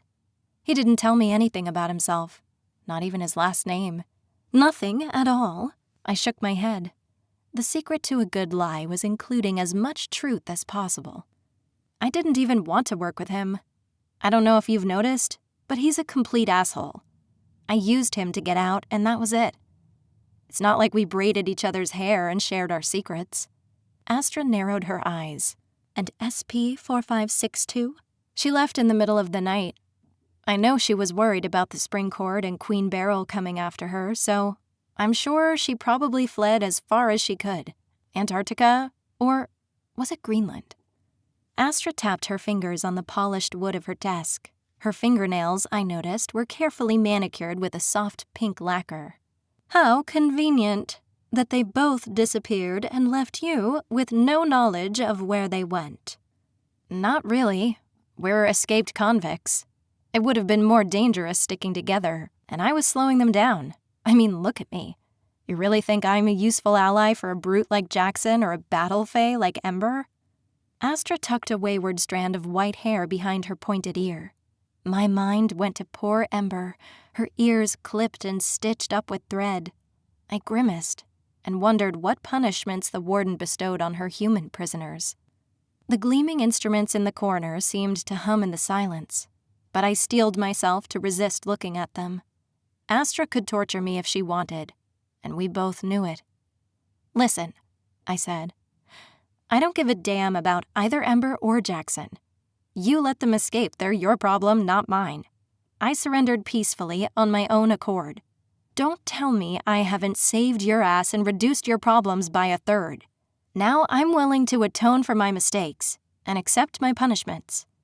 But first, Tell me about Ashley. She's the only one I care about." Astra didn't believe me. I could see it in her face. So I fell silent, unsure what to do next. There was nothing else I could offer her, and since I hadn't provided any real information, she had no reason to fulfill her end of the bargain. "Your friend is here," Astra said slowly. "H3177. My heart was in my throat. I was both relieved and horrified as my worst fears were confirmed. "Is she going to fight in the purge? With the rest of us?" "Yes, but you're not to see her until then. His Royal Highness was quite clear in that regard." "I'm the one he wants," I said. "He only took her to get to me. But I'm back now, so you can let her go." "I'm not in the habit of freeing prisoners," she leered. "Besides, that's something you'll have to bring up with the prince himself. Not that I expect you'll get the chance." I stood suddenly, my eyes looking around for a weapon. If I could just reach the display case. Astra moved quickly to block my path, grabbing my neck and flinging me to the ground. "It's a pity you didn't just tell me what I wanted to know," Astra said, stepping on my chest with spiky heels. The chains dug painfully into my back as the pressure squeezed air from my lungs. "I might have been kinder to you both. I'm the one who arranges the purge, you know. I decide all the competitors. I could have given you a quick, clean death. Believe me, it would have been a mercy." A chill ran down my spine, but I refused to let her see my fear. She was expecting me to plead and beg desperately or tell her more about Ember and Jackson. But I didn't believe for a second that she would have really done me any favors. "Do you enjoy it?" I asked. "Being a part of all this? Groveling to the Fae courts and grooming innocent people to be slaughtered?" Astra's smile widened. "So much," she purred, her eyes alight with excitement. "Being the warden of this prison is a very prestigious position, earned through blood and grit, and I won't be made a fool by some human bitch." "Too late for that," I smirked. She stepped off me, heading back behind her desk, and I rolled onto my knees awkwardly, gasping for breath. "You know," she said, "when Fae come here, we clip their ears. We don't usually bother with the humans, but none of them have ever escaped before. I think we need to do something to discourage anyone harboring similar ideas." She pulled a thin dagger from her desk drawer, made of a bluish metal, so fine it was almost transparent. As she leaned closer to me, it heated up in her hand, glowing white-hot. I felt the ends of my short hair curl up as she waved the blade near my neck. "So," she murmured, "what should we cut off?" I froze as she hovered over me, studying my skin with her large eyes. She grabbed the back of my neck to keep me still, stepping on my chains to keep me immobile. And then she started to carve into my face with the tip of the hot knife. I bit my tongue to keep from screaming, but couldn't stop the tears. Not that it mattered. They evaporated from the heat halfway down my cheek, producing small puffs of hissing steam. I smelled my own burning flesh and tasted blood on my lips as Astra focused on her infernal designs. "There," she smiled, stepping away with a look of satisfaction. My singed hair clung to the sweat on my face, and I was too stunned to do anything other than enjoy the slight chill of the air against my inflamed skin. My body trembled, and I stretched my fingers in and out to prevent myself from passing out. The pain throbbed, coming in waves that pounded against my consciousness. "Not my best work," Astra said, putting away her weapon. "But it will suffice. I wish I could have cut your tongue out, but Aldrin would probably have my hide for that. It's an hourglass, in case you were wondering. A reminder that this is my prison, that I own you, and that your time is short. It looks a little like the constellation for Orion. I thought you'd appreciate that." I wanted to scream at her, but I was still in shock. She'd marked me, carved a symbol onto my cheek. I could feel it burning under my eye, like a bee sting. I'd wanted to be strong, but somehow Astra had zeroed in on my deepest fears. For a moment, I was 7 years old, hiding in the closet, my cheek singed by my abusive stepfather. "You'll regret that," I grumbled, finally finding my voice. "I doubt it," she smiled. "Now then, back to business. I'll have you released for training, but otherwise, you'll be in solitary confinement. You won't see your friend or anyone else for that matter until the purge, where I will watch you die and enjoy it immensely. Unless, of course, His Royal Highness deigns to pay you a visit." A lump rose in my throat when I thought of being locked up alone. I wouldn't get the chance to see Ashley, to explain things to her, to tell her how sorry I was for dragging her into this. Shame and guilt burned in my stomach. "Enjoy your stay, H3157. Astra rose and knocked on the door to her office. As she returned to her desk, Borealis swept in. Dark bruises marred the side of his jaw, likely remnants from where Jackson had punched him. The guard's eyes gleamed with something dark and sadistic. A shiver tore through me as he hauled me to my feet. "Take her to a solitary cell," Astra said, "and be quick about it." Borealis seized my arm and pulled me toward the door. I stumbled over the carpet, my legs feeling weak beneath me. Of all the people who I wanted to leave with, he was very far down on the list. His fingers dug into my arm, and the moment the warden's door closed behind us, he threw me against the stony side of the tower. He practically trembled with fury. "Be grateful you're Prince Aldrin's," Borealis hissed, "or I'd tear you apart for everything you've done." "Sorry to disappoint you," I sneered.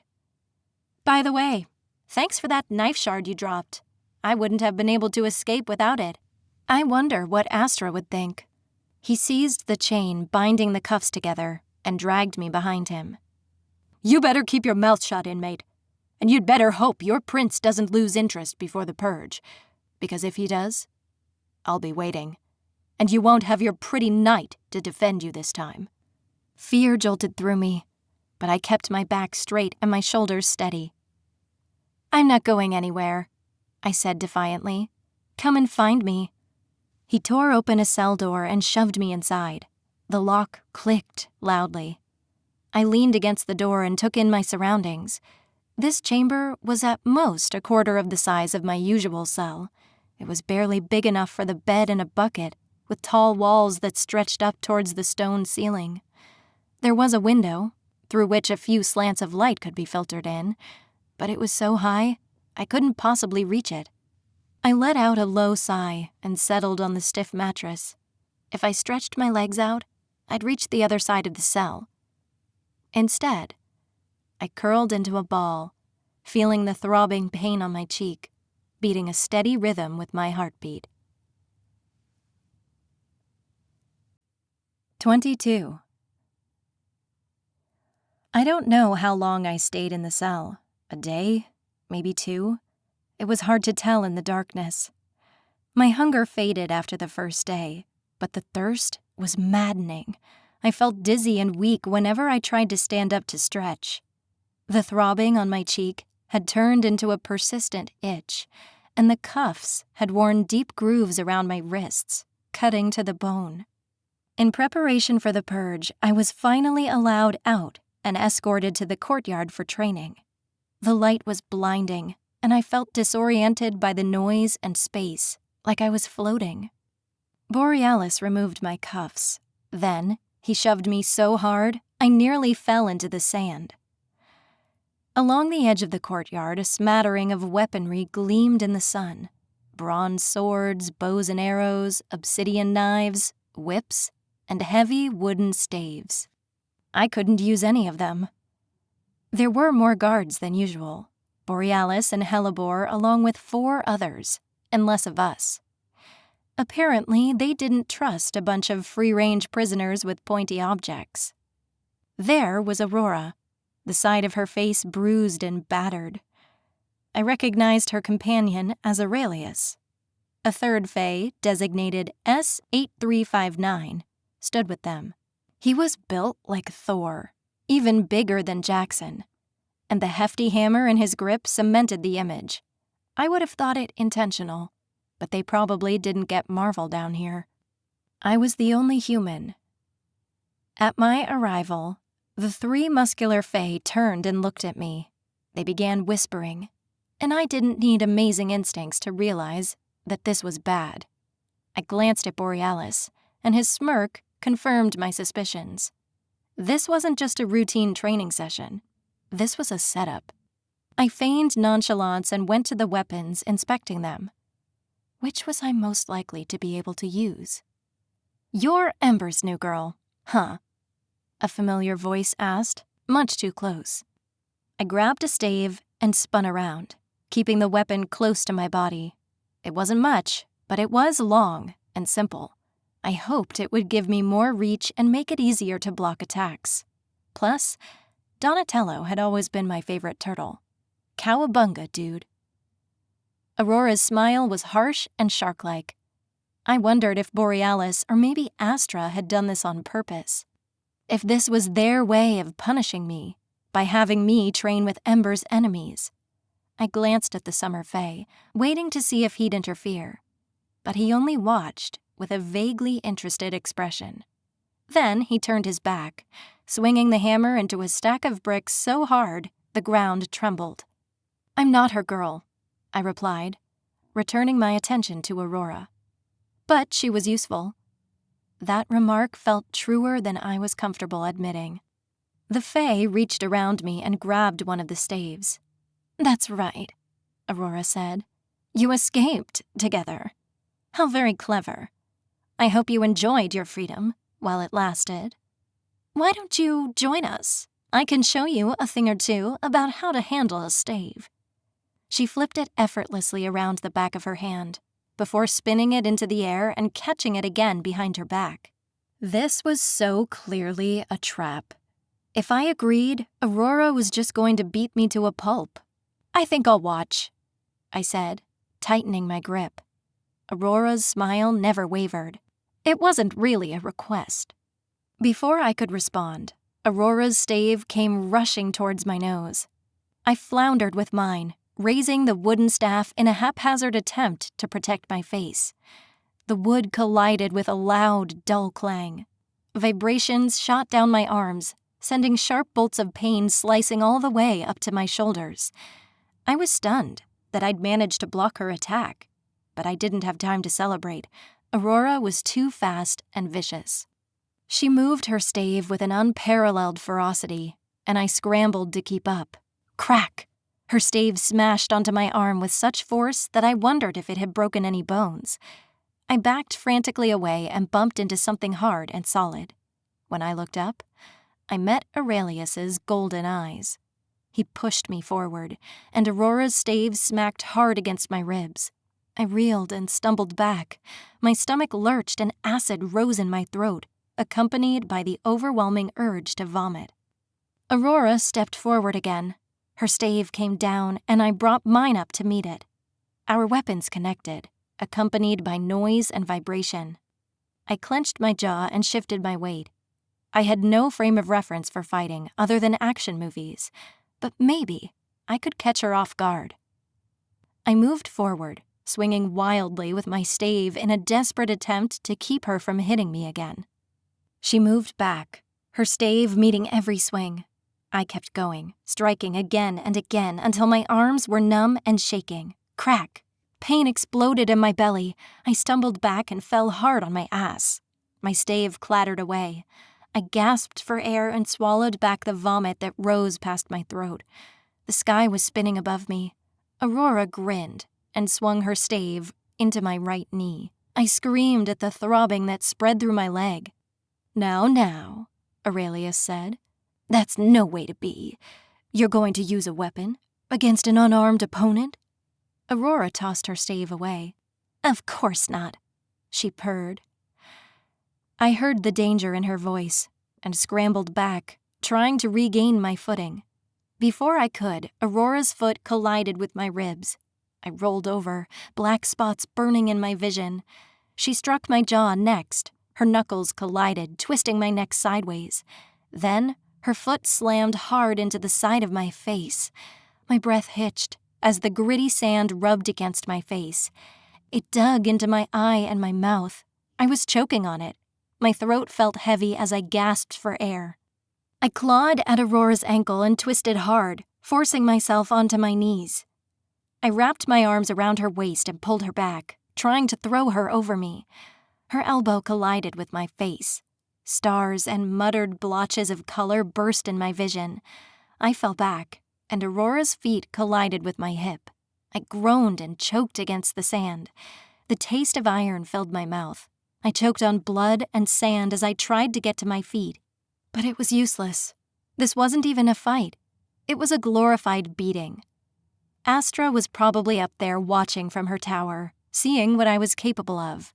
Not much, apparently. Aurora's fingers curled in my hair. She pushed down hard, grinding my face into the sand. "Stop!" I rasped. Aurora leaned close to my face. "What if I don't want to stop?" I spat blood and saliva onto the sand. "So, this is how you amuse yourself?" I said, between burning gasps for air. "Beating down a weak human, half your size? Shouldn't you be training?" I shifted my position. Pain burned through my chest and belly. Mercifully, Aurora removed her foot and stepped back. I shakily lifted myself onto my hands and knees. As I tried to climb to my feet, I glanced up. The Fae stood waiting. I had no doubt one of them was going to knock me down the second I got to my feet, but staying down wouldn't protect me either. I crawled towards my stave, retrieved it from the ground, and pressed one end of it into the earth for support. My knees shook, and the world spun as I forced myself up. I gasped for air, sending fire curling through my chest. I wanted to collapse onto the ground and cry. "That's all you got?" I asked instead, wiping the blood from the corner of my lip. Aurelius chuckled. He'd retrieved one of the obsidian knives and casually twirled it between his fingers. My heart was in my throat. Despite knowing he wouldn't interfere, I glanced towards Borealis. He couldn't hurt me because Prince Aldrin had declared I was his, but apparently the same didn't apply to other competitors in training. He couldn't touch me, but they could. "Feisty little thing, isn't she?" Aurelius asked. I shivered and tucked my chin against my chest. My breaths came in quick, damp pats and the world spun around me. Aurora feigned an attack, and I tripped over my own feet, leaning backwards until gravity pulled me down. I collapsed before the blow even struck. The ground welcomed me like hard cement, accompanied by a kick to the side of my head and the tinkle of Fae laughter. Then there was a silence, and I flinched, preparing for more blows. Instead, a dark shadow stood over me. "You really suck." At first, I genuinely thought I'd been hit so hard I was hallucinating, or delusional. I weakly raised my head, my ears ringing, to see Jackson's warm smile.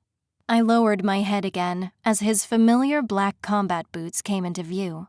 He crouched down next to me, his fingers gently brushing back damp, bloody strands of hair and sand from the side of my face. "I told you were going to get yourself killed," Jackson murmured. Black spots obscured my vision. The pain was so intense, so hot and wild that I couldn't fight against it. And so, I gave into it, feeling myself carried away like a leaf in a storm. I'd thought being beaten until I passed out was bad. But waking up was infinitely worse. My chest and stomach ached and throbbed. With every heartbeat, pain lanced through my body. I hadn't realized it was possible to feel so much. The prison infirmary might have looked like an ordinary hospital if it hadn't been for the ornate bronze barred door separating it from the rest of the prison. When I shifted, my ankle pulled against the cuff keeping me bound to the bed. My wrists were cuffed too. I curled my fingers into the sheets and sighed, wincing as pain spread like wildfire through my chest. It was quiet here, barely a step above solitary confinement, and I got the sense that I'd drifted in and out of consciousness. I'd seen one nurse, in a crisp white dress, but she'd only checked my bonds before going away again. I blinked, and the light changed. I blinked again, and it was dark. The temperature dropped suddenly, and when I exhaled, my breath frosted the air. I clenched the sheets more tightly, unable to even wrap my arms around myself for warmth. Flakes of snow fell over my body and onto my bare skin. Are you going to show yourself, Frosty boy? Or are you just going to lurk around like some sort of pervert? I've told you not to call me that, he said, his voice resonating in the shadows. I glanced around, trying to find him. What's this? Invisibility? The air shimmered, the spots of light pulling together, and he appeared beside me. The Fae's face hovered close to mine. Something like that, he replied. And as a Fae prince with extraordinary powers, you've nothing better to do than torment me in the infirmary? I said. He drew a finger down my side. I shivered. The coldness of his skin seeped even through the paper-thin dress I'd been given to wear. But beneath the sensation, there was another. Lightning crackled beneath my skin, as if some primal part of me responded to his powers. There's that attitude of yours, he muttered. You never learn, do you? Probably not. These days, my mood was like a pendulum, swinging from one extreme to the other. You don't either. You still can't tell when a woman doesn't want you around, and he pressed down hard on my ribs. I choked back a scream and clenched the sheets like a lifeline as fiery pain raced up my sides. Did that hurt? He asked mildly. You know damn well it did. Aldrin grimaced and swept around the bed, taking a seat beside me. He pinched my chin with his fingers and turned my jaw, no doubt admiring Astra's handiwork. I hate it when people destroy my property. I'll never be yours, I wheezed. Even so. I don't like this, he said. No, not at all. You're going to perform terribly in the purge if you're left in this condition. Sorry to disappoint you. I rather think you did it to spite me. Oh, sure. I care so much about you, I decided to let them kick my ass. Moron. Aldrin traced a finger around my ankle. I jerked back, but the cuff prevented me from moving away from him. Undeterred, he traced his finger up my bare calf. Your kind has become so bold over the centuries. There was a time when you wouldn't dare address me so disrespectfully. Your people have forgotten how to fear the Fae, he murmured. You've forgotten to have respect for the creatures who dwell in your lakes and rivers and the darkest places of the world. I swallowed and resisted the urge to drop my gaze. His eyes were so piercing and brilliant, so magnetic. My breath came in cold, awkward sputters. Is that why you're like this? You get off on people being scared of you? Are you scared of me? Freaking terrified, if I was being honest. I forced a nonchalant expression and shrugged as best as I could, with my wrists chained to the sides of the bed. Not particularly. Despite your winter fae powers, you're a dime a dozen. Every girl on campus has had to deal with some dude who won't take no for an answer and who gets uncomfortably touchy-feely. You're absolutely nothing special. When he glared at me, my resolve wavered. It was true that I'd met my share of douchey guys, but I knew, too, that I'd never had to face any of them while cuffed to a prison bed. I'd always had the options to fight or storm away. I'd never been so weak, so broken. And there had always been other people around. But in here, I was absolutely alone, outside the law or anything. He owned me, and he knew it.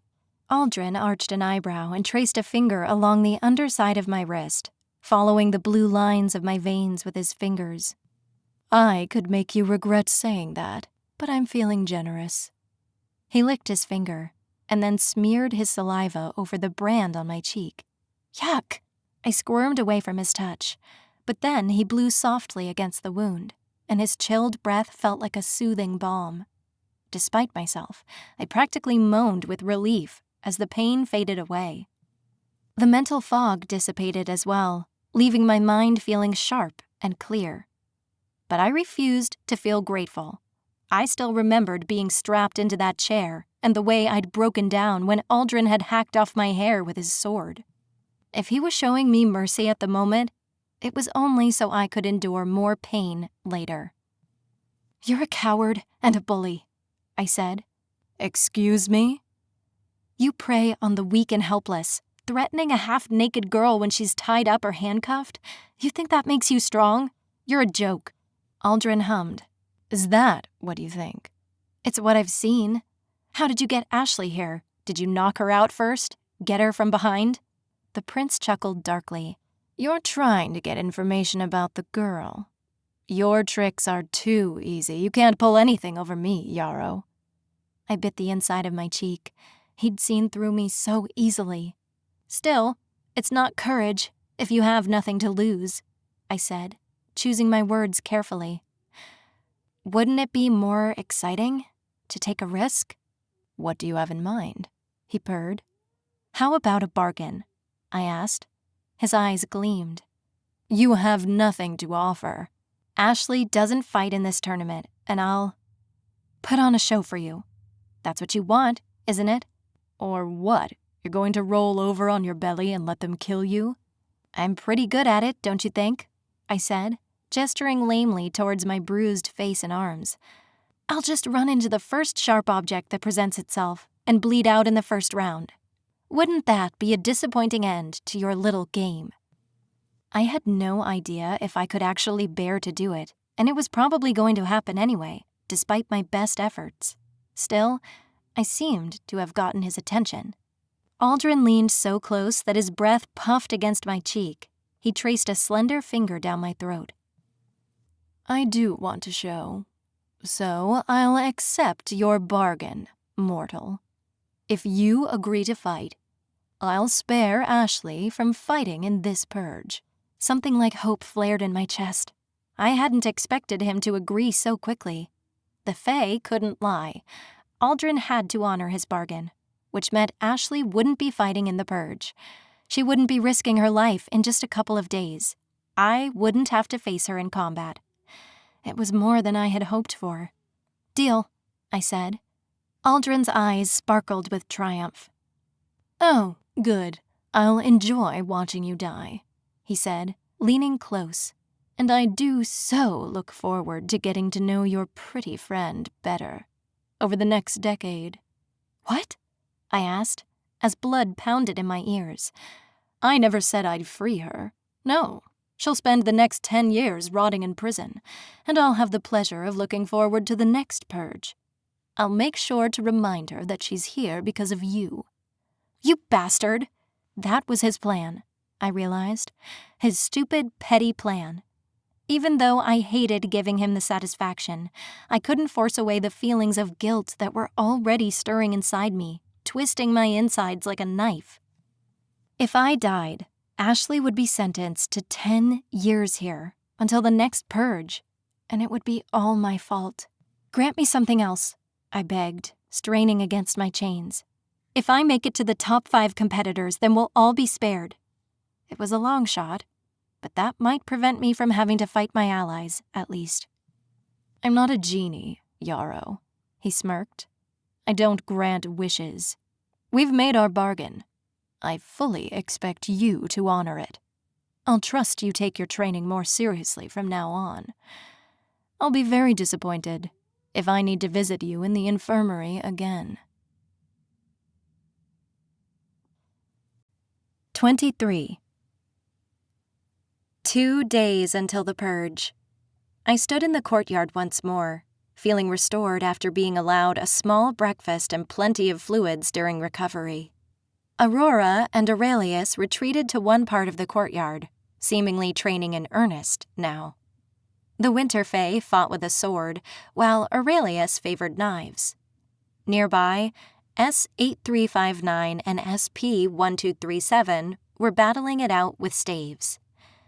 Rain, I remembered, observing the petite spring fae with the dark eyeshadow lined with sparkling highlighter. She danced around her larger opponent, striking him like lightning, until he seized her by the throat and slammed her into the ground. Just watching them made my stomach lurch uncomfortably. Jackson stood before the weaponry, looking it over with a critical eye. I cleared my throat and joined him. "I thought I'd imagined you," I said. "Nope," he said, "though you were nearly delirious when I arrived." He stepped closer and raised a hand, brushing his thumb over the brand on my cheek. I had bruises on my collarbone, my cheek, one eye, and down my arms and legs, but I was surprisingly free from pain this morning. I wouldn't be surprised if Aldrin had blessed me some kind of fairy healing magic. "You're as purple as an eggplant," Jackson grinned. "And you're still ugly," I smiled. "What happened?" 17 Fae guards invaded my hotel room," he replied grimly. "The Fae seem really good at recapturing people who've crossed them." "Oh," I said. "I'm sorry." A small part of me had half hoped he'd returned to rescue me in some misguided attempt at chivalry, but that would have been stupid. "So am I," Jackson said. "But since I'm here, I might as well give you a few pointers. With practice, you might not be the first to die. Maybe you'll even make it to the final round." "So you can kill me yourself?" I said. It was a poor attempt at humor and it fell flat. I regretted it as soon as I saw Jackson's expression turn dark. "If it's just us left, and we refuse to fight each other, do you think they'd let us walk free?" "I wouldn't count on it," Jackson said. "And you shouldn't be thinking about anyone but yourself. Fight as hard as you can, for as long as you can. I'll focus on the Fae," he said. "Just like I initially planned. You just try to stay alive." I bit my lip, feeling guilty that I'd only negotiated for Ashley. I'd made a deal with the devil and probably screwed up my only chance at bending the rules. I should have asked for his freedom and Michaela's, but it was too late now. Jackson finally took a stave and offered one to me. "Well, let's try to teach you something. It's a long shot. At the rate you're going, I don't know if you'll even make it past the bug-baiting rounds." "Bug baiting?" Jackson nodded. "The tournament is divided by cell blocks. Each block has 6 competitors. First, the 6 begin with the bug-baiting games to warm up the crowd. The survivors will move on to the next round, where they'll be paired up with competitors from the other cell blocks. Rinse and repeat until it's just a few of us left." "How do you know all this?" I asked. "Astra filled me in. Wants her champion prepared." I thought of the creatures in the stables, and then of the giant beetles that the guards rode. I'd never been one for killing anything. Even the bugs and lizards that crept into our apartment had been respectfully removed and placed by the small pond behind the building. I tried to picture the most dangerous insects we might have to face, shuddering as I imagined myself standing before them with a weapon the size of a toothpick. And I still had no idea how to fight. But no, that wasn't quite true anymore, was it? I'd managed to land a few blows against the prison guards. I'd even taken one of their eyes out. But it had been dark, and I'd had a lot of help. Ember told me the guards were poorly trained, and I had a feeling I'd be facing much worse in the arena. But I couldn't give up now. "Okay," I said. "Teach me, master." I tightened my grip on the stave, while Jackson circled me, studying my stance. I jumped when he put his hand on my thigh, but let him coax my legs further apart. "Bend your knees a little more," he said, demonstrating. "This is offensive." I carefully mimicked his position. It was almost the same stance I'd learned from kickboxing. He held the stave out in a striking position, and I copied. So far, so good. Almost. My ribs and stomach ached with every movement, and I had no doubt it would be much worse if I actually tried anything more physical. Now, the downside of using a stave is that it doesn't have a sharp end, but it's thicker and it has a longer reach than most of the weapons we've been offered. And don't underestimate the damage that you can do with blunt force.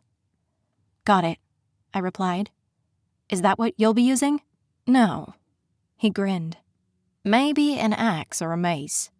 You wouldn't guess it, but I used to be in Little League. Now, normally for someone of your size, you'd want something fast and light, like a sword or dagger. Slice the right vein, and your opponent will bleed out. But that takes precision. These little fae fuckers are probably too fast for me, but if I strike hard enough, I can crush their skull or cut them in half with one blow. Awesome. I deadpanned, feeling sick. But you shouldn't be fighting at all. Your best offense will be great defense. Block the attack, run and hide, wait for something bigger or meaner to take out your enemy. Won't I just have to fight the bigger, meaner thing later then? Jackson shrugged. With any luck, they'll finish each other off, if you can stay out of it long enough. But if you get good with the staff, there's a chance you'll find a spear, a stick with a pointy end. I know what a spear is.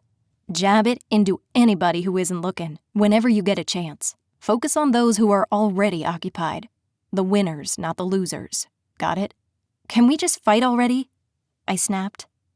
Jackson slowly moved his stave. I raised mine to meet his. For a few seconds, we went through the motions. He struck, and I countered. We carefully moved in a slow circle, but already my muscles were aching. Defensive, Jackson said, shifting his feet. I moved into a defensive stance, and we traded more blows. He broadcast his movements, swinging slowly from different directions, correcting my posture. Ready? Jackson asked. I think so. This time, he swung fast and hard. I lifted my stave up just in time. The impact shattered along my arms, but before I could gather myself, Jackson struck again. I blocked him, again and again. Our movements were accompanied by the dull clanks of the staves colliding with one another. My chest burned like wildfire, but I forced myself to push past the pain. Even as my breathing became quicker and more sporadic, I kept going. Finally, Jackson broke past my defense. His stave cracked against my shoulder, and I gasped, reeling from pain. I stumbled back and groaned. Is that the best you can do? He asked. I bit back a sharp retort about how much pain I was in. The truth was it didn't matter. My opponents wouldn't care if I was injured, and I wasn't going to get miraculously better before the purge. No, I replied, gritting my teeth. Again, he said. He brought his stave down once more. I blocked and countered. After a few more blows, I tried moving onto the offensive. But Jackson was clearly practiced and way stronger than me. He stepped back, letting me strike again and again. None of my blows even came close to landing. Then, as if a switch had been flipped, he went back to the offensive. Clank, clank, clank. I countered, but my movements quickly became sloppy. I clenched my jaw, trying to focus on his arms instead of the pain spreading through my chest and threatening to choke me. Jackson's stave struck my ribs. Air burst from my lungs all at once. I gasped, struggling to breathe. But Jackson didn't wait for me to gain my bearings. His stave collided with my shoulder again. A warning blow, I knew. I lifted my stave, wildly trying to strike him. Jackson countered and swung. The stave cracked against my collarbone. I fell back, hissing in pain. Jackson was merciless. I scrambled to keep up with him, but his stave cracked against my wrist, my hip, and my ribs. Black spots dotted my vision. Stop hitting me, I snapped. Do you think the other competitors'll stop? No, but he was supposed to be helping me, and could show me some damn mercy. His stave came towards me again. I floundered, trying desperately to defend myself. I cringed as Jackson's stave came rushing towards my face. Then, everything grew still. Jackson stood before me, the blunt edge of his wooden stave inches from my eye. The guards and the other prisoners stood like statues, frozen in time. Sound ceased to be. For 1 second, the earth itself didn't move. I stepped back, out of range, and frowned. Crack! I jumped at the noise and spun around. Jackson stood before me, but rather than hitting my shoulder, his stave seemed to have struck the ground. He stumbled to the side, his momentum pulling him off balance. He stared at me for a long second, looking utterly bewildered. That was fast, he said. Damn fast. But I trailed off. I put a hand against my chest, trying to soothe the rising panic. "I don't know how I did that," I murmured. "Well, whatever it was, you need to do more of it. Your enemies aren't going to be as gentle as I've been. They'll eat you alive." I shook my head. "But I felt... Did you notice anything odd?" "About?" I furrowed my brow, studying the training grounds. The other Fae were unfazed, still trading blows. The guards were chatting casually. Nobody else appeared to have noticed anything unusual, but I swore for a second it felt like I'd stepped outside of my body. "Something weird happened. It was like time just quit," I replied, and I moved away. Jackson raised an eyebrow. "I didn't hit your head too hard, did I?" "I'm serious," I growled. "Maybe it was the prison," he said. "This place does have a lot of enchantments around it, so it's possible you just kind of slipped into one of them." "Maybe," I muttered. "At any rate," Jackson moved into a fighting stance. "Back to work." I nodded. Even if I could make a new deal with Aldrin or the Warden to spare the top 5 survivors, that wouldn't mean anything unless I actually survived that long. No matter how slim the odds seemed to be, I had to believe there was still a chance. With a growing sense of dread, I realized that I may have to kill people to get there. Maybe a lot of people. Would freedom really be worth becoming a murderer? Yes, it had to be. Otherwise, Ashley would be stuck in prison for the next 10 years and forced to fight in the next purge. I owed it to her to win my freedom, and with it, maybe hers. There was an asshole in my introduction to biology class who was creepily into social Darwinism. He used to say that strong people would survive and thrive, while the weak ones would be weeded out. In this sort of situation, for example, he'd say that if I couldn't fight and survive, I deserved to die, on an evolutionary, if not moralistic level. God, I got in so many arguments with that jerk. He didn't seem to realize that things like poverty, disability, and just plain bad luck existed. I pulled my knees up to my chest and let my chin rest on them, watching the blank stone wall across from me. A wave of nausea overcame me, thinking about home. Who would have thought I'd miss being a poor college student with a fiery temper? "You're still wrong," I said aloud, searching for his name. "Cole? Corey? You're wrong. For your complete misunderstanding of basic biology." Darwin would be mortified. My legs burned, but I didn't shift my position. No matter how I lay or sat, everything hurt. The best position I could get into was half propping myself up on the pillow against the metal. But I could only remain like that so long before my neck and shoulders began to stiffen from the cold seeping through the wall. Solitary confinement sucked, and logically I knew that. But it was strange, because sometimes I felt the most overwhelming sense of relief at being here, safe, behind thick stone and iron walls, and a locked door, not hiding, alone in the dark, nobody hitting me. It was like I belonged here now, like this fit me better than Ashley's apartment. My chest ached thinking of her. I hoped Ashley wasn't stuck in solitary like I was. I hoped she, at least, was allowed to mingle with the other inmates, so someone could tell her where she was and what was going on. Maybe she'd met Jackson and Michaela. I should have thought to ask him about her. She was always the social one. Prisons weren't a popularity contest, but it never hurt to make friends. I sighed and slowly uncurled, grimacing at the pain as I moved my bruised joints. I lay on my back and gazed at the ceiling. Being in this cell made it feel like nothing was happening, and I needed something to happen. I had to remind myself that once it started for real, I'd probably be begging to go back into my cell. It was the day of the purge. From the slants of light drifting into the cell, I couldn't tell exactly how early it was, but it was well past dawn. Probably sometime in the morning. Still, I didn't think the sun was high enough for it to be noon. I'd slept early, and awoken to find a jar of water and some kind of soupy porridge with meat and rice. Finally, the door creaked open, and Borealis entered. "It's time," he sneered. My pulse raced. I uncurled from the bed and crossed the floor. He dug his fingers into my shoulder and ejected me from the cell. The hallways were quiet, practically empty. Borealis grabbed my arm and jerked me along, seemingly impatient. Fire exploded in my chest and coursed down my belly as I struggled to keep pace with his quick steps. We went down, around and around the tower, until we finally reached a massive door, flanked by 2 guards. Seeing Borealis, they opened it and revealed a long tunnel. Anxious energy thundered through me, fighting with the fire in my stomach.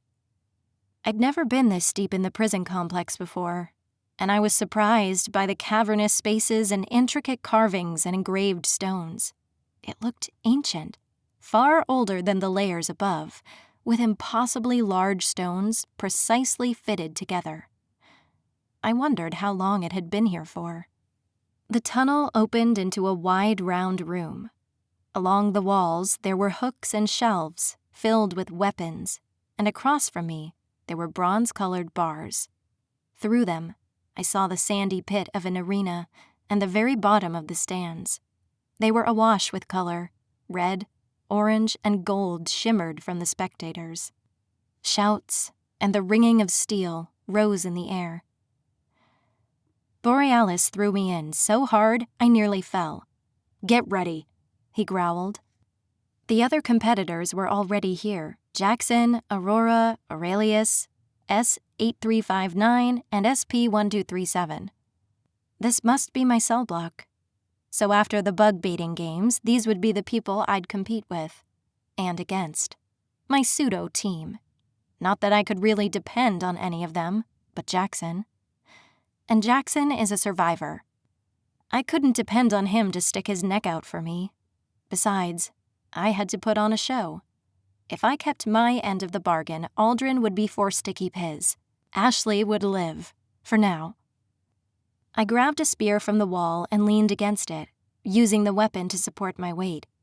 Both ends were pointy, one with a sharp spike like the head of an arrow, the other with a long, gleaming blade that forked into jagged edges like a curving star. Jackson had taken a broadsword for himself, and his muscles rippled beneath some plated body armor. He gave me a curt nod, and I walked over to him. As we stood by the bars, a scorpion scuttled into view beyond the bars.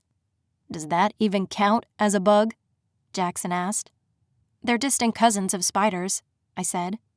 "Scorpions have 8 legs, while insects have 6. Scorpions have 2 body segments, while insects have 3. "Okay, nerd," he said. "Whatever, Babe Ruth. What happened to the mace idea?" "Check this out," he said, flourishing his sword. "Pretty sure it's iron. Spanish conquistador, maybe. I couldn't figure it out at first, as these weapons look human. Fey weapons are decorative, and made for stabbing or slicing, not brunt force. My guess is explorers to the New World stumbled into this Fey trap centuries ago, bringing their weapons with them. Pretty sure I even saw a skegox in there, a Viking-made bearded axe. But that would make it an antique." "You know a lot about weapons," I said. "Read a book on it once." "You can read?" I teased. "Iron Age Scandinavians used to burn their weapons with the bones of their dead ancestors and animals," he continued, hoping to transfer the spirits into their blades. "The carbon from the organic matter forged their iron into rudimentary steel, stronger and more durable. But if this sword is Spanish, there's a chance it's made from Toledo steel. It was the standard source of weaponry for the Roman legions, and the secret of its making was kept until the 20th century. Basically, 2 different types of steel, one with high carbon and one with low carbon content, were forged together, making the blades both hard enough to carry a fine edge and soft enough to flex without breaking. The process took months and had to be timed perfectly. As blacksmiths crafted the weapons, cooling the metals in oil and water, priests would recite the prayers to track the timing. Anyway," he grinned, "steel is mostly iron. Iron is good for killing fae. I'd never heard Jackson talk so much, which was the only sign that he was nervous. His pupils were also wider than usual, like he'd had too many energy drinks. I wondered whether Astra had slipped him some kind of tonic to give him an advantage in combat. I tasted iron when Aurora punched me, I said. Congratulations, Jackson deadpanned. Iron is poisonous to the fae, I said, ignoring him. Human blood is full of iron. What if I don't need a weapon? What if I am the weapon? What are you going to do, bleed on everyone? You got a better idea? Literally anything but that. He smirked.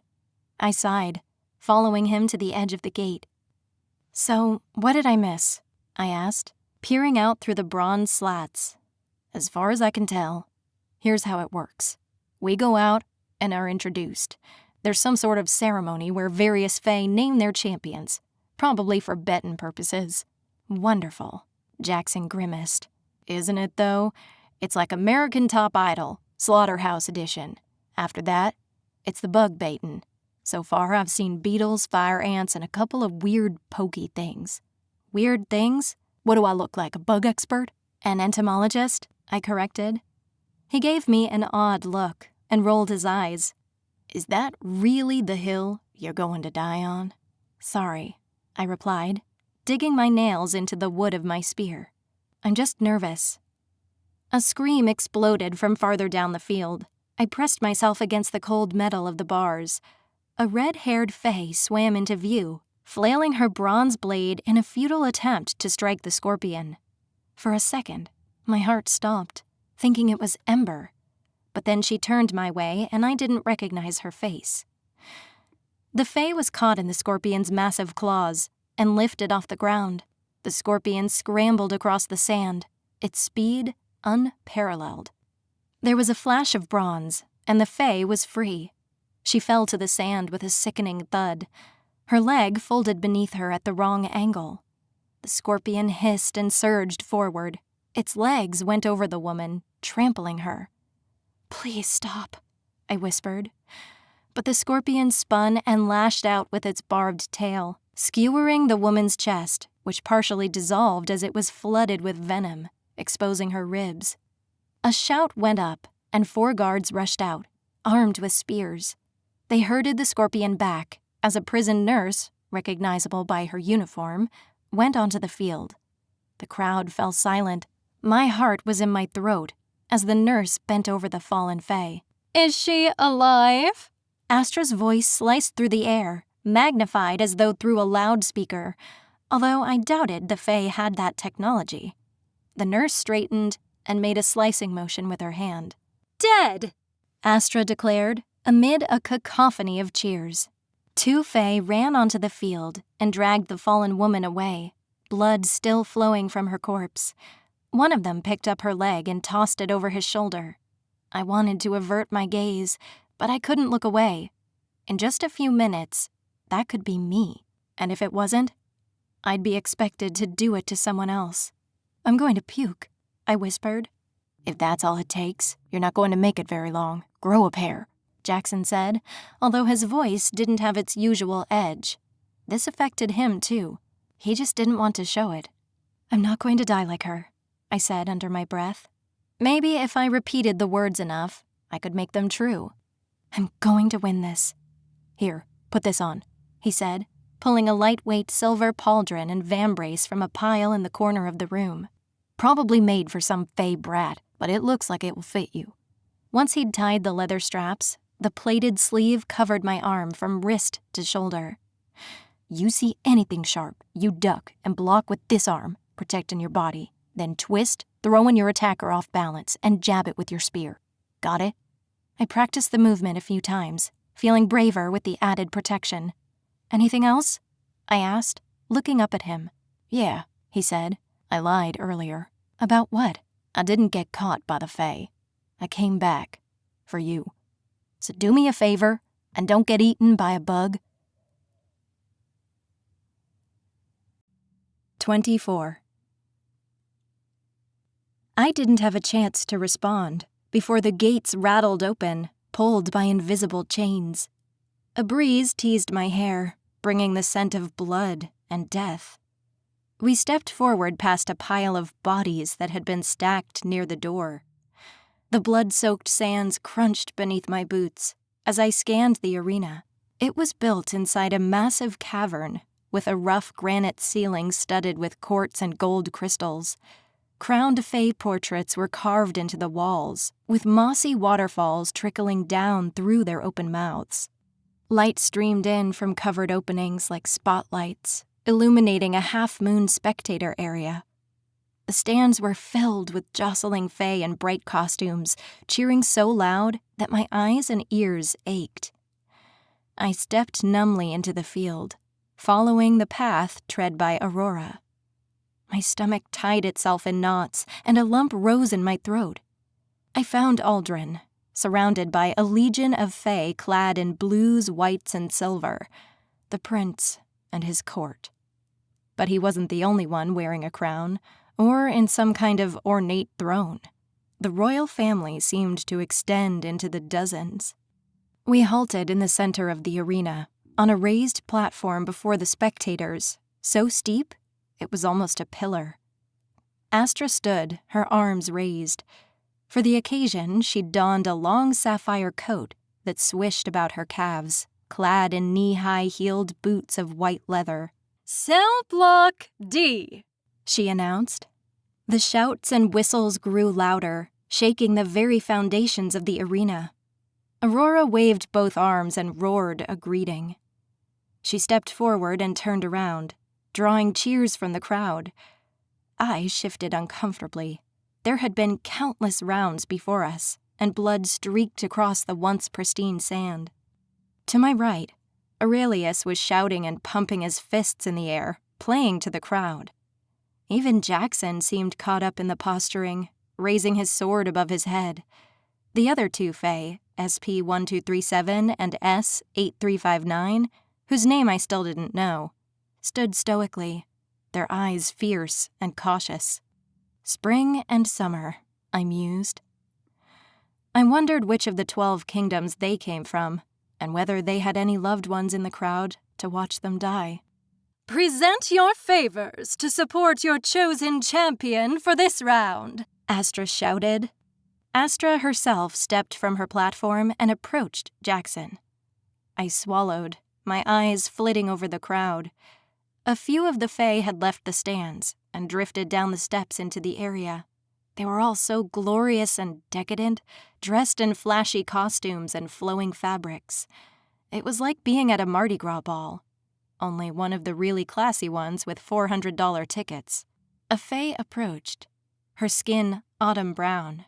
I thought she must surely be going to Aurelius, but instead, she broke away suddenly and stopped before me. She was dressed in a halter dress of orange chiffon, practically dripping with iridescent crystals. The gown fit tightly over the woman's chest and waist, but fanned out in a long sweeping train past her hips. Her hair, save for a few red tendrils which framed her face, was covered by an orange crystal-studded veil. A delicate golden mask covered most of her face, so only her eyes shone. I sucked in a deep breath. I knew those discerning brown eyes. Ember's gaze darted to the stands, then back to me. "My favor," she said quietly.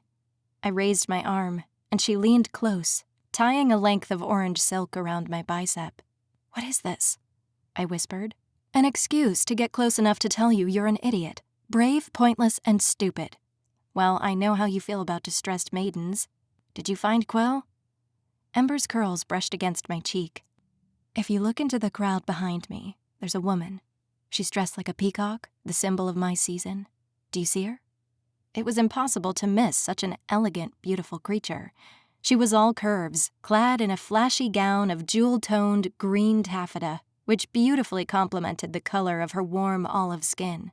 Although the dress's generous skirts fell to the floor, the gown's low-cut bodice and cap sleeves proudly flaunted the woman's breasts and smooth shoulders. Her thick dark curls were twisted in intricate braids, decorated with green and purple feathers. "She's gorgeous," I said. The woman's dark eyes, heavily decorated with teal, glittery eyeshadow, remained fixed on SP-1237, but there was no warmth or affection there. Only a sort of guarded interest that made me think of Frosty Boy, sitting farther down the stands. "That's Quill," Ember murmured. "But Queen Beryl is already dead," she said quickly. "I'm not sure what to do now." Something must be wrong. Otherwise, Ember would have already reunited with her. "Why is that bad?" I asked. For the first time since I'd met her, Ember looked hesitant. "I don't know, but it means her mother wasn't preventing her from freeing me from prison. She didn't try to save me, and now she's here to watch me die." A trumpet sounded a warning. I sucked in a sharp breath. "I'm sorry," Ember shook her head. "Don't worry about me. Unfortunately, there's not much I can do for you at this point." "I understand," I said, squeezing her hand. "I meant what I said before, about you being happy. I'm not your responsibility. I never have been. It's been an honor knowing you, Noelle Fidelis. I'm betting on you, Noelle, until the end." She touched her forehead to mine. Then she was gone. She tore away and lifted her skirts. I watched her fade into the stands, her dress fanning behind her. She mingled with other fae dressed in red and orange. The bright strip of fabric stood out against the polished silver of my armor. A lady's favor, as if we were participating in some grand noble affair, and not all about being brutally slaughtered. As she strode past, Astra's eyes briefly met mine. "A mysterious benefactor. How intriguing. The prince won't be happy with someone else laying a claim on you." "Sucks to be him," I muttered. "If he wanted to, he would have given me a boon or something too. But he didn't, because he doesn't want me to win. He wants me to suffer." The warden returned to her platform. "I'm very excited about Cell Block D," she said. "My own chosen champion is among them, along with some very strong competitors, and then some less strong." She paused, nodding in my direction, a twisted smile playing on her lips. The audience chuckled at my expense. Aurora shouted and raised her fist in the air. A snowflake pin had been added to the collar of her prison uniform. Aurelius grinned. They were enjoying this, I realized. "We'll begin with H3157. My blood ran cold when I realized she was talking about me. "Wait, I'm fighting alone?" "Apparently so," Jackson muttered beside me. "Sorry, kid. Looks like this one's all you." "Come now, don't be shy," Astra exclaimed, accompanied by a titter of laughter. "Step forward." I took a deep breath and moved away from the others, offering the crowd a feeble wave. Part of me was nearly frozen in terror. But there was another part of me, a hot and angry part, that thought this was all really stupid. I fantasized about storming the platform and knocking Astra in the face with my stave. Maybe then I'd go after that damn Winter Prince, too. I hoped he was upset about Ember claiming me as her champion. I knew I was being petty, but I imagined him quietly sulking in his ornate cushioned chair. It was just the type of thing that would piss him off. "If the other competitors will leave the arena, we'll begin immediately," Astra exclaimed. I looked at Jackson, his face grave. "Good luck," he mouthed. I nodded and he walked away, back towards the holding cell we'd started from on the other side of the wide ring. I returned my attention to the stands and found Ember in her brilliant dress. I knew she couldn't help me, but I drew comfort from her presence. Maybe going first wouldn't be so bad. It meant I wouldn't have time to wait, anticipating my own battle, while watching the others from my cell block fight for their lives. Shouts burst through the arena. To my left, a bronze gate slowly opened, and a dark shape moved forward. I recognized the bright red, nearly translucent limbs of the red widow spider, Latrodectus bishopi, native to Florida pine shrub forests and very poisonous. Its thorax was curved like the hood of a car, and the massive black abdomen rose behind it, as big as a hot air balloon and patterned with red patches that looked like hearts. Despite being one of the rarest spiders in the world, The dangers of the Red Widow's poison were hugely overstated. Few, if any, people actually died from their bites each year.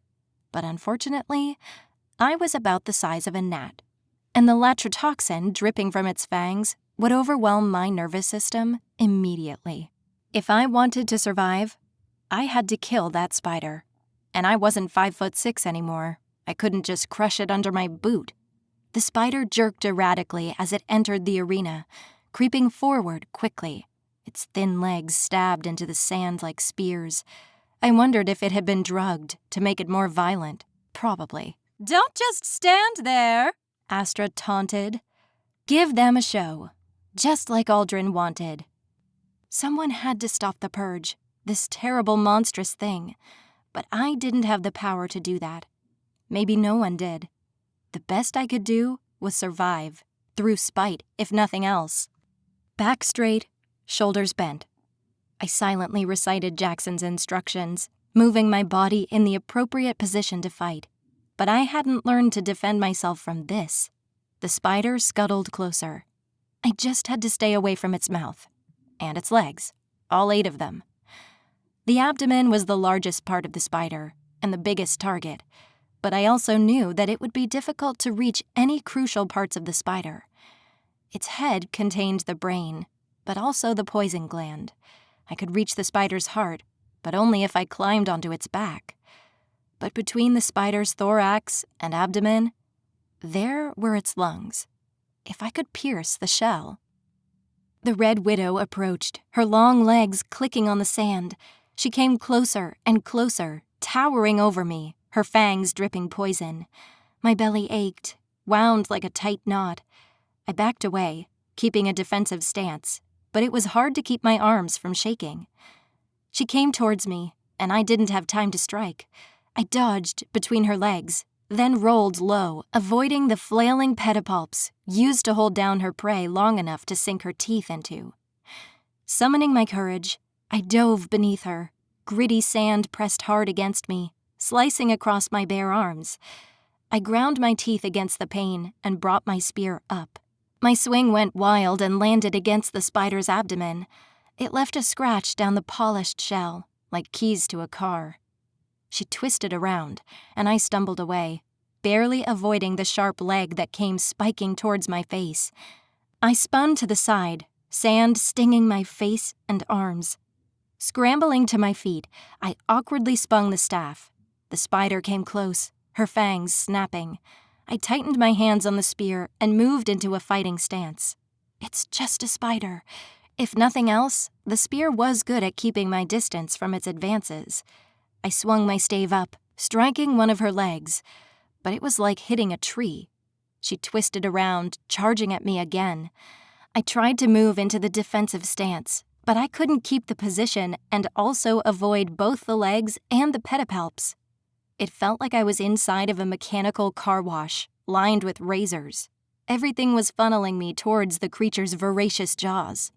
I darted beneath her, my feet sliding in the loose sand. Behind me, I heard the spider's legs crashing onto the sand, sending granules flying through the air behind me. The crowd cheered as I sprinted away from the spider. But it was no use. I was too small. I just wasn't fast enough. Abruptly, I halted and spun around, hoping to catch the spider off guard. She crashed into me, her legs smashing into my side. I blocked with the spear, but the spider's powerful thrust flicked me across the field, tumbling through the sand like a beach ball. I rolled to a stop, grasping my ribs and sucking in air. The world was spinning. Then, she was over me. That's when I realized my hands were empty. I dropped the spear, and it was just out of reach. I crawled towards it, but a sharp leg stabbed through the side of my shirt, pinning me to the ground. I curled up and tried to cover my face. My stomach lurched as the pedipalps brushed hard over me, tearing my skin. I pressed my face to the ground, inhaling sand. She struck my side to knock me loose, and suddenly, I was skidding across the arena. Hot blood stung my forearms, but I forced myself up, leaning my weight on them. My shirt had torn open at the waist, leaving most of my back bare and only scraps of fabric around my breasts and shoulders. The spider rounded and came towards me. before I could move, she was on top of me once more. I scurried back, moving beneath her and trying to avoid her snapping jaws. A flash of black shot through the air, but it wasn't her. Something struck the sand just seconds before the spider's leg pounded down. A knife with a long, black handle. Someone must have thrown it into the ring. "Thank you, Ember," I murmured. I grabbed one of the pedipalps between my legs, letting it lift me into the air. At least this way I wasn't moving closer to its mouth, as long as I could hold on. It bucked like a wild bull, but I gritted my teeth and stabbed the appendage with the blade again and again until it bent awkwardly. The spider screeched with what I could only assume was raw pain, a blast of hot air coming from its mouth. I knew the pedipalps functioned like antennae and were incredibly sensitive, but without them the creature would lose balance and have trouble navigating. Not to mention it couldn't just grab me and lift me into its mouth like a hungry toddler. I fell hard into the sand, rolling sideways until I was directly under the spider. I forced aside all thoughts of the burning in my chest and staggered to my knees. The spider was directly above me, turning in jerky movements, trying to find me again. "I'm so sorry," I muttered. With a shout, I drove the knife up as hard as I could into the place where the spider's abdomen met its thorax, right into its lung. The spider screeched. Hot blood and plasma spattered across my prison uniform and over my bare skin. I gasped and ripped the knife free. The spider reared and thrashed in agony. I struck again, tearing a wider hole through the protective shell and slashing the soft organs inside. Quickly, I rolled aside, trying to clear its legs. One struck my shoulder hard, gouging a deep hole that streamed blood. I screamed in pain, but stumbled to my feet, adjusting my stance. The spider rounded on me, and we faced off against each other in the sand. We were both injured now, and cautious. There was a roar in my ears, like the sound of the ocean. I couldn't tell if it was the crowd cheering or just the blood rushing to my ears. I picked up my spear again, and when the spider attacked, I jammed it into the earth as the beast leaned down to snap me up. The spear lodged itself into the creature's mouth, giving me just enough space to crawl out from underneath and use one of the legs like a stripper's pole, launching myself up onto its head. I jabbed at the eyes with the knife, cracking them like the lenses of a security camera. Then, I jabbed the blade into the area of its face, just above the mandibles, until the thick, green toxin leaked out. I'd found the poison glands. I sliced deeper, spreading the toxin into its flesh, hearing it hiss and sizzle as it burned through soft tissue. I twisted and floundered onto its back. I fell limply into the cool sands.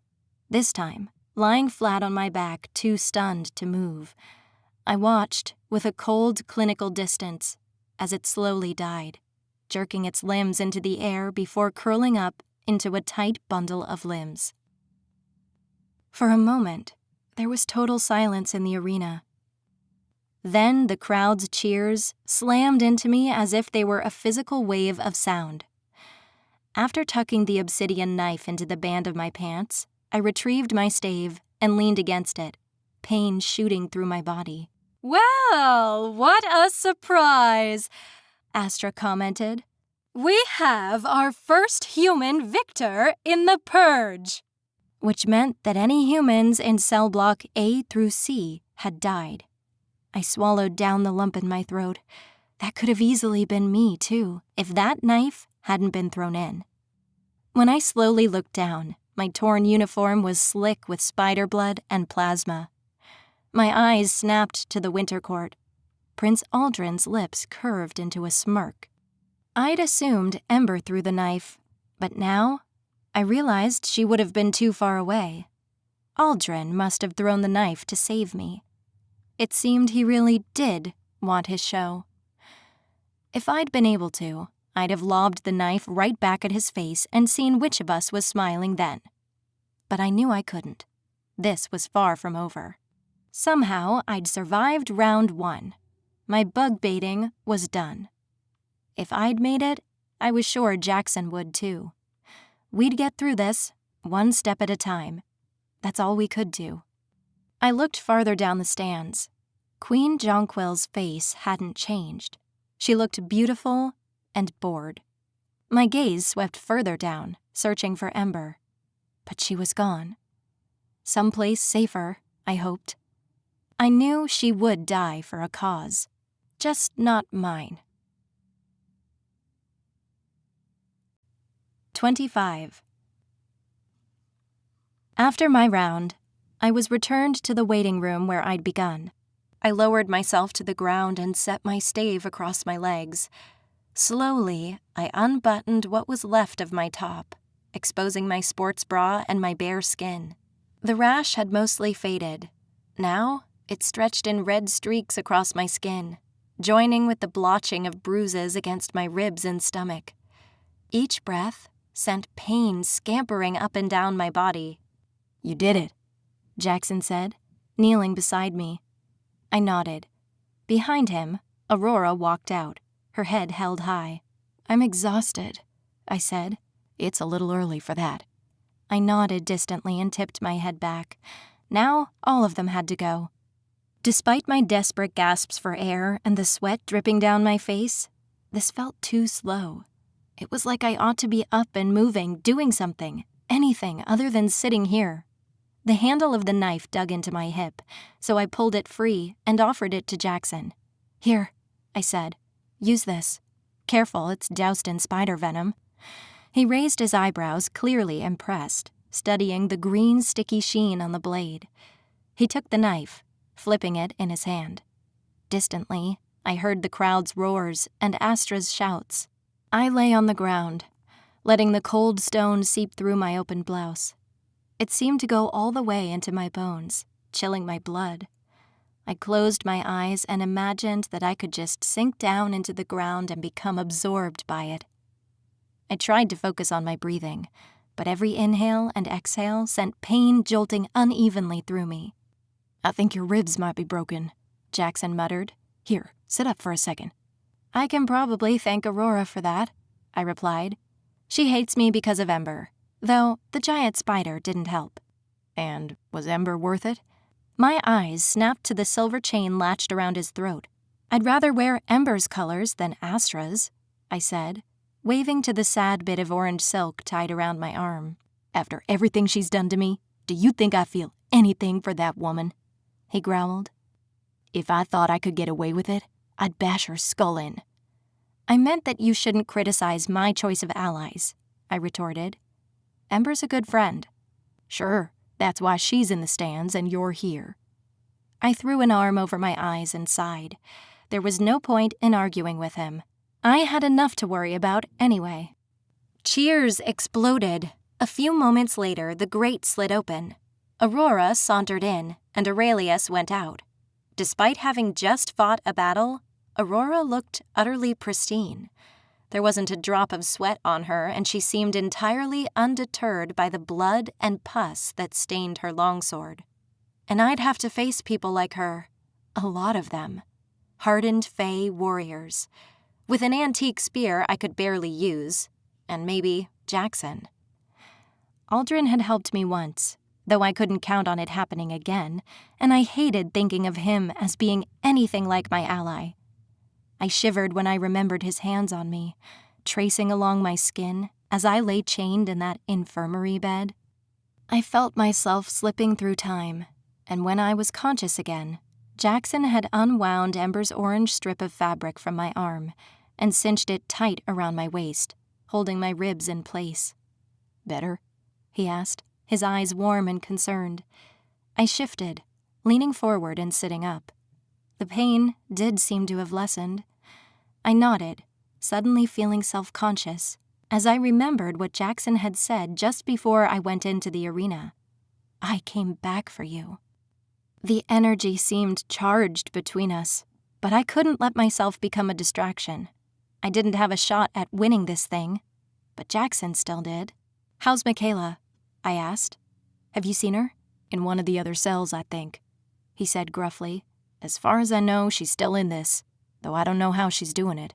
"If you get out," I said, slurring my words, "promise me you'll take care of the other kids, no matter what happens. Win your freedom, blow this place up, finish it."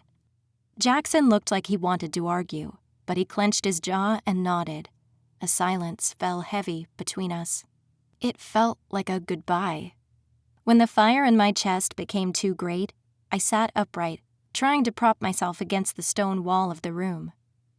Cheers and screams flooded the waiting area, a metallic screech as the grate lifted again. Astra's voice cracked like a whip in the air. H2159? Jackson was next. I wanted to tell him to look after Ashley or my mother, but that was assuming so much. That I wouldn't survive this, that he would, which implied he'd emerge the victor and might have to actually kill me himself to keep his promise. It was all so screwed up.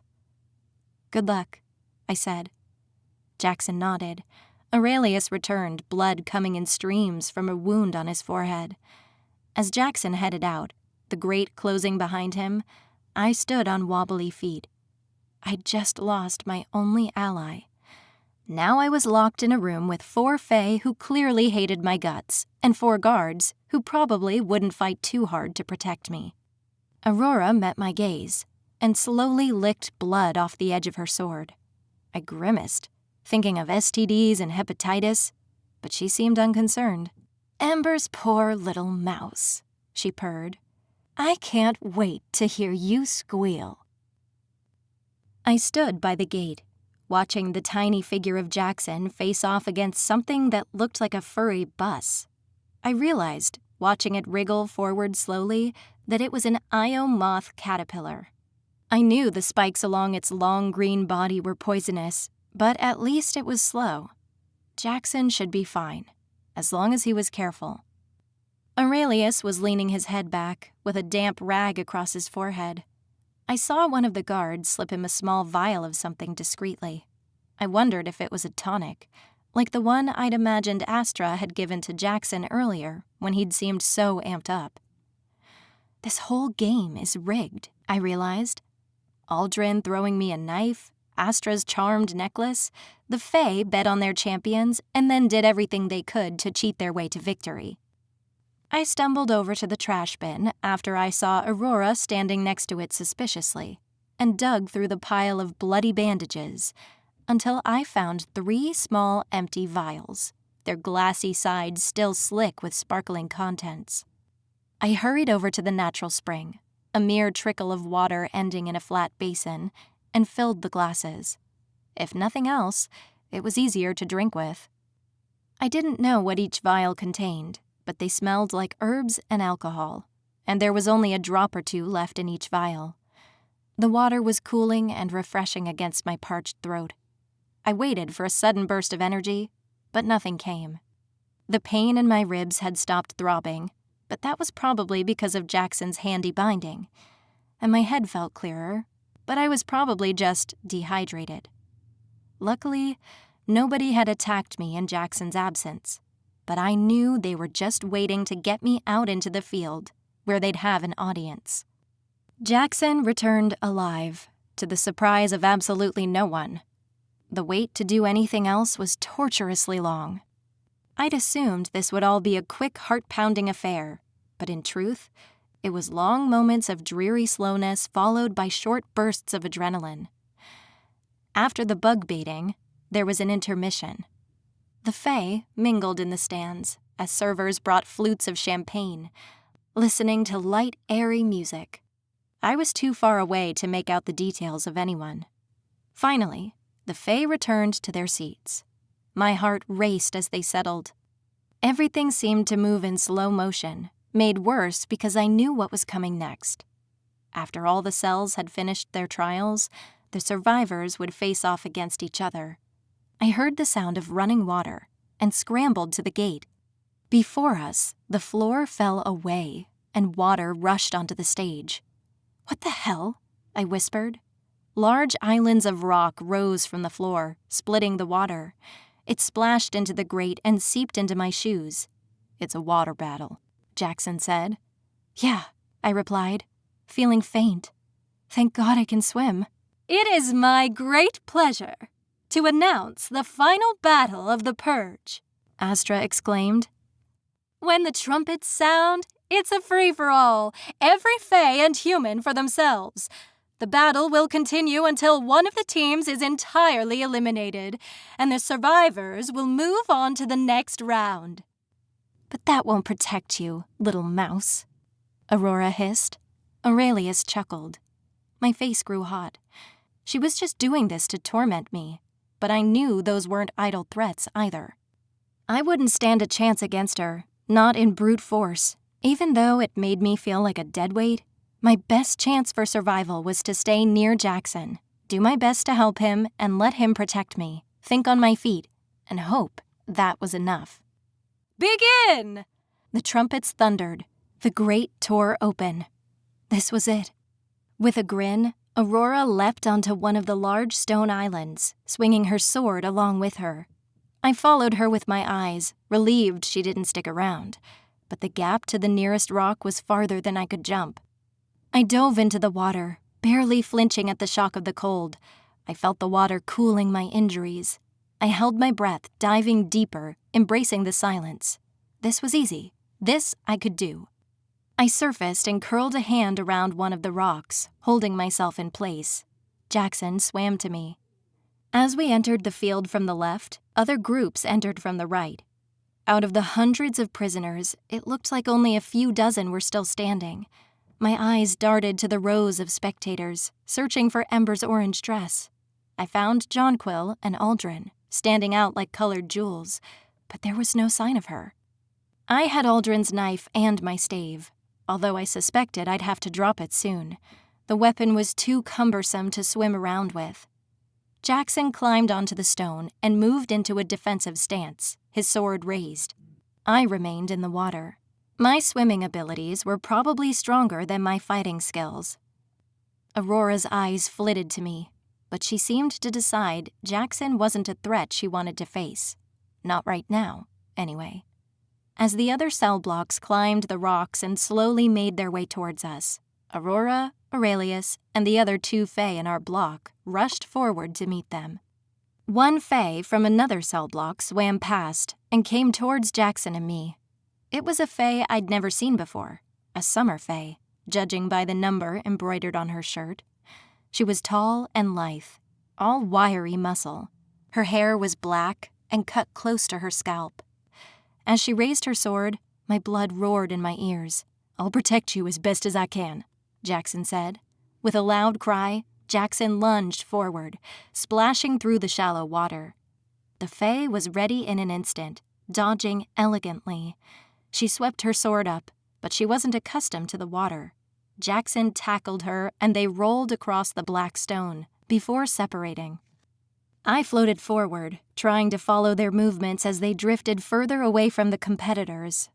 I searched for an opening, but Jackson and the fae were fast. I took a deep breath and dove, letting my useless stave fall to the waters below. The water was remarkably clear. I swam beneath the rock, which floated like a volcanic island, some kind of lightweight, porous stone. I found Jackson's side and swam around him, coming up behind the fae. I slashed my blade hard through her calf, just below her knee, drawing a cloud of blood. Not exactly noble. She thrashed wildly, slicing at me with precision. I kicked against the rock and fell back into the deeper water. I surfaced again just in time to see Jackson's blade pierce her ribs. The wound did not look like much, but when Jackson pulled the sword out, a fountain of blood followed. Almost immediately, the fae went down, sinking to her knees. She floundered in the water, and I dodged away, ensuring that she couldn't grasp onto me and drag me down with her. Her pale lips were open, in a silent scream, hair billowing out in the water around her as she faded into the depths below. Aurelius and Aurora were still fighting, along with the summer fae from our cell block. They'd formed an alliance of sorts, for now. Jackson slowly approached them, and I trailed after him, stepping over mangled bodies. I paused when I saw a face I recognized, SP-1237, lying in a pool of blood, her dark, sparkling eyeshadow running like tears down her cheek. Focus, focus. Don't think about the dead woman behind us or the pretty fae beneath my feet. A dark-haired winter fae wielding a whip in one hand and a knife in the other stood atop one of the rocks. Crack! The whip snapped in the air and fell over Jackson's wrist. He growled and thrust, trying to drive his blade into her ribs. The fae dove to the side with a grin, her blue eyes alight with sadistic delight. Jackson stumbled, but not before he'd managed to yank hard on the whip. She lost her balance and tumbled into the water, pulling Jackson with her. She couldn't use the whip underwater, but if we moved in close, she could use the curved dagger in her other hand. But getting close was an inevitability. Neither Jackson nor I had long-range weapons. I edged closer, watching them scuffle just below the surface before coming up for air. They traded blows, their weapons flashing, while treading water. My knife had a better range than Jackson's sword. I thought about throwing it. If I hit her, I could give Jackson an opening, so he could kill her just like the woman behind us. But then, I'd be left empty-handed and defenseless. I steeled myself, and with a burst of energy, I dove deep and swept upwards from below. The fae's form rose before me. Just as I was preparing to dive my knife beneath her ribs, a massive shape pushed up from beneath under us both. A dwarf crocodile, probably about 5 inches long, but at this size, its beady eyes were like dinner plates, polished like cracked glass. The fae's muffled scream split my ear as the reptile bit into her leg and thrashed until it snapped off, leaving a bloody stump. She rocketed to the surface, streaming blood. I reached the rock first, and Jackson grabbed my arm, pulling me out of the water and tossing me onto the smooth, black surface of the floating stone. The fae floundered on the rock a few paces away, trying to stand on her remaining leg. Jackson brought his sword through her throat, nearly cutting her head off entirely. She clutched her neck, blood pumping over her hands, her eyes full of panic. She was dead before she hit the ground. Jackson had already turned to face the next threat, a grim fae that was tall and thin, with a double-edged battle axe and gold bangles running up his dark arms. "Stay out of the water," he warned, before leaping across the stones. He'd only been gone a second when pain burst between my shoulder blades. I stumbled and twisted around. Aurora, the winter fae, smiled at me, her fingers still curled into the fist she'd struck me with. "I told you I'd finish this," she said. A cold shiver raced up my spine as she charged towards me. I slashed at her with my blade, but she seized my arm and twisted it painfully, smashing my wrist against her knee until I dropped the knife. Her other hand wrapped around my throat, lifting me off my feet. I gasped a greedy gulp of air and tried to wrench her fingers from my throat. Aurora grinned and forced me down, plunging my head into the water. A scream died in my throat as I was submerged, kicking and struggling. Water rushed into my mouth and throat, choking me. My legs struck her hips, but Aurora didn't relent. She held my arm and throat, and despite my struggles, I couldn't get to the surface. My chest heaved as water filled my lungs, burning like acid. I couldn't breathe. I floundered, losing any calculated strategies I might have had in my efforts to get air. Dark shadows swirled beneath me, getting closer. I saw the white flash of teeth. Suddenly, Aurora bent backwards. Her bruising grip loosened on my arm.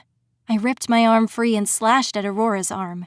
Her fingers loosened from my throat, and I forced my way to the surface, rolling back to the safety of the rock, just as another crocodile snapped its jaws above the surface, where my head had been just a moment before.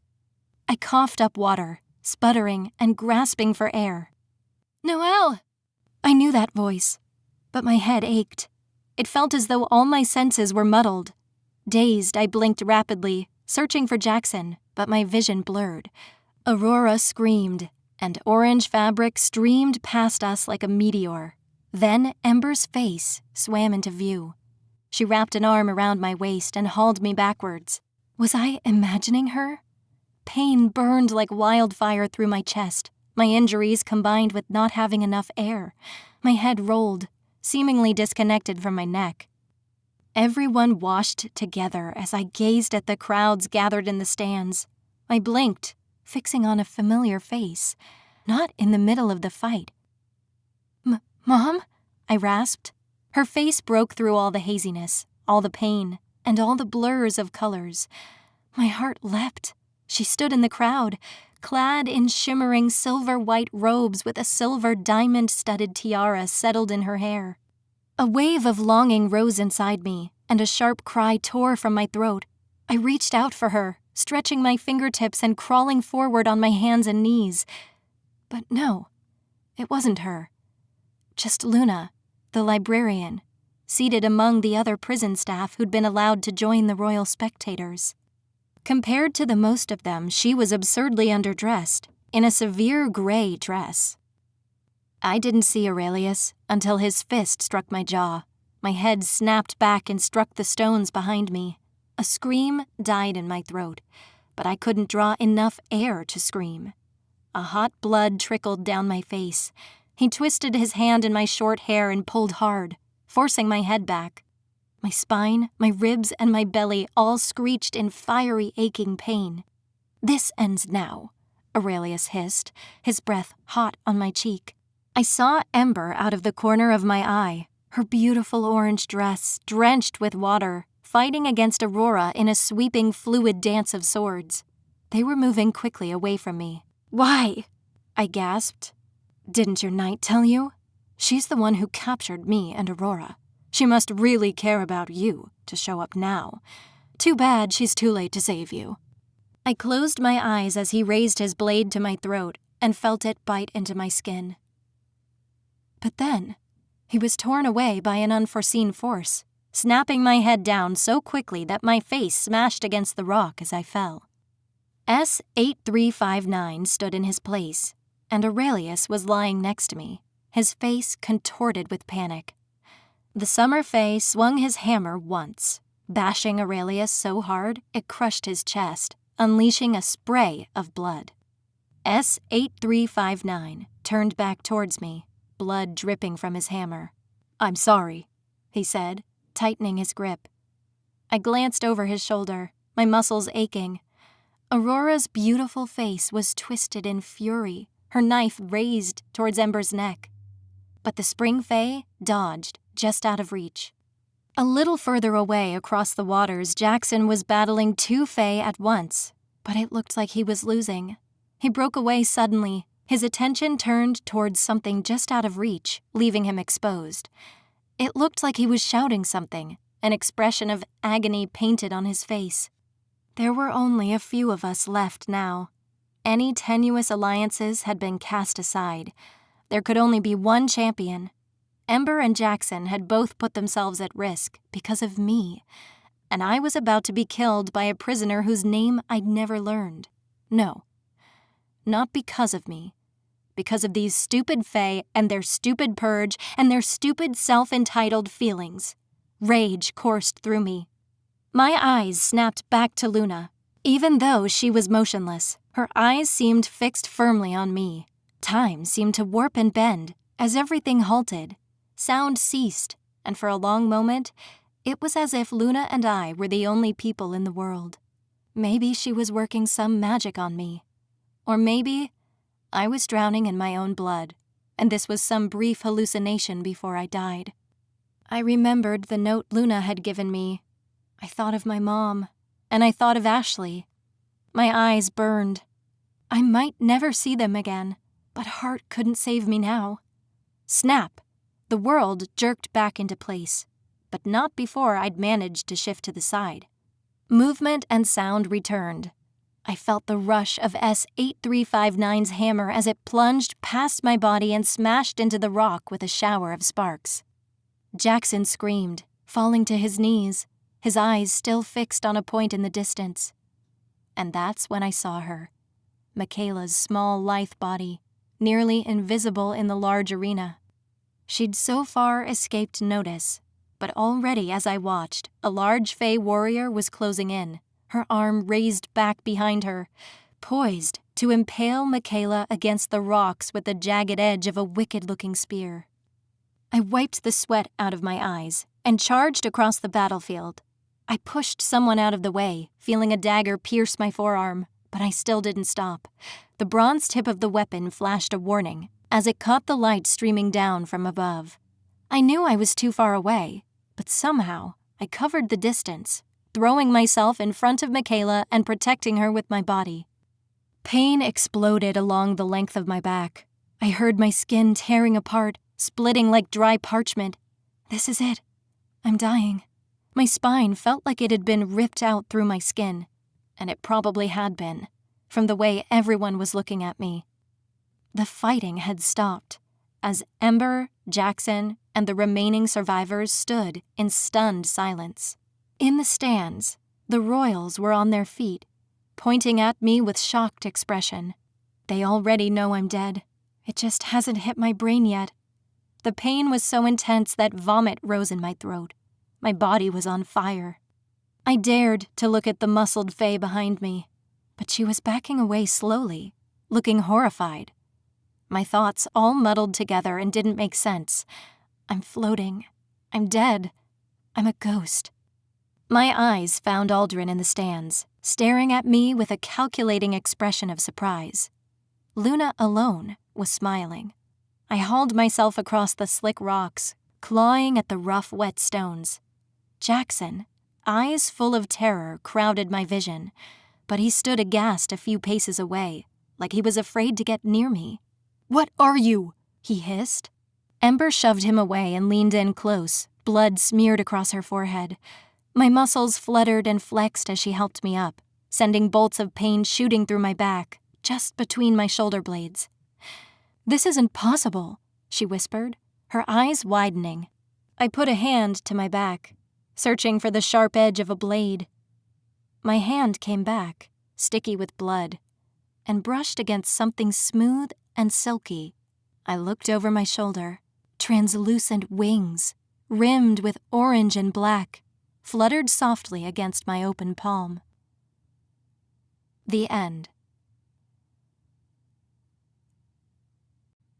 This has been Prison Fae, Supernatural Penitentiary Book 1, written by Drake Mason and Marissa Mills, narrated by Annalise Scott. Copyright 2021 by Derek Murphy. Production copyright by Derek Murphy.